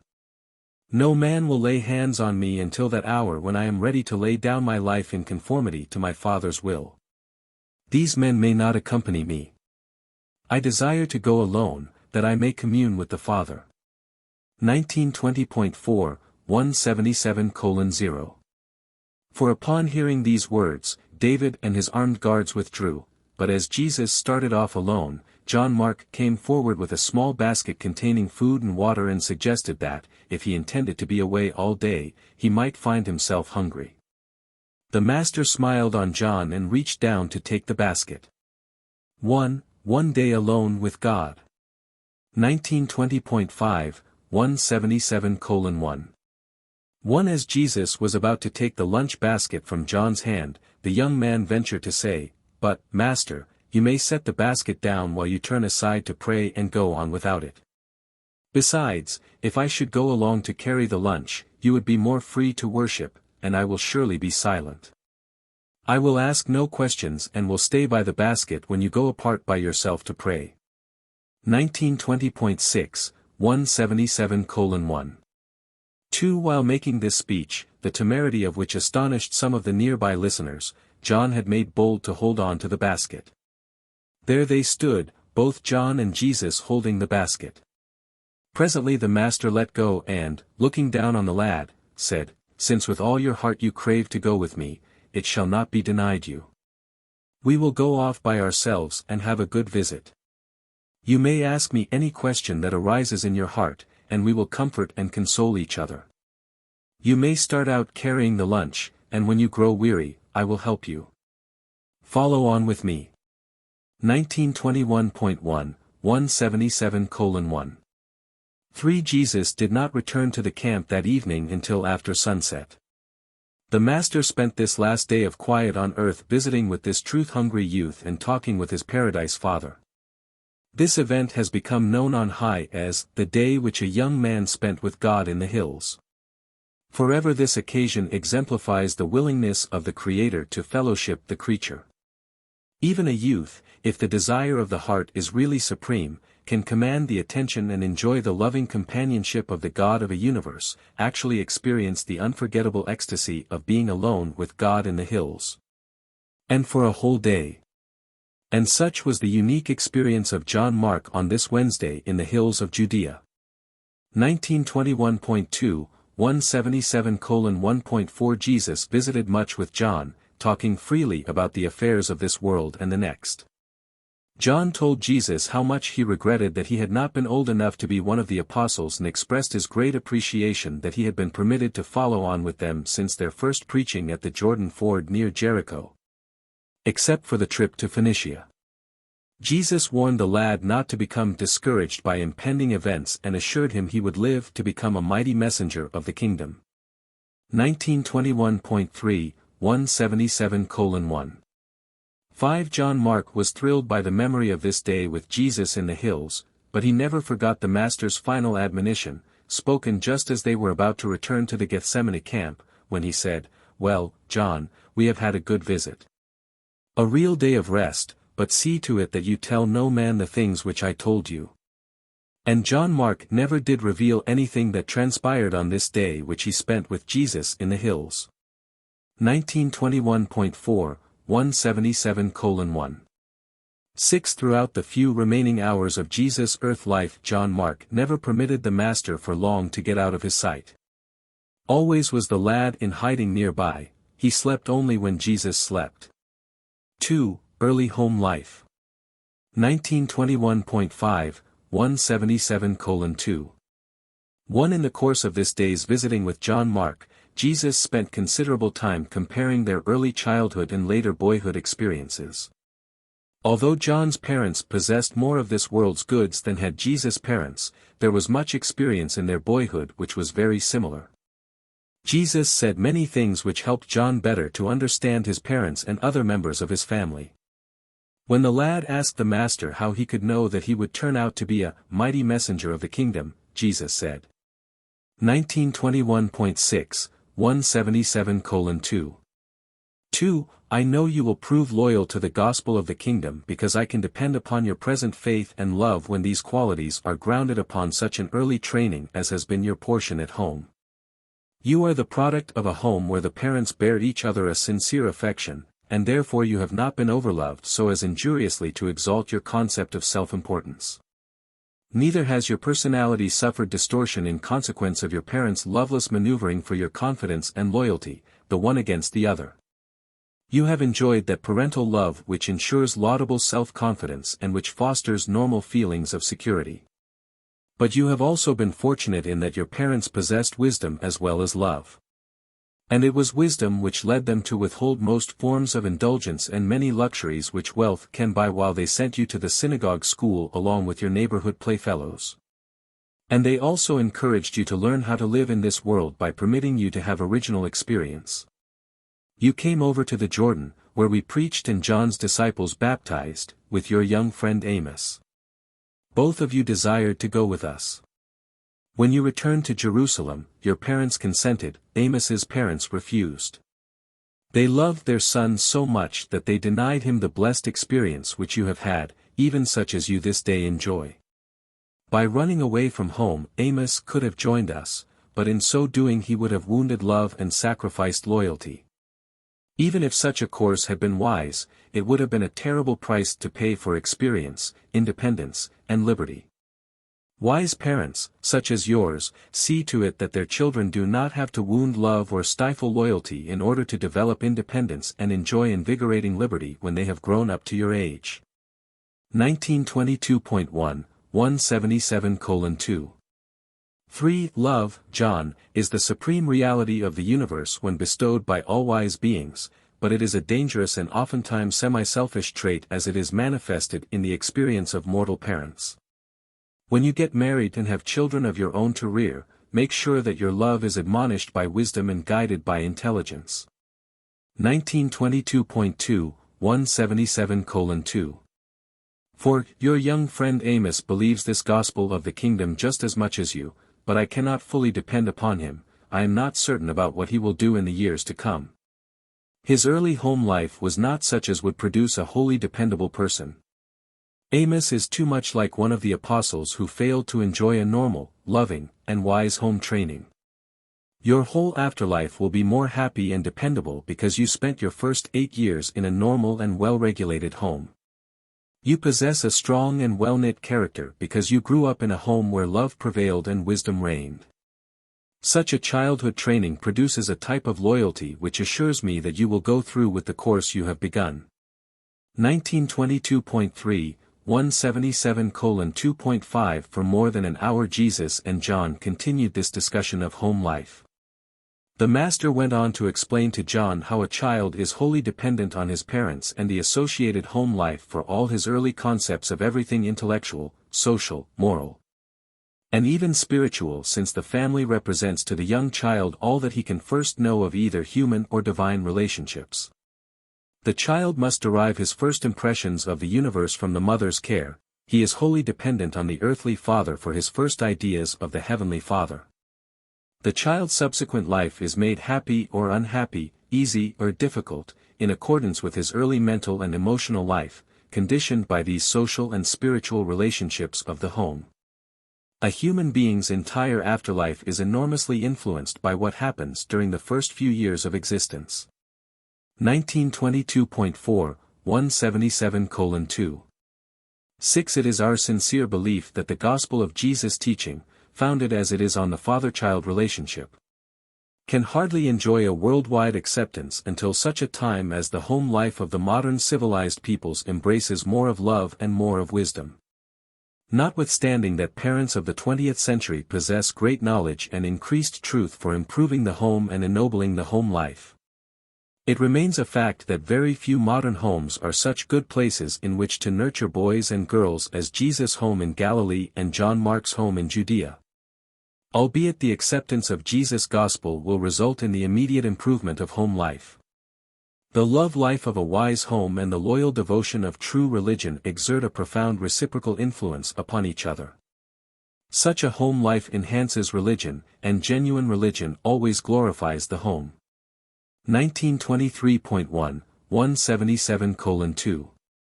7. It is true that many of the objectionable stunting influences and other cramping features of these olden Jewish homes have been virtually eliminated from many of the better regulated modern homes. There is, indeed, more spontaneous freedom and far more personal liberty, but this liberty is not restrained by love, motivated by loyalty, nor directed by the intelligent discipline of wisdom. As long as we teach the child to pray, "Our Father who is in heaven," a tremendous responsibility rests upon all earthly fathers so to live and order their homes that the word Father becomes worthily enshrined in the minds and hearts of all growing children. 3. The day at camp. 1923.2, 177:3.1. The apostles spent most of this day walking about on Mount Olivet and visiting with the disciples who were encamped with them, but early in the afternoon they became very desirous of seeing Jesus return. As the day wore on, they grew increasingly anxious about his safety. They felt inexpressibly lonely without him. There was much debating throughout the day as to whether the Master should have been allowed to go off by himself in the hills, accompanied only by an errand boy. Though no man openly so expressed his thoughts, there was not one of them, save Judas Iscariot, who did not wish himself in John Mark's place. 1923.3, 177:3. 2. It was about mid-afternoon when Nathanael made his speech on Supreme Desire, to about half a dozen of the apostles and as many disciples, the ending of which was, "What is wrong with most of us is that we are only half-hearted. We fail to love the Master as he loves us. If we had all wanted to go with him as much as John Mark did, he would surely have taken us all. We stood by while the lad approached the Master and offered him the basket, but when the Master took hold of it, the lad would not let go. And so the Master left us here while he went off to the hills with basket, boy, and all." 1923.4, 177:3. 3. About 4 o'clock, runners came to David Zebedee bringing him word from his mother at Bethsaida and from Jesus' mother. Several days previously David had made up his mind that the chief priests and rulers were going to kill Jesus. David knew they were determined to destroy the Master, and he was about convinced that Jesus would neither exert his divine power to save himself nor permit his followers to employ force in his defense. Having reached these conclusions, he lost no time in dispatching a messenger to his mother, urging her to come at once to Jerusalem and to bring Mary the mother of Jesus and every member of his family. 1923.5, 177:3. For David's mother did as her son requested. And now the runners came back to David bringing the word that his mother and Jesus' entire family were on the way to Jerusalem and should arrive sometime late on the following day or very early the next morning. Since David did this on his own initiative, he thought it wise to keep the matter to himself. He told no one, therefore, that Jesus' family was on the way to Jerusalem. 1924.1, 177:3. 5. Shortly after noon, more than 20 of the Greeks who had met with Jesus and the 12 at the home of Joseph of Arimathea arrived at the camp, and Peter and John spent several hours in conference with them. These Greeks, at least some of them, were well advanced in the knowledge of the kingdom, having been instructed by Rodin at Alexandria. 1924.2, 177:3. 6. That evening, after returning to the camp, Jesus visited with the Greeks, and had it not been that such a course would have greatly disturbed his apostles and many of his leading disciples, he would have ordained these 20 Greeks. Even as he had the 70.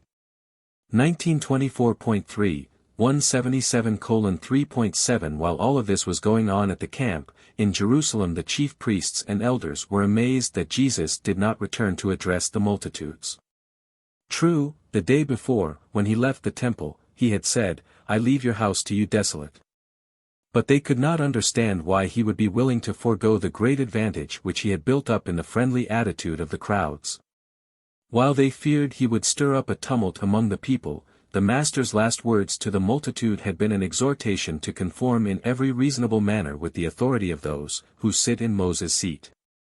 But it was a busy day in the city as they simultaneously prepared for the Passover and perfected their plans for destroying Jesus. 1924.4, 177:3. 8. Not many people came to the camp, for its establishment had been kept a well-guarded secret by all who knew that Jesus was expecting to stay there in place of going out to Bethany every night. 4. Judas and the chief priests. 1924.5, 177:4. 1. Shortly after Jesus and John Mark left the camp, Judas Iscariot disappeared from among his brethren, not returning until late in the afternoon. This confused and discontented apostle, notwithstanding his master's specific request to refrain from entering Jerusalem, went in haste to keep his appointment with Jesus' enemies at the home of Caiaphas the high priest. This was an informal meeting of the Sanhedrin and had been appointed for shortly after 10 o'clock that morning. This meeting was called to discuss the nature of the charges which should be lodged against Jesus and to decide upon the procedure to be employed in bringing him before the Roman authorities for the purpose of securing the necessary civil confirmation of the death sentence which they had already passed upon him. 1924.6, 177:4. 2. On the preceding day Judas had disclosed to some of his relatives and to certain Sadducean friends of his father's family that he had reached the conclusion that, while Jesus was a well-meaning dreamer and idealist, he was not the expected deliverer of Israel. Judas stated that he would very much like to find some way of withdrawing gracefully from the whole movement. His friends flatteringly assured him that his withdrawal would be hailed by the Jewish rulers as a great event, and that nothing would be too good for him. They led him to believe that he would forthwith receive high honors from the Sanhedrin, and that he would at last be in a position to erase the stigma of his well-meant but unfortunate association with untaught Galileans. 1924.7, 177:4. 3. Judas could not quite believe that the mighty works of the Master had been wrought by the power of the Prince of Devils, but he was now fully convinced that Jesus would not exert his power in self-aggrandizement. He was at last convinced that Jesus would allow himself to be destroyed by the Jewish rulers, and he could not endure the humiliating thought of being identified with a movement of defeat. He refused to entertain the idea of apparent failure.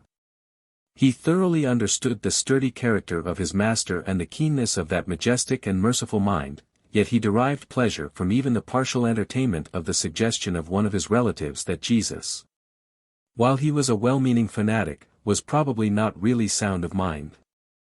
That he had always appeared to be a strange and misunderstood person. 1925.1, 177:4.4. And now, as never before, Judas found himself becoming strangely resentful that Jesus had never assigned him a position of greater honor. All along he had appreciated the honor of being the apostolic treasurer, but now he began to feel that he was not appreciated, that his abilities were unrecognized. He was suddenly overcome with indignation that Peter, James, and John should have been honored with close association with Jesus, and at this time, when he was on the way to the high priest's home, he was bent on getting even with Peter, James, and John more than he was concerned with any thought of betraying Jesus. But over and above all, just then, a new and dominating thought began to occupy the forefront of his conscious mind: he had set out to get honor for himself. And if this could be secured simultaneously with getting even with those who had contributed to the greatest disappointment of his life, all the better. He was seized with a terrible conspiracy of confusion, pride, desperation, and determination. And so it must be plain that it was not for money that Judas was then on his way to the home of Caiaphas to arrange for the betrayal of Jesus. 1925. 2, 177:4.5. As Judas approached the home of Caiaphas, he arrived at the final decision to abandon Jesus and his fellow apostles. And having thus made up his mind to desert the cause of the kingdom of heaven, he was determined to secure for himself as much as possible of that honor and glory which he had thought would sometime be his when he first identified himself with Jesus and the new gospel of the kingdom. All of the apostles once shared this ambition with Judas, but as time passed they learned to admire truth and to love Jesus, at least more than did Judas. 1925.3, 177:4. 6. The traitor was presented to Caiaphas and the Jewish rulers by his cousin, who explained that Judas, having discovered his mistake in allowing himself to be misled by the subtle teaching of Jesus, had arrived at the place where he wished to make public and formal renunciation of his association with the Galilean and at the same time to ask for reinstatement in the confidence and fellowship of his Judean brethren. This spokesman for Judas went on to explain that Judas recognized it would be best for the peace of Israel if Jesus should be taken into custody, and that, as evidence of his sorrow in having participated in such a movement of error and as proof of his sincerity in now returning to the teachings of Moses, he had come to offer himself to the Sanhedrin as one who could so arrange with the captain holding the orders for Jesus' arrest that he could be taken into custody quietly, thus avoiding any danger of stirring up the multitudes or the necessity of postponing his arrest until after the Passover. 1925.4, 177:4.7. When his cousin had finished speaking, he presented Judas, stepping forward near the high priest, said, "All that my cousin has promised, I will do, but what are you willing to give me for this service?" Judas did not seem to discern the look of disdain and even disgust that came over the face of the hard-hearted and vainglorious Caiaphas. His heart was too much set on self-glory and the craving for the satisfaction of self-exaltation. 1926. 1, 177:4. 8. And then Caiaphas looked down upon the betrayer while he said, Judas, you go to the captain of the guard and arrange with that officer to bring your master to us either tonight or tomorrow night. And when he has been delivered by you into our hands, you shall receive your reward for this service." When Judas heard this, he went forth from the presence of the chief priests and rulers and took counsel with the captain of the temple guards as to the manner in which Jesus was to be apprehended. Judas knew that Jesus was then absent from the camp and had no idea when he would return that evening. And so they agreed among themselves to arrest Jesus the next evening, Thursday, after the people of Jerusalem and all of the visiting pilgrims had retired for the night. 1926.2 177:4.9 Judas returned to his associates at the camp intoxicated with thoughts of grandeur and glory such as he had not had for many a day. He had enlisted with Jesus hoping some day to become a great man in the new kingdom. He at last realized that there was to be no new kingdom such as he had anticipated. But he rejoiced in being so sagacious as to trade off his disappointment in failing to achieve glory in an anticipated new kingdom for the immediate realization of honor and reward in the old order, which he now believed would survive. And which he was certain would destroy Jesus and all that he stood for. In its last motive of conscious intention, Judas's betrayal of Jesus was the cowardly act of a selfish deserter whose only thought was his own safety and glorification. No matter what might be the results of his conduct upon his master and upon his former associates. 1926.3 177:4.10 But it was ever just that way. Judas had long been engaged in this deliberate, persistent, selfish, and vengeful consciousness of progressively building up in his mind, and entertaining in his heart, these hateful and evil desires of revenge and disloyalty. Jesus loved and trusted Judas even as he loved and trusted the other apostles, but Judas failed to develop loyal trust and to experience wholehearted love in return. And how dangerous ambition can become when it is once wholly wedded to self-seeking and supremely motivated by sullen and long-suppressed vengeance.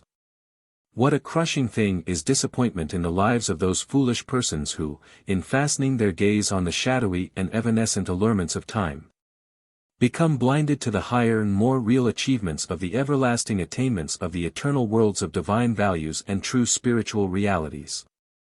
Judas craved worldly honor in his mind and grew to love this desire with his whole heart. The other apostles likewise craved this same worldly honor in their minds, but with their hearts they loved Jesus and were doing their best to learn to love the truths which he taught them.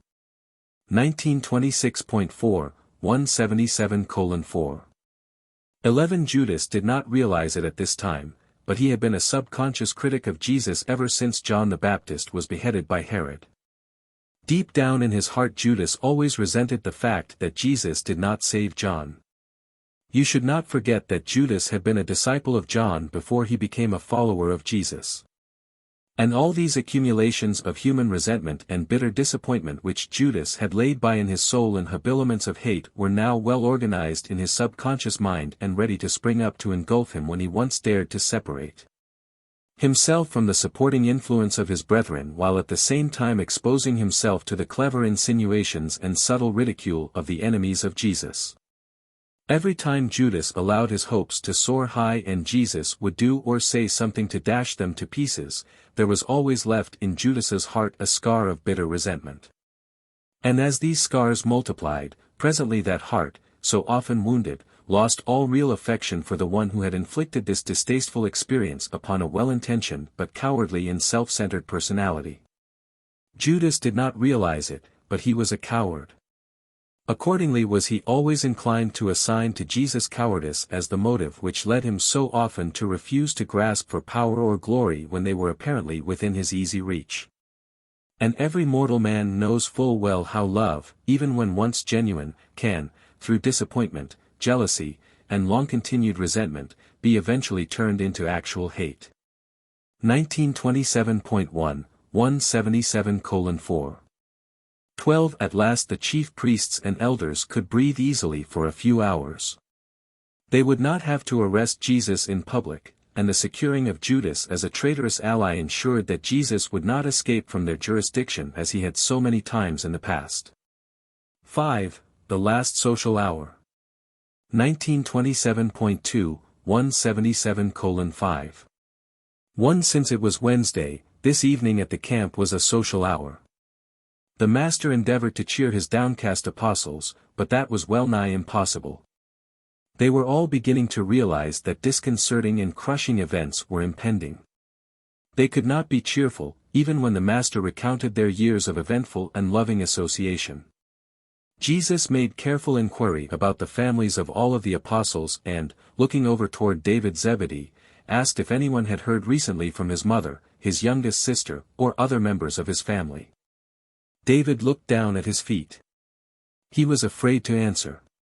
1927.3, 177:5.2 This was the occasion of Jesus warning his followers to beware of the support of the multitude.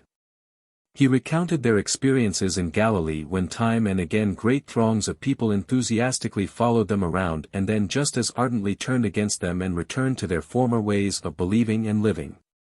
And then he said, "And so you must not allow yourselves to be deceived by the great crowds who heard us in the temple, and who seem to believe our teachings. These multitudes listen to the truth and believe it superficially with their minds, but few of them permit the word of truth to strike down into the heart with living roots. Those who know the gospel only in the mind, and who have not experienced it in the heart, cannot be depended upon for support when real trouble comes. When the rulers of the Jews reach an agreement to destroy the Son of Man, and when they strike with one accord, you will see the multitude either flee in dismay or else stand by in silent amazement while these maddened and blinded rulers lead the teachers of the gospel truth to their death. And then, when adversity and persecution descend upon you, still others who you think love the truth will be scattered, and some will renounce the gospel and desert you. Some who have been very close to us have already made up their minds to desert. You have rested today in preparation for those times which are now upon us. Watch, therefore, and pray that on the morrow you may be strengthened for the days that are just ahead." 1927.4, 177:5. 3. The atmosphere of the camp was charged with an inexplicable tension.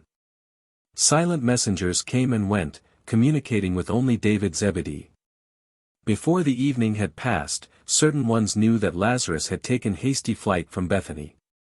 John Mark was ominously silent after returning to camp, notwithstanding he had spent the whole day in the master's company.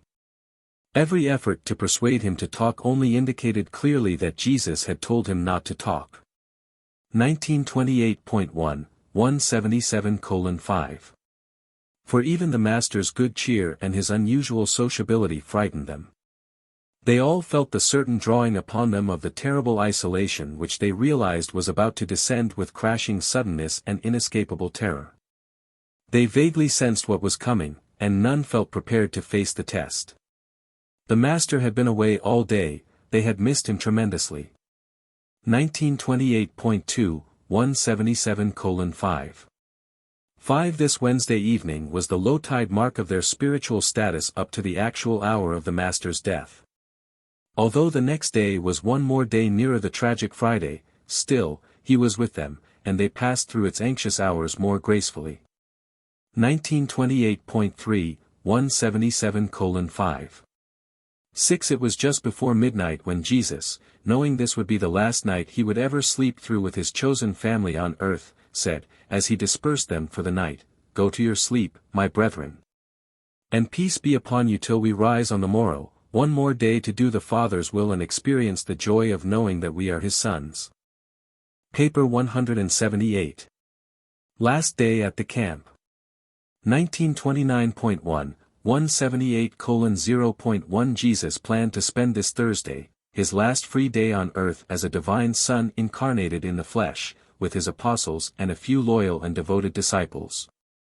Soon after the breakfast hour on this beautiful morning, the Master led them to a secluded spot a short distance above their camp and there taught them many new truths. Although Jesus delivered other discourses to the apostles during the early evening hours of the day, this talk of Thursday forenoon was his farewell address to the combined camp group of apostles and chosen disciples, both Jews and Gentiles. The 12 were all present save Judas. Peter and several of the apostles remarked about his absence, and some of them thought Jesus had sent him into the city to attend to some matter, probably to arrange the details of their forthcoming celebration of the Passover. Judas did not return to the camp until mid-afternoon, a short time before Jesus led the 12 into Jerusalem to partake of the Last Supper. 1. Discourse on Sonship and Citizenship. 1929.2, 178:1.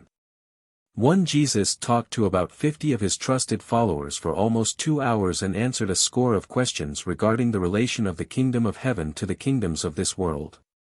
Concerning the relation of sonship with God to citizenship in earthly governments.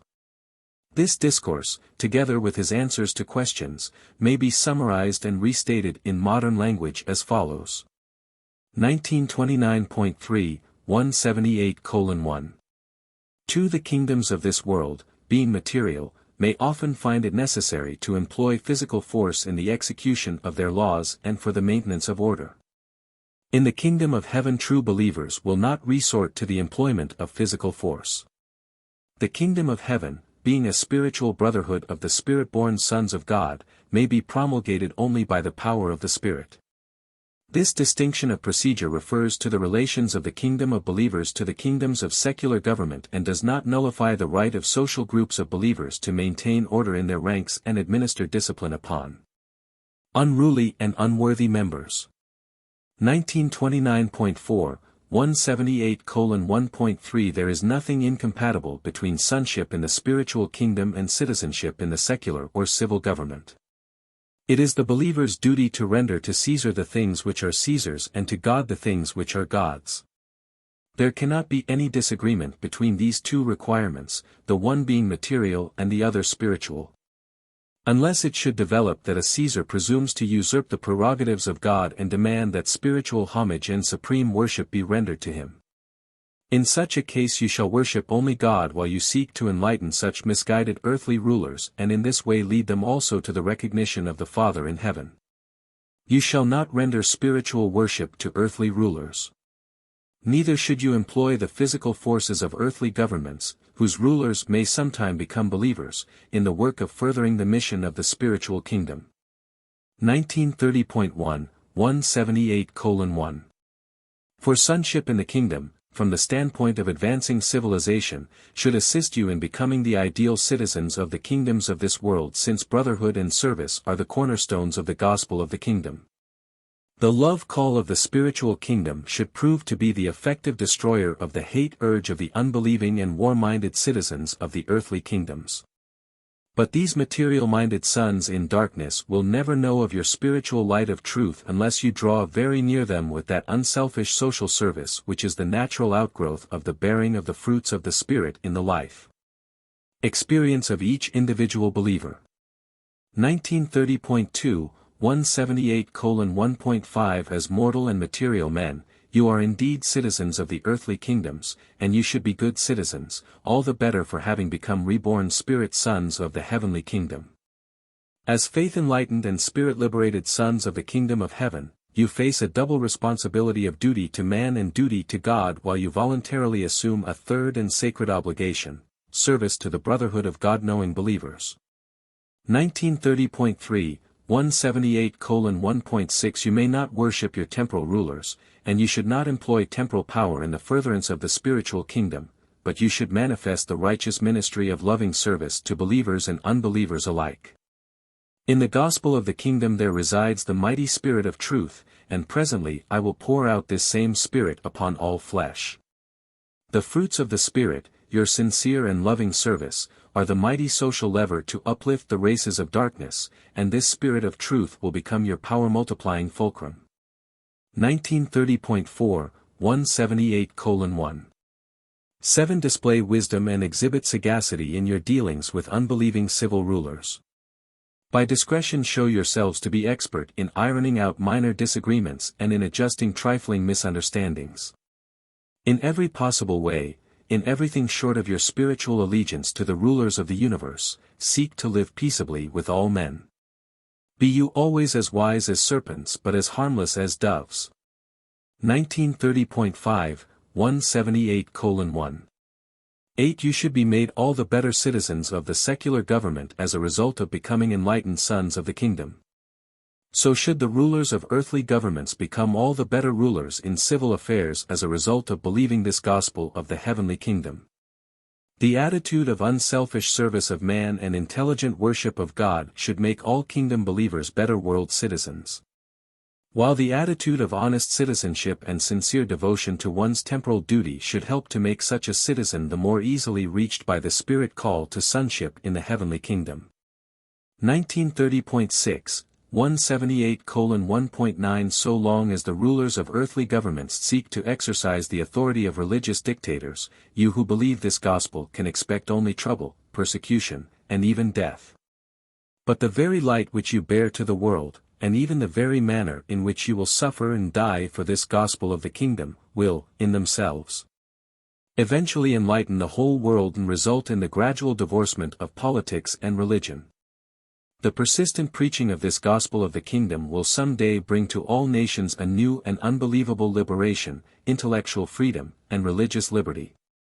1931.1, 178:1. 10 Under the soon coming persecutions by those who hate this gospel of joy and liberty, you will thrive and the kingdom will prosper. But you will stand in grave danger in subsequent times when most men will speak well of kingdom believers and many in high places nominally accept the gospel of the heavenly kingdom. Learn to be faithful to the kingdom even in times of peace and prosperity. Tempt not the angels of your supervision to lead you in troublous ways as a loving discipline designed to save your eavesdrifting souls. 1931.2, 178:1. 11 Remember that you are commissioned to preach this gospel of the kingdom. The supreme desire to do the Father's will coupled with the supreme joy of the faith realization of sonship with God, and you must not allow anything to divert your devotion to this one duty. Let all mankind benefit from the overflow of your loving spiritual ministry, enlightening intellectual communion, and uplifting social service. But none of these humanitarian labors, nor all of them, should be permitted to take the place of proclaiming the gospel. These mighty ministrations are the social byproducts of the still more mighty and sublime ministrations and transformations wrought in the heart of the kingdom believer by the living Spirit of truth and by the personal realization that the faith of a Spirit-born man confers the assurance of living fellowship with the eternal God. 1931.3, 178:1.12 You must not seek to promulgate truth nor to establish righteousness by the power of civil governments or by the enactation of secular laws. You may always labor to persuade men's minds, but you must never dare to compel them. You must not forget the great law of human fairness which I have taught you in positive form: whatsoever you would that men should do to you, do even so to them. 1931.4, 178:1. 13 When a kingdom believer is called upon to serve the civil government, let him render such service as a temporal citizen of such a government. Albeit such a believer should display in his civil service all of the ordinary traits of citizenship as these have been enhanced by the spiritual enlightenment of the ennobling association of the mind of mortal man with the indwelling Spirit of the eternal God. If the unbeliever can qualify as a superior civil servant, you should seriously question whether the roots of truth in your heart have not died from the lack of the living waters of combined spiritual communion and social service. The consciousness of sonship with God should quicken the entire life service of every man, woman, and child who has become the possessor of such a mighty stimulus to all the inherent powers of a human personality. 1931.5, 178:1. 14 You are not to be passive mystics or colorless ascetics. You should not become dreamers and drifters, supinely trusting in a fictitious providence to provide even the necessities of life. You are indeed to be gentle in your dealings with erring mortals, patient in your intercourse with ignorant men, and forbearing under provocation. But you are also to be valiant in defense of righteousness, mighty in the promulgation of truth, and aggressive in the preaching of this gospel of the kingdom, even to the ends of the earth. 1931.6, 178:1. 15 This gospel of the kingdom is a living truth. I have told you it is like the leaven in the dough, like the grain of mustard seed.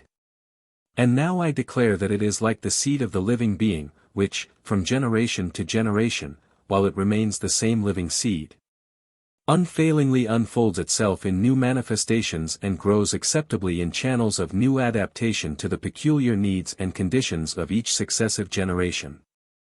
The revelation I have made to you is a living revelation, and I desire that it shall bear appropriate fruits in each individual and in each generation in accordance with the laws of spiritual growth, increase, and adaptive development.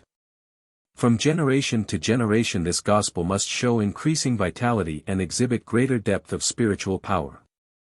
It must not be permitted to become merely a sacred memory, a mere tradition about me and the times in which we now live. 1932. 178:1.16 And forget not, we have made no direct attack upon the persons or upon the authority of those who sit in Moses' seat, we only offered them the new light, which they have so vigorously rejected. We have assailed them only by the denunciation of their spiritual disloyalty to the very truths which they profess to teach and safeguard. We clashed with these established leaders and recognized rulers only when they threw themselves directly in the way of the preaching of the gospel of the kingdom to the sons of men. And even now, it is not we who assail them, but they who seek our destruction. Do not forget that you are commissioned to go forth preaching only the good news. You are not to attack the old ways. You are skillfully to put the leaven of new truth in the midst of the old beliefs. Let the Spirit of truth do his own work. Let controversy come only when they who despise the truth force it upon you. But when the willful unbeliever attacks you, do not hesitate to stand in vigorous defense of the truth which has saved and sanctified you. 1932.2 178:1.17 Throughout the vicissitudes of life, remember always to love one another. Do not strive with men, even with unbelievers. Show mercy even to those who despitefully abuse you. Show yourselves to be loyal citizens, upright artisans, praiseworthy neighbors, devoted kinsmen, understanding parents, and sincere believers in the brotherhood of the Father's kingdom. And my Spirit shall be upon you, now and even to the end of the world. 1932.3 178:1. 18 When Jesus had concluded his teaching, it was almost 1 o'clock, and they immediately went back to the camp, where David and his associates had lunch ready for them. 2. After the noontime meal. 1932.4 178:2. 1 Not many of the Master's hearers were able to take in even a part of his forenoon address. Of all who heard him, the Greeks comprehended most. Even the 11 apostles were bewildered by his allusions to future political kingdoms and to successive generations of kingdom believers. Jesus' most devoted followers could not reconcile the impending end of his earthly ministry with these references to an extended future of gospel activities. Some of these Jewish believers were beginning to sense that Earth's greatest tragedy was about to take place. But they could not reconcile such an impending disaster with either the Master's cheerfully indifferent personal attitude or his forenoon discourse, wherein he repeatedly alluded to the future transactions of the heavenly kingdom, extending over vast stretches of time and embracing relations with many and successive temporal kingdoms on earth. 1932.5 178:2.2 By noon of this day all the apostles and disciples had learned about the hasty flight of Lazarus from Bethany. They began to sense the grim determination of the Jewish rulers to exterminate Jesus and his teachings. 1932.6 178:2. 3 David Zebedee, through the work of his secret agents in Jerusalem, was fully advised concerning the progress of the plan to arrest and kill Jesus. He knew all about the part of Judas in this plot, but he never disclosed this knowledge to the other apostles nor to any of the disciples. Shortly after lunch he did lead Jesus aside and, making bold, asked him whether he knew, but he never got further with his question. The Master, holding up his hand, stopped him, saying, "Yes, David, I know all about it, and I know that you know, but see to it that you tell no man. Only doubt not in your own heart that the will of God will prevail in the end." 1933.1 178:2. For this conversation with David was interrupted by the arrival of a messenger from Philadelphia bringing word that Abner had heard of the plot to kill Jesus and asking if he should depart for Jerusalem. This runner hastened off for Philadelphia with this word for Abner: "Go on with your work. If I depart from you in the flesh, it is only that I may return in the spirit. I will not forsake you. I will be with you to the end." 1933.2, 178:2. 5. About this time Philip came to the Master and asked, Master, seeing that the time of the Passover draws near, where would you have us prepare to eat it? And when Jesus heard Philip's question, he answered, Go and bring Peter and John, and I will give you directions concerning the supper we will eat together this night. As for the Passover, that you will have to consider after we have first done this. 1933.3, 178:2.6. When Judas heard the Master speaking with Philip about these matters, he drew closer that he might overhear their conversation. But David Zebedee, who was standing near, stepped up and engaged Judas in conversation while Philip, Peter, and John went to one side to talk with the Master. 1933.4, 178:2. 7. Said Jesus to the three, Go immediately into Jerusalem, and as you enter the gate, you will meet a man bearing a water pitcher. He will speak to you, and then shall you follow him. When he leads you to a certain house, go in after him and ask of the good man of that house, where is the guest chamber wherein the Master is to eat supper with his apostles. And when you have thus inquired, this householder will show you a large upper room all furnished and ready for us. 1933.5, 178:2. 8. When the apostles reached the city, they met the man with the water pitcher near the gate and followed on after him to the home of John Mark, where the lad's father met them and showed them the upper room in readiness for the evening meal. 1933. 6, 178:2.9. And all of this came to pass as the result of an understanding arrived at between the Master and John Mark during the afternoon of the preceding day when they were alone in the hills. Jesus wanted to be sure he would have this one last meal undisturbed with his apostles, and believing if Judas knew beforehand of their place of meeting he might arrange with his enemies to take him, he made this secret arrangement with John Mark. In this way Judas did not learn of their place of meeting until later on when he arrived there in company with Jesus and the other apostles. 1933.7, 178:2.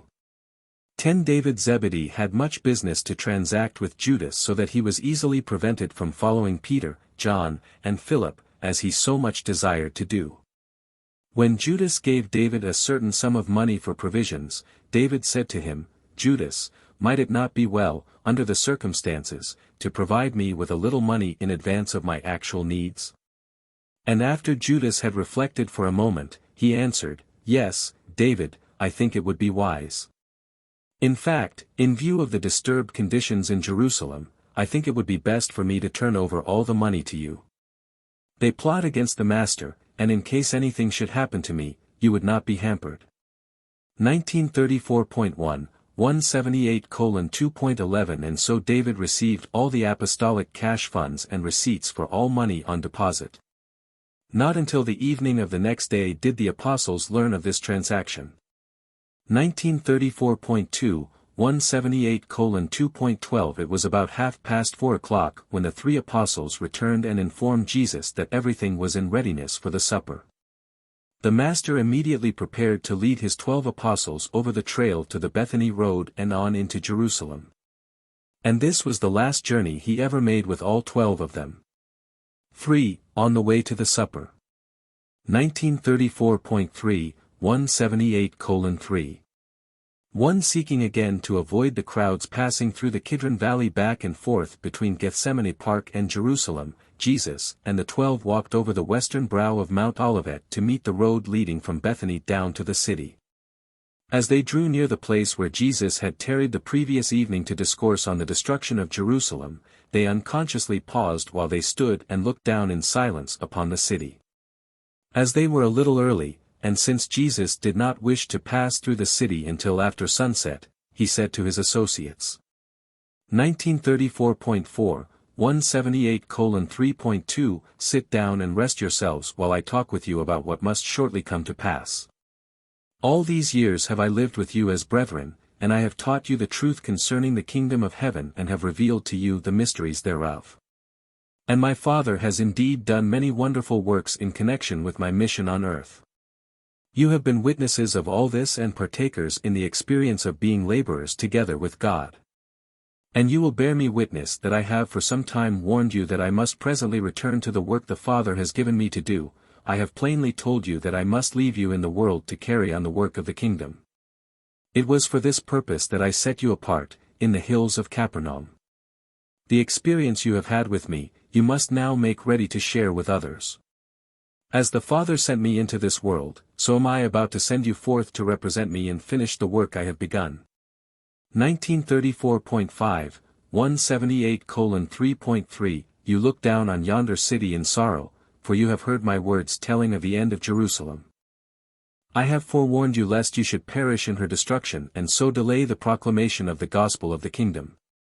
Likewise do I warn you to take heed lest you needlessly expose yourselves to peril when they come to take the Son of Man. I must go, but you are to remain to witness to this gospel when I have gone, even as I directed that Lazarus flee from the wrath of man that he might live to make known the glory of God. If it is the Father's will that I depart, nothing you may do can frustrate the divine plan. Take heed to yourselves lest they kill you also. Let your souls be valiant in defense of the gospel by spirit power, but be not misled into any foolish attempt to defend the Son of Man.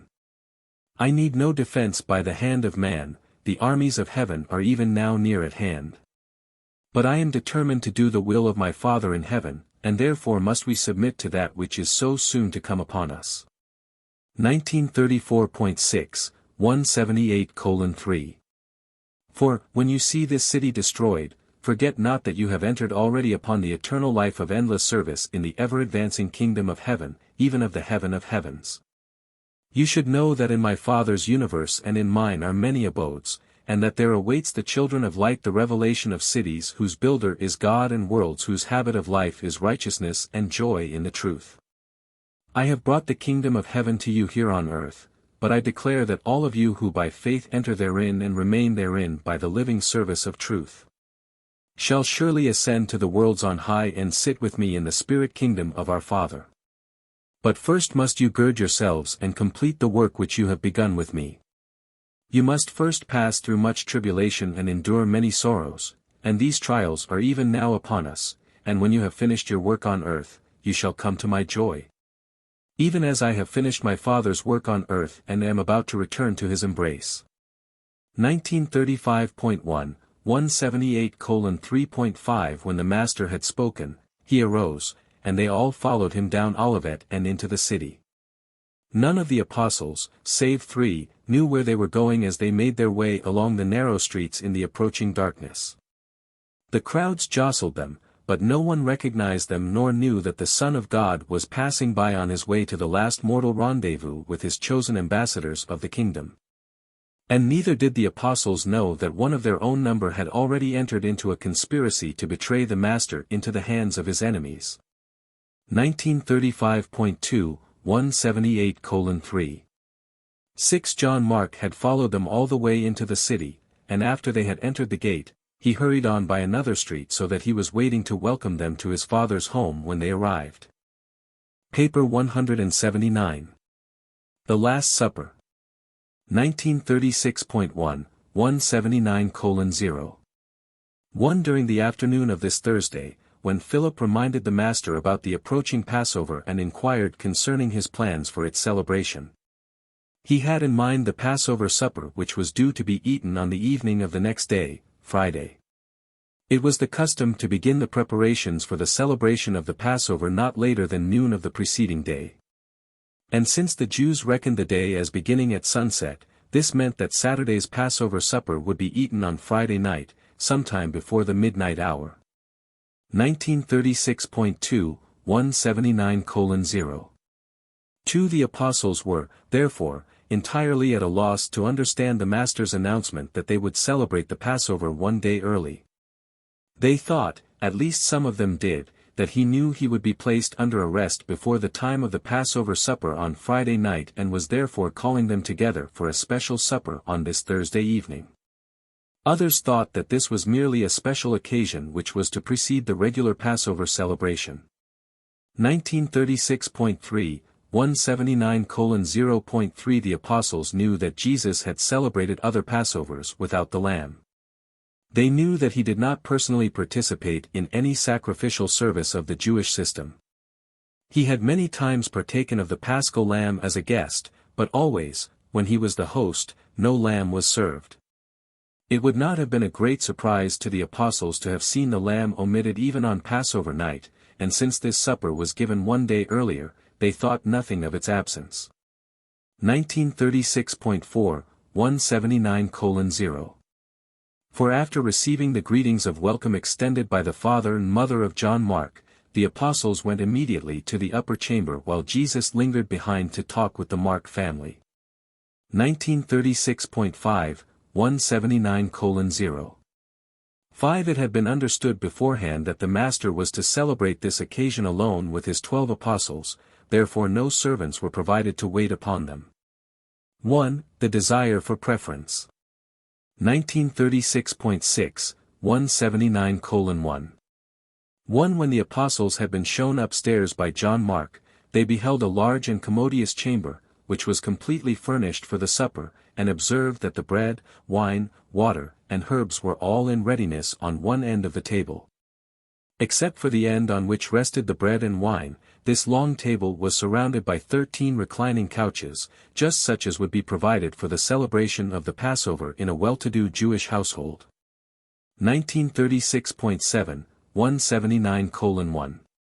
2. As the 12 entered this upper chamber, they noticed, just inside the door, the pitchers of water, the basins, and towels for laving their dusty feet.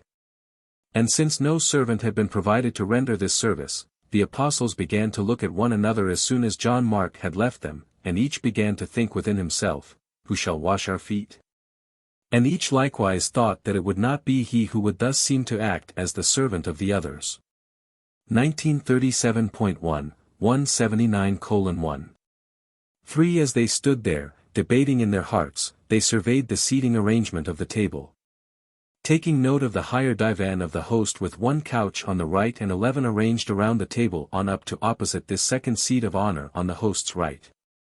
1937.2, 179:1. For they expected the Master to arrive any moment, but they were in a quandary as to whether they should seat themselves or await his coming and depend on him to assign them their places.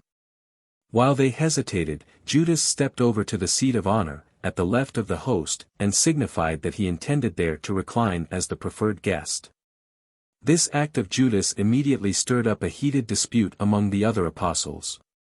Judas had no sooner seized the seat of honor than John Zebedee laid claim to the next preferred seat, the one on the right of the host.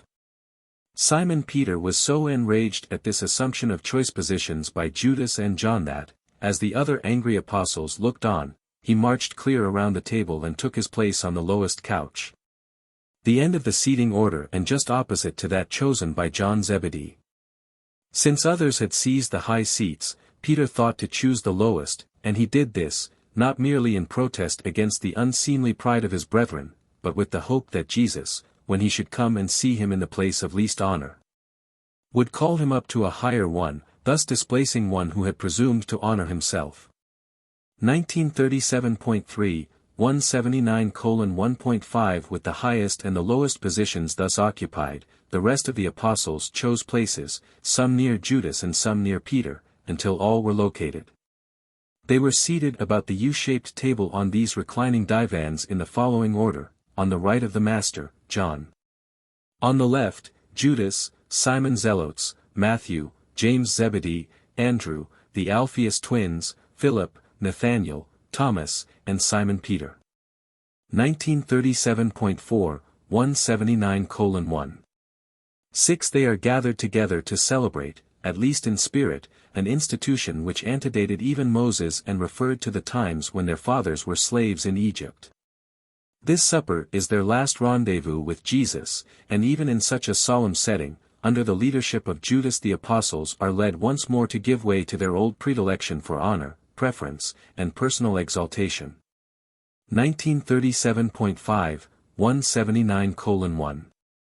7. They were still engaged in voicing angry recriminations when the Master appeared in the doorway, where he hesitated a moment as a look of disappointment slowly crept over his face. Without comment he went to his place, and he did not disturb their seating arrangement. 1937.6, 179:1.8 They were now ready to begin the supper, except that their feet were still unwashed, and they were in anything but a pleasant frame of mind. When the Master arrived, they were still engaged in making uncomplimentary remarks about one another, to say nothing of the thoughts of some who had sufficient emotional control to refrain from publicly expressing their feelings. 2. Beginning the supper. 1937.7, 179:2.1 For a few moments after the Master had gone to his place, not a word was spoken.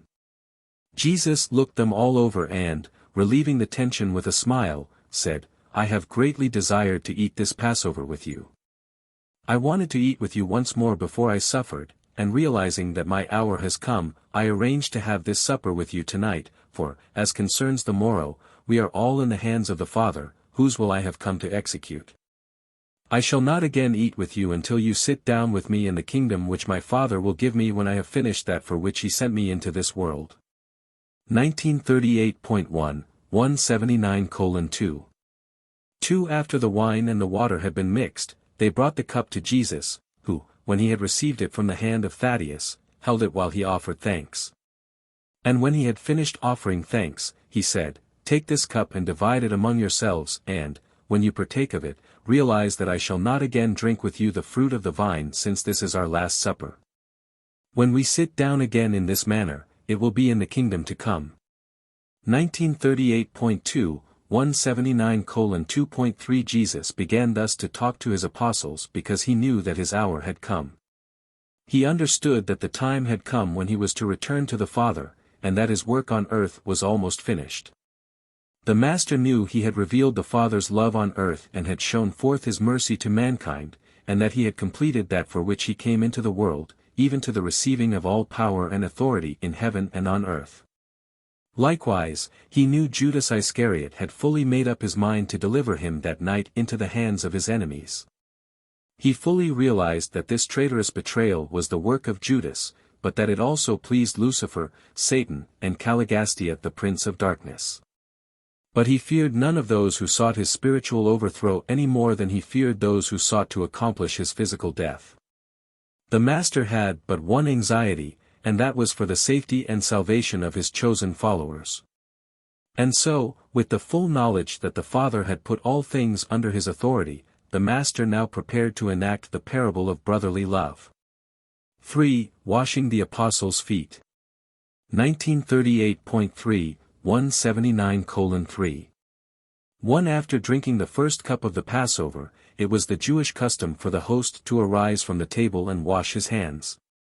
Later on in the meal and after the second cup, all of the guests likewise rose up and washed their hands. Since the apostles knew that their Master never observed these rites of ceremonial hand-washing, they were very curious to know what he intended to do when, after they had partaken of this first cup. He arose from the table and silently made his way over to near the door, where the water pitchers, basins, and towels had been placed.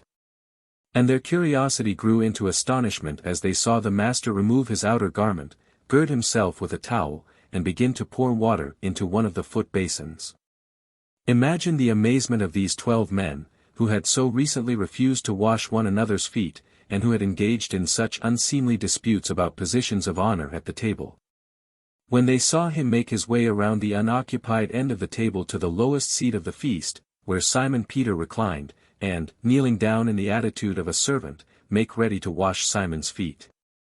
As the Master knelt, all 12 arose as one man to their feet, even the traitorous Judas so far forgot his infamy for a moment as to arise with his fellow apostles in this expression of surprise, respect, and utter amazement. 1938.4, 179:3. 2 There stood Simon Peter, looking down into the upturned face of his Master. Jesus said nothing, it was not necessary that he should speak. His attitude plainly revealed that he was minded to wash Simon Peter's feet. Notwithstanding his frailties of the flesh, Peter loved the Master. This Galilean fisherman was the first human being wholeheartedly to believe in the divinity of Jesus and to make full and public confession of that belief. And Peter had never since really doubted the divine nature of the Master. Since Peter so revered and honored Jesus in his heart, it was not strange that his soul resented the thought of Jesus kneeling there before him in the attitude of a menial servant and proposing to wash his feet as would a slave. When Peter presently collected his wits sufficiently to address the Master, he spoke the heart feelings of all his fellow apostles. 1939.1, 179:3. 3. After a few moments of this great embarrassment, Peter said, "Master, do you really mean to wash my feet?" And then, looking up into Peter's face, Jesus said, "You may not fully understand what I am about to do, but hereafter you will know the meaning of all these things."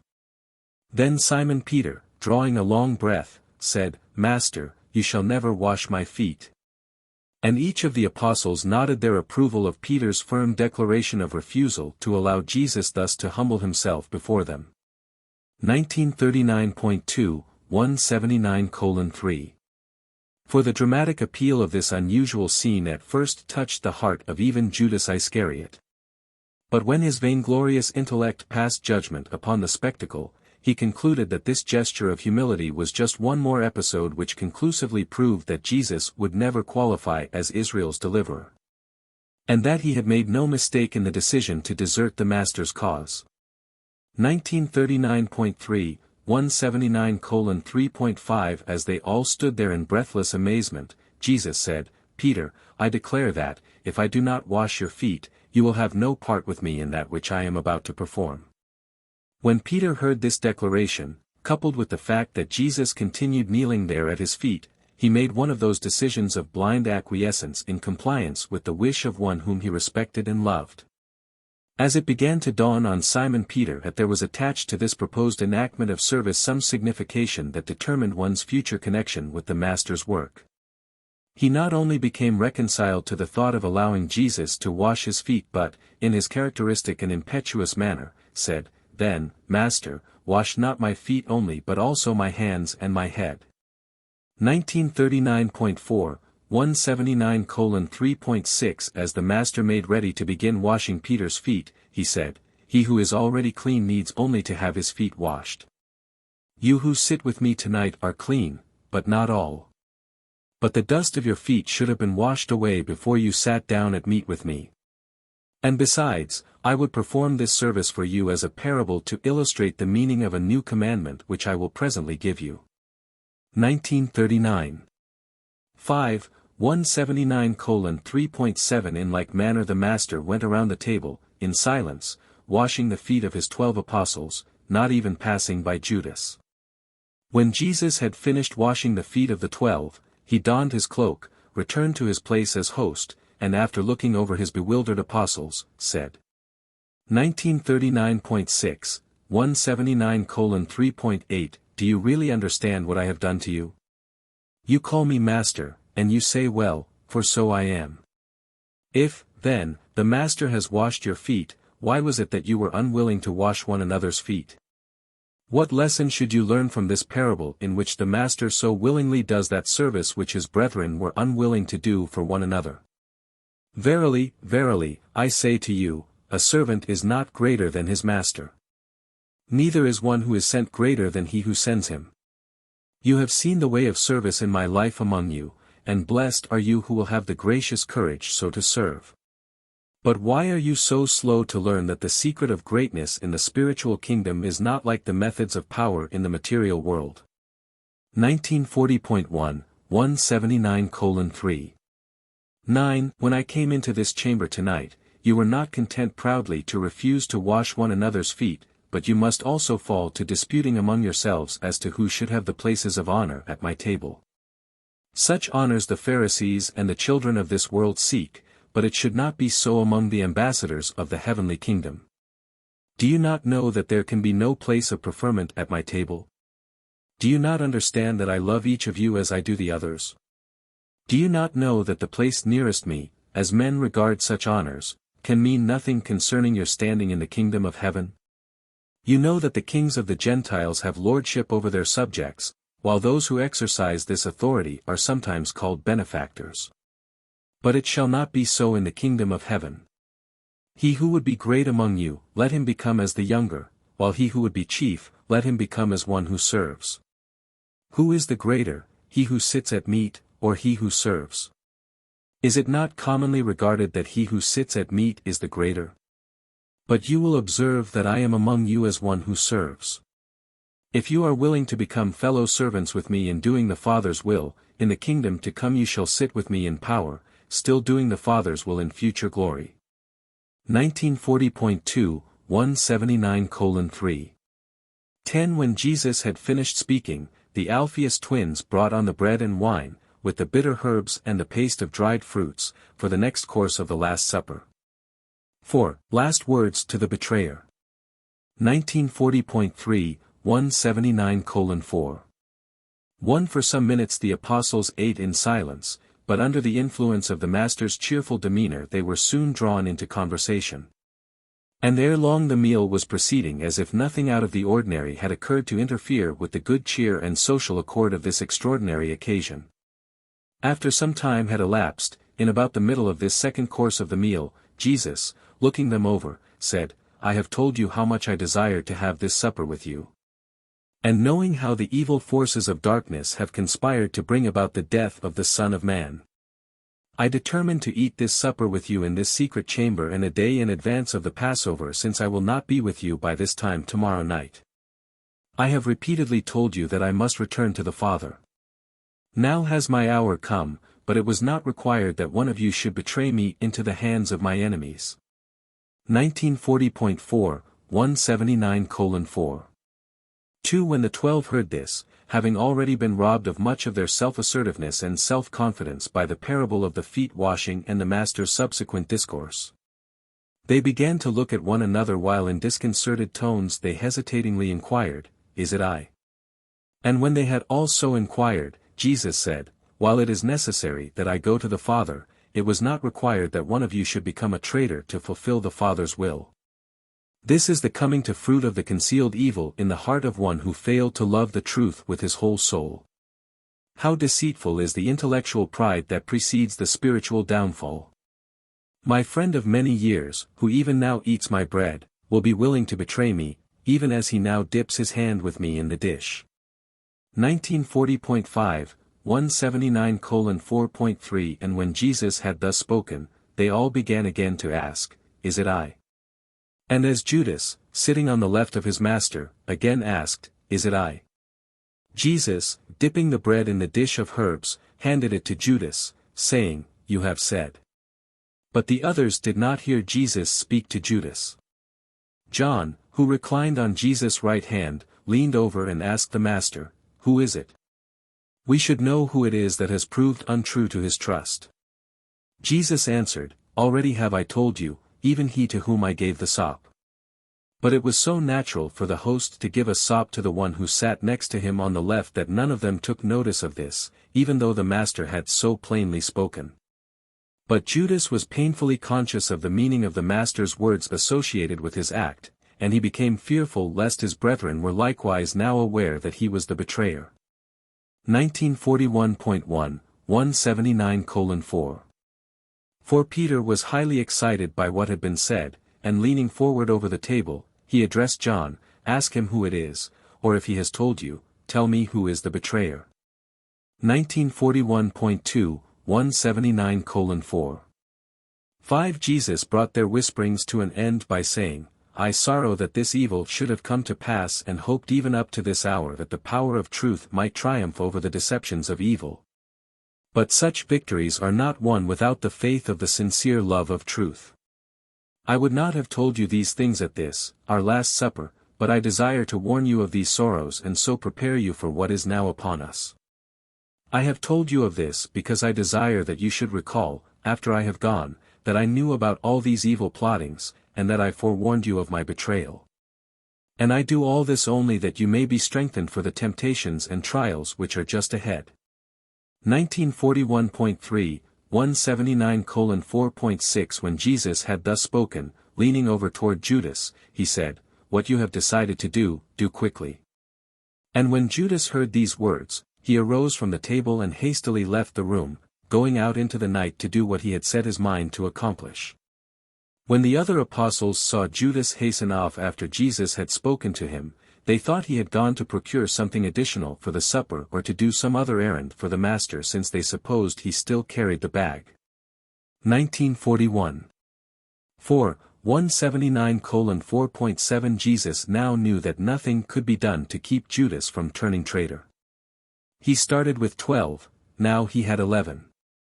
He chose 6 of these apostles, and though Judas was among those nominated by his first chosen apostles, still the Master accepted him and had, up to this very hour, done everything possible to sanctify and save him. Even as he had wrought for the peace and salvation of the others. 1941.5, 179:4.8 This supper, with its tender episodes and softening touches, was Jesus' last appeal to the deserting Judas, but it was of no avail. Warning, even when administered in the most tactful manner and conveyed in the most kindly spirit, as a rule, only intensifies hatred and fires the evil determination to carry out to the full one's own selfish projects. When love is once really dead. 5. Establishing the Remembrance Supper. 1941.6, 179:5.1 As they brought Jesus the third cup of wine, the cup of blessing, he arose from the couch and, taking the cup in his hands, blessed it, saying, Take this cup, all of you, and drink of it. This shall be the cup of my remembrance. This is the cup of the blessing of a new dispensation of grace and truth. This shall be to you the emblem of the bestowal and ministry of the divine Spirit of truth. And I will not again drink this cup with you until I drink in new form with you in the Father's eternal kingdom. 1942.1, 179:5. 2. The apostles all sensed that something out of the ordinary was transpiring as they drank of this cup of blessing in profound reverence and perfect silence. The old Passover commemorated the emergence of their fathers from a state of racial slavery into individual freedom. Now the Master was instituting a new remembrance supper as a symbol of the new dispensation wherein the enslaved individual emerges from the bondage of ceremonialism and selfishness into the spiritual joy of the brotherhood and fellowship of the liberated faith sons of the living God. 1942.2, 179:5.3 When they had finished drinking this new cup of remembrance, the Master took up the bread and, after giving thanks, broke it in pieces and, directing them to pass it around, said, Take this bread of remembrance and eat it. I have told you that I am the bread of life. And this bread of life is the united life of the Father and the Son in one gift. The Word of the Father, as revealed in the Son, is indeed the bread of life. When they had partaken of the bread of remembrance, the symbol of the living Word of truth incarnated in the likeness of mortal flesh, they all sat down. 1942.3, 179:5. For in instituting this remembrance supper, the Master, as was always his habit, resorted to parables and symbols. He employed symbols because he wanted to teach certain great spiritual truths in such a manner as to make it difficult for his successors to attach precise interpretations and definite meanings to his words. In this way he sought to prevent successive generations from crystallizing his teaching and binding down his spiritual meanings by the dead chains of tradition and dogma. In the establishment of the only ceremony or sacrament associated with his whole life mission, Jesus took great pains to suggest his meanings rather than to commit himself to precise definitions. He did not wish to destroy the individual's concept of divine communion by establishing a precise form, neither did he desire to limit the believer's spiritual imagination by formally cramping it. He rather sought to set man's reborn soul free upon the joyous wings of a new and living spiritual liberty. 1942.4, 179:5.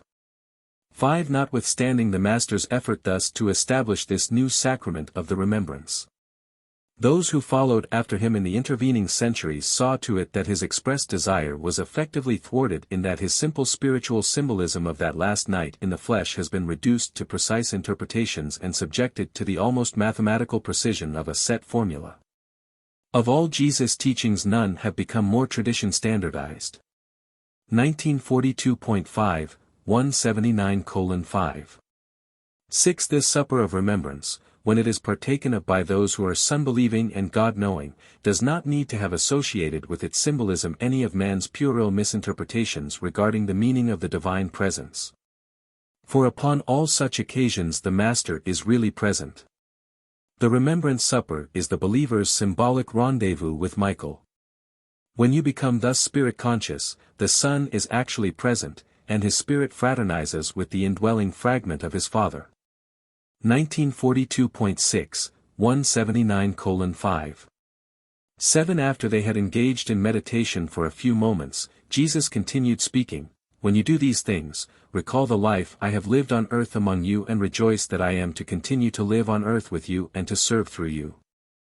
As individuals, contend not among yourselves as to who shall be greatest. Be you all as brethren. And when the kingdom grows to embrace large groups of believers, likewise should you refrain from contending for greatness or seeking preferment between such groups." 1943.1, 179:5. 8. And this mighty occasion took place in the upper chamber of a friend. There was nothing of sacred form or of ceremonial consecration about either the supper or the building. The Remembrance Supper was established without ecclesiastical sanction. 1943.2, 179:5.9. When Jesus had thus established the supper of the remembrance, he said to the 11, "And as often as you do this, do it in remembrance of me. And when you do remember me, first look back upon my life in the flesh, recall that I was once with you, and then, by faith, discern that you shall all sometimes sup with me in the Father's eternal kingdom. This is the new Passover which I leave with you, even the memory of my bestowal life, the word of eternal truth, and of my love for you, the outpouring of my Spirit of truth upon all flesh." 1943.3, 179:5. 10. And they ended this celebration of the old but bloodless Passover in connection with the inauguration of the new supper of the remembrance, by singing, all together, the 118th Psalm. Paper 180. The Farewell Discourse. 1944.1, 180:0.1. After singing the psalm at the conclusion of the Last Supper, the apostles thought that Jesus intended to return immediately to the camp, but he indicated that they should sit down. Said the Master. 1944.2, 180:0.2. You well remember when I sent you forth without purse or wallet and even advised that you take with you no extra clothes.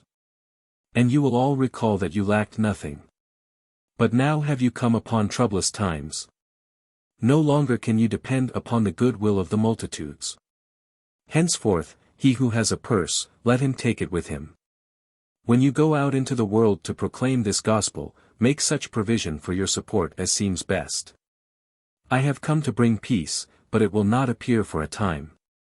1944.3, 180:0. 3. The time has now come for the Son of Man to be glorified, and the Father shall be glorified in me. My friends, I am to be with you only a little longer. Soon you will seek for me, but you will not find me, for I am going to a place to which you cannot, at this time, come. But when you have finished your work on earth as I have now finished mine, you shall then come to me even as I now prepare to go to my Father. In just a short time I am going to leave you, you will see me no more on earth, but you shall all see me in the age to come when you ascend to the kingdom which my Father has given to me. 1. The New Commandment. 1944.4, 180:1. 1. After a few moments of informal conversation, Jesus stood up and said, "When I enacted for you a parable indicating how you should be willing to serve one another, I said that I desire to give you a new commandment. And I would do this now as I am about to leave you. You well know the commandment which directs that you love one another, that you love your neighbor even as yourself. But I am not wholly satisfied with even that sincere devotion on the part of my children. I would have you perform still greater acts of love in the kingdom of the believing brotherhood. And so I give you this new commandment, that you love one another even as I have loved you. And by this will all men know that you are my disciples if you thus love one another." 1944.5, 180:1. 2. When I give you this new commandment, I do not place any new burden upon your souls. Rather do I bring you new joy and make it possible for you to experience new pleasure in knowing the delights of the bestowal of your heart's affection upon your fellow men. I am about to experience the supreme joy, even though enduring outward sorrow, in the bestowal of my affection upon you and your fellow mortals. 1944.6, 180:1.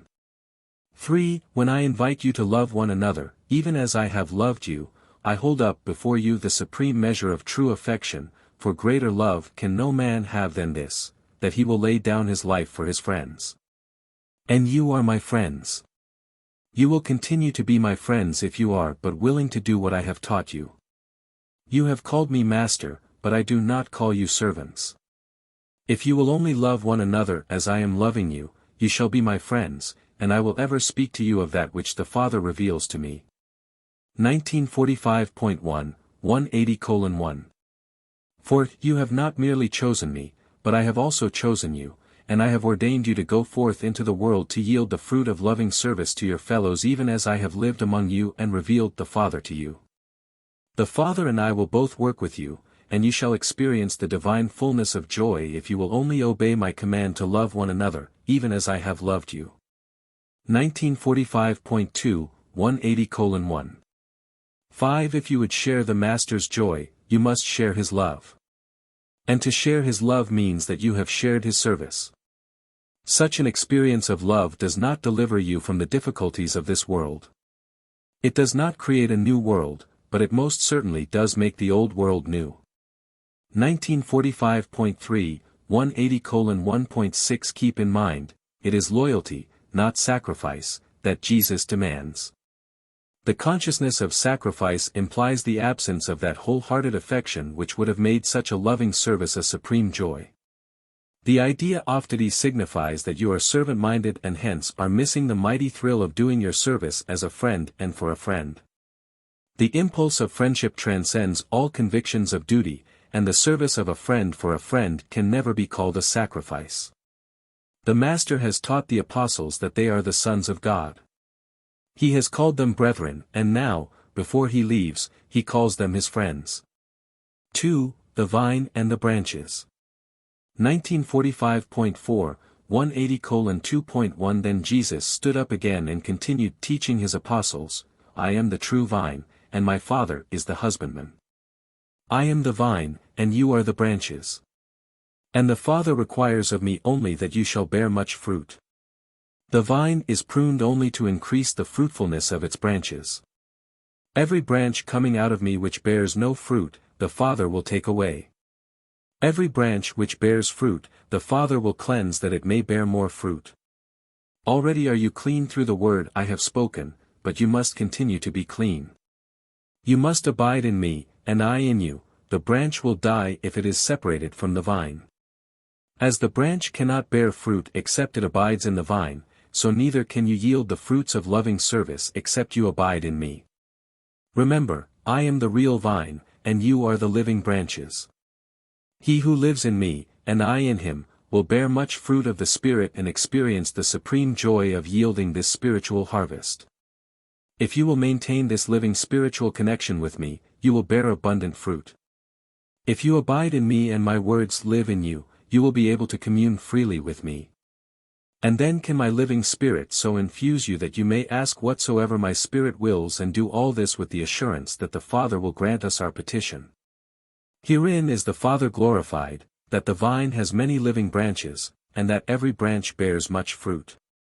And when the world sees these fruit-bearing branches, my friends who love one another, even as I have loved them, all men will know that you are truly my disciples. 1945.5, 180:2.2. As the Father has loved me, so have I loved you. Live in my love even as I live in the Father's love. If you do as I have taught you, you shall abide in my love even as I have kept the Father's word and evermore abide in his love. 1946.1, 180:2. 3. The Jews had long taught that the Messiah would be a stem arising out of the vine of David's ancestors, and in commemoration of this olden teaching a large emblem of the grape and its attached vine decorated the entrance to Herod's temple. The apostles all recalled these things while the Master talked to them this night in the upper chamber. 1946.2, 180:2.4. But great sorrow later attended the misinterpretation of the Master's inferences regarding prayer. There would have been little difficulty about these teachings if his exact words had been remembered and subsequently truthfully recorded. But as the record was made, believers eventually regarded prayer in Jesus' name as a sort of supreme magic, thinking that they would receive from the Father anything they asked for. For centuries honest souls have continued to wreck their faith against this stumbling block. How long will it take the world of believers to understand that prayer is not a process of getting your way but rather a program of taking God's way, an experience of learning how to recognize and execute the Father's will? It is entirely true that, when your will has been truly aligned with His, you can ask anything conceived by that will union, and it will be granted. And such a will union is effected by and through Jesus even as the life of the vine flows into and through the living branches. 1946.3, 180:2. 5. When there exists this living connection between divinity and humanity, if humanity should thoughtlessly and ignorantly pray for selfish ease and vainglorious accomplishments, there could be only one divine answer, more and increased bearing of the fruits of the Spirit on the stems of the living branches. When the branch of the vine is alive, there can be only one answer to all its petitions, increased grape bearing. In fact, the branch exists only for, and can do nothing except, fruit bearing, yielding grapes. So does the true believer exist only for the purpose of bearing the fruits of the Spirit, to love man as he himself has been loved by God, that we should love one another, even as Jesus has loved us. 1946.4, 180:2. 6. And when the Father's hand of discipline is laid upon the vine, it is done in love, in order that the branches may bear much fruit. And a wise husbandman cuts away only the dead and fruitless branches. 1946.5, 180:2. 7. Jesus had great difficulty in leading even his apostles to recognize that prayer is a function of Spirit-born believers in the Spirit-dominated kingdom. 3. Enmity of the world. 1946.6, 180:3. 1. The 11 had scarcely ceased their discussions of the discourse on the vine and the branches when the Master, indicating that he was desirous of speaking to them further and knowing that his time was short, said, "When I have left you, be not discouraged by the enmity of the world. Be not downcast even when faint-hearted believers turn against you and join hands with the enemies of the kingdom. If the world shall hate you, you should recall that it hated me even before it hated you. If you were of this world, then would the world love its own, but because you are not, the world refuses to love you. You are in this world, but your lives are not to be worldlike. I have chosen you out of the world to represent the spirit of another world even to this world from which you have been chosen. But always remember the words I have spoken to you, the servant is not greater than his master. If they dare to persecute me, they will also persecute you.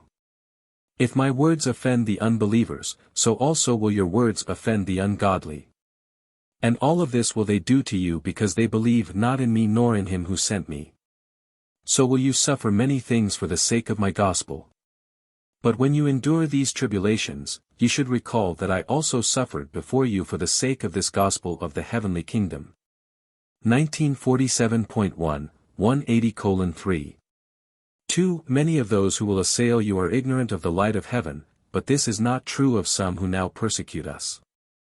If we had not taught them the truth, they might do many strange things without falling under condemnation, but now, since they have known the light and presume to reject it, they have no excuse for their attitude. He who hates me hates my Father. It cannot be otherwise, the light which would save you if accepted can only condemn you if it is knowingly rejected. And what have I done to these men that they should hate me with such a terrible hatred? Nothing, save to offer them fellowship on earth and salvation in heaven. But have you not read in the Scripture the saying, and they hated me without a cause? 1947.2, 180:3.3. But I will not leave you alone in the world. Very soon, after I have gone, I will send you a Spirit helper. You shall have with you one who will take my place among you, one who will continue to teach you the way of truth, who will even comfort you. 1947.3, 180:3. For, let not your hearts be troubled. You believe in God, continue to believe also in me. Even though I must leave you, I will not be far from you. I have already told you that in my Father's universe there are many tarrying places. If this were not true, I would not have repeatedly told you about them. I am going to return to these worlds of light, stations in the Father's heaven to which you shall sometime ascend. From these places I came into this world, and the hour is now at hand when I must return to my Father's work in the spheres on high. 1947.4, 180:3.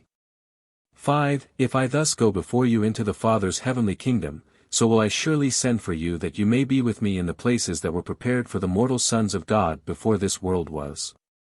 Even though I must leave you, I will be present with you in spirit, and eventually you shall be with me in person when you have ascended to me in my universe, even as I am about to ascend to my Father in his greater universe.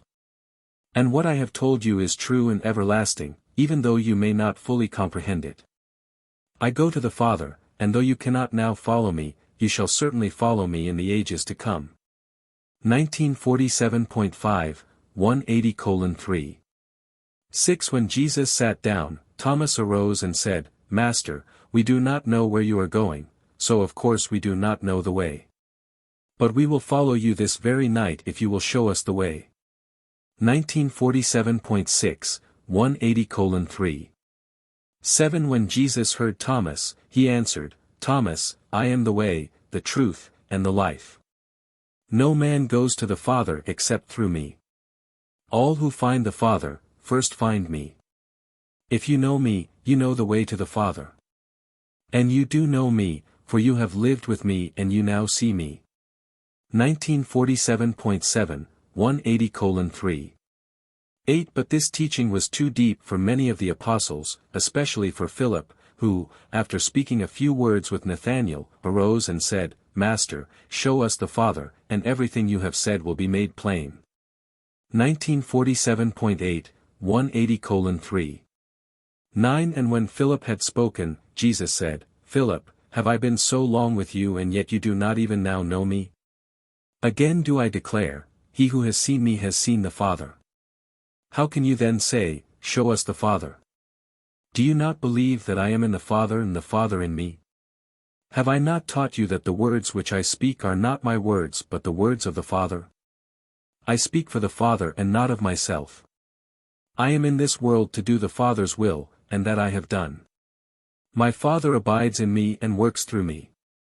Believe me when I say that the Father is in me, and that I am in the Father, or else believe me for the sake of the very life I have lived, for the work's sake. 1948.1, 180:3. 10. As the Master went aside to refresh himself with water, the 11 engaged in a spirited discussion of these teachings, and Peter was beginning to deliver himself of an extended speech when Jesus returned and beckoned them to be seated. 4. The Promised Helper.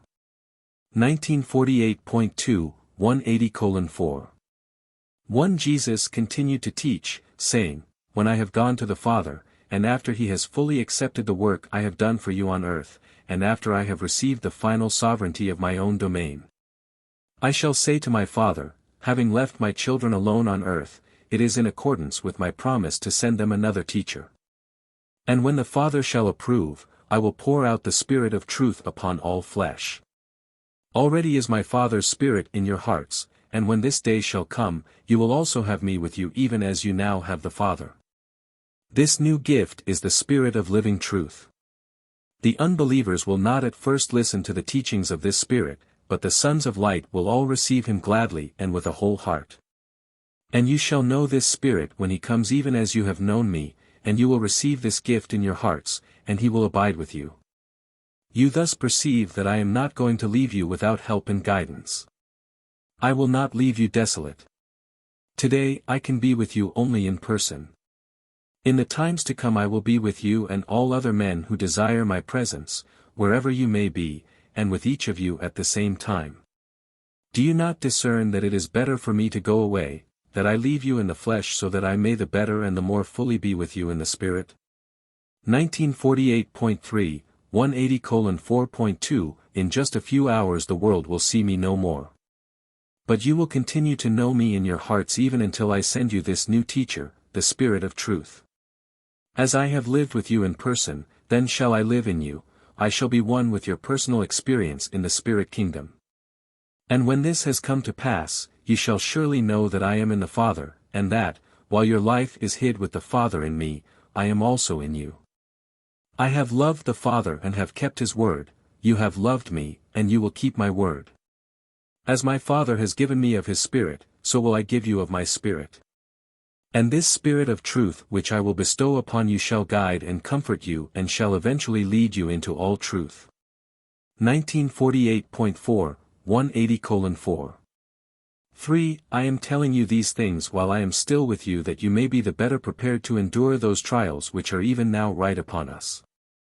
And when this new day comes, you will be indwelt by the Son as well as by the Father. And these gifts of heaven will ever work the one with the other even as the Father and I have wrought on earth and before your very eyes as one person, the Son of Man. And this Spirit friend will bring to your remembrance everything I have taught you. 1948.5, 180:4. For as the Master paused for a moment, Judas Alphaeus made bold to ask one of the few questions which either he or his brother ever addressed to Jesus in public. Said Judas, Master, you have always lived among us as a friend. How shall we know you when you no longer manifest yourself to us save by this Spirit? If the world sees you not, how shall we be certain about you? How will you show yourself to us? 1949.1, 180:4. 5. Jesus looked down upon them all, smiled, and said, My little children, I am going away, going back to my Father. In a little while you will not see me as you do here, as flesh and blood. In a very short time I am going to send you my Spirit, just like me except for this material body. This new teacher is the Spirit of truth who will live with each one of you, in your hearts, and so will all the children of light be made one and be drawn toward one another. And in this very manner will my Father and I be able to live in the souls of each one of you and also in the hearts of all other men who love us and make that love real in their experiences by loving one another, even as I am now loving you. 1949.2, 180:4.6. Judas Alphaeus did not fully understand what the Master said, but he grasped the promise of the new teacher, and from the expression on Andrew's face, he perceived that his question had been satisfactorily answered. 5. The Spirit of Truth. 1949.3, 180:5.1. The new helper which Jesus promised to send into the hearts of believers, to pour out upon all flesh, is the Spirit of Truth.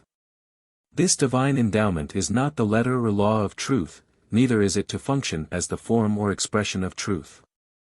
The new teacher is the conviction of truth, the consciousness and assurance of true meanings on real spirit levels. And this new teacher is the spirit of living and growing truth, expanding, unfolding, and adaptive truth. 1949.4, 180:5.2. Divine truth is a spirit-discerned and living reality. Truth exists only on high spiritual levels of the realization of divinity and the consciousness of communion with God. You can know the truth, and you can live the truth. You can experience the growth of truth in the soul and enjoy the liberty of its enlightenment in the mind, but you cannot imprison truth in formulas, codes, creeds, or intellectual patterns of human conduct. When you undertake the human formulation of divine truth, it speedily dies. The post-mortem salvage of imprisoned truth, even at best, can eventuate only in the realization of a peculiar form of intellectualized glorified wisdom. Static truth is dead truth, and only dead truth can be held as a theory. Living truth is dynamic and can enjoy only an experiential existence in the human mind. 1949.5, 180:5.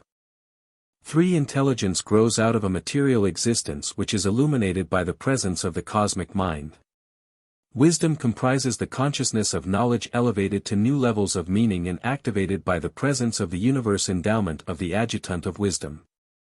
Truth is a spiritual reality value experienced only by spirit-endowed beings who function upon supermaterial levels of universe consciousness, and who, after the realization of truth, permit its spirit of activation to live and reign within their souls.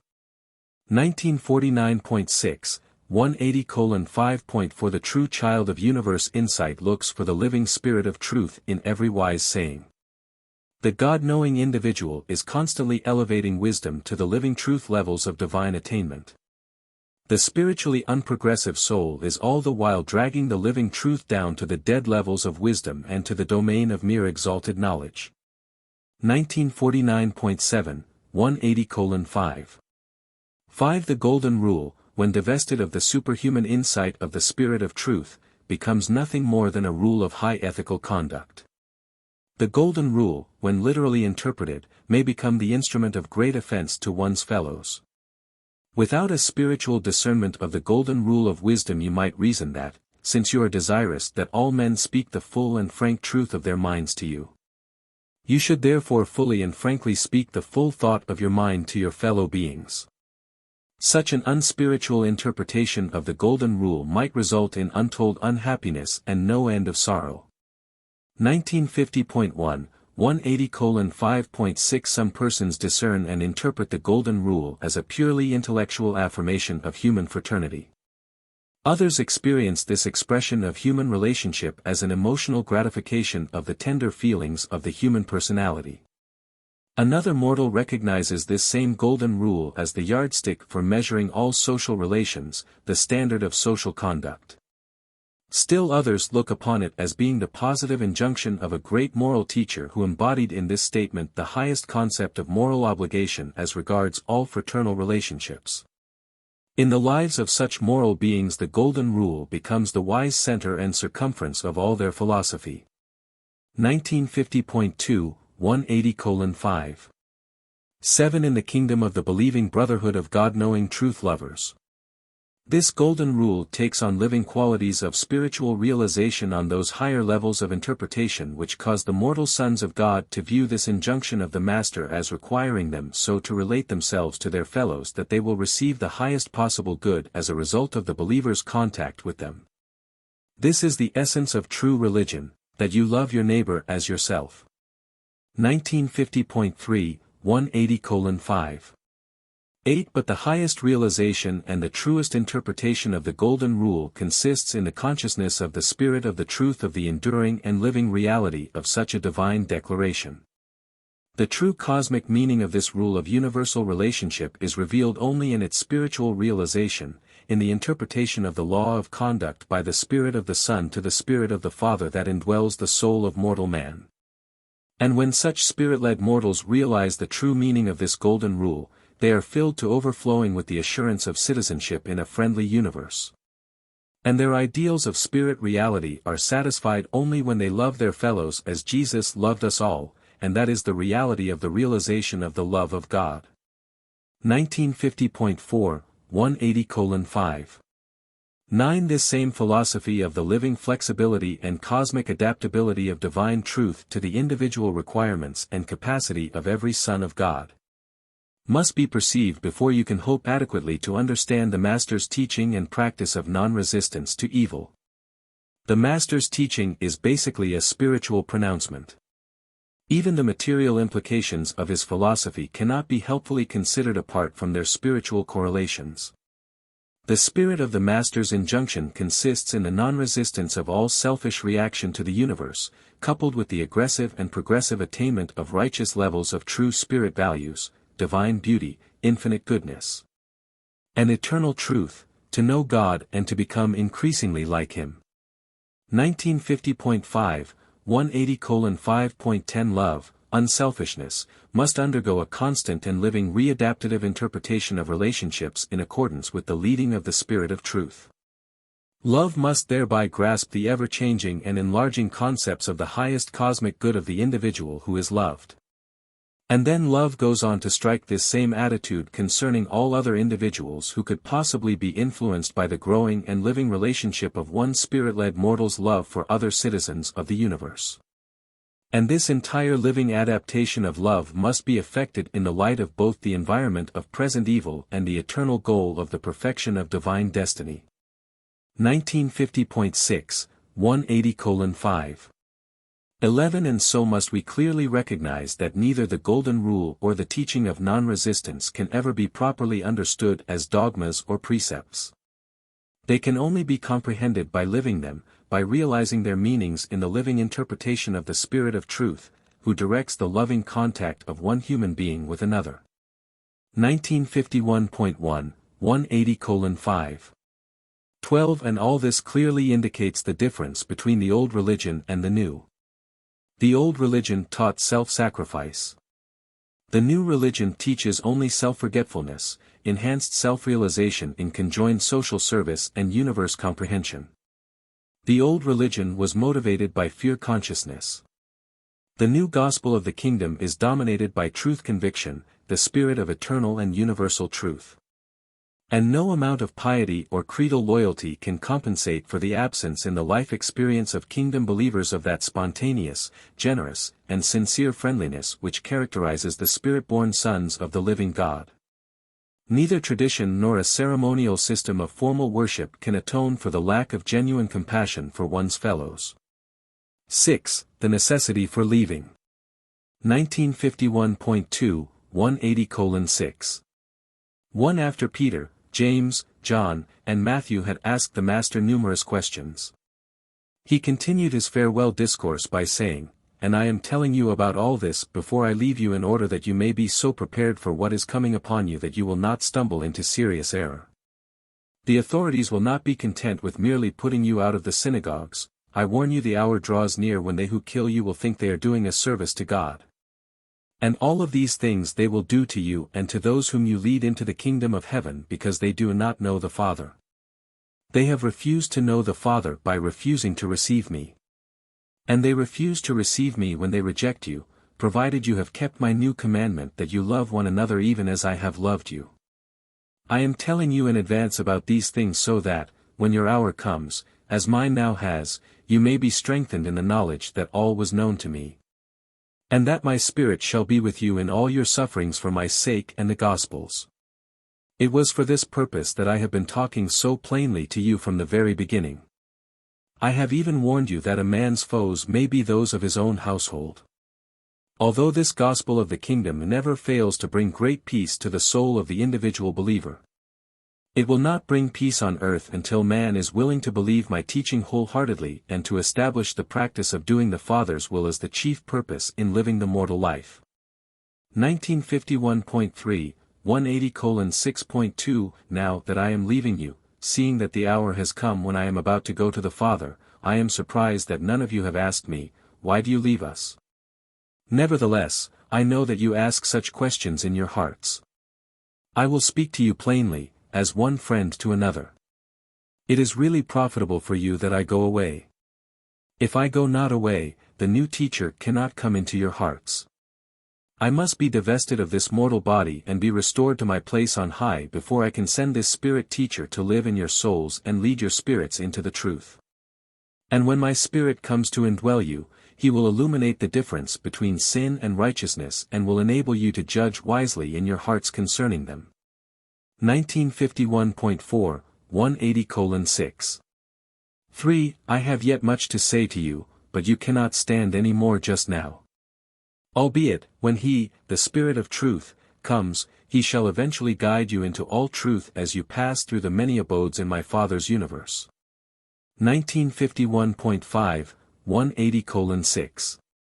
For this Spirit will not speak of himself, but he will declare to you that which the Father has revealed to the Son, and he will even show you things to come. He will glorify me even as I have glorified my Father. This Spirit comes forth from me, and he will reveal my truth to you. Everything which the Father has in this domain is now mine, wherefore did I say that this new teacher would take of that which is mine and reveal it to you. 1952.1, 180:6. 5. In just a little while I will leave you for a short time. Afterward, when you again see me, I shall already be on my way to the Father, so that even then you will not see me for long.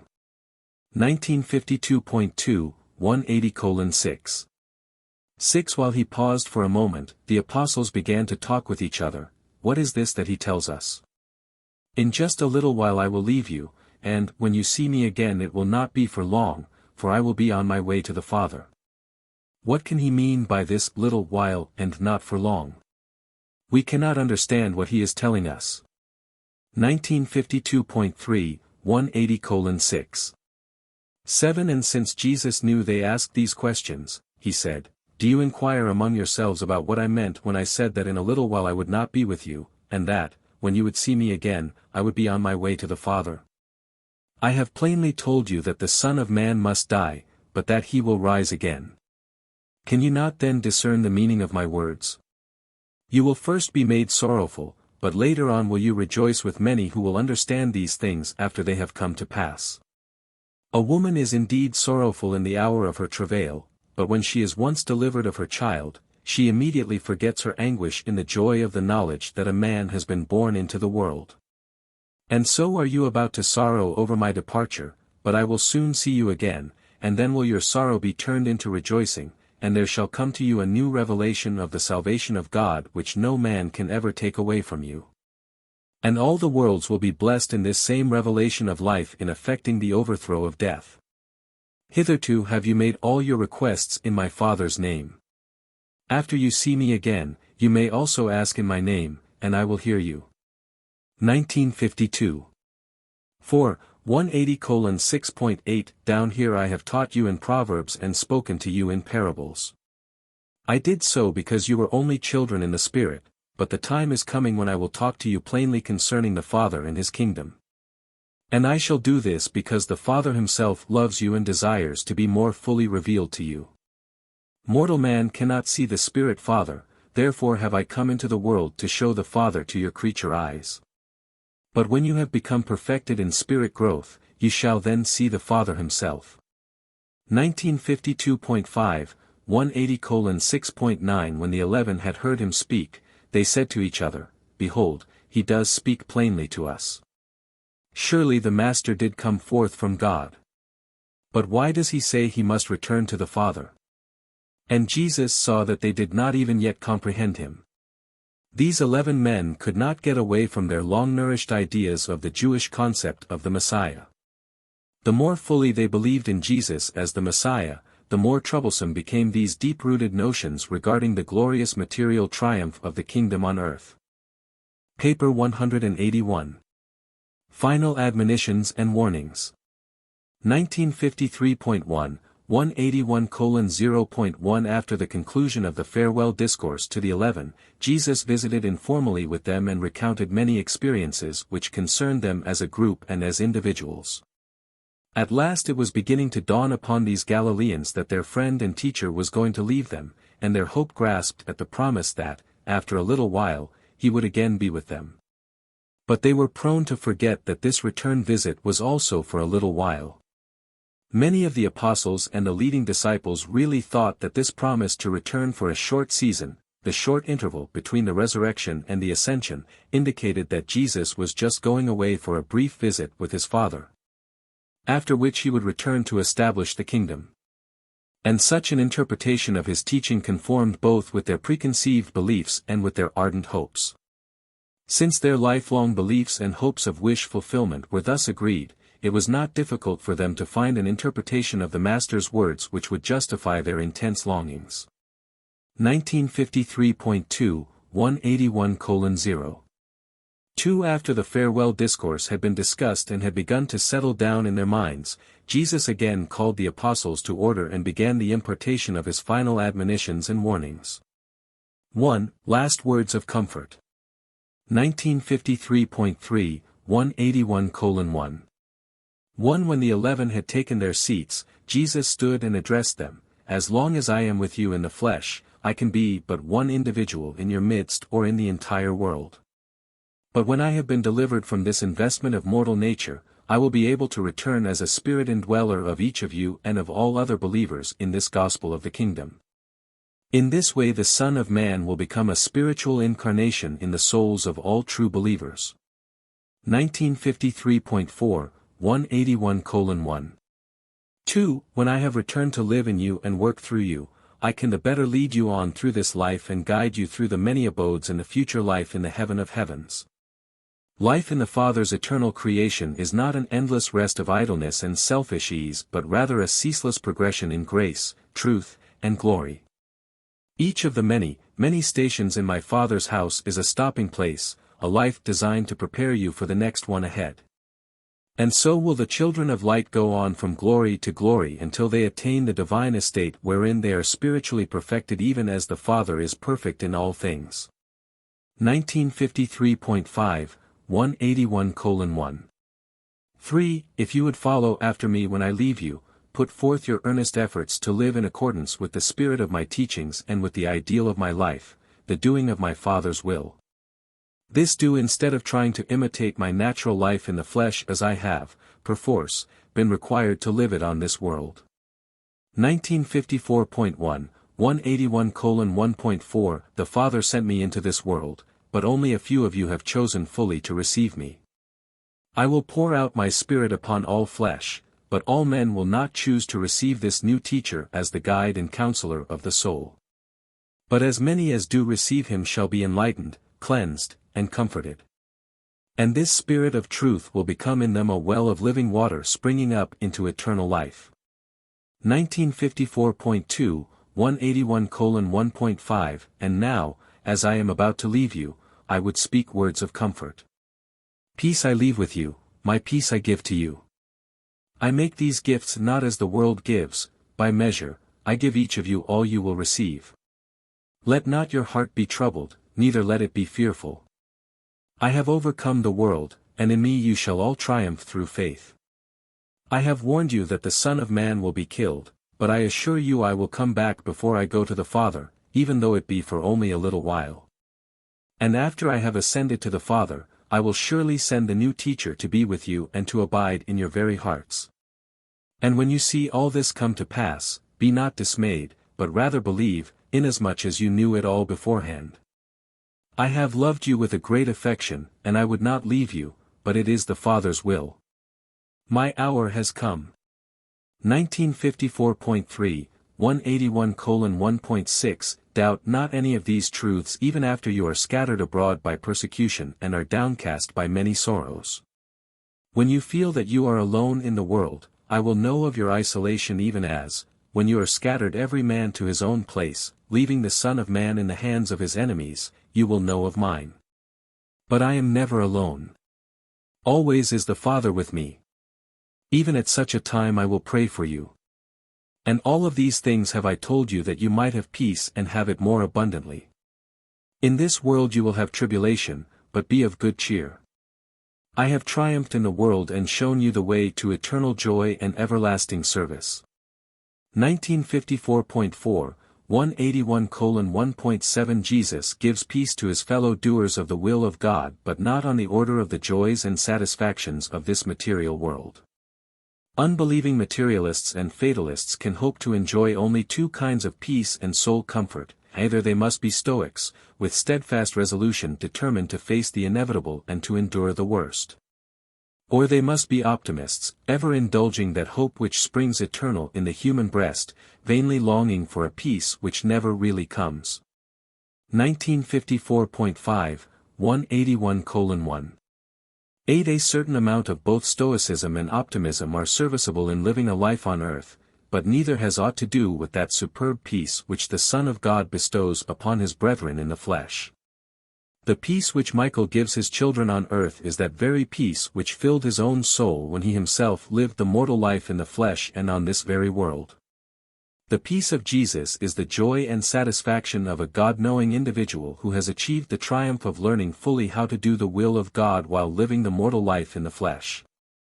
The peace of Jesus' mind was founded on an absolute human faith in the actuality of the Divine Father's wise and sympathetic overcare. Jesus had trouble on earth, he has even been falsely called the man of sorrows.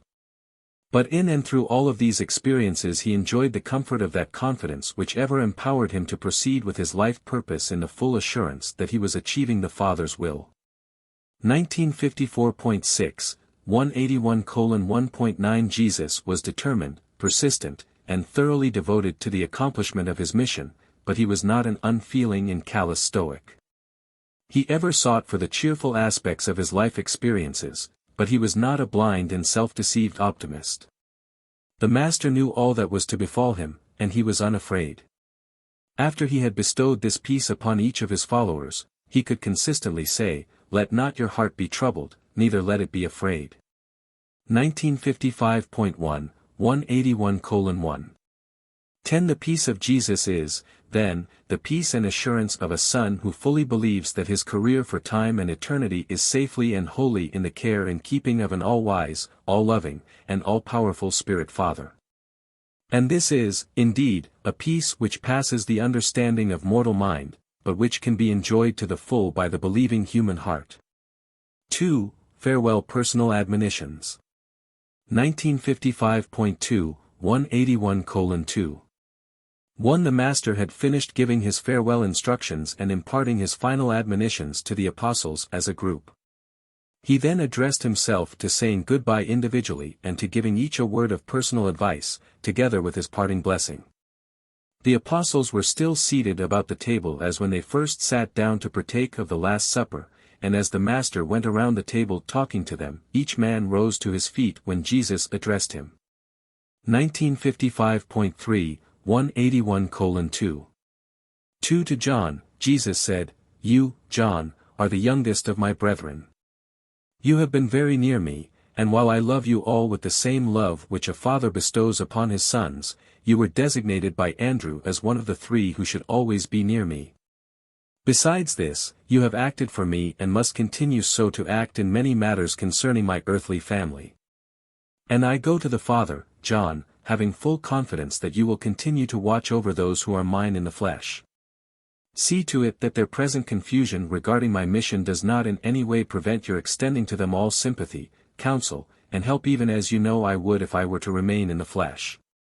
And when they all come to see the light and enter fully into the kingdom, while you all will welcome them joyously, I depend upon you, John, to welcome them for me." 1955.4, 181:2. 3. And now, as I enter upon the closing hours of my earthly career, remain near at hand that I may leave any message with you regarding my family.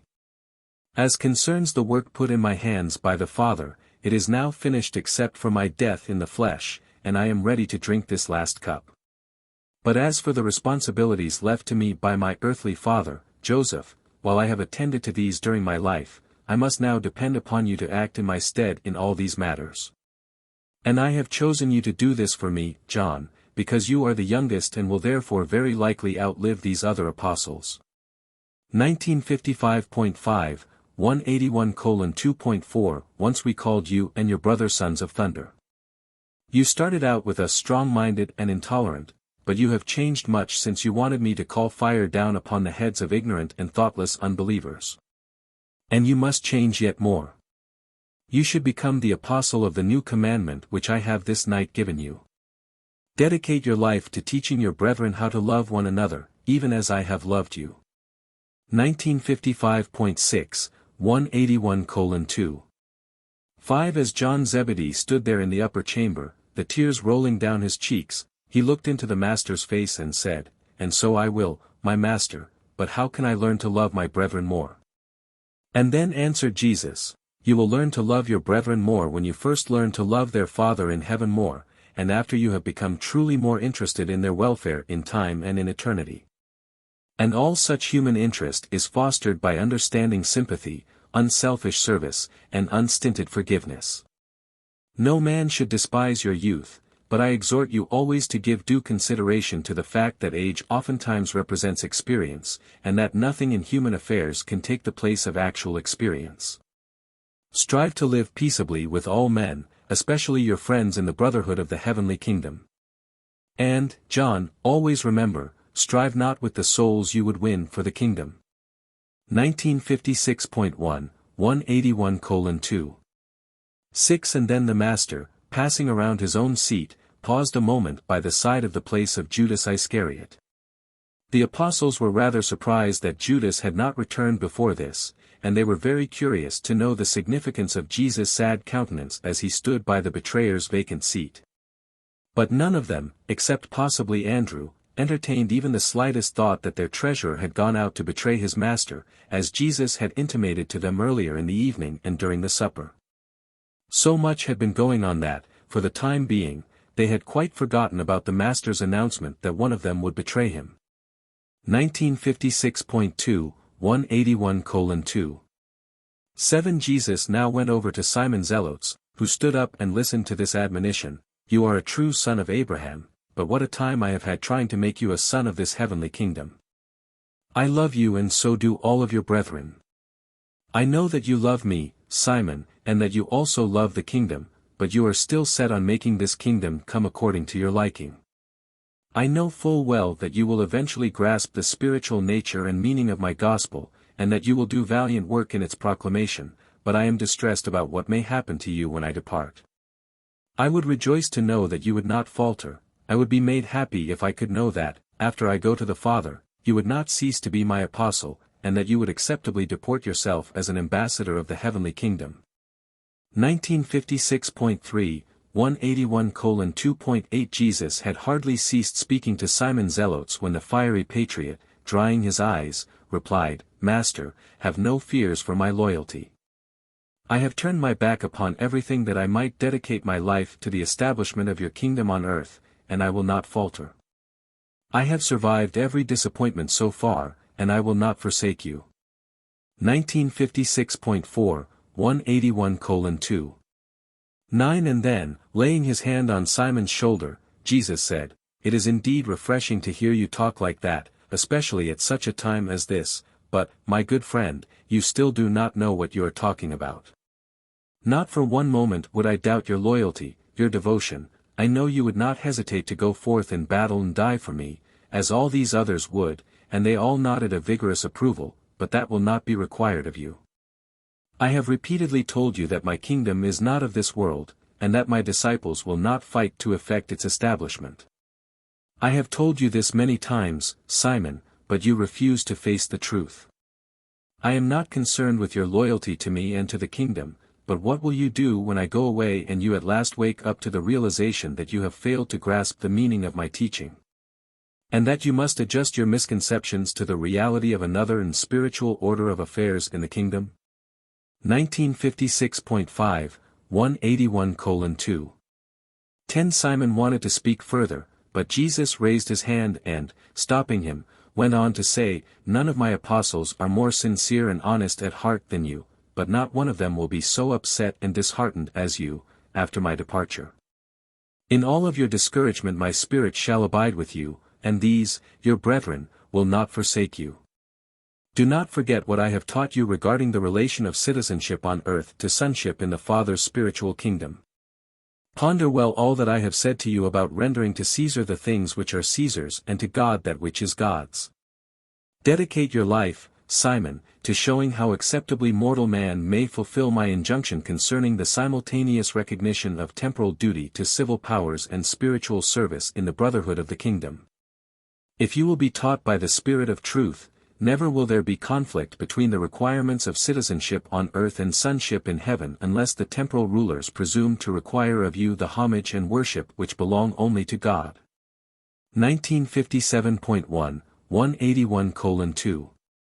11 And now, Simon, when you do finally see all of this, and after you have shaken off your depression and have gone forth proclaiming this gospel in great power, never forget that I was with you even through all of your season of discouragement. And that I will go on with you to the very end. You shall always be my apostle, and after you become willing to see by the eye of the Spirit and more fully to yield your will to the will of the Father in heaven, then will you return to labor as my ambassador. And no one shall take away from you the authority which I have conferred upon you, because of your slowness of comprehending the truths I have taught you.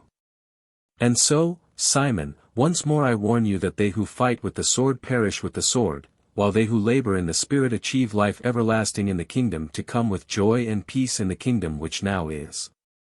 And when the work given into your hands is finished on earth, you, Simon, shall sit down with me in my kingdom over there. You shall really see the kingdom you have longed for, but not in this life. Continue to believe in me and in that which I have revealed to you, and you shall receive the gift of eternal life. 1957.2, 181:2. 12 When Jesus had finished speaking to Simon Zelotes, he stepped over to Matthew Levi and said, No longer will it devolve upon you to provide for the treasury of the apostolic group. Soon, very soon, you will all be scattered. You will not be permitted to enjoy the comforting and sustaining association of even one of your brethren. As you go onward preaching this gospel of the kingdom, you will have to find for yourselves new associates. I have sent you forth 2 and 2 during the times of your training, but now that I am leaving you, after you have recovered from the shock, you will go out alone, and to the ends of the earth. Proclaiming this good news, that faith-quickened mortals are the sons of God. 1957.3, 181:2.13 Then spoke Matthew, "But, Master, who will send us, and how shall we know where to go? Will Andrew show us the way?" And Jesus answered, "No, Levi, Andrew will no longer direct you in the proclamation of the gospel. He will, indeed, continue as your friend and counselor until that day whereon the new teacher comes, and then shall the Spirit of truth lead each of you abroad to labor for the extension of the kingdom. Many changes have come over you since that day at the custom house when you first set out to follow me, but many more must come before you will be able to see the vision of a brotherhood in which Gentile sits alongside Jew in fraternal association. But go on with your urge to win your Jewish brethren until you are fully satisfied and then turn with power to the Gentiles. One thing you may be certain of, Levi, you have won the confidence and affection of your brethren, they all love you." And all 10 of them signified their acquiescence in the Master's words. 1958.1, 181:2. 14 Levi, I know much about your anxieties, sacrifices, and labors to keep the treasury replenished which your brethren do not know, and I am rejoiced that, though he who carried the bag is absent, the publican ambassador is here at my farewell gathering with the messengers of the kingdom. I pray that you may discern the meaning of my teaching with the eyes of the Spirit. And when the new teacher comes into your heart, follow on as he will lead you and let your brethren see, even all the world, what the Father can do for a hated tax-gatherer who dared to follow the Son of Man and to believe the gospel of the kingdom. Even from the first, Levi, I loved you as I did these other Galileans. Knowing then so well that neither the Father or the Son has respect of persons, see to it that you make no such distinctions among those who become believers in the gospel through your ministry. And so, Matthew, dedicate your whole future life service to showing all men that God is no respecter of persons, that, in the sight of God and in the fellowship of the kingdom, all men are equal, all believers are the sons of God. 1958.2, 181:2. 15 Jesus then stepped over to James Zebedee, who stood in silence as the Master addressed him, saying, James, when you and your younger brother once came to me seeking preferment in the honors of the kingdom, and I told you such honors were for the Father to bestow, I asked if you were able to drink my cup, and both of you answered that you were. Even if you were not then able, and if you are not now able, you will soon be prepared for such a service by the experience you are about to pass through. By such behavior you angered your brethren at that time. If they have not already fully forgiven you, they will when they see you drink my cup. Whether your ministry be long or short, possess your soul in patience.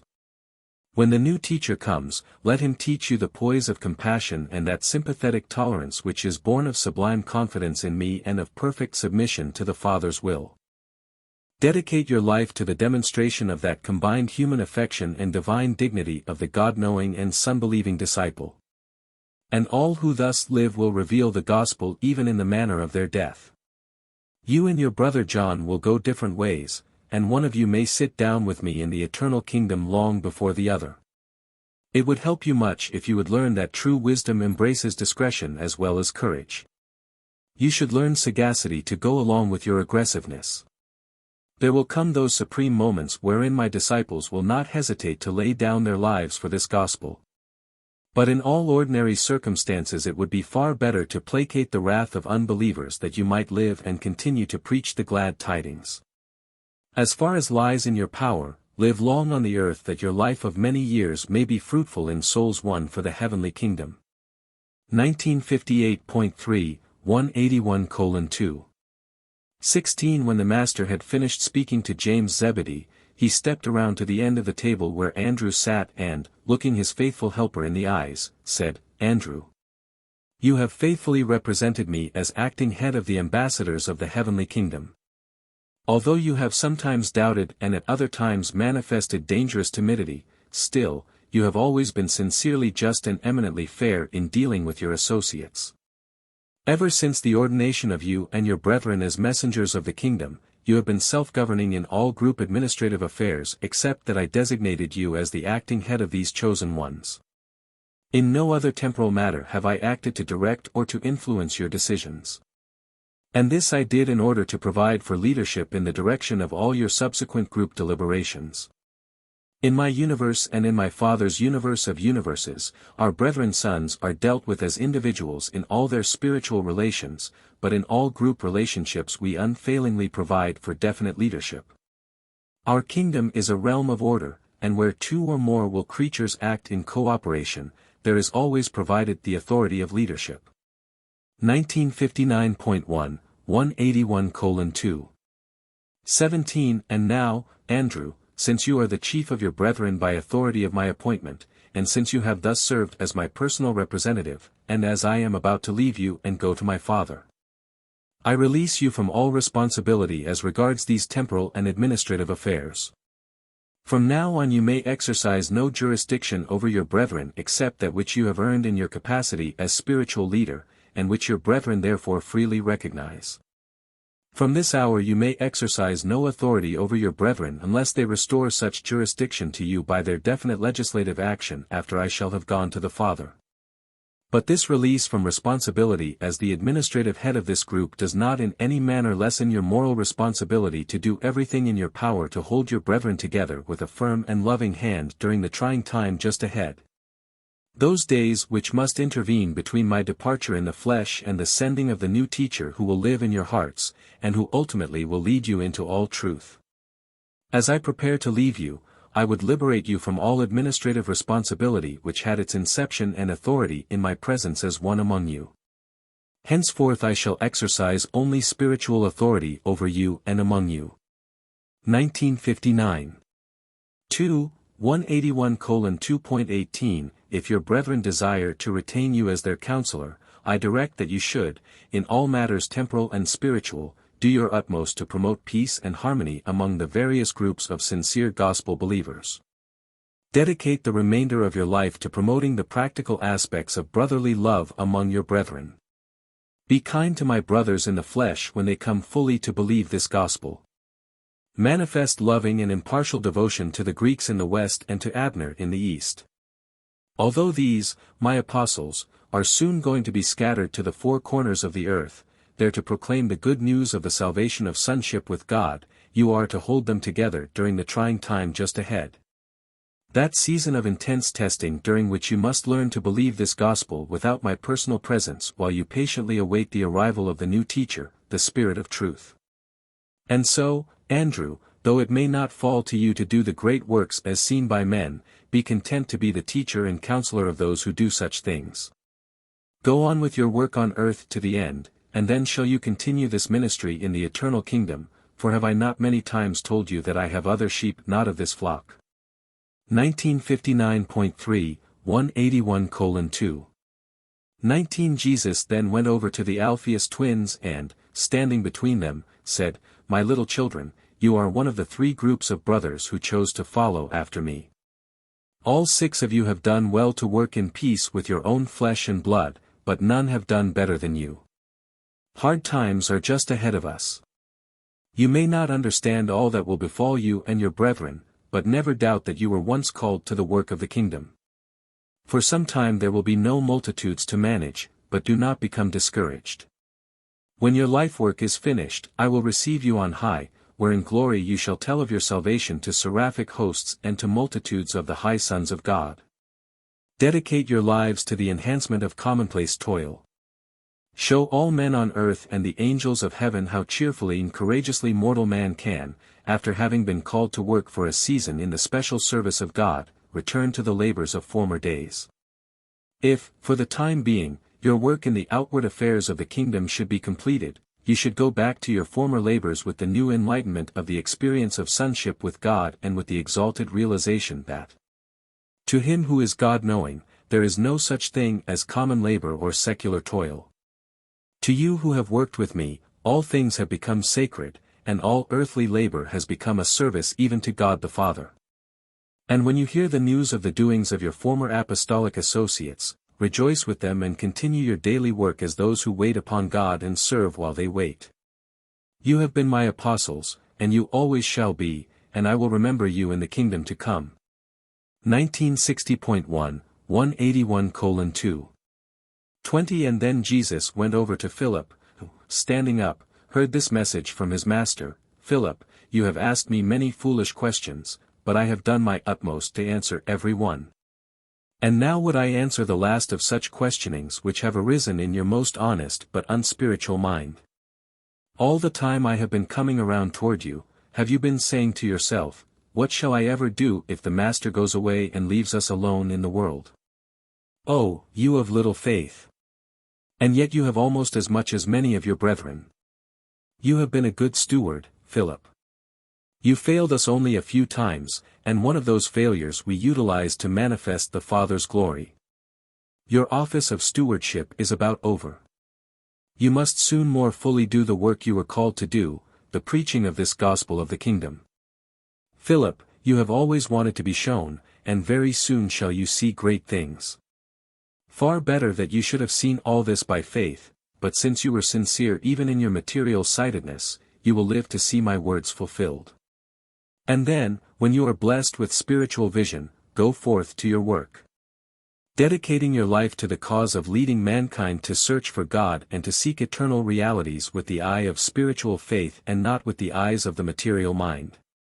Remember, Philip, you have a great mission on earth, for the world is filled with those who look at life just as you have tended to. You have a great work to do, and when it is finished in faith, you shall come to me in my kingdom, and I will take great pleasure in showing you that which eye has not seen, ear heard, nor the mortal mind conceived. In the meantime, become as a little child in the kingdom of the Spirit and permit me, as the Spirit of the new teacher, to lead you forward in the spiritual kingdom. And in this way will I be able to do much for you which I was not able to accomplish when I sojourned with you as a mortal of the realm. And always remember, Philip, he who has seen me has seen the Father. 1960.2, 181:2. 21 Then went the Master over to Nathanael.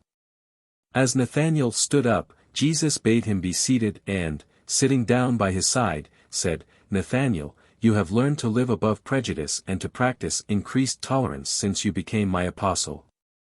But there is much more for you to learn. You have been a blessing to your fellows in that they have always been admonished by your consistent sincerity. When I have gone, it may be that your frankness will interfere with your getting along well with your brethren, both old and new. You should learn that the expression of even a good thought must be modulated in accordance with the intellectual status and spiritual development of the hearer. Sincerity is most serviceable in the work of the kingdom when it is wedded to discretion. 1961.1, 181:2. 22 If you would learn to work with your brethren, you might accomplish more permanent things, but if you find yourself going off in quest of those who think as you do, in that event dedicate your life to proving that the God-knowing disciple can become a kingdom builder even when alone in the world and wholly isolated from his fellow believers. I know you will be faithful to the end, and I will someday welcome you to the enlarged service of my kingdom on high. 1961.2, 181:2.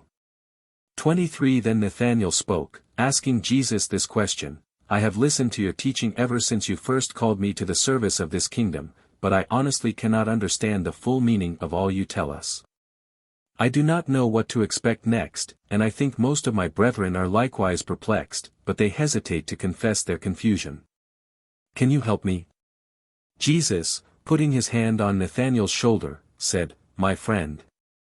It is not strange that you should encounter perplexity in your attempt to grasp the meaning of my spiritual teachings since you are so handicapped by your preconceptions of Jewish tradition and so confused by your persistent tendency to interpret my gospel in accordance with the teachings of the scribes and Pharisees.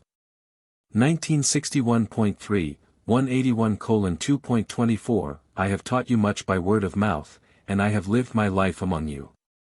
I have done all that can be done to enlighten your minds and liberate your souls, and what you have not been able to get from my teachings and my life, you must now prepare to acquire at the hand of that master of all teachers, actual experience. And in all of this new experience which now awaits you, I will go before you and the Spirit of truth shall be with you. Fear not. That which you now fail to comprehend, the new teacher, when he has come, will reveal to you throughout the remainder of your life on earth and on through your training in the eternal ages. 1961.4, 181:2. 25 And then the Master, turning to all of them, said, "Be not dismayed that you fail to grasp the full meaning of the gospel. You are but finite, mortal men, and that which I have taught you is infinite, divine, and eternal. Be patient and of good courage, since you have the eternal ages before you in which to continue your progressive attainment of the experience of becoming perfect, even as your Father in paradise is perfect." 1961.5, 181:2. 26 And then Jesus went over to Thomas, who, standing up, heard him say, "Thomas, you have often lacked faith, however, when you have had your seasons with doubt, you have never lacked courage. I know well that the false prophets and spurious teachers will not deceive you. After I have gone, your brethren will the more appreciate your critical way of viewing new teachings. And when you all are scattered to the ends of the earth in the times to come, remember that you are still my ambassador. Dedicate your life to the great work of showing how the critical material mind of man can triumph over the inertia of intellectual doubting when faced by the demonstration of the manifestation of living truth as it operates in the experience of spirit-born men and women who yield the fruits of the Spirit in their lives. And who love one another, even as I have loved you. Thomas, I am glad you joined us, and I know, after a short period of perplexity, you will go on in the service of the kingdom. Your doubts have perplexed your brethren, but they have never troubled me. I have confidence in you, and I will go before you even to the uttermost parts of the earth." 1962.1, 181:2. 27 Then the Master went over to Simon Peter, who stood up as Jesus addressed him, "Peter, I know you love me, and that you will dedicate your life to the public proclamation of this gospel of the kingdom to Jew and Gentile. But I am distressed that your years of such close association with me have not done more to help you think before you speak. What experience must you pass through before you will learn to set a guard upon your lips? How much trouble have you made for us by your thoughtless speaking, by your presumptuous self-confidence? And you are destined to make much more trouble for yourself if you do not master this frailty. You know that your brethren love you in spite of this weakness, and you should also understand that this shortcoming in no way impairs my affection for you, but it lessens your usefulness and never ceases to make trouble for you. But you will undoubtedly receive great help from the experience you will pass through this very night. And what I now say to you, Simon Peter, I likewise say to all your brethren here assembled, this night you will all be in great danger of stumbling over me. You know it is written, the shepherd will be smitten and the sheep will be scattered abroad. When I am absent, there is great danger that some of you will succumb to doubts and stumble because of what befalls me. But I promise you now that I will come back to you for a little while, and that I will then go before you into Galilee." 1962.2, 181:2. 28 Then said Peter, placing his hand on Jesus' shoulder, "No matter if all my brethren should succumb to doubts because of you, I promise that I will not stumble over anything you may do. I will go with you and, if need be, die for you." 1962. 3, 181:2. 29 As Peter stood there before his Master, all a-tremble with intense emotion and overflowing with genuine love for him, Jesus looked straight into his moistened eyes as he said, "Peter, verily, verily, I say to you, this night the cock will not crow until you have denied me 3 or 4 times. And thus what you have failed to learn from peaceful association with me, you will learn through much trouble and many sorrows. And after you have really learned this needful lesson, you should strengthen your brethren and go on living a life dedicated to preaching this gospel, though you may fall into prison and, perhaps, follow me in paying the supreme price of loving service in the building of the Father's kingdom." 1962.4, 181:2.30 But remember my promise, when I am raised up, I will tarry with you for a season before I go to the Father. And even this night will I make supplication to the Father that he strengthen each of you for that which you must now so soon pass through. I love you all with the love wherewith the Father loves me, and therefore should you henceforth love one another, even as I have loved you. 1962.5, 181:2.31 And then, when they had sung a hymn, they departed for the camp on the Mount of Olives. Paper 182. In Gethsemane. 1963.1, 182:0.1 It was about 10 o'clock this Thursday night when Jesus led the 11 apostles from the home of Elijah and Mary Mark on their way back to the Gethsemane camp. Ever since that day in the hills, John Mark had made it his business to keep a watchful eye on Jesus. John, being in need of sleep, had obtained several hours of rest while the Master had been with his apostles in the upper room, but on hearing them coming downstairs, he arose and, quickly throwing a linen coat about himself, followed them through the city, over the brook Kidron, and on to their private encampment adjacent to Gethsemane Park. And John Mark remained so near the Master throughout this night and the next day that he witnessed everything and overheard much of what the Master said from this time on to the hour of the crucifixion. 1963.2, 182:0. 2 As Jesus and the 11 made their way back to camp, the apostles began to wonder about the meaning of Judas's prolonged absence, and they spoke to one another concerning the Master's prediction that one of them would betray him. And for the first time they suspected that all was not well with Judas Iscariot. But they did not engage in open comment about Judas until they reached the camp and observed that he was not there, waiting to receive them. When they all besieged Andrew to know what had become of Judas, their chief remarked only, "I do not know where Judas is, but I fear he has deserted us." 1. The Last Group Prayer. 1963.3, 182:1. A few moments after arriving at camp, Jesus said to them, "My friends and brethren, my time with you is now very short. And I desire that we draw apart by ourselves while we pray to our Father in heaven for strength to sustain us in this hour and henceforth in all the work we must do in His name." 1963.4, 182:1.2 When Jesus had thus spoken, he led the way a short distance up on Olivet, and in full view of Jerusalem he bade them kneel on a large flat rock in a circle about him as they had done on the day of their ordination. And then, as he stood there in the midst of them glorified in the mellow moonlight, he lifted up his eyes toward heaven and prayed. 1963.5, 182:1.3 Father, my hour has come, now glorify your Son that the Son may glorify you. I know that you have given me full authority over all living creatures in my realm, and I will give eternal life to all who will become faith sons of God. And this is eternal life, that my creatures should know you as the only true God and Father of all, and that they should believe in him whom you sent into the world. Father, I have exalted you on earth and have accomplished the work which you gave me to do. I have almost finished my bestowal upon the children of our own creation. There remains only for me to lay down my life in the flesh. And now, O my Father, glorify me with the glory which I had with you before this world was and receive me once more at your right hand. 1964.1, 182:1.4 I have manifested you to the men whom you chose from the world and gave to me. They are yours, as all life is in your hands, you gave them to me, and I have lived among them, teaching them the way of life, and they have believed. These men are learning that all I have comes from you, and that the life I live in the flesh is to make known my Father to the worlds. The truth which you have given to me I have revealed to them. These, my friends and ambassadors, have sincerely willed to receive your word. I have told them that I came forth from you, that you sent me into this world, and that I am about to return to you. Father, I do pray for these chosen men. And I pray for them not as I would pray for the world, but as for those whom I have chosen out of the world to represent me to the world after I have returned to your work, even as I have represented you in this world during my sojourn in the flesh. These men are mine, you gave them to me, but all things which are mine are ever yours, and all that which was yours you have now caused to be mine. You have been exalted in me, and I now pray that I may be honored in these men.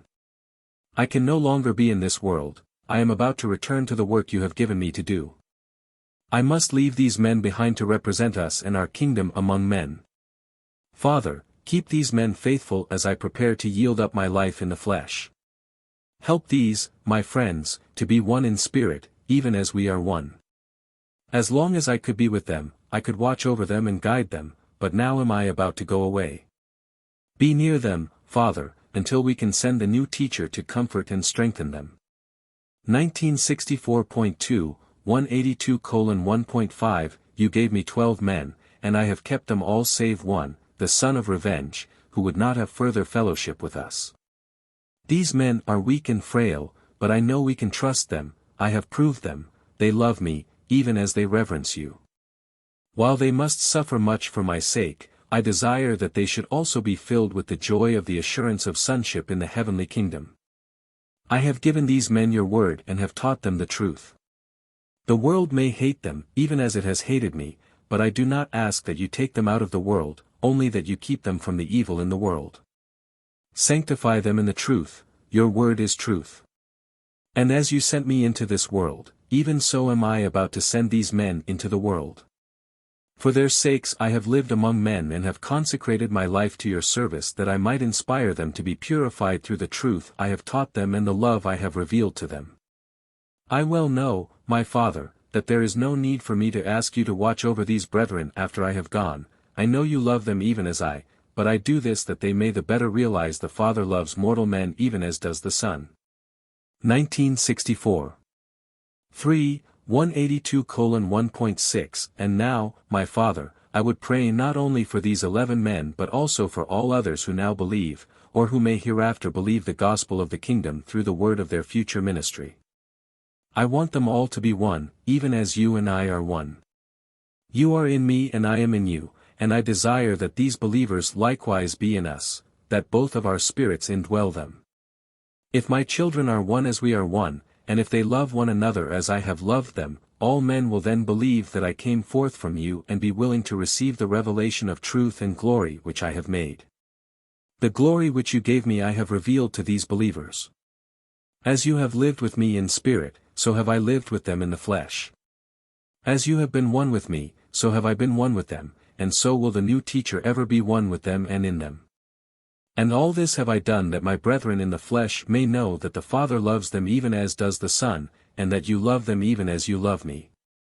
Father, work with me to save these believers that they may presently come to be with me in glory and then go on to join you in the paradise embrace. Those who serve with me in humiliation, I would have with me in glory so that they may see all you have given into my hands as the eternal harvest of the seed sowing of time in the likeness of mortal flesh. I long to show my earthly brethren the glory I had with you before the founding of this world. This world knows very little of you, righteous Father, but I know you, and I have made you known to these believers, and they will make known your name to other generations. And now I promise them that you will be with them in the world even as you have been with me, even so. 1965.1, 182:1. 7 The 11 remained kneeling in this circle about Jesus for several minutes before they arose and in silence made their way back to the nearby camp.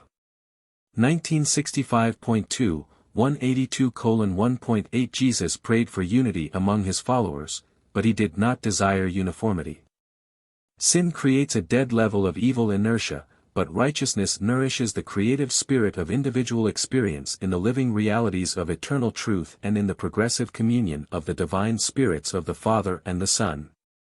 In the spiritual fellowship of the believer Son with the divine Father there can never be doctrinal finality and sectarian superiority of group consciousness. 1965.3, 182:1. 9 The Master, during the course of this final prayer with his apostles, alluded to the fact that he had manifested the Father's name to the world. And that is truly what he did by the revelation of God through his perfected life in the flesh. The Father in heaven had sought to reveal himself to Moses, but he could proceed no further than to cause it to be said, I am. And when pressed for further revelation of himself, it was only disclosed, I am that I am. But when Jesus had finished his earth life, this name of the Father had been so revealed that the Master, who was the Father incarnate, could truly say. 1965.4, 182:1.10 I am the bread of life. 1965.5, 182:1.11 I am the living water. 1965. 6, 182:1.12 I am the light of the world. 1965.7, 182:1.13 I am the desire of all ages. 1965.8, 182:1.14 I am the open door to eternal salvation. 1965.9, 182:1.15 I am the reality of endless life. 1965.10, 182:1.16 I am the good shepherd. 1965.11, 182:1.17 I am the pathway of infinite perfection. 1965.12, 182:1.18 I am the resurrection and the life. 1965.13, 182:1.19 I am the secret of eternal survival. 1965.14, 182:1.20 I am the way, the truth, and the life. 1965. 15, 182:1.21 I am the infinite father of my finite children. 1965.16, 182:1.22 I am the true vine, you are the branches. 1965.17, 182:1.23 I am the hope of all who know the living truth. 1965.18, 182:1. 24 I am the living bridge from one world to another. 1965.19, 182:1.25 I am the living link between time and eternity. 1965.20, 182:1.26 Thus did Jesus enlarge the living revelation of the name of God to all generations. As divine love reveals the nature of God, eternal truth discloses his name in ever-enlarging proportions. 2. Last hour before the betrayal. 1966.1, 182:2.1 The apostles were greatly shocked and they returned to their camp and found Judas absent. While the 11 were engaged in a heated discussion of their traitorous fellow apostle, David Zebedee and John Mark took Jesus to one side and revealed that they had kept Judas under observation for several days. And that they knew he intended to betray him into the hands of his enemies. Jesus listened to them but only said, My friends, nothing can happen to the Son of Man unless the Father in heaven so wills. Let not your hearts be troubled, all things will work together for the glory of God and the salvation of men. 1966. 2, 182:2.2 The cheerful attitude of Jesus was waning. As the hour passed, he grew more and more serious, even sorrowful. The apostles, being much agitated, were loath to return to their tents even when requested to do so by the Master himself. Returning from his talk with David and John, he addressed his last words to all 11, saying, My friends, go to your rest. Prepare yourselves for the work of tomorrow. Remember, we should all submit ourselves to the will of the Father in heaven. My peace I leave with you. And having thus spoken, he motioned them to their tents, but as they went, he called to Peter, James, and John, saying, I desire that you remain with me for a little while. 1966.3, 182:2. 3 The apostles fell asleep only because they were literally exhausted. They had been running short on sleep ever since their arrival in Jerusalem. Before they went to their separate sleeping quarters, Simon Zelotes led them all over to his tent, where were stored the swords and other arms, and supplied each of them with this fighting equipment. All of them received these arms and girded themselves therewith except Nathanael. Nathanael, in refusing to arm himself, said, My brethren, the Master has repeatedly told us that his kingdom is not of this world, and that his disciples should not fight with the sword to bring about its establishment. I believe this. I do not think the Master needs to have us employ the sword in his defense. We have all seen his mighty power and know that he could defend himself against his enemies if he so desired. If he will not resist his enemies, it must be that such a course represents his attempt to fulfill his Father's will. I will pray, but I will not wield the sword. When Andrew heard Nathanael's speech, he handed his sword back to Simon Zelotes. And so 9 of them were armed as they separated for the night. 1966.4, 182:2.4 Resentment of Judas's being a traitor for the moment eclipsed everything else in the apostles' minds. The Master's comment in reference to Judas, spoken in the course of the last prayer, opened their eyes to the fact that he had forsaken them. 1966.5, 182:2. 5 After the 8 apostles had finally gone to their tents, and while Peter, James, and John were standing by to receive the Master's orders, Jesus called to David Zebedee, "Send to me your most fleet and trustworthy messenger." When David brought to the Master one Jacob, once a runner on the overnight messenger service between Jerusalem and Bethsaida, Jesus, addressing him, said, in all haste, "Go to Abner at Philadelphia and say, the Master sends greetings of peace to you and says that the hour has come when he will be delivered into the hands of his enemies, who will put him to death. But that he will rise from the dead and appear to you shortly, before he goes to the Father, and that he will then give you guidance to the time when the new teacher shall come to live in your hearts."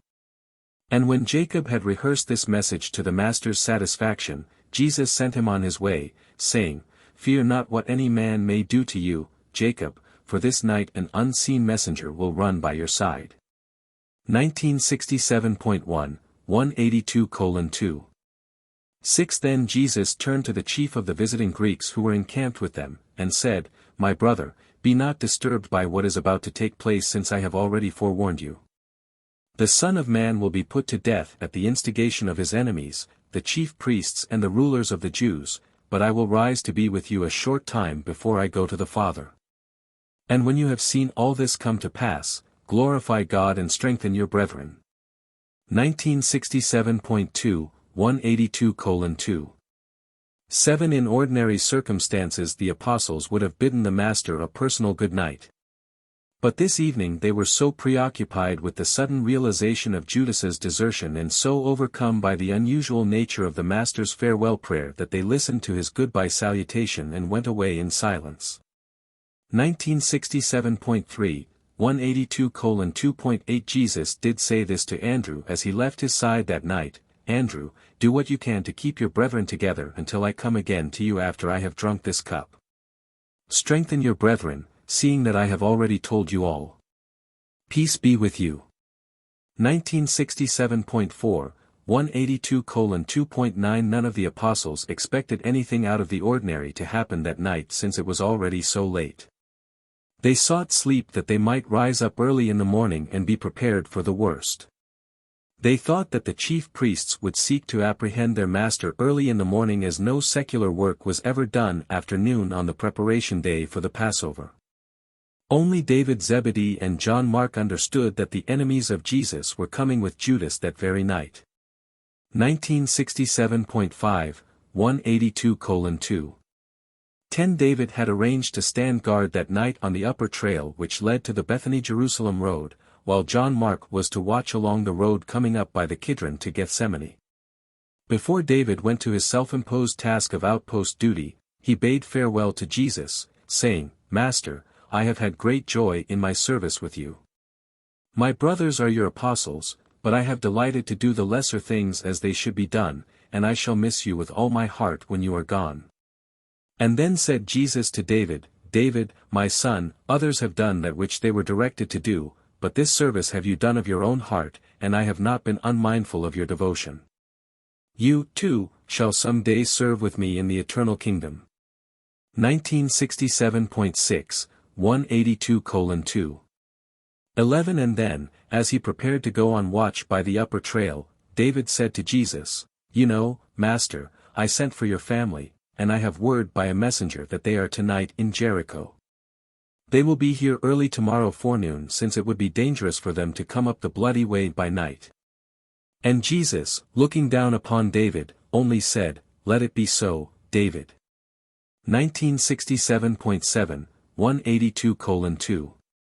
12 When David had gone up Olivet, John Mark took up his vigil near the road which ran by the brook down to Jerusalem.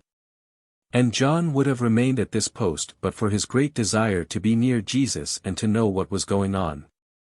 Shortly after David left him, and when John Mark observed Jesus withdraw, with Peter, James, and John, into a nearby ravine, he was so overcome with combined devotion and curiosity that he forsook his sentinel post and followed after them. Hiding himself in the bushes, from which place he saw and overheard all that transpired during those last moments in the garden and just before Judas and the armed guards appeared to arrest Jesus. 1968.1, 182:2. 13 While all this was in progress at the Master's camp, Judas Iscariot was in conference with the captain of the temple guards, who had assembled his men preparatory to setting out, under the leadership of the betrayer, to arrest Jesus. 3. Alone in Gethsemane.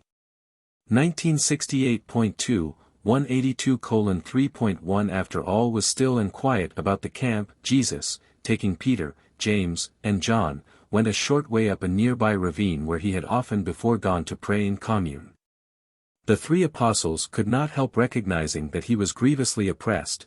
Never before had they observed their Master to be so heavy-laden and sorrowful. When they arrived at the place of his devotions, he bade the 3 sit down and watch with him while he went off about a stone's throw to pray.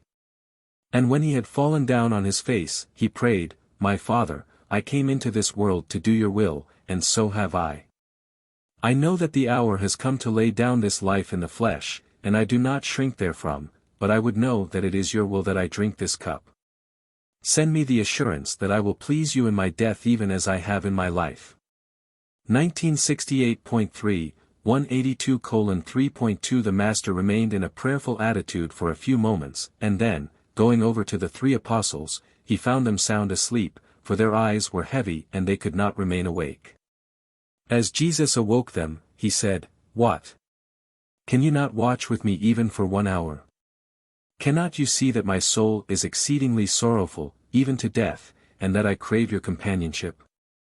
After the 3 had aroused from their slumber, the Master again went apart by himself and, falling down on the ground, again prayed, "Father, I know it is possible to avoid this cup, all things are possible with you, but I have come to do your will, and while this is a bitter cup, I would drink it if it is your will." And when he had thus prayed, a mighty angel came down by his side and, speaking to him, touched him and strengthened him. 1968.4, 182:3.3 When Jesus returned to speak with the 3 apostles, he again found them fast asleep. He awakened them, saying, "In such an hour I need that you should watch and pray with me, all the more do you need to pray that you enter not into temptation, wherefore do you fall asleep when I leave you?" 1968.5, 182:3. 4 And then, for a 3rd time, the Master withdrew and prayed, "Father, you see my sleeping apostles, have mercy upon them. The spirit is indeed willing, but the flesh is weak. And now, O Father, if this cup may not pass, then would I drink it. Not my will, but yours, be done." And when he had finished praying, he lay for a moment prostrate on the ground. When he arose and went back to his apostles, once more he found them asleep. He surveyed them and, with a pitying gesture, tenderly said, "Sleep on now and take your rest, the time of decision is past. The hour is now upon us wherein the Son of Man will be betrayed into the hands of his enemies." As he reached down to shake them that he might awaken them, he said, "Arise, let us be going back to the camp, for, behold, he who betrays me is at hand, and the hour has come when my flock shall be scattered. But I have already told you about these things." 1968.6, 182:3.5 During the years that Jesus lived among his followers, they did, indeed, have much proof of his divine nature, but just now are they about to witness new evidences of his humanity. Just before the greatest of all the revelations of his divinity, his resurrection, must now come the greatest proofs of his mortal nature, his humiliation and crucifixion. 1969.1, 182:3. 6 Each time he prayed in the garden, his humanity laid a firmer faith-hold upon his divinity, his human will more completely became one with the divine will of his Father.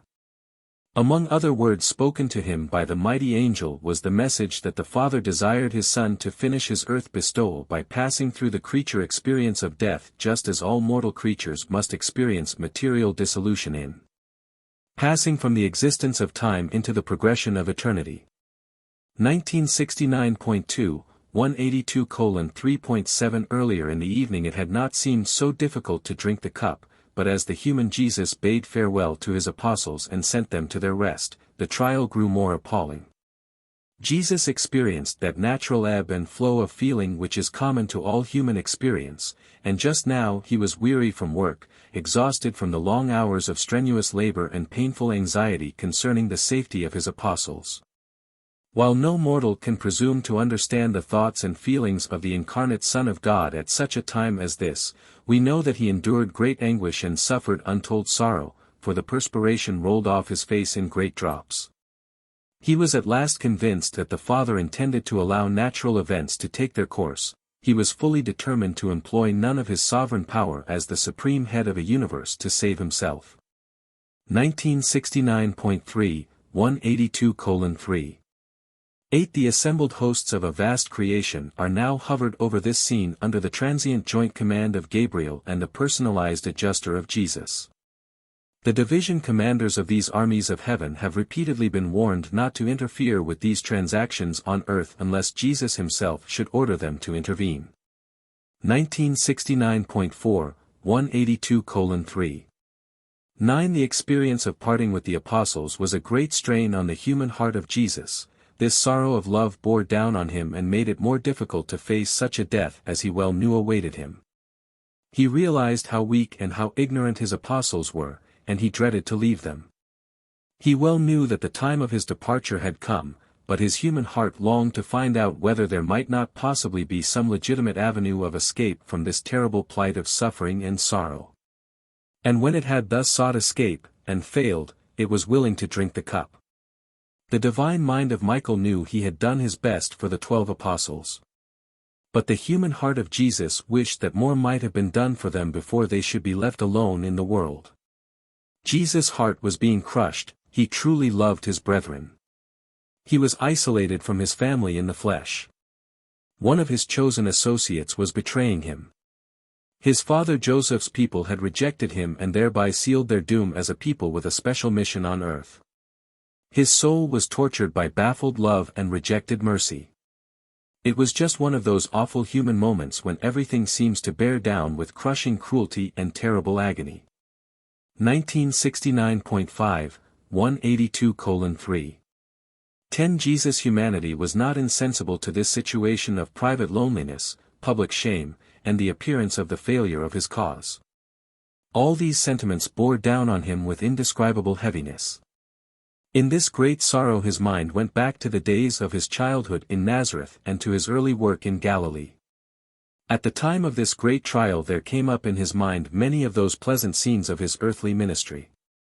And it was from these old memories of Nazareth, Capernaum, Mount Hermon, and of the sunrise and sunset on the shimmering Sea of Galilee, that he soothed himself as he made his human heart strong and ready to encounter the traitor who should so soon betray him.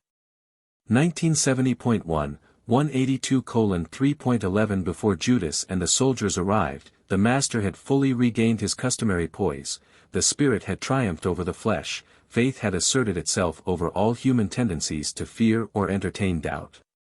The supreme test of the full realization of the human nature had been met and acceptably passed. Once more the Son of Man was prepared to face his enemies with equanimity and in the full assurance of his invincibility as a mortal man unreservedly dedicated to the doing of his Father's will. Paper 183. The Betrayal and Arrest of Jesus. 1971.1, 183-0.1 After Jesus had finally awakened Peter, James, and John, he suggested that they go to their tents and seek sleep in preparation for the duties of the morrow. But by this time the 3 apostles were wide awake. They had been refreshed by their short naps, and besides, they were stimulated and aroused by the arrival on the scene of 2 excited messengers who inquired for David Zebedee and quickly went in quest of him when Peter informed them where he kept watch. 1971.2, 183:0.2 Although 8 of the apostles were sound asleep, the Greeks who were encamped alongside them were more fearful of trouble, so much so that they had posted a sentinel to give the alarm in case danger should arise.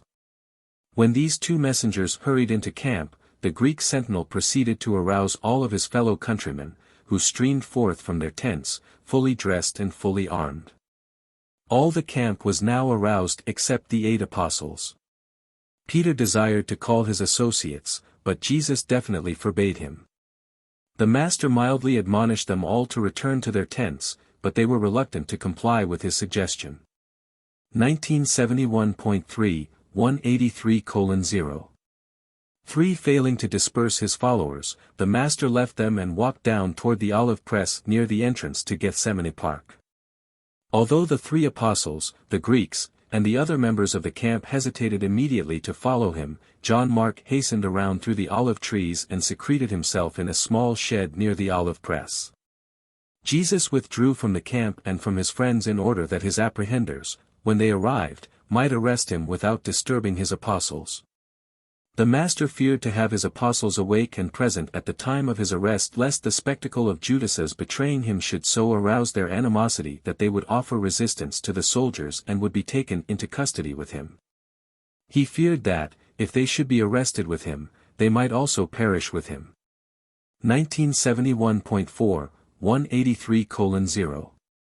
For though Jesus knew that the plan for his death had its origin in the councils of the rulers of the Jews, he was also aware that all such nefarious schemes had the full approval of Lucifer, Satan, and Caligastia.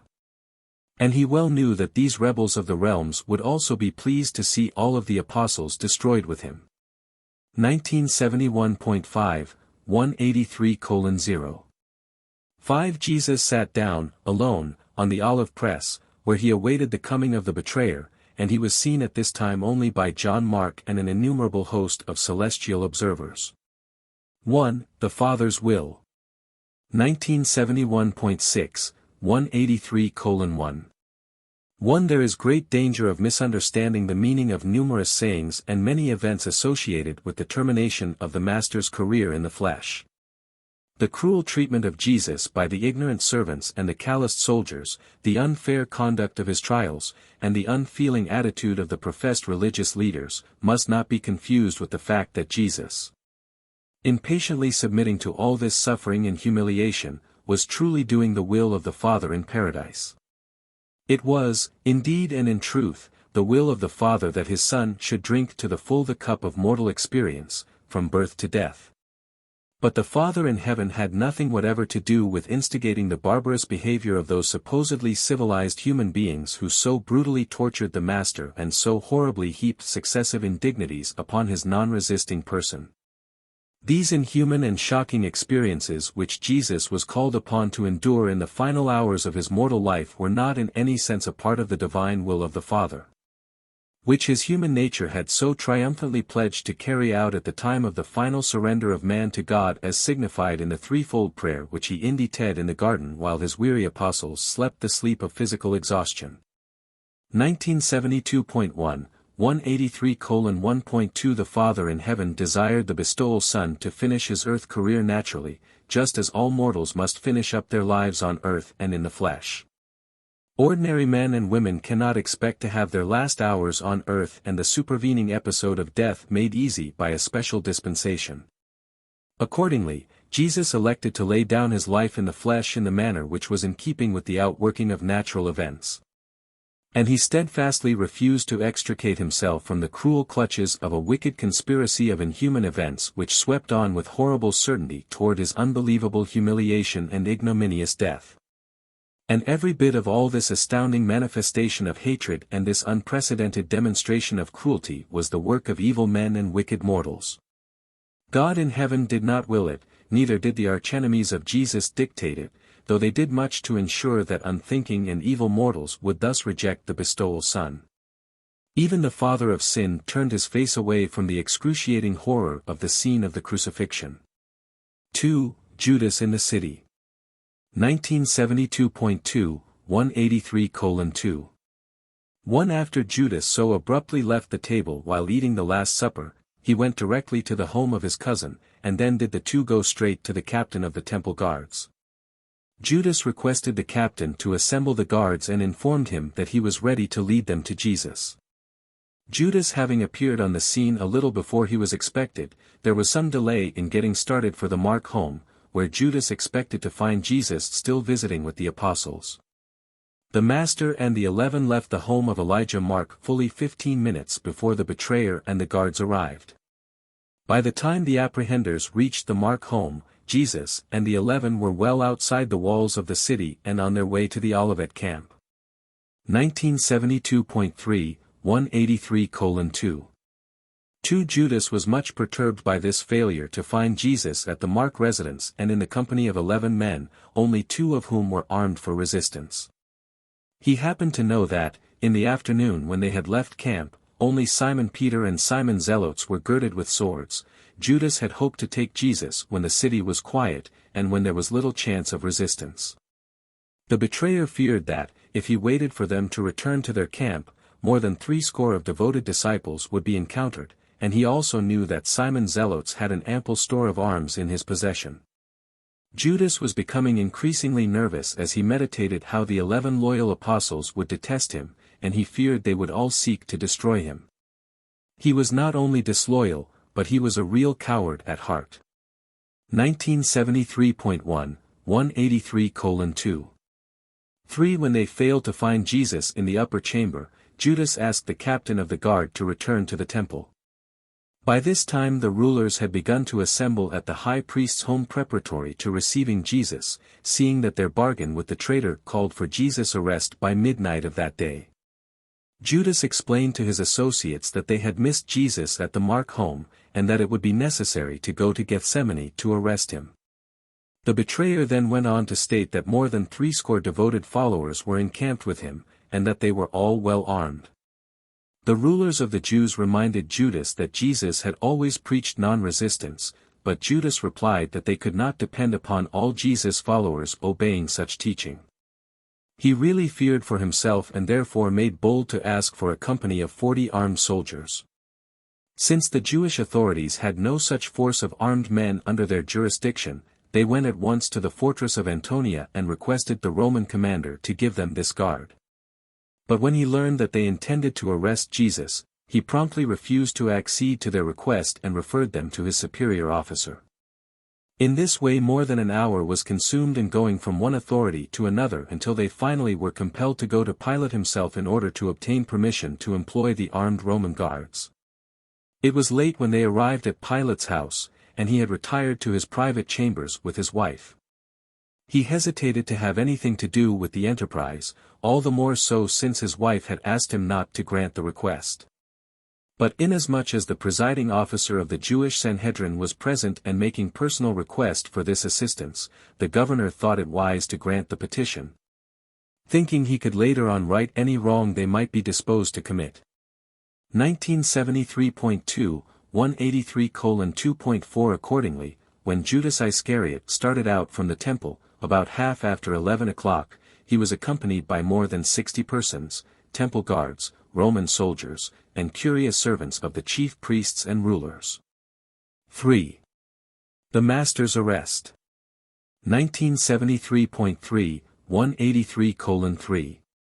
1. As this company of armed soldiers and guards, carrying torches and lanterns, approached the garden, Judas stepped well out in front of the band that he might be ready quickly to identify Jesus so that the apprehenders could easily lay hands on him before his associates could rally to his defense. And there was yet another reason why Judas chose to be ahead of the Master's enemies. He thought it would appear that he had arrived on the scene ahead of the soldiers so that the apostles and others gathered about Jesus might not directly connect him with the armed guards following so closely upon his heels. Judas had even thought to pose as having hastened out to warn them of the coming of the apprehenders, but this plan was thwarted by Jesus' blighting greeting of the betrayer. Though the Master spoke to Judas kindly, he greeted him as a traitor. 1973.4, 183:3. 2. As soon as Peter, James, and John, with some 30 of their fellow campers, saw the armed band with torches swing around the brow of the hill, they knew that these soldiers were coming to arrest Jesus. And they all rushed down to near the olive press where the Master was sitting in moonlit solitude. As the company of soldiers approached on one side, the 3 apostles and their associates approached on the other. As Judas strode forward to accost the Master, there the 2 groups stood, motionless, with the Master between them and Judas making ready to impress the traitorous kiss upon his brow. 1974.1, 183:3. 3. It had been the hope of the betrayer that he could, after leading the guards to Gethsemane, simply point Jesus out to the soldiers, or at most carry out the promise to greet him with a kiss, and then quickly retire from the scene. Judas greatly feared that the apostles would all be present, and that they would concentrate their attack upon him in retribution for his daring to betray their beloved teacher. But when the Master greeted him as a betrayer, he was so confused that he made no attempt to flee. 1974.2, 183:3. For Jesus made one last effort to save Judas from actually betraying him in that, before the traitor could reach him, he stepped to one side and, addressing the foremost soldier on the left, the captain of the Romans, said, "Whom do you seek?" The captain answered, "Jesus of Nazareth." Then Jesus stepped up immediately in front of the officer and, standing there in the calm majesty of the God of all this creation, said, "I am he." Many of this armed band had heard Jesus teach in the temple, others had learned about his mighty works, and when they heard him thus boldly announce his identity, those in the front ranks fell suddenly backward. They were overcome with surprise at his calm and majestic announcement of identity. There was, therefore, no need for Judas to go on with his plan of betrayal. The Master had boldly revealed himself to his enemies, and they could have taken him without Judas's assistance. But the traitor had to do something to account for his presence with this armed band, and besides, he wanted to make a show of carrying out his part of the betrayal bargain with the rulers of the Jews in order to be eligible for the great reward and honors which he believed would be heaped upon him in compensation for his promise to deliver Jesus into their hands. 1974.3, 183:3. 5. As the guards rallied from their first faltering at the sight of Jesus and at the sound of his unusual voice, and as the apostles and disciples drew nearer, Judas stepped up to Jesus and, placing a kiss upon his brow, said, "Hail, Master and Teacher." And as Judas thus embraced his Master, Jesus said, "Friend, is it not enough to do this? Would you even betray the Son of Man with a kiss?" 1974.4, 183:3.6. The apostles and disciples were literally stunned by what they saw. For a moment no one moved. Then Jesus, disengaging himself from the traitorous embrace of Judas, stepped up to the guards and soldiers and again asked, "Whom do you seek?" And again the captain said, "Jesus of Nazareth." And again answered Jesus, "I have told you that I am he. If, therefore, you seek me, let these others go their way. I am ready to go with you." 1974.5, 183:3. 7. Jesus was ready to go back to Jerusalem with the guards, and the captain of the soldiers was altogether willing to allow the 3 apostles and their associates to go their way in peace. But before they were able to get started, as Jesus stood there awaiting the captain's orders, one Malchus, the Syrian bodyguard of the high priest, stepped up to Jesus and made ready to bind his hands behind his back. Although the Roman captain had not directed that Jesus should be thus bound. When Peter and his associates saw their master being subjected to this indignity, they were no longer able to restrain themselves. Peter drew his sword and with the others rushed forward to smite Malchus. But before the soldiers could come to the defense of the high priest's servant, Jesus raised a forbidding hand to Peter and, speaking sternly, said, "Peter, put up your sword. They who take the sword shall perish by the sword. Do you not understand that it is the Father's will that I drink this cup? And do you not further know that I could even now command more than 12 legions of angels and their associates, who would deliver me from the hands of these few men?" 1975.1, 183:3. 8. While Jesus thus effectively put a stop to this show of physical resistance by his followers, it was enough to arouse the fear of the captain of the guards, who now, with the help of his soldiers, laid heavy hands on Jesus and quickly bound him. And as they tied his hands with heavy cords, Jesus said to them, "Why do you come out against me with swords and with staves as if to seize a robber? I was daily with you in the temple, publicly teaching the people, and you made no effort to take me." 1975.2, 183:3. 9. When Jesus had been bound, the captain, fearing that the followers of the Master might attempt to rescue him, gave orders that they be seized. But the soldiers were not quick enough since, having overheard the captain's orders to arrest them, Jesus' followers fled in haste back into the ravine. All this time John Mark had remained secluded in the nearby shed. When the guards started back to Jerusalem with Jesus, John Mark attempted to steal out of the shed in order to catch up with the fleeing apostles and disciples. But just as he emerged, one of the last of the returning soldiers who had pursued the fleeing disciples was passing near and, seeing this young man in his linen coat, gave chase, almost overtaking him. In fact, the soldier got near enough to John to lay hold upon his coat, but the young man freed himself from the garment, escaping naked while the soldier held the empty coat. John Mark made his way in all haste to David Zebedee on the upper trail. When he had told David what had happened, they both hastened back to the tents of the sleeping apostles and informed all 8 of the Master's betrayal and arrest. 1975.3, 183:3. 10. At about the time the 8 apostles were being awakened, those who had fled up the ravine were returning, and they all gathered together near the olive press to debate what should be done. In the meantime, Simon Peter and John Zebedee, who had hidden among the olive trees, had already gone on after the mob of soldiers, guards, and servants, who were now leading Jesus back to Jerusalem as they would have led a desperate criminal. John followed close behind the mob, but Peter followed afar off. After John Mark's escape from the clutch of the soldier, he provided himself with a cloak which he found in the tent of Simon Peter and John Zebedee.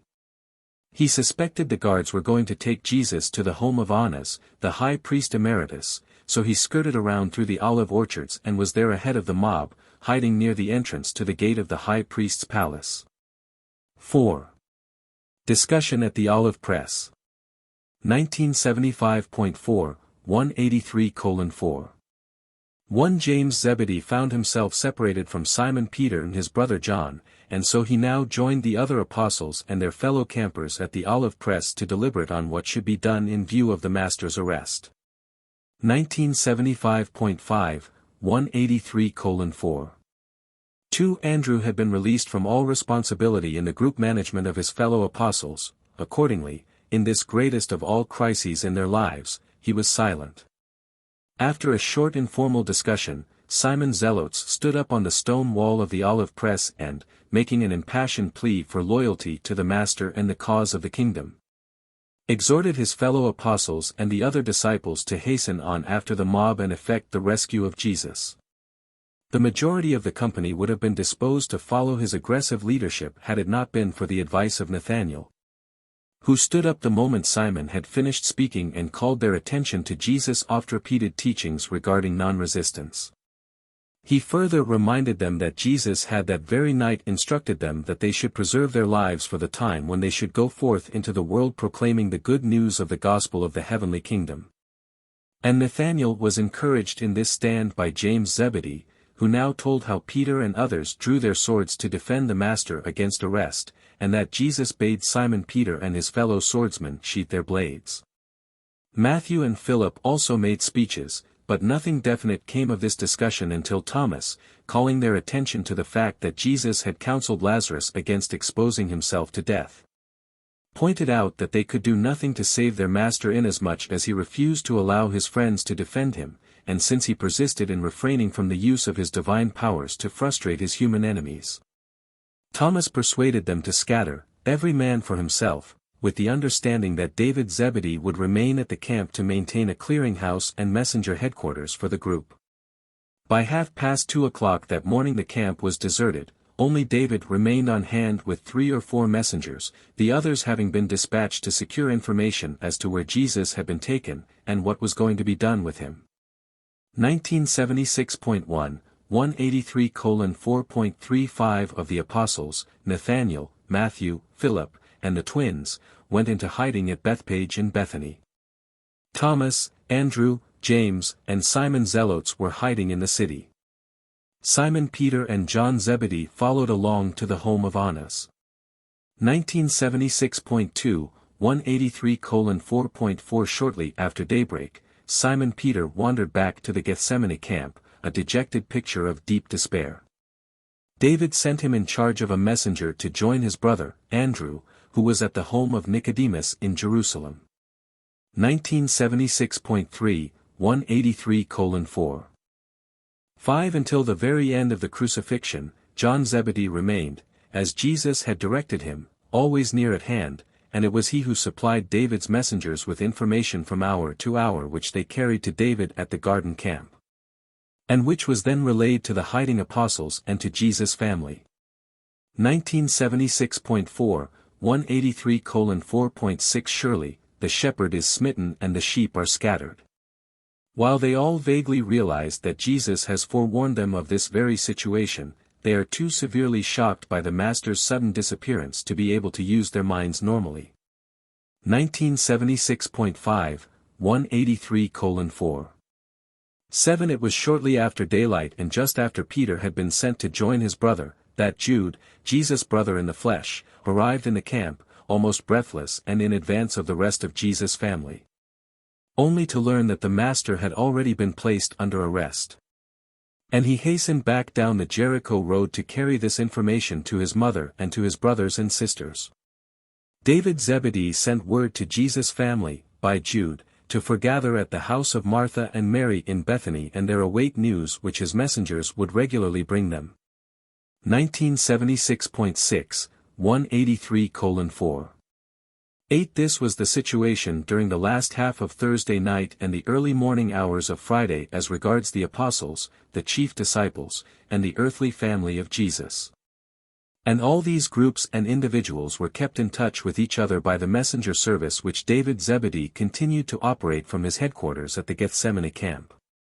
5 On the way to the high priest's palace. 1977.1, 183:5. 1 Before they started away from the garden with Jesus, a dispute arose between the Jewish captain of the temple guards and the Roman captain of the company of soldiers as to where they were to take Jesus. The captain of the temple guards gave orders that he should be taken to Caiaphas, the acting high priest. The captain of the Roman soldiers directed that Jesus be taken to the palace of Annas, the former high priest and father-in-law of Caiaphas. And this he did because the Romans were in the habit of dealing directly with Annas in all matters having to do with the enforcement of the Jewish ecclesiastical laws. And the orders of the Roman captain were obeyed. They took Jesus to the home of Annas for his preliminary examination. 1977.2, 183:5. 2 Judas marched along near the captains, overhearing all that was said, but took no part in the dispute, for neither the Jewish captain nor the Roman officer would so much as speak to the betrayer, they held him in such contempt. 1977.3, 183:5. 3 About this time John Zebedee, remembering his master's instructions to remain always near at hand, hurried up near Jesus as he marched along between the two captains. The commander of the temple guards, seeing John come up alongside, said to his assistant, "Take this man and bind him. He is one of this fellow's followers."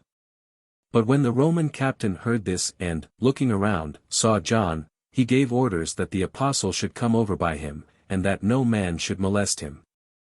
Then the Roman captain said to the Jewish captain, "This man is neither a traitor nor a coward. I saw him in the garden, and he did not draw a sword to resist us. He has the courage to come forward to be with his master, and no man shall lay hands on him." The Roman law allows that any prisoner may have at least one friend to stand with him before the judgment bar, and this man shall not be prevented from standing by the side of his master, the prisoner. And when Judas heard this, he was so ashamed and humiliated that he dropped back behind the marchers, coming up to the palace of Annas alone. 1977.4, 183:5. 4 And this explains why John Zebedee was permitted to remain near Jesus all the way through his trying experiences this night and the next day. The Jews feared to say aught to John or to molest him in any way because he had something of the status of a Roman counselor designated to act as observer of the transactions of the Jewish ecclesiastical court. John's position of privilege was made all the more secure when, in turning Jesus over to the captain of the temple guards at the gate of Annas's palace, the Roman, addressing his assistant, said, Go along with this prisoner and see that these Jews do not kill him without Pilate's consent. Watch that they do not assassinate him, and see that his friend, the Galilean, is permitted to stand by and observe all that goes on." And thus was John able to be near Jesus right on up to the time of his death on the cross, though the other 10 apostles were compelled to remain in hiding. John was acting under Roman protection, and the Jews dared not molest him until after the Master's death. 1977.5, 183:5.5 And all the way to the palace of Annas, Jesus opened not his mouth. From the time of his arrest to the time of his appearance before Annas, the Son of Man spoke no word. Paper 184. Before the Sanhedrin Court. 1978.1, 184:0.1 Representatives of Annas had secretly instructed the captain of the Roman soldiers to bring Jesus immediately to the palace of Annas after he had been arrested. The former high priest desired to maintain his prestige as the chief ecclesiastical authority of the Jews. He also had another purpose in detaining Jesus at his house for several hours, and that was to allow time for legally calling together the court of the Sanhedrin. It was not lawful to convene the Sanhedrin court before the time of the offering of the morning sacrifice in the temple, and this sacrifice was offered about 3 o'clock in the morning. 1978.2, 184:0. 2 Annas knew that a court of Sanhedrists was in waiting at the palace of his son-in-law, Caiaphas. Some 30 members of the Sanhedrin had gathered at the home of the high priest by midnight so that they would be ready to sit in judgment on Jesus when he might be brought before them. Only those members were assembled who were strongly and openly opposed to Jesus and his teaching, since it required only 23 to constitute a trial court. 1978.3, 184:0. 3 Jesus spent about 3 hours at the palace of Annas on Mount Olivet, not far from the Garden of Gethsemane, where they arrested him. John Zebedee was free and safe in the palace of Annas not only because of the word of the Roman captain, but also because he and his brother James were well known to the older servants. Having many times been guests at the palace, as the former high priest was a distant relative of their mother, Salome. 1. Examination by Annas. 1978.4, 184:1.1 Annas, enriched by the temple revenues, his son-in-law the acting high priest, and with his relations to the Roman authorities, was indeed the most powerful single individual in all Jewry. He was a suave and politic planner and plotter. He desired to direct the matter of disposing of Jesus. He feared to trust such an important undertaking wholly to his brusque and aggressive son-in-law. Annas wanted to make sure that the Master's trial was kept in the hands of the Sadducees. He feared the possible sympathy of some of the Pharisees, seeing that practically all of those members of the Sanhedrin who had espoused the cause of Jesus were Pharisees. 1978.5, 184:1. 2 Annas had not seen Jesus for several years, not since the time when the Master called at his house and immediately left upon observing his coldness and reserve in receiving him. Annas had thought to presume on this early acquaintance and thereby attempt to persuade Jesus to abandon his claims and leave Palestine. He was reluctant to participate in the murder of a good man and had reasoned that Jesus might choose to leave the country rather than to suffer death. But when Annas stood before the stalwart and determined Galilean, he knew at once that it would be useless to make such proposals. Jesus was even more majestic and well poised than Annas remembered him. 1979.1, 184:1. 3 When Jesus was young, Annas had taken a great interest in him, but now his revenues were threatened by what Jesus had so recently done in driving the money changers and other commercial traders out of the temple. This act had aroused the enmity of the former high priest far more than had Jesus' teachings. 1979.2, 184:1.4 Annas entered his spacious audience chamber, seated himself in a large chair, and commanded that Jesus be brought before him. After a few moments spent in silently surveying the Master, he said, "You realize that something must be done about your teaching, since you are disturbing the peace and order of our country." As Annas looked inquiringly at Jesus, the Master looked full into his eyes but made no reply. Again Annas spoke, "What are the names of your disciples, besides Simon Zelotes, the agitator. Again Jesus looked down upon him, but he did not answer. 1979.3, 184:1.5 Annas was considerably disturbed by Jesus' refusal to answer his questions, so much so that he said to him, "Do you have no care as to whether I am friendly to you or not? Do you have no regard for the power I have in determining the issues of your coming trial?" When Jesus heard this, he said, "Annas, you know that you could have no power over me unless it were permitted by my Father.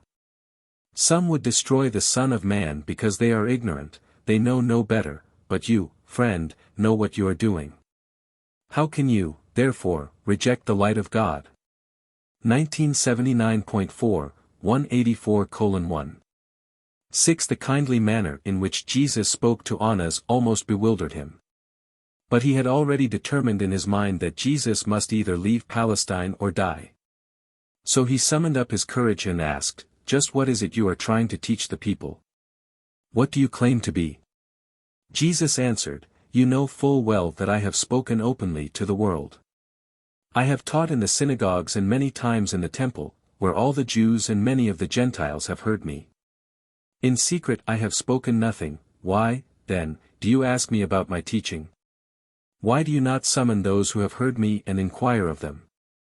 Behold, all Jerusalem has heard that which I have spoken, even if you have not yourself heard these teachings."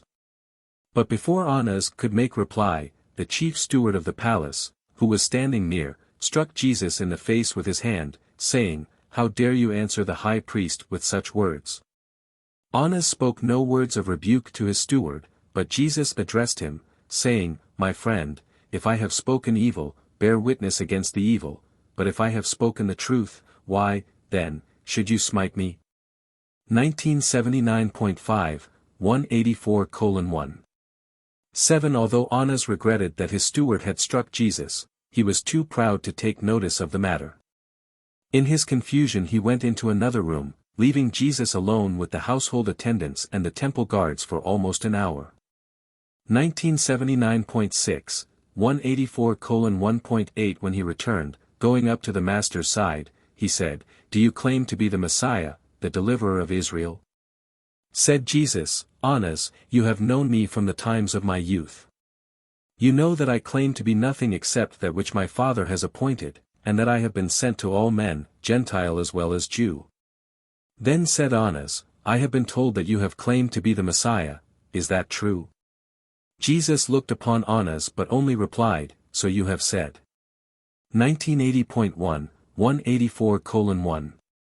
9. About this time messengers arrived from the palace of Caiaphas to inquire what time Jesus would be brought before the court of the Sanhedrin, and since it was nearing the break of day. Annas thought best to send Jesus bound and in the custody of the temple guards to Caiaphas. He himself followed after them shortly. 2. Peter in the courtyard.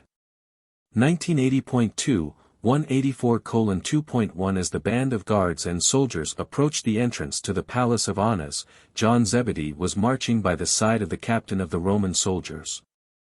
Judas had dropped some distance behind, and Simon Peter followed afar off.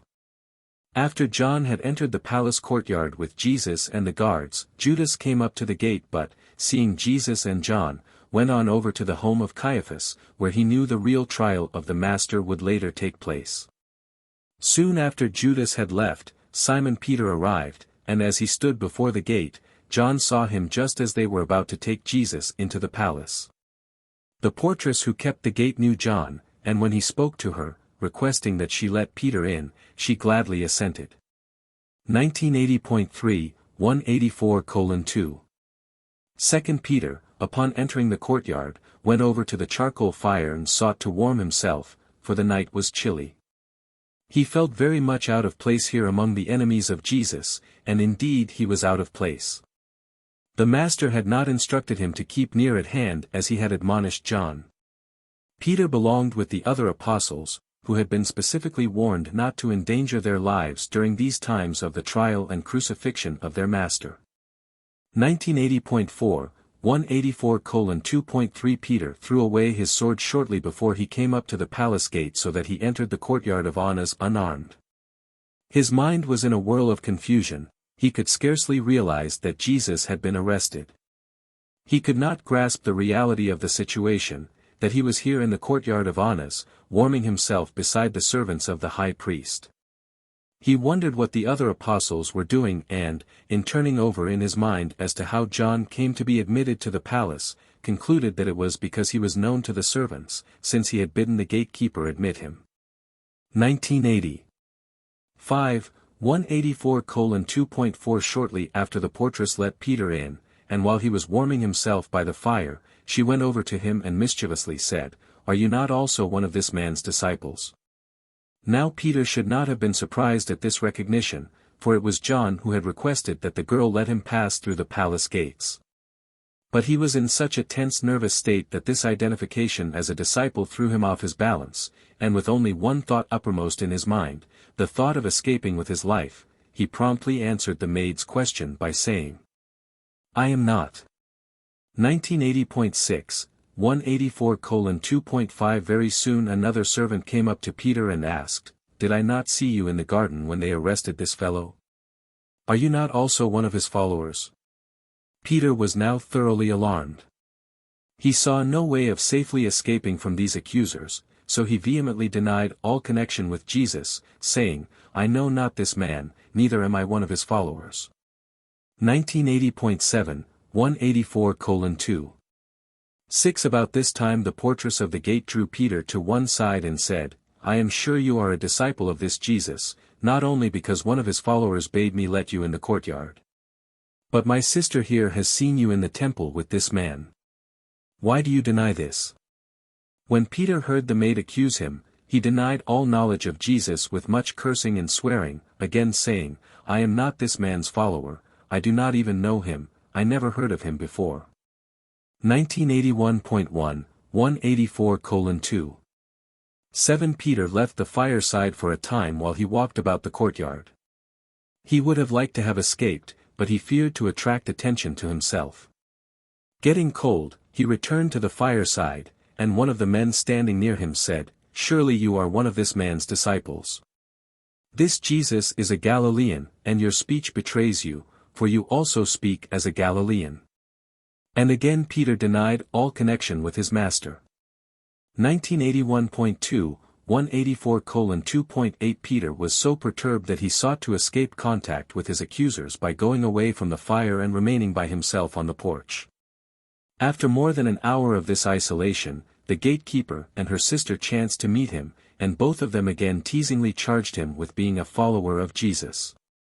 And again he denied the accusation. Just as he had once more denied all connection with Jesus, the cock crowed, and Peter remembered the words of warning spoken to him by his master earlier that same night. As he stood there, heavy of heart and crushed with the sense of guilt, the palace doors opened, and the guards led Jesus past on the way to Caiaphas. As the master passed Peter, he saw, by the light of the torches, the look of despair on the face of his former self-confident and superficially brave apostle, and he turned and looked upon Peter. Peter never forgot that look as long as he lived. It was such a glance of commingled pity and love as mortal man had never beheld in the face of the Master.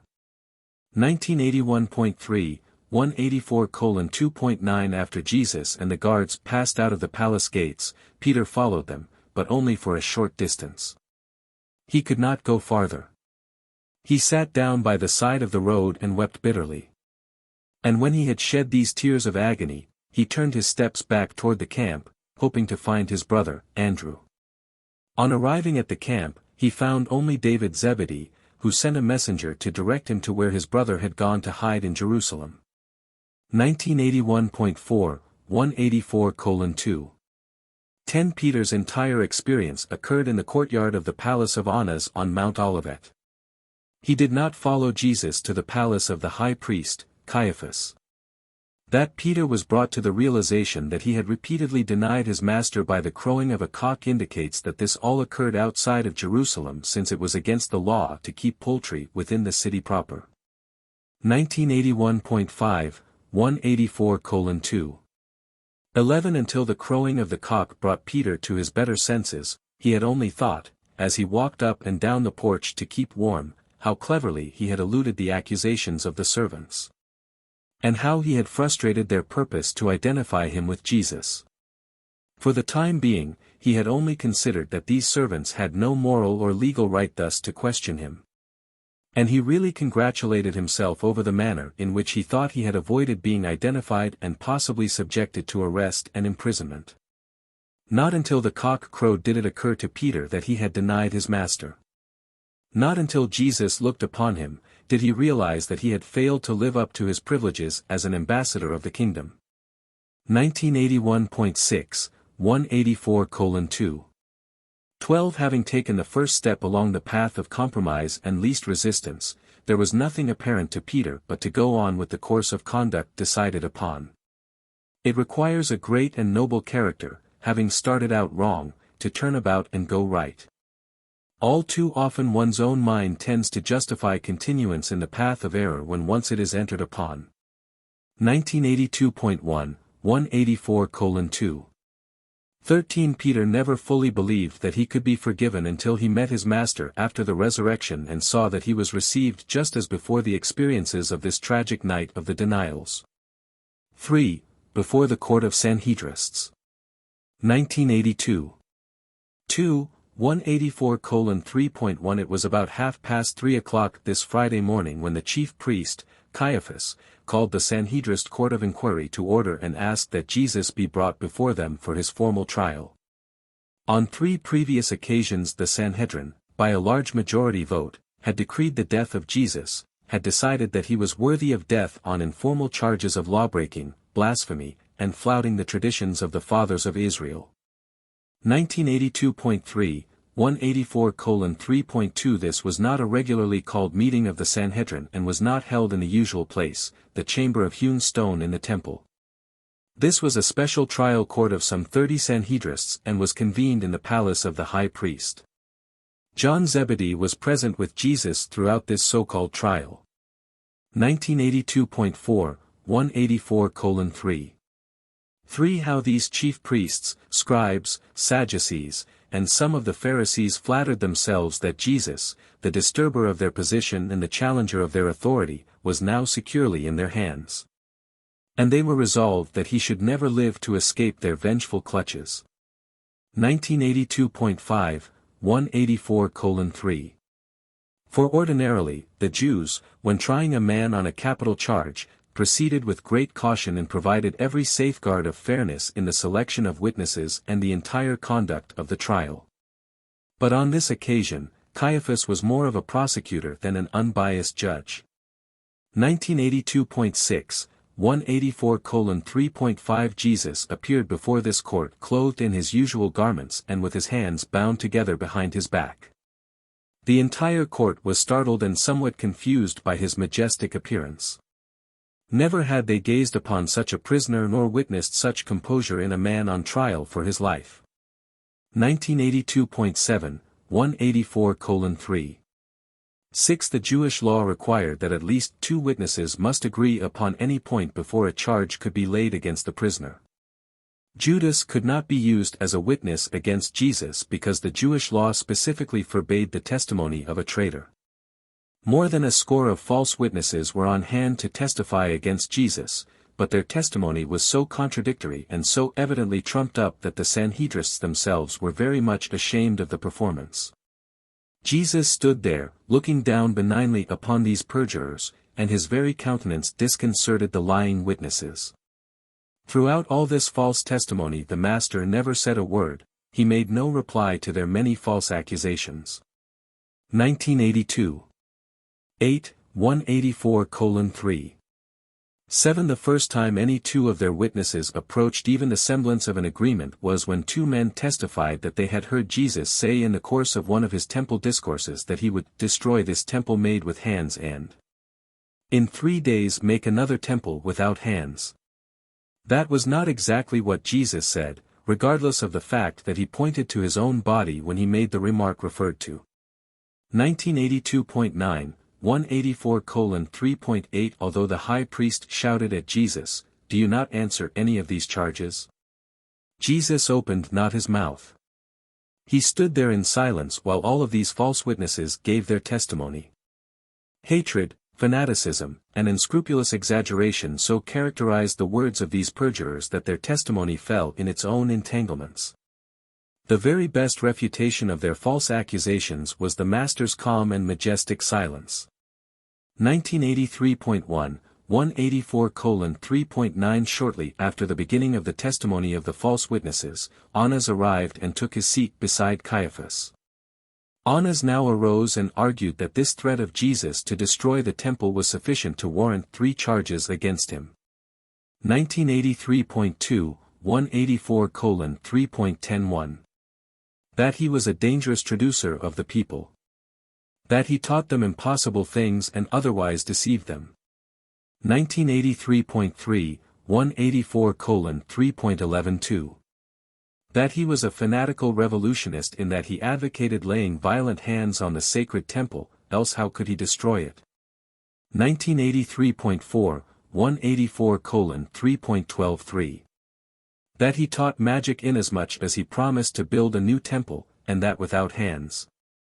1983.5, 184:3.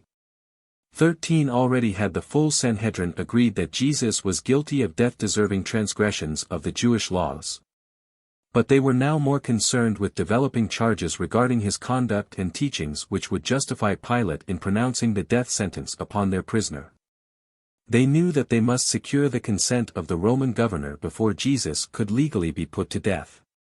And Annas was minded to proceed along the line of making it appear that Jesus was a dangerous teacher to be abroad among the people.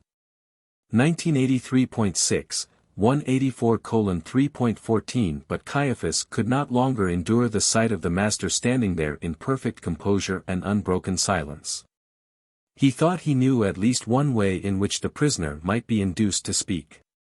Accordingly, he rushed over to the side of Jesus and, shaking his accusing finger in the Master's face, said, "I adjure you, in the name of the living God, that you tell us whether you are the deliverer, the Son of God." Jesus answered Caiaphas, "I am. Soon I go to the Father, and presently shall the Son of Man be clothed with power and once more reign over the hosts of heaven." 1983.7, 184:3. 15 When the high priest heard Jesus utter these words, he was exceedingly angry, and rending his outer garments, he exclaimed, "What further need have we of witnesses? Behold, now have you all heard this man's blasphemy. What do you now think should be done with this lawbreaker and blasphemer?" And they all answered in unison, "He is worthy of death, let him be crucified." 1983.8, 184:3. 16 Jesus manifested no interest in any question asked him when before Annas or the Sanhedrists except the one question relative to his bestowal mission. When asked if he were the Son of God, he instantly and unequivocally answered in the affirmative. 1983.9, 184:3. 17 Annas desired that the trial proceed further, and that charges of a definite nature regarding Jesus' relation to the Roman law and Roman institutions be formulated for subsequent presentation to Pilate. The councillors were anxious to carry these matters to a speedy termination, not only because it was the preparation day for the Passover and no secular work should be done after noon, but also because they feared Pilate might any time return to the Roman capital of Judea, Caesarea, since he was in Jerusalem only for the Passover celebration.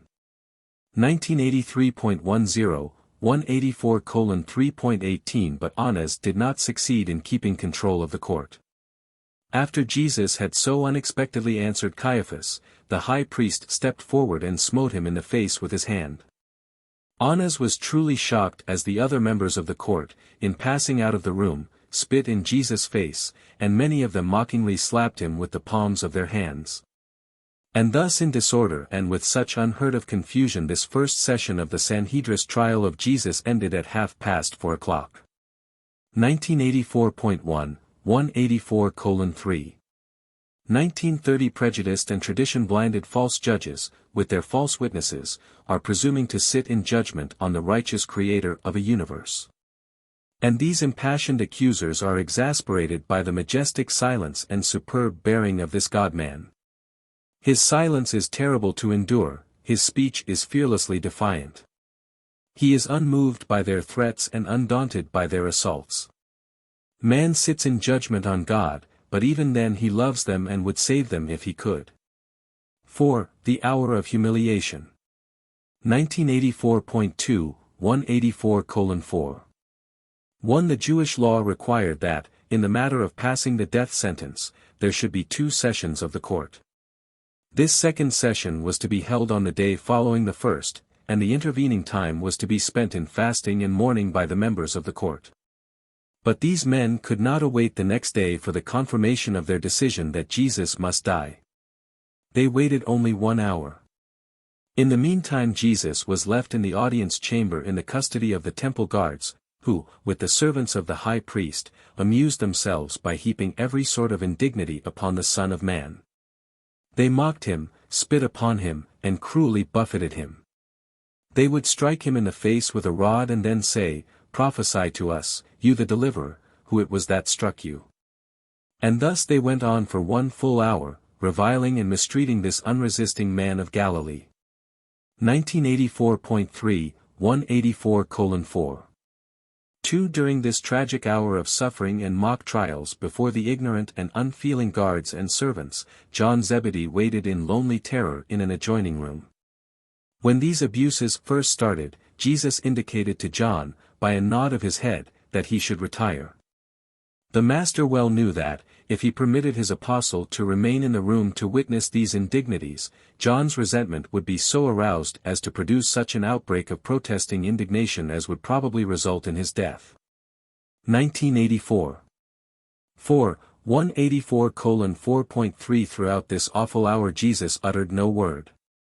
To this gentle and sensitive soul of humankind, joined in personality relationship with the God of all this universe, there was no more bitter portion of his cup of humiliation than this terrible hour at the mercy of these ignorant and cruel guards and servants, who had been stimulated to abuse him by the example of the members of this so-called Sanhedrin court.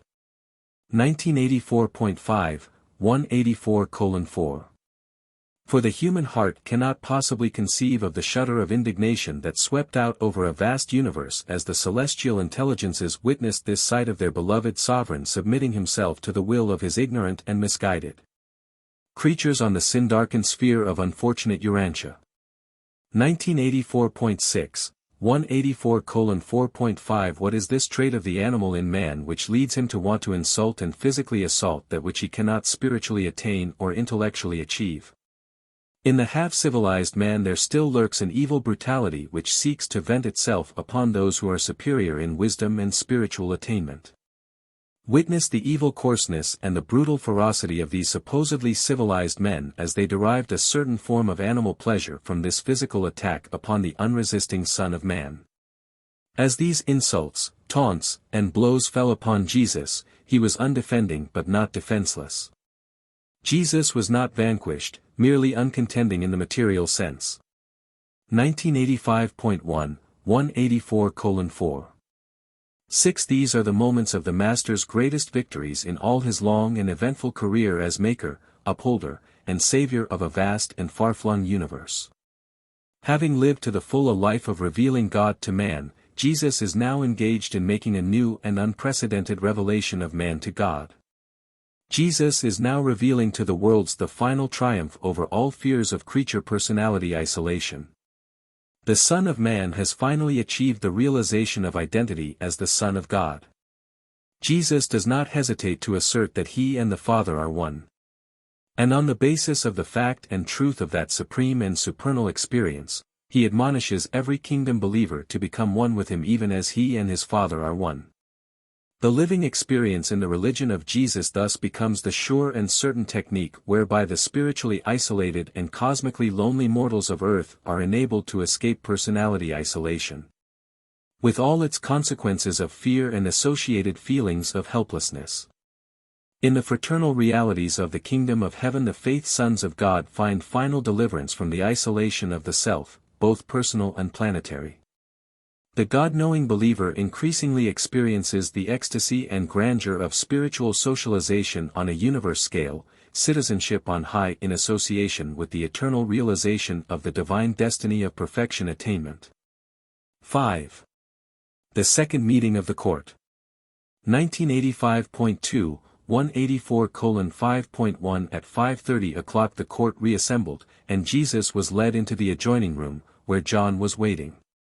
Here the Roman soldier and the temple guards watched over Jesus while the court began the formulation of the charges which were to be presented to Pilate. Annas made it clear to his associates that the charge of blasphemy would carry no weight with Pilate. Judas was present during this second meeting of the court, but he gave no testimony. 1985.3, 184:5. 2 This session of the court lasted only a half hour, and when they adjourned to go before Pilate, they had drawn up the indictment of Jesus, as being worthy of death, under 3 heads. 1985.4, 184:5.31. That he was a perverter of the Jewish nation, he deceived the people and incited them to rebellion. 1985.5, 184:5.42. That he taught the people to refuse to pay tribute to Caesar.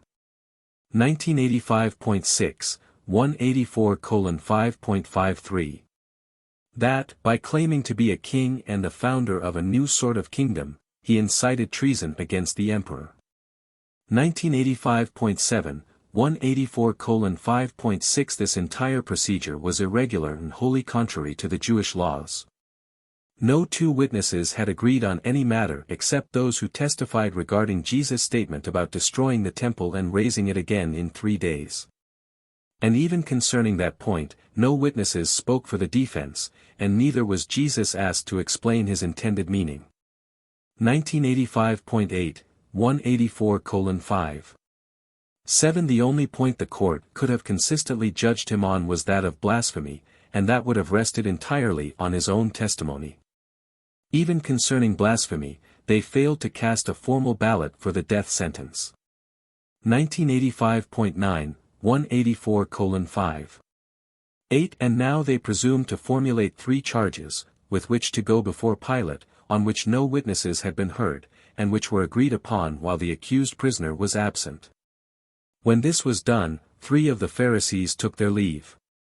They wanted to see Jesus destroyed, but they would not formulate charges against him without witnesses and in his absence. 1986.1, 184:5.9 Jesus did not again appear before the Sanhedrin court. They did not want again to look upon his face as they sat in judgment upon his innocent life. Jesus did not know, as a man, of their formal charges until he heard them recited by Pilate. 1986.2, 184:5. 10 While Jesus was in the room with John and the guards, and while the court was in its second session, some of the women about the high priest's palace, together with their friends, came to look upon the strange prisoner, and one of them asked him, "Are you the Messiah, the Son of God?" And Jesus answered, "If I tell you, you will not believe me, and if I ask you, you will not answer." 1986.3, 184:5. 11 At 6 o'clock that morning Jesus was led forth from the home of Caiaphas to appear before Pilate for confirmation of the sentence of death which this Sanhedrin court had so unjustly and irregularly decreed. Paper 185. The Trial before Pilate. 1987.1, 185:0.1 Shortly after 6 o'clock on this Friday morning, April 7, A.D. 30, Jesus was brought before Pilate, the Roman procurator who governed Judea, Samaria, and Idumea under the immediate supervision of the legatus of Syria. The master was taken into the presence of the Roman governor by the temple guards, bound, and was accompanied by about 50 of his accusers, including the Sanhedrin court, principally Sadduceans, Judas Iscariot, and the high priest, Caiaphas. And by the apostle John. Annas did not appear before Pilate. 1987.2, 185:0. 2 Pilate was up and ready to receive this group of early morning callers, having been informed by those who had secured his consent, the previous evening, to employ the Roman soldiers in arresting the Son of Man. That Jesus would be early brought before him.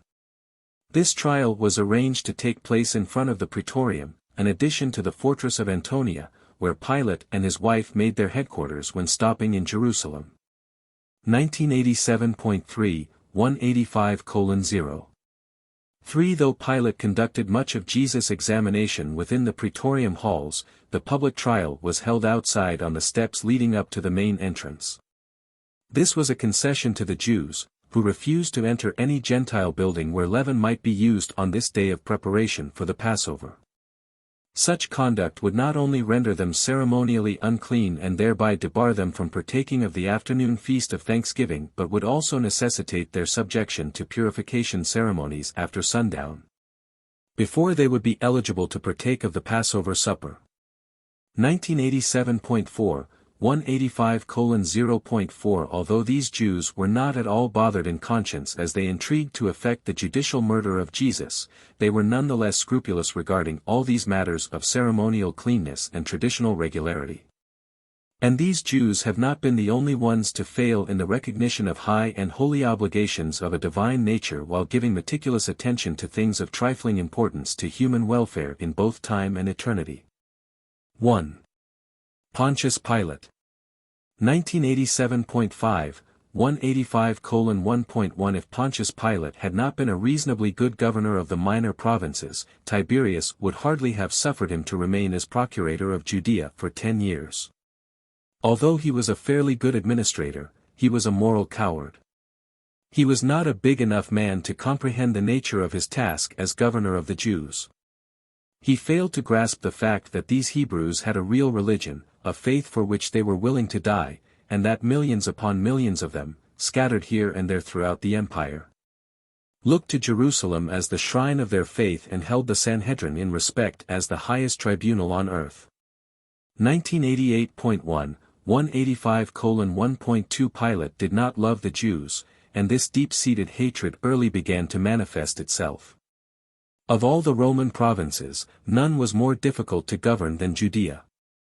Pilate never really understood the problems involved in the management of the Jews and, therefore, very early in his experience as governor, made a series of almost fatal and well-nigh suicidal blunders. And it was these blunders that gave the Jews such power over him. When they wanted to influence his decisions, all they had to do was to threaten an uprising, and Pilate would speedily capitulate. And this apparent vacillation, or lack of moral courage, of the procurator was chiefly due to the memory of a number of controversies he had had with the Jews and because in each instance they had worsted him. The Jews knew that Pilate was afraid of them, that he feared for his position before Tiberius, and they employed this knowledge to the great disadvantage of the governor on numerous occasions. 1988.2, 185:1. 3. Pilate's disfavor with the Jews came about as a result of a number of unfortunate encounters. First, he failed to take seriously their deep-seated prejudice against all images as symbols of idol worship. Therefore he permitted his soldiers to enter Jerusalem without removing the images of Caesar from their banners, as had been the practice of the Roman soldiers under his predecessor. A large deputation of Jews waited upon Pilate for 5 days, imploring him to have these images removed from the military standards. He flatly refused to grant their petition and threatened them with instant death. Pilate, himself being a skeptic, did not understand that men of strong religious feelings will not hesitate to die for their religious convictions. And therefore was he dismayed when these Jews drew themselves up defiantly before his palace, bowed their faces to the ground, and sent word that they were ready to die. Pilate then realized that he had made a threat which he was unwilling to carry out. He surrendered, ordered the images removed from the standards of his soldiers in Jerusalem, and found himself from that day on to a large extent subject to the whims of the Jewish leaders, who had in this way discovered his weakness in making threats which he feared to execute. 1988.3, 185:1.4. Pilate subsequently determined to regain this lost prestige and accordingly had the shields of the emperor, such as were commonly used in Caesar worship, put up on the walls of Herod's palace in Jerusalem. When the Jews protested, he was adamant. When he refused to listen to their protests, they promptly appealed to Rome, and the emperor as promptly ordered the offending shields removed. And then was Pilate held in even lower esteem than before. 1988.4, 185:1. 5. Another thing which brought him into great disfavor with the Jews was that he dared to take money from the temple treasury to pay for the construction of a new aqueduct to provide increased water supply for the millions of visitors to Jerusalem at the times of the great religious feasts. The Jews held that only the Sanhedrin could disburse the temple funds, and they never ceased to inveigh against Pilate for this presumptuous ruling. No less than a score of riots and much bloodshed resulted from this decision. The last of these serious outbreaks had to do with the slaughter of a large company of Galileans even as they worshipped at the altar. 1988.5, 185:1. 6. It is significant that, while this vacillating Roman ruler sacrificed Jesus to his fear of the Jews and to safeguard his personal position, he finally was deposed as a result of the needless slaughter of Samaritans in connection with the pretensions of a false Messiah who led troops to Mount Gerizim, where he claimed the temple vessels were buried. And fierce riots broke out when he failed to reveal the hiding place of the sacred vessels, as he had promised. As a result of this episode, the legatus of Syria ordered Pilate to Rome. Tiberius died while Pilate was on the way to Rome, and he was not reappointed as procurator of Judea. He never fully recovered from the regretful condemnation of having consented to the crucifixion of Jesus. Finding no favor in the eyes of the new emperor, he retired to the province of Lausanne, where he subsequently committed suicide. 1989.1, 185:1. 7. Claudia Procula, Pilate's wife, had heard much of Jesus through the word of her maid-in-waiting, who was a Phoenician believer in the gospel of the kingdom. After the death of Pilate, Claudia became prominently identified with the spread of the good news. 1989.2, 185:1.8. And all this explains much that transpired on this tragic Friday forenoon. It is easy to understand why the Jews presumed to dictate to Pilate, to get him up at 6 o'clock to try Jesus, and also why they did not hesitate to threaten to charge him with treason before the emperor if he dared to refuse their demands for Jesus' death. 1989.3, 185:1. 9. A worthy Roman governor who had not become disadvantageously involved with the rulers of the Jews would never have permitted these bloodthirsty religious fanatics to bring about the death of a man whom he himself had declared to be innocent of their false charges and without fault. Rome made a great blunder, a far-reaching error in earthly affairs, when she sent the second-rate Pilate to govern Palestine. Tiberius had better have sent to the Jews the best provincial administrator in the empire. 2. Jesus appears before Pilate. 1989.4, 185:2.1. When Jesus and his accusers had gathered in front of Pilate's judgment hall, the Roman governor came out and, addressing the company assembled, asked, "What accusation do you bring against this fellow?" The Sadducees and counselors who had taken it upon themselves to put Jesus out of the way had determined to go before Pilate and ask for confirmation of the death sentence pronounced upon Jesus, without volunteering any definite charge. Therefore did the spokesman for the Sanhedrin court answer Pilate, "If this man were not an evildoer, we should not have delivered him up to you." 1989.5, 185:2. 2. When Pilate observed that they were reluctant to state their charges against Jesus, although he knew they had been all night engaged in deliberations regarding his guilt, he answered them, "Since you have not agreed on any definite charges, why do you not take this man and pass judgment on him in accordance with your own laws?" 1989.6, 185:2.3. Then spoke the clerk of the Sanhedrin court to Pilate, "It is not lawful for us to put any man to death, and this disturber of our nation is worthy to die for the things which he has said and done. Therefore have we come before you for confirmation of this decree." 1989.7, 185:2. For to come before the Roman governor with this attempt at evasion discloses both the ill will and the ill humor of the Sanhedrists toward Jesus as well as their lack of respect for the fairness, honor, and dignity of Pilate. What effrontery for these subject citizens to appear before their provincial governor asking for a decree of execution against a man before affording him a fair trial and without even preferring definite criminal charges against him. 1989. 8. 185:2.5. Pilate knew something of Jesus' work among the Jews, and he surmised that the charges which might be brought against him had to do with infringements of the Jewish ecclesiastical laws. Therefore he sought to refer the case back to their own tribunal. Again, Pilate took delight in making them publicly confess that they were powerless to pronounce and execute the death sentence upon even one of their own race whom they had come to despise with a bitter and envious hatred. 1990.1, 185:2.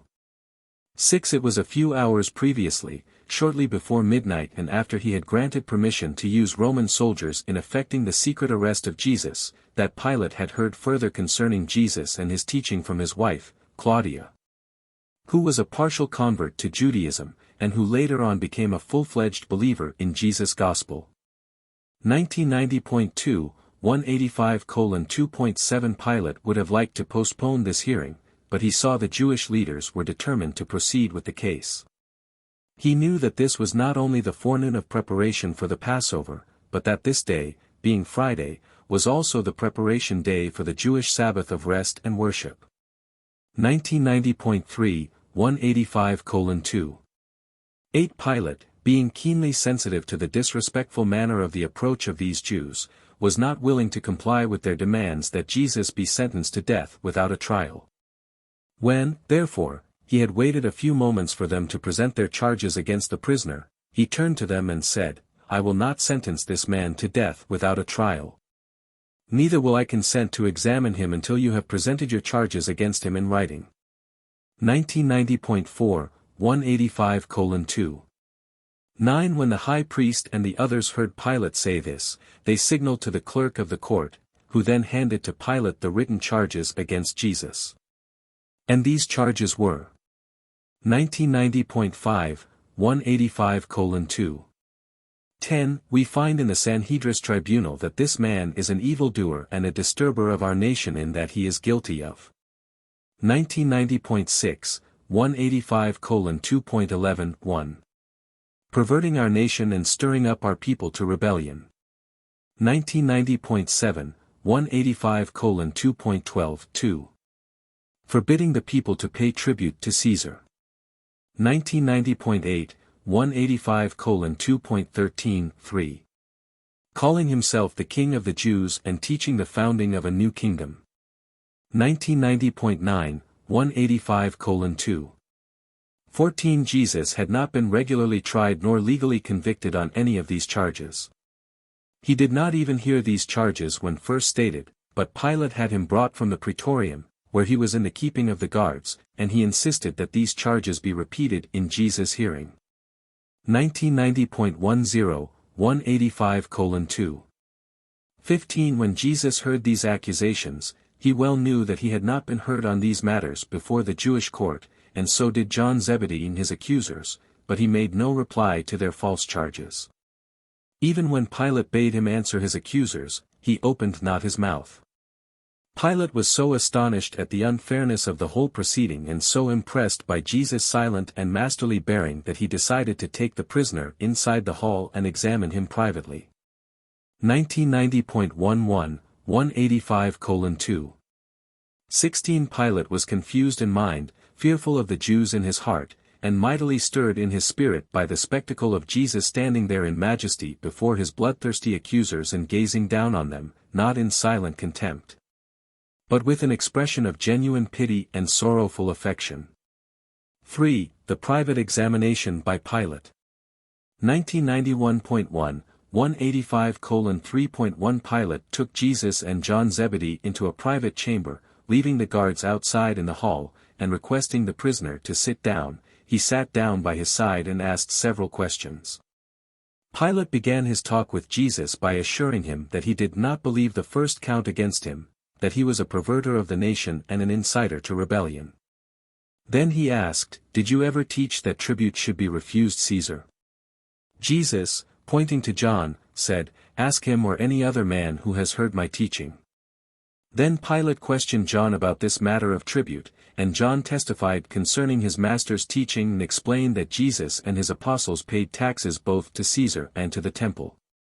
When Pilate had questioned John, he said, "See that you tell no man that I talked with you." And John never did reveal this matter. 1991.2, 185:3. 2 Pilate then turned around to question Jesus further, saying, "And now about the third accusation against you, are you the king of the Jews?" Since there was a tone of possibly sincere inquiry in Pilate's voice, Jesus smiled on the procurator and said, "Pilate, do you ask this for yourself, or do you take this question from these others, my accusers?" Whereupon, in a tone of partial indignation, the governor answered, "Am I a Jew? Your own people and the chief priests delivered you up and asked me to sentence you to death. I question the validity of their charges and am only trying to find out for myself what you have done. Tell me, have you said that you are the king of the Jews, and have you sought to found a new kingdom?" 1991.3, 185:3. 3 Then said Jesus to Pilate, "Do you not perceive that my kingdom is not of this world? If my kingdom were of this world, surely would my disciples fight that I should not be delivered into the hands of the Jews. My presence here before you in these bonds is sufficient to show all men that my kingdom is a spiritual dominion, even the brotherhood of men who, through faith and by love, have become the sons of God. And this salvation is for the Gentile as well as for the Jew." 1991.4, 185:3.4, "Then you are a king after all," said Pilate. And Jesus answered, "Yes, I am such a king, and my kingdom is the family of the faith sons of my Father who is in heaven. For this purpose was I born into this world, even that I should show my Father to all men and bear witness to the truth of God. And even now do I declare to you that every one who loves the truth hears my voice." 1991.5, 185:3. 5 Then said Pilate, half in ridicule and half in sincerity, "Truth, what is truth, who knows?" 1991.6, 185:3. 6 Pilate was not able to fathom Jesus' words, nor was he able to understand the nature of his spiritual kingdom, but he was now certain that the prisoner had done nothing worthy of death. One look at Jesus, face to face, was enough to convince even Pilate that this gentle and weary, but majestic and upright, man was no wild and dangerous revolutionary who aspired to establish himself on the temporal throne of Israel. Pilate thought he understood something of what Jesus meant when he called himself a king, for he was familiar with the teachings of the Stoics, who declared that, the wise man is king. Pilate was thoroughly convinced that, instead of being a dangerous seditionmonger, Jesus was nothing more or less than a harmless visionary, an innocent fanatic. 1991.7, 185:3.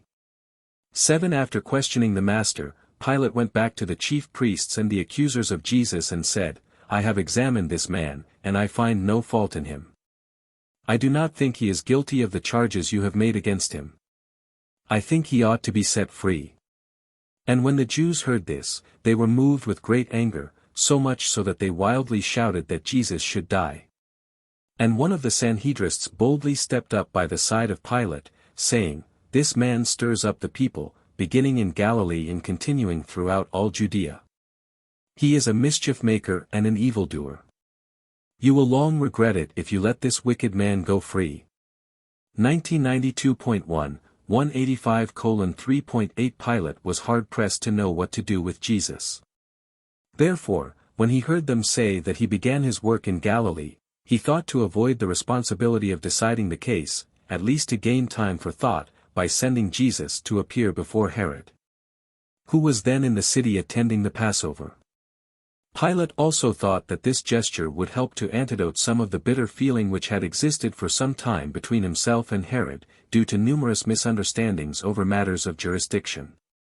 1992.2, 185:3. 9 Pilate, calling the guards, said, "This man is a Galilean. Take him forthwith to Herod, and when he has examined him, report his findings to me." And they took Jesus to Herod. 4. Jesus before Herod. 1992.3, 185:4. 1 When Herod Antipas stopped in Jerusalem, he dwelt in the old Maccabean palace of Herod the Great, and it was to this home of the former king that Jesus was now taken by the temple guards. And he was followed by his accusers and an increasing multitude. Herod had long heard of Jesus, and he was very curious about him. When the Son of Man stood before him, on this Friday morning, the wicked Idumean never for one moment recalled the lad of former years who had appeared before him in Sepphoris pleading for a just decision regarding the money due his father, who had been accidentally killed while at work on one of the public buildings. As far as Herod knew, he had never seen Jesus, although he had worried a great deal about him when his work had been centered in Galilee. Now that he was in custody of Pilate and the Judeans, Herod was desirous of seeing him, feeling secure against any trouble from him in the future. Herod had heard much about the miracles wrought by Jesus, and he really hoped to see him do some wonder. 1992.4, 185:4. 2. When they brought Jesus before Herod, the Tetrarch was startled by his stately appearance and the calm composure of his countenance. For some 15 minutes Herod asked Jesus questions, but the master would not answer. Herod taunted and dared him to perform a miracle, but Jesus would not reply to his many inquiries or respond to his taunts. 1992.5, 185:4. 3. Then Herod turned to the chief priests and the Sadducees and, giving ear to their accusations, heard all and more than Pilate had listened to regarding the alleged evil doings of the Son of Man. Finally, being convinced that Jesus would neither talk nor perform a wonder for him, Herod, after making fun of him for a time, arrayed him in an old purple royal robe and sent him back to Pilate. Herod knew he had no jurisdiction over Jesus in Judea. Though he was glad to believe that he was finally to be rid of Jesus in Galilee, he was thankful that it was Pilate who had the responsibility of putting him to death.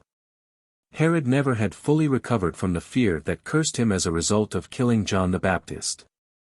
Herod had at certain times even feared that Jesus was John risen from the dead. Now he was relieved of that fear since he observed that Jesus was a very different sort of person from the outspoken and fiery prophet who dared to expose and denounce his private life. 5. Jesus returns to Pilate. 1993.1, 185:5. 1. When the guards had brought Jesus back to Pilate, he went out on the front steps of the Praetorium, where his judgment seat had been placed, and calling together the chief priests and Sanhedrists, said to them, "You brought this man before me with charges that he perverts the people, forbids the payment of taxes, and claims to be king of the Jews. I have examined him and failed to find him guilty of these charges. In fact, I find no fault in him." Then I sent him to Herod, and the Tetrarch must have reached the same conclusion since he has sent him back to us. Certainly, nothing worthy of death has been done by this man. If you still think he needs to be disciplined, I am willing to chastise him before I release him. 1993.2, 185:5. 2. Just as the Jews were about to engage in shouting their protests against the release of Jesus, a vast crowd came marching up to the Praetorium for the purpose of asking Pilate for the release of a prisoner in honor of the Passover feast. For some time it had been the custom of the Roman governors to allow the populace to choose some imprisoned or condemned man for pardon at the time of the Passover. And now that this crowd had come before him to ask for the release of a prisoner, and since Jesus had so recently been in great favor with the multitudes, it occurred to Pilate that he might possibly extricate himself from his predicament by proposing to this group that, since Jesus was now a prisoner before his judgment seat, he released to them this man of Galilee as the token of Passover goodwill. 1993.3, 185:5.3. As the crowd surged up on the steps of the building, Pilate heard them calling out the name of one Barabbas. Barabbas was a noted political agitator and murderous robber, the son of a priest, who had recently been apprehended in the act of robbery and murder on the Jericho road.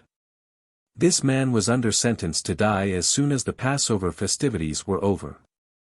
1993.4, 185:5. For Pilate stood up and explained to the crowd that Jesus had been brought to him by the chief priests, who sought to have him put to death on certain charges, and that he did not think the man was worthy of death. Said Pilate, "Which, therefore, would you prefer that I release to you, this Barabbas, the murderer, or this Jesus of Galilee?" And when Pilate had thus spoken, the chief priests and the Sanhedrin counselors all shouted at the top of their voices, "Barabbas, Barabbas!" And when the people saw that the chief priests were minded to have Jesus put to death, they quickly joined in the clamor for his life while they loudly shouted for the release of Barabbas. 1993.5, 185:5. 5 A few days before this the multitude had stood in awe of Jesus, but the mob did not look up to one who, having claimed to be the Son of God, now found himself in the custody of the chief priests and the rulers and on trial before Pilate for his life. Jesus could be a hero in the eyes of the populace when he was driving the money changers and the traders out of the temple, but not when he was a non-resisting prisoner in the hands of his enemies and on trial for his life. 1993.6, 185:5. 6 Pilate was angered at the sight of the chief priests clamoring for the pardon of a notorious murderer while they shouted for the blood of Jesus. He saw their malice and hatred and perceived their prejudice and envy. Therefore he said to them, "How could you choose the life of a murderer in preference to this man's whose worst crime is that he figuratively calls himself the King of the Jews?" But this was not a wise statement for Pilate to make.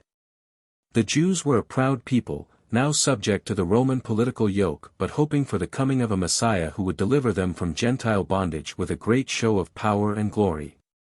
They resented, more than Pilate could know, the intimation that this meek-mannered teacher of strange doctrines, now under arrest and charged with crimes worthy of death, should be referred to as the King of the Jews.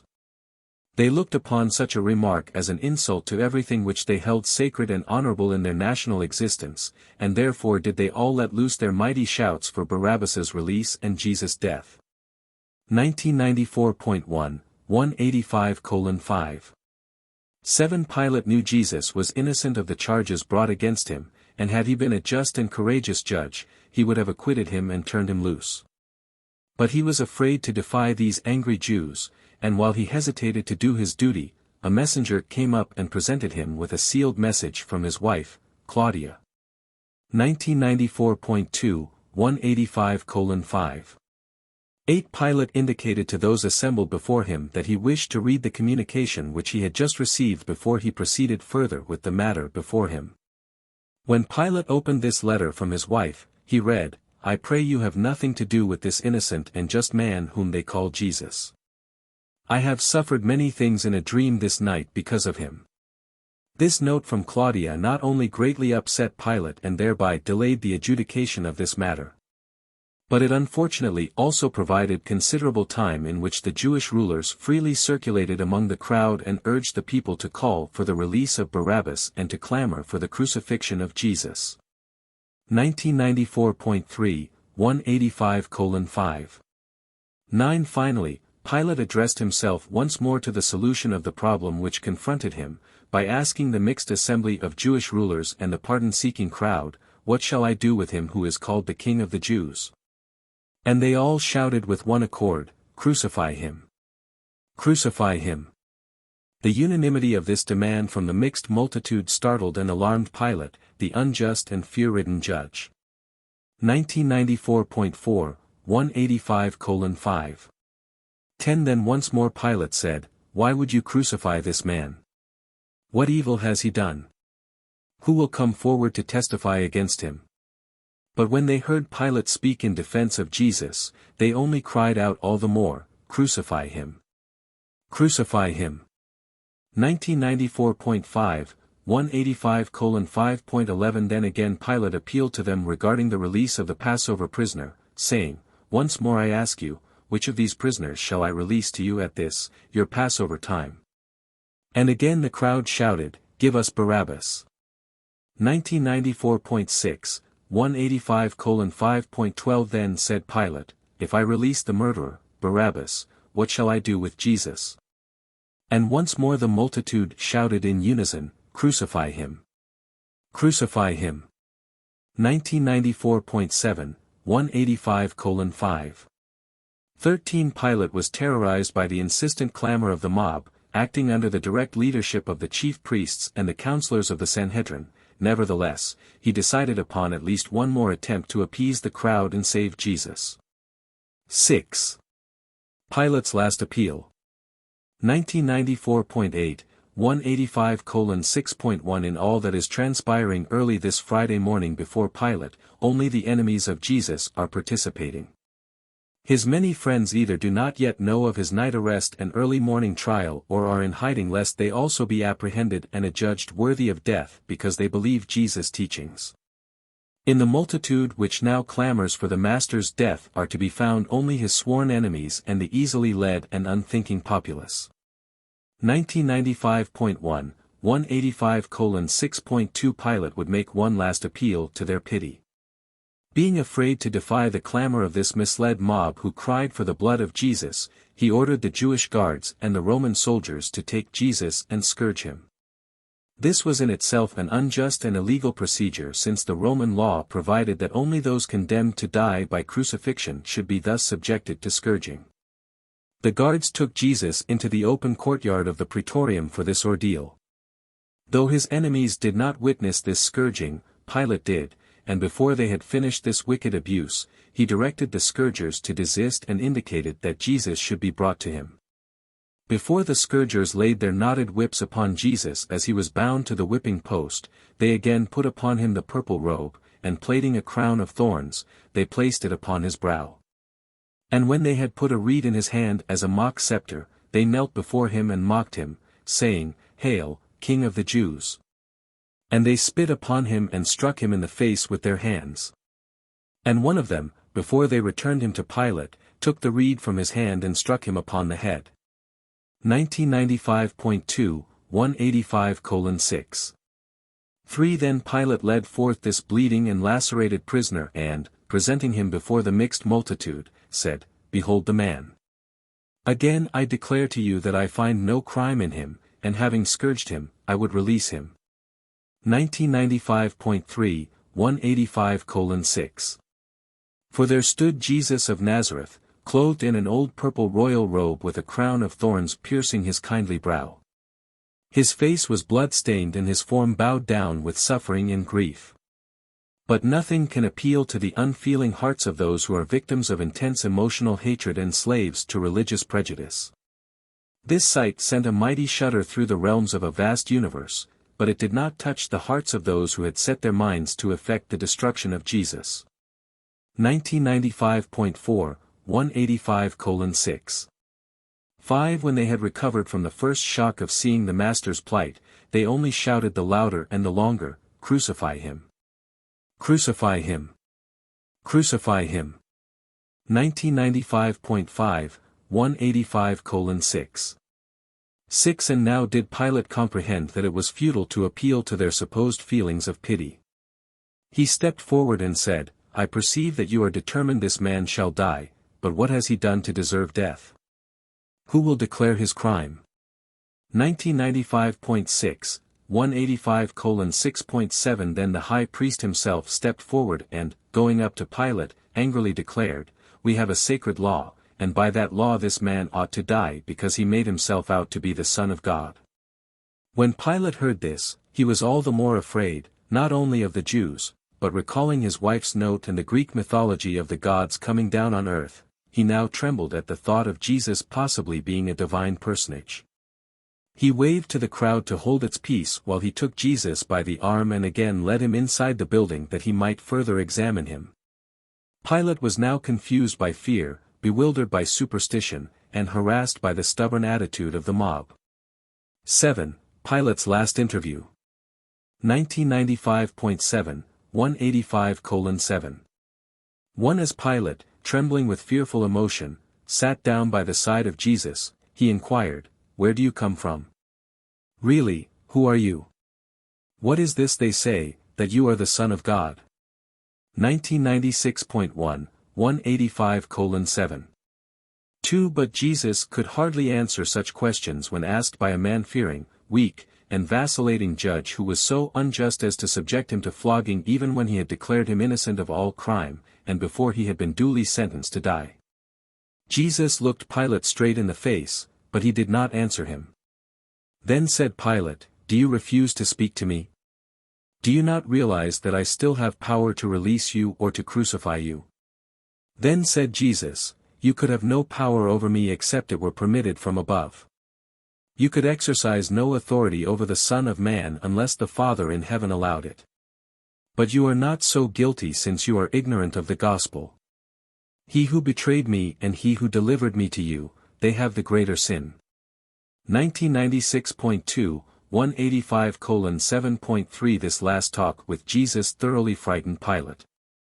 This moral coward and judicial weakling now labored under the double weight of the superstitious fear of Jesus and mortal dread of the Jewish leaders.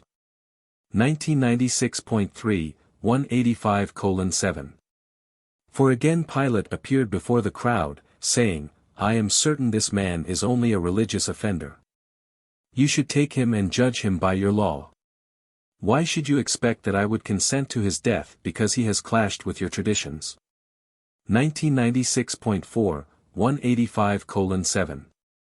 5 Pilate was just about ready to release Jesus when Caiaphas, the high priest, approached the cowardly Roman judge and, shaking an avenging finger in Pilate's face, said with angry words which the entire multitude could hear, If you release this man, you are not Caesar's friend, and I will see that the emperor knows all. This public threat was too much for Pilate. Fear for his personal fortunes now eclipsed all other considerations, and the cowardly governor ordered Jesus brought out before the judgment seat. As the master stood there before them, he pointed to him and tauntingly said, Behold your king. And the Jews answered, Away with him. Crucify him. And then Pilate said, with much irony and sarcasm, Shall I crucify your king? And the Jews answered, Yes, crucify him. We have no king but Caesar. And then did Pilate realize that there was no hope of saving Jesus since he was unwilling to defy the Jews. 8. Pilate's tragic surrender. 1996.5, 185:8. 1 Here stood the Son of God incarnate as the Son of Man. He was arrested without indictment, accused without evidence, adjudged without witnesses, punished without a verdict. And now was soon to be condemned to die by an unjust judge who confessed that he could find no fault in him. If Pilate had thought to appeal to their patriotism by referring to Jesus as the King of the Jews, he utterly failed. The Jews were not expecting any such a king. The declaration of the chief priests and the Sadducees, We have no king but Caesar, was a shock even to the unthinking populace, but it was too late now to save Jesus even had the mob dared to espouse the master's cause. 1996.6, 185:8. 2 Pilate was afraid of a tumult or a riot. He dared not risk having such a disturbance during Passover time in Jerusalem. He had recently received a reprimand from Caesar, and he would not risk another. The mob cheered when he ordered the release of Barabbas. Then he ordered a basin and some water, and there before the multitude he washed his hands, saying, I am innocent of the blood of this man. You are determined that he shall die, but I have found no guilt in him. See you to it. The soldiers will lead him forth. And then the mob cheered and replied, His blood be on us and on our children. Paper 186. Just before the crucifixion. 1997.1, 186:0.1 As Jesus and his accusers started off to see Herod, the master turned to the apostle John and said, John, you can do no more for me. Go to my mother and bring her to see me ere I die. When John heard his master's request, although reluctant to leave him alone among his enemies, he hastened off to Bethany, where the entire family of Jesus was assembled in waiting at the home of Martha and Mary, the sisters of Lazarus whom Jesus raised from the dead. 1997.2, 186:0.2 Several times during the morning, messengers had brought news to Martha and Mary concerning the progress of Jesus' trial. But the family of Jesus did not reach Bethany until just a few minutes before John arrived bearing the request of Jesus to see his mother before he was put to death. After John Zebedee had told them all that had happened since the midnight arrest of Jesus, Mary his mother went at once in the company of John to see her eldest son. By the time Mary and John reached the city, Jesus, accompanied by the Roman soldiers who were to crucify him, had already arrived at Golgotha. 1997.3, 186:0. 3. When Mary the mother of Jesus started out with John to go to her son, his sister Ruth refused to remain behind with the rest of the family. Since she was determined to accompany her mother, her brother Jude went with her. The rest of the Master's family remained in Bethany under the direction of James, and almost every hour the messengers of David Zebedee brought them reports concerning the progress of that terrible business of putting to death their eldest brother. Jesus of Nazareth. 1. The end of Judas Iscariot. 1997.4, 186:1.1 It was about 8:30 this Friday morning when the hearing of Jesus before Pilate was ended and the Master was placed in the custody of the Roman soldiers who were to crucify him. As soon as the Romans took possession of Jesus, the captain of the Jewish guards marched with his men back to their temple headquarters. The chief priest and his Sanhedrin associates followed close behind the guards, going directly to their usual meeting place in the hall of hewn stone in the temple. Here they found many other members of the Sanhedrin waiting to learn what had been done with Jesus. As Caiaphas was engaged in making his report to the Sanhedrin regarding the trial and condemnation of Jesus, Judas appeared before them to claim his reward for the part he had played in his Master's arrest and sentence of death.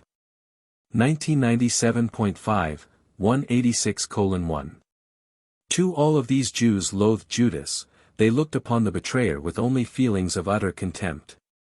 Throughout the trial of Jesus before Caiaphas and during his appearance before Pilate, Judas was pricked in his conscience about his traitorous conduct.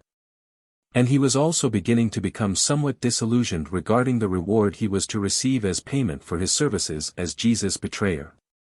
He did not like the coolness and aloofness of the Jewish authorities. Nevertheless, he expected to be liberally rewarded for his cowardly conduct. He anticipated being called before the full meeting of the Sanhedrin and there hearing himself eulogized while they conferred upon him suitable honors in token of the great service which he flattered himself he had rendered his nation. Imagine, therefore, the great surprise of this egotistic traitor when a servant of the high priest, tapping him on the shoulder, called him just outside the hall and said, "Judas, I have been appointed to pay you for the betrayal of Jesus. Here is your reward." And thus speaking, the servant of Caiaphas handed Judas a bag containing 30 pieces of silver, the current price of a good, healthy slave. 1998.1, 186:1.3 Judas was stunned, dumbfounded. He rushed back to enter the hall but was debarred by the doorkeeper. He wanted to appeal to the Sanhedrin, but they would not admit him. Judas could not believe that these rulers of the Jews would allow him to betray his friends and his master and then offer him as a reward 30 pieces of silver. He was humiliated, disillusioned, and utterly crushed. He walked away from the temple, as it were, in a trance. He automatically dropped the money bag in his deep pocket, that same pocket wherein he had so long carried the bag containing the apostolic funds. And he wandered out through the city after the crowds who were on their way to witness the crucifixions. 1998.2, 186:1. For from a distance Judas saw them raise the cross-piece with Jesus nailed thereon, and upon sight of this he rushed back to the temple and, forcing his way past the doorkeeper, found himself standing in the presence of the Sanhedrin, which was still in session. The betrayer was well-nigh breathless and highly distraught, but he managed to stammer out these words, "I have sinned in that I have betrayed innocent blood. You have insulted me. You have offered me as a reward for my service, money, the price of a slave. I repent that I have done this, here is your money. I want to escape the guilt of this deed." 1998.3, 186:1. 5. When the rulers of the Jews heard Judas, they scoffed at him. One of them sitting near where Judas stood, motioned that he should leave the hall and said, "Your master has already been put to death by the Romans, and as for your guilt, what is that to us? See you to that, and begone." 1998.4, 186:1. 6. As Judas left the Sanhedrin chamber, he removed the 30 pieces of silver from the bag and threw them broadcast over the temple floor. When the betrayer left the temple, he was almost beside himself. Judas was now passing through the experience of the realization of the true nature of sin. All the glamour, fascination, and intoxication of wrongdoing had vanished. Now the evildoer stood alone and face to face with the judgment verdict of his disillusioned and disappointed soul. Sin was bewitching and adventurous in the committing, but now must the harvest of the naked and unromantic facts be faced. 1998. 5. 186:1.7 This one-time ambassador of the kingdom of heaven on earth now walked through the streets of Jerusalem, forsaken and alone. His despair was desperate and well-nigh absolute. On he journeyed through the city and outside the walls, on down into the terrible solitude of the valley of Hinnom, where he climbed up the steep rocks and, taking the girdle of his cloak, fastened one end to a small tree, tied the other about his neck, and cast himself over the precipice. Ere he was dead, the knot which his nervous hands had tied gave way, and the betrayer's body was dashed to pieces as it fell on the jagged rocks below. 2. The Master's Attitude. 1999.1, 186:2. 1. When Jesus was arrested, he knew that his work on earth, in the likeness of mortal flesh, was finished. He fully understood the sort of death he would die, and he was little concerned with the details of his so-called trials. 1999.2, 186:2. 2. Before the Sanhedrin court Jesus declined to make replies to the testimony of perjured witnesses. There was but one question which would always elicit an answer, whether asked by friend or foe, and that was the one concerning the nature and divinity of his mission on earth.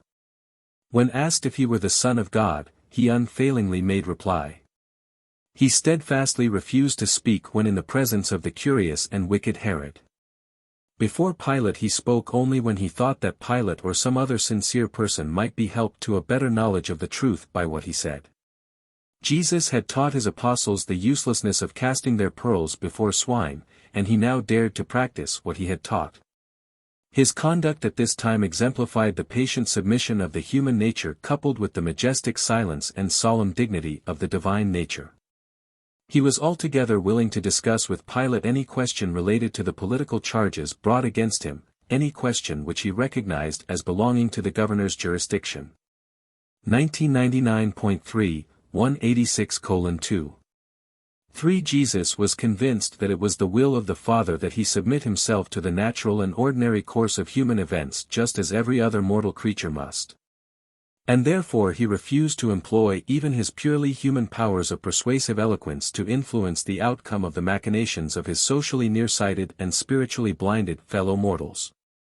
Although Jesus lived and died on Urantia, his whole human career, from first to last, was a spectacle designed to influence and instruct the entire universe of his creation and unceasing upholding. 1999.4, 186:2. For these short-sighted Jews clamored unseemly for the Master's death while he stood there in awful silence looking upon the death scene of a nation, his earthly father's own people. 1999.5, 186:2. 5. Jesus had acquired that type of human character which could preserve its composure and assert its dignity in the face of continued and gratuitous insult. He could not be intimidated. When first assaulted by the servant of Annas, he had only suggested the propriety of calling witnesses who might duly testify against him. 1999.6, 186:2. 6. From first to last, in his so-called trial before Pilate, the onlooking celestial hosts could not refrain from broadcasting to the universe the depiction of the scene of Pilate on trial before Jesus. 1999.7, 186:2. 7. When before Caiaphas, and when all the perjured testimony had broken down, Jesus did not hesitate to answer the question of the chief priest, thereby providing in his own testimony that which they desired as a basis for convicting him of blasphemy. 1999.8, 186:2.8 The Master never displayed the least interest in Pilate's well-meant but half-hearted efforts to effect his release. He really pitied Pilate and sincerely endeavored to enlighten his darkened mind. He was wholly passive to all the Roman governor's appeals to the Jews to withdraw their criminal charges against him.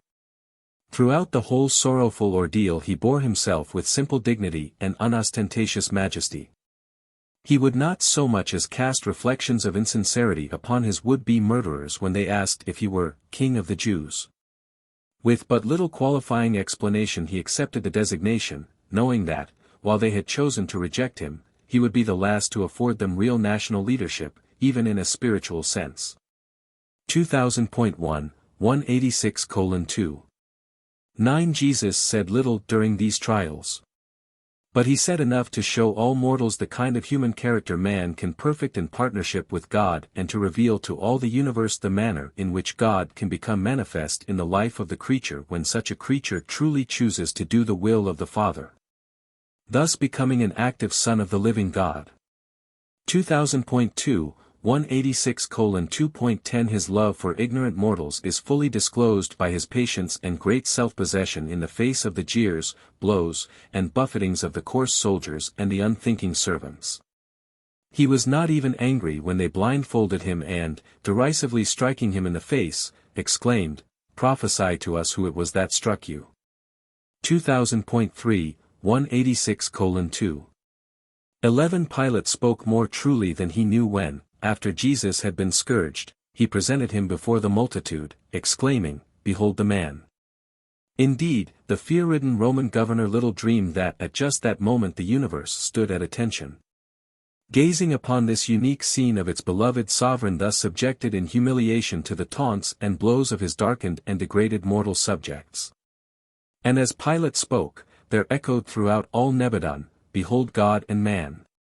Throughout a universe, untold millions have ever since that day continued to behold that man, while the God of Havona, the supreme ruler of the universe of universes, accepts the man of Nazareth as the satisfaction of the ideal of the mortal creatures of this local universe of time and space. In his matchless life he never failed to reveal God to man. Now, in these final episodes of his mortal career and in his subsequent death, he made a new and touching revelation of man to God. 3. The dependable David Zebedee. 2000.4, 186:3. 1 Shortly after Jesus was turned over to the Roman soldiers at the conclusion of the hearing before Pilate, a detachment of the temple guards hastened out to Gethsemane to disperse or arrest the followers of the Master. But long before their arrival these followers had scattered. The apostles had retired to designated hiding places, the Greeks had separated and gone to various homes in Jerusalem, the other disciples had likewise disappeared. David Zebedee believed that Jesus' enemies would return, so he early removed some 5 or 6 tents up the ravine near where the Master so often retired to pray and worship. Here he proposed to hide and at the same time maintain a center, or coordinating station, for his messenger service. David had hardly left the camp when the temple guards arrived. Finding no one there, they contented themselves with burning the camp and then hastened back to the temple. On hearing their report, the Sanhedrin was satisfied that the followers of Jesus were so thoroughly frightened and subdued that there would be no danger of an uprising or any attempt to rescue Jesus from the hands of his executioners. They were at last able to breathe easily, and so they adjourned, every man going his way to prepare for the Passover. 2000.5, 186:3. 2 As soon as Jesus was turned over to the Roman soldiers by Pilate for crucifixion, a messenger hastened away to Gethsemane to inform David, and within 5 minutes runners were on their way to Bethsaida, Pella, Philadelphia, Sidon, Shechem, Hebron, Damascus, and Alexandria. And these messengers carried the news that Jesus was about to be crucified by the Romans at the insistent behest of the rulers of the Jews. 2001.1, 186:3. 3 Throughout this tragic day, until the message finally went forth that the Master had been laid in the tomb, David sent messengers about every half hour with reports to the apostles, the Greeks, and Jesus' earthly family, assembled at the home of Lazarus in Bethany. When the messengers departed with the word that Jesus had been buried, David dismissed his corps of local runners for the Passover celebration and for the coming Sabbath of rest, instructing them to report to him quietly on Sunday morning at the home of Nicodemus, where he proposed to go in hiding for a few days with Andrew and Simon Peter. 2001.2, 186:3.4 This peculiar-minded David Zebedee was the only one of the leading disciples of Jesus who was inclined to take a literal and plain matter-of-fact view of the Master's assertion that he would die and rise again on the third day. David had once heard him make this prediction and, being of a literal turn of mind, now proposed to assemble his messengers early Sunday morning at the home of Nicodemus so that they would be on hand to spread the news in case Jesus rose from the dead. David soon discovered that none of Jesus' followers were looking for him to return so soon from the grave. Therefore did he say little about his belief and nothing about the mobilization of all his messenger force on early Sunday morning except to the runners who had been dispatched on Friday forenoon to distant cities and believer centers. 2001. 186:3.5 And so these followers of Jesus, scattered throughout Jerusalem and its environs, that night partook of the Passover and the following day remained in seclusion. 4. Preparation for the Crucifixion. 2001.4, 186:4.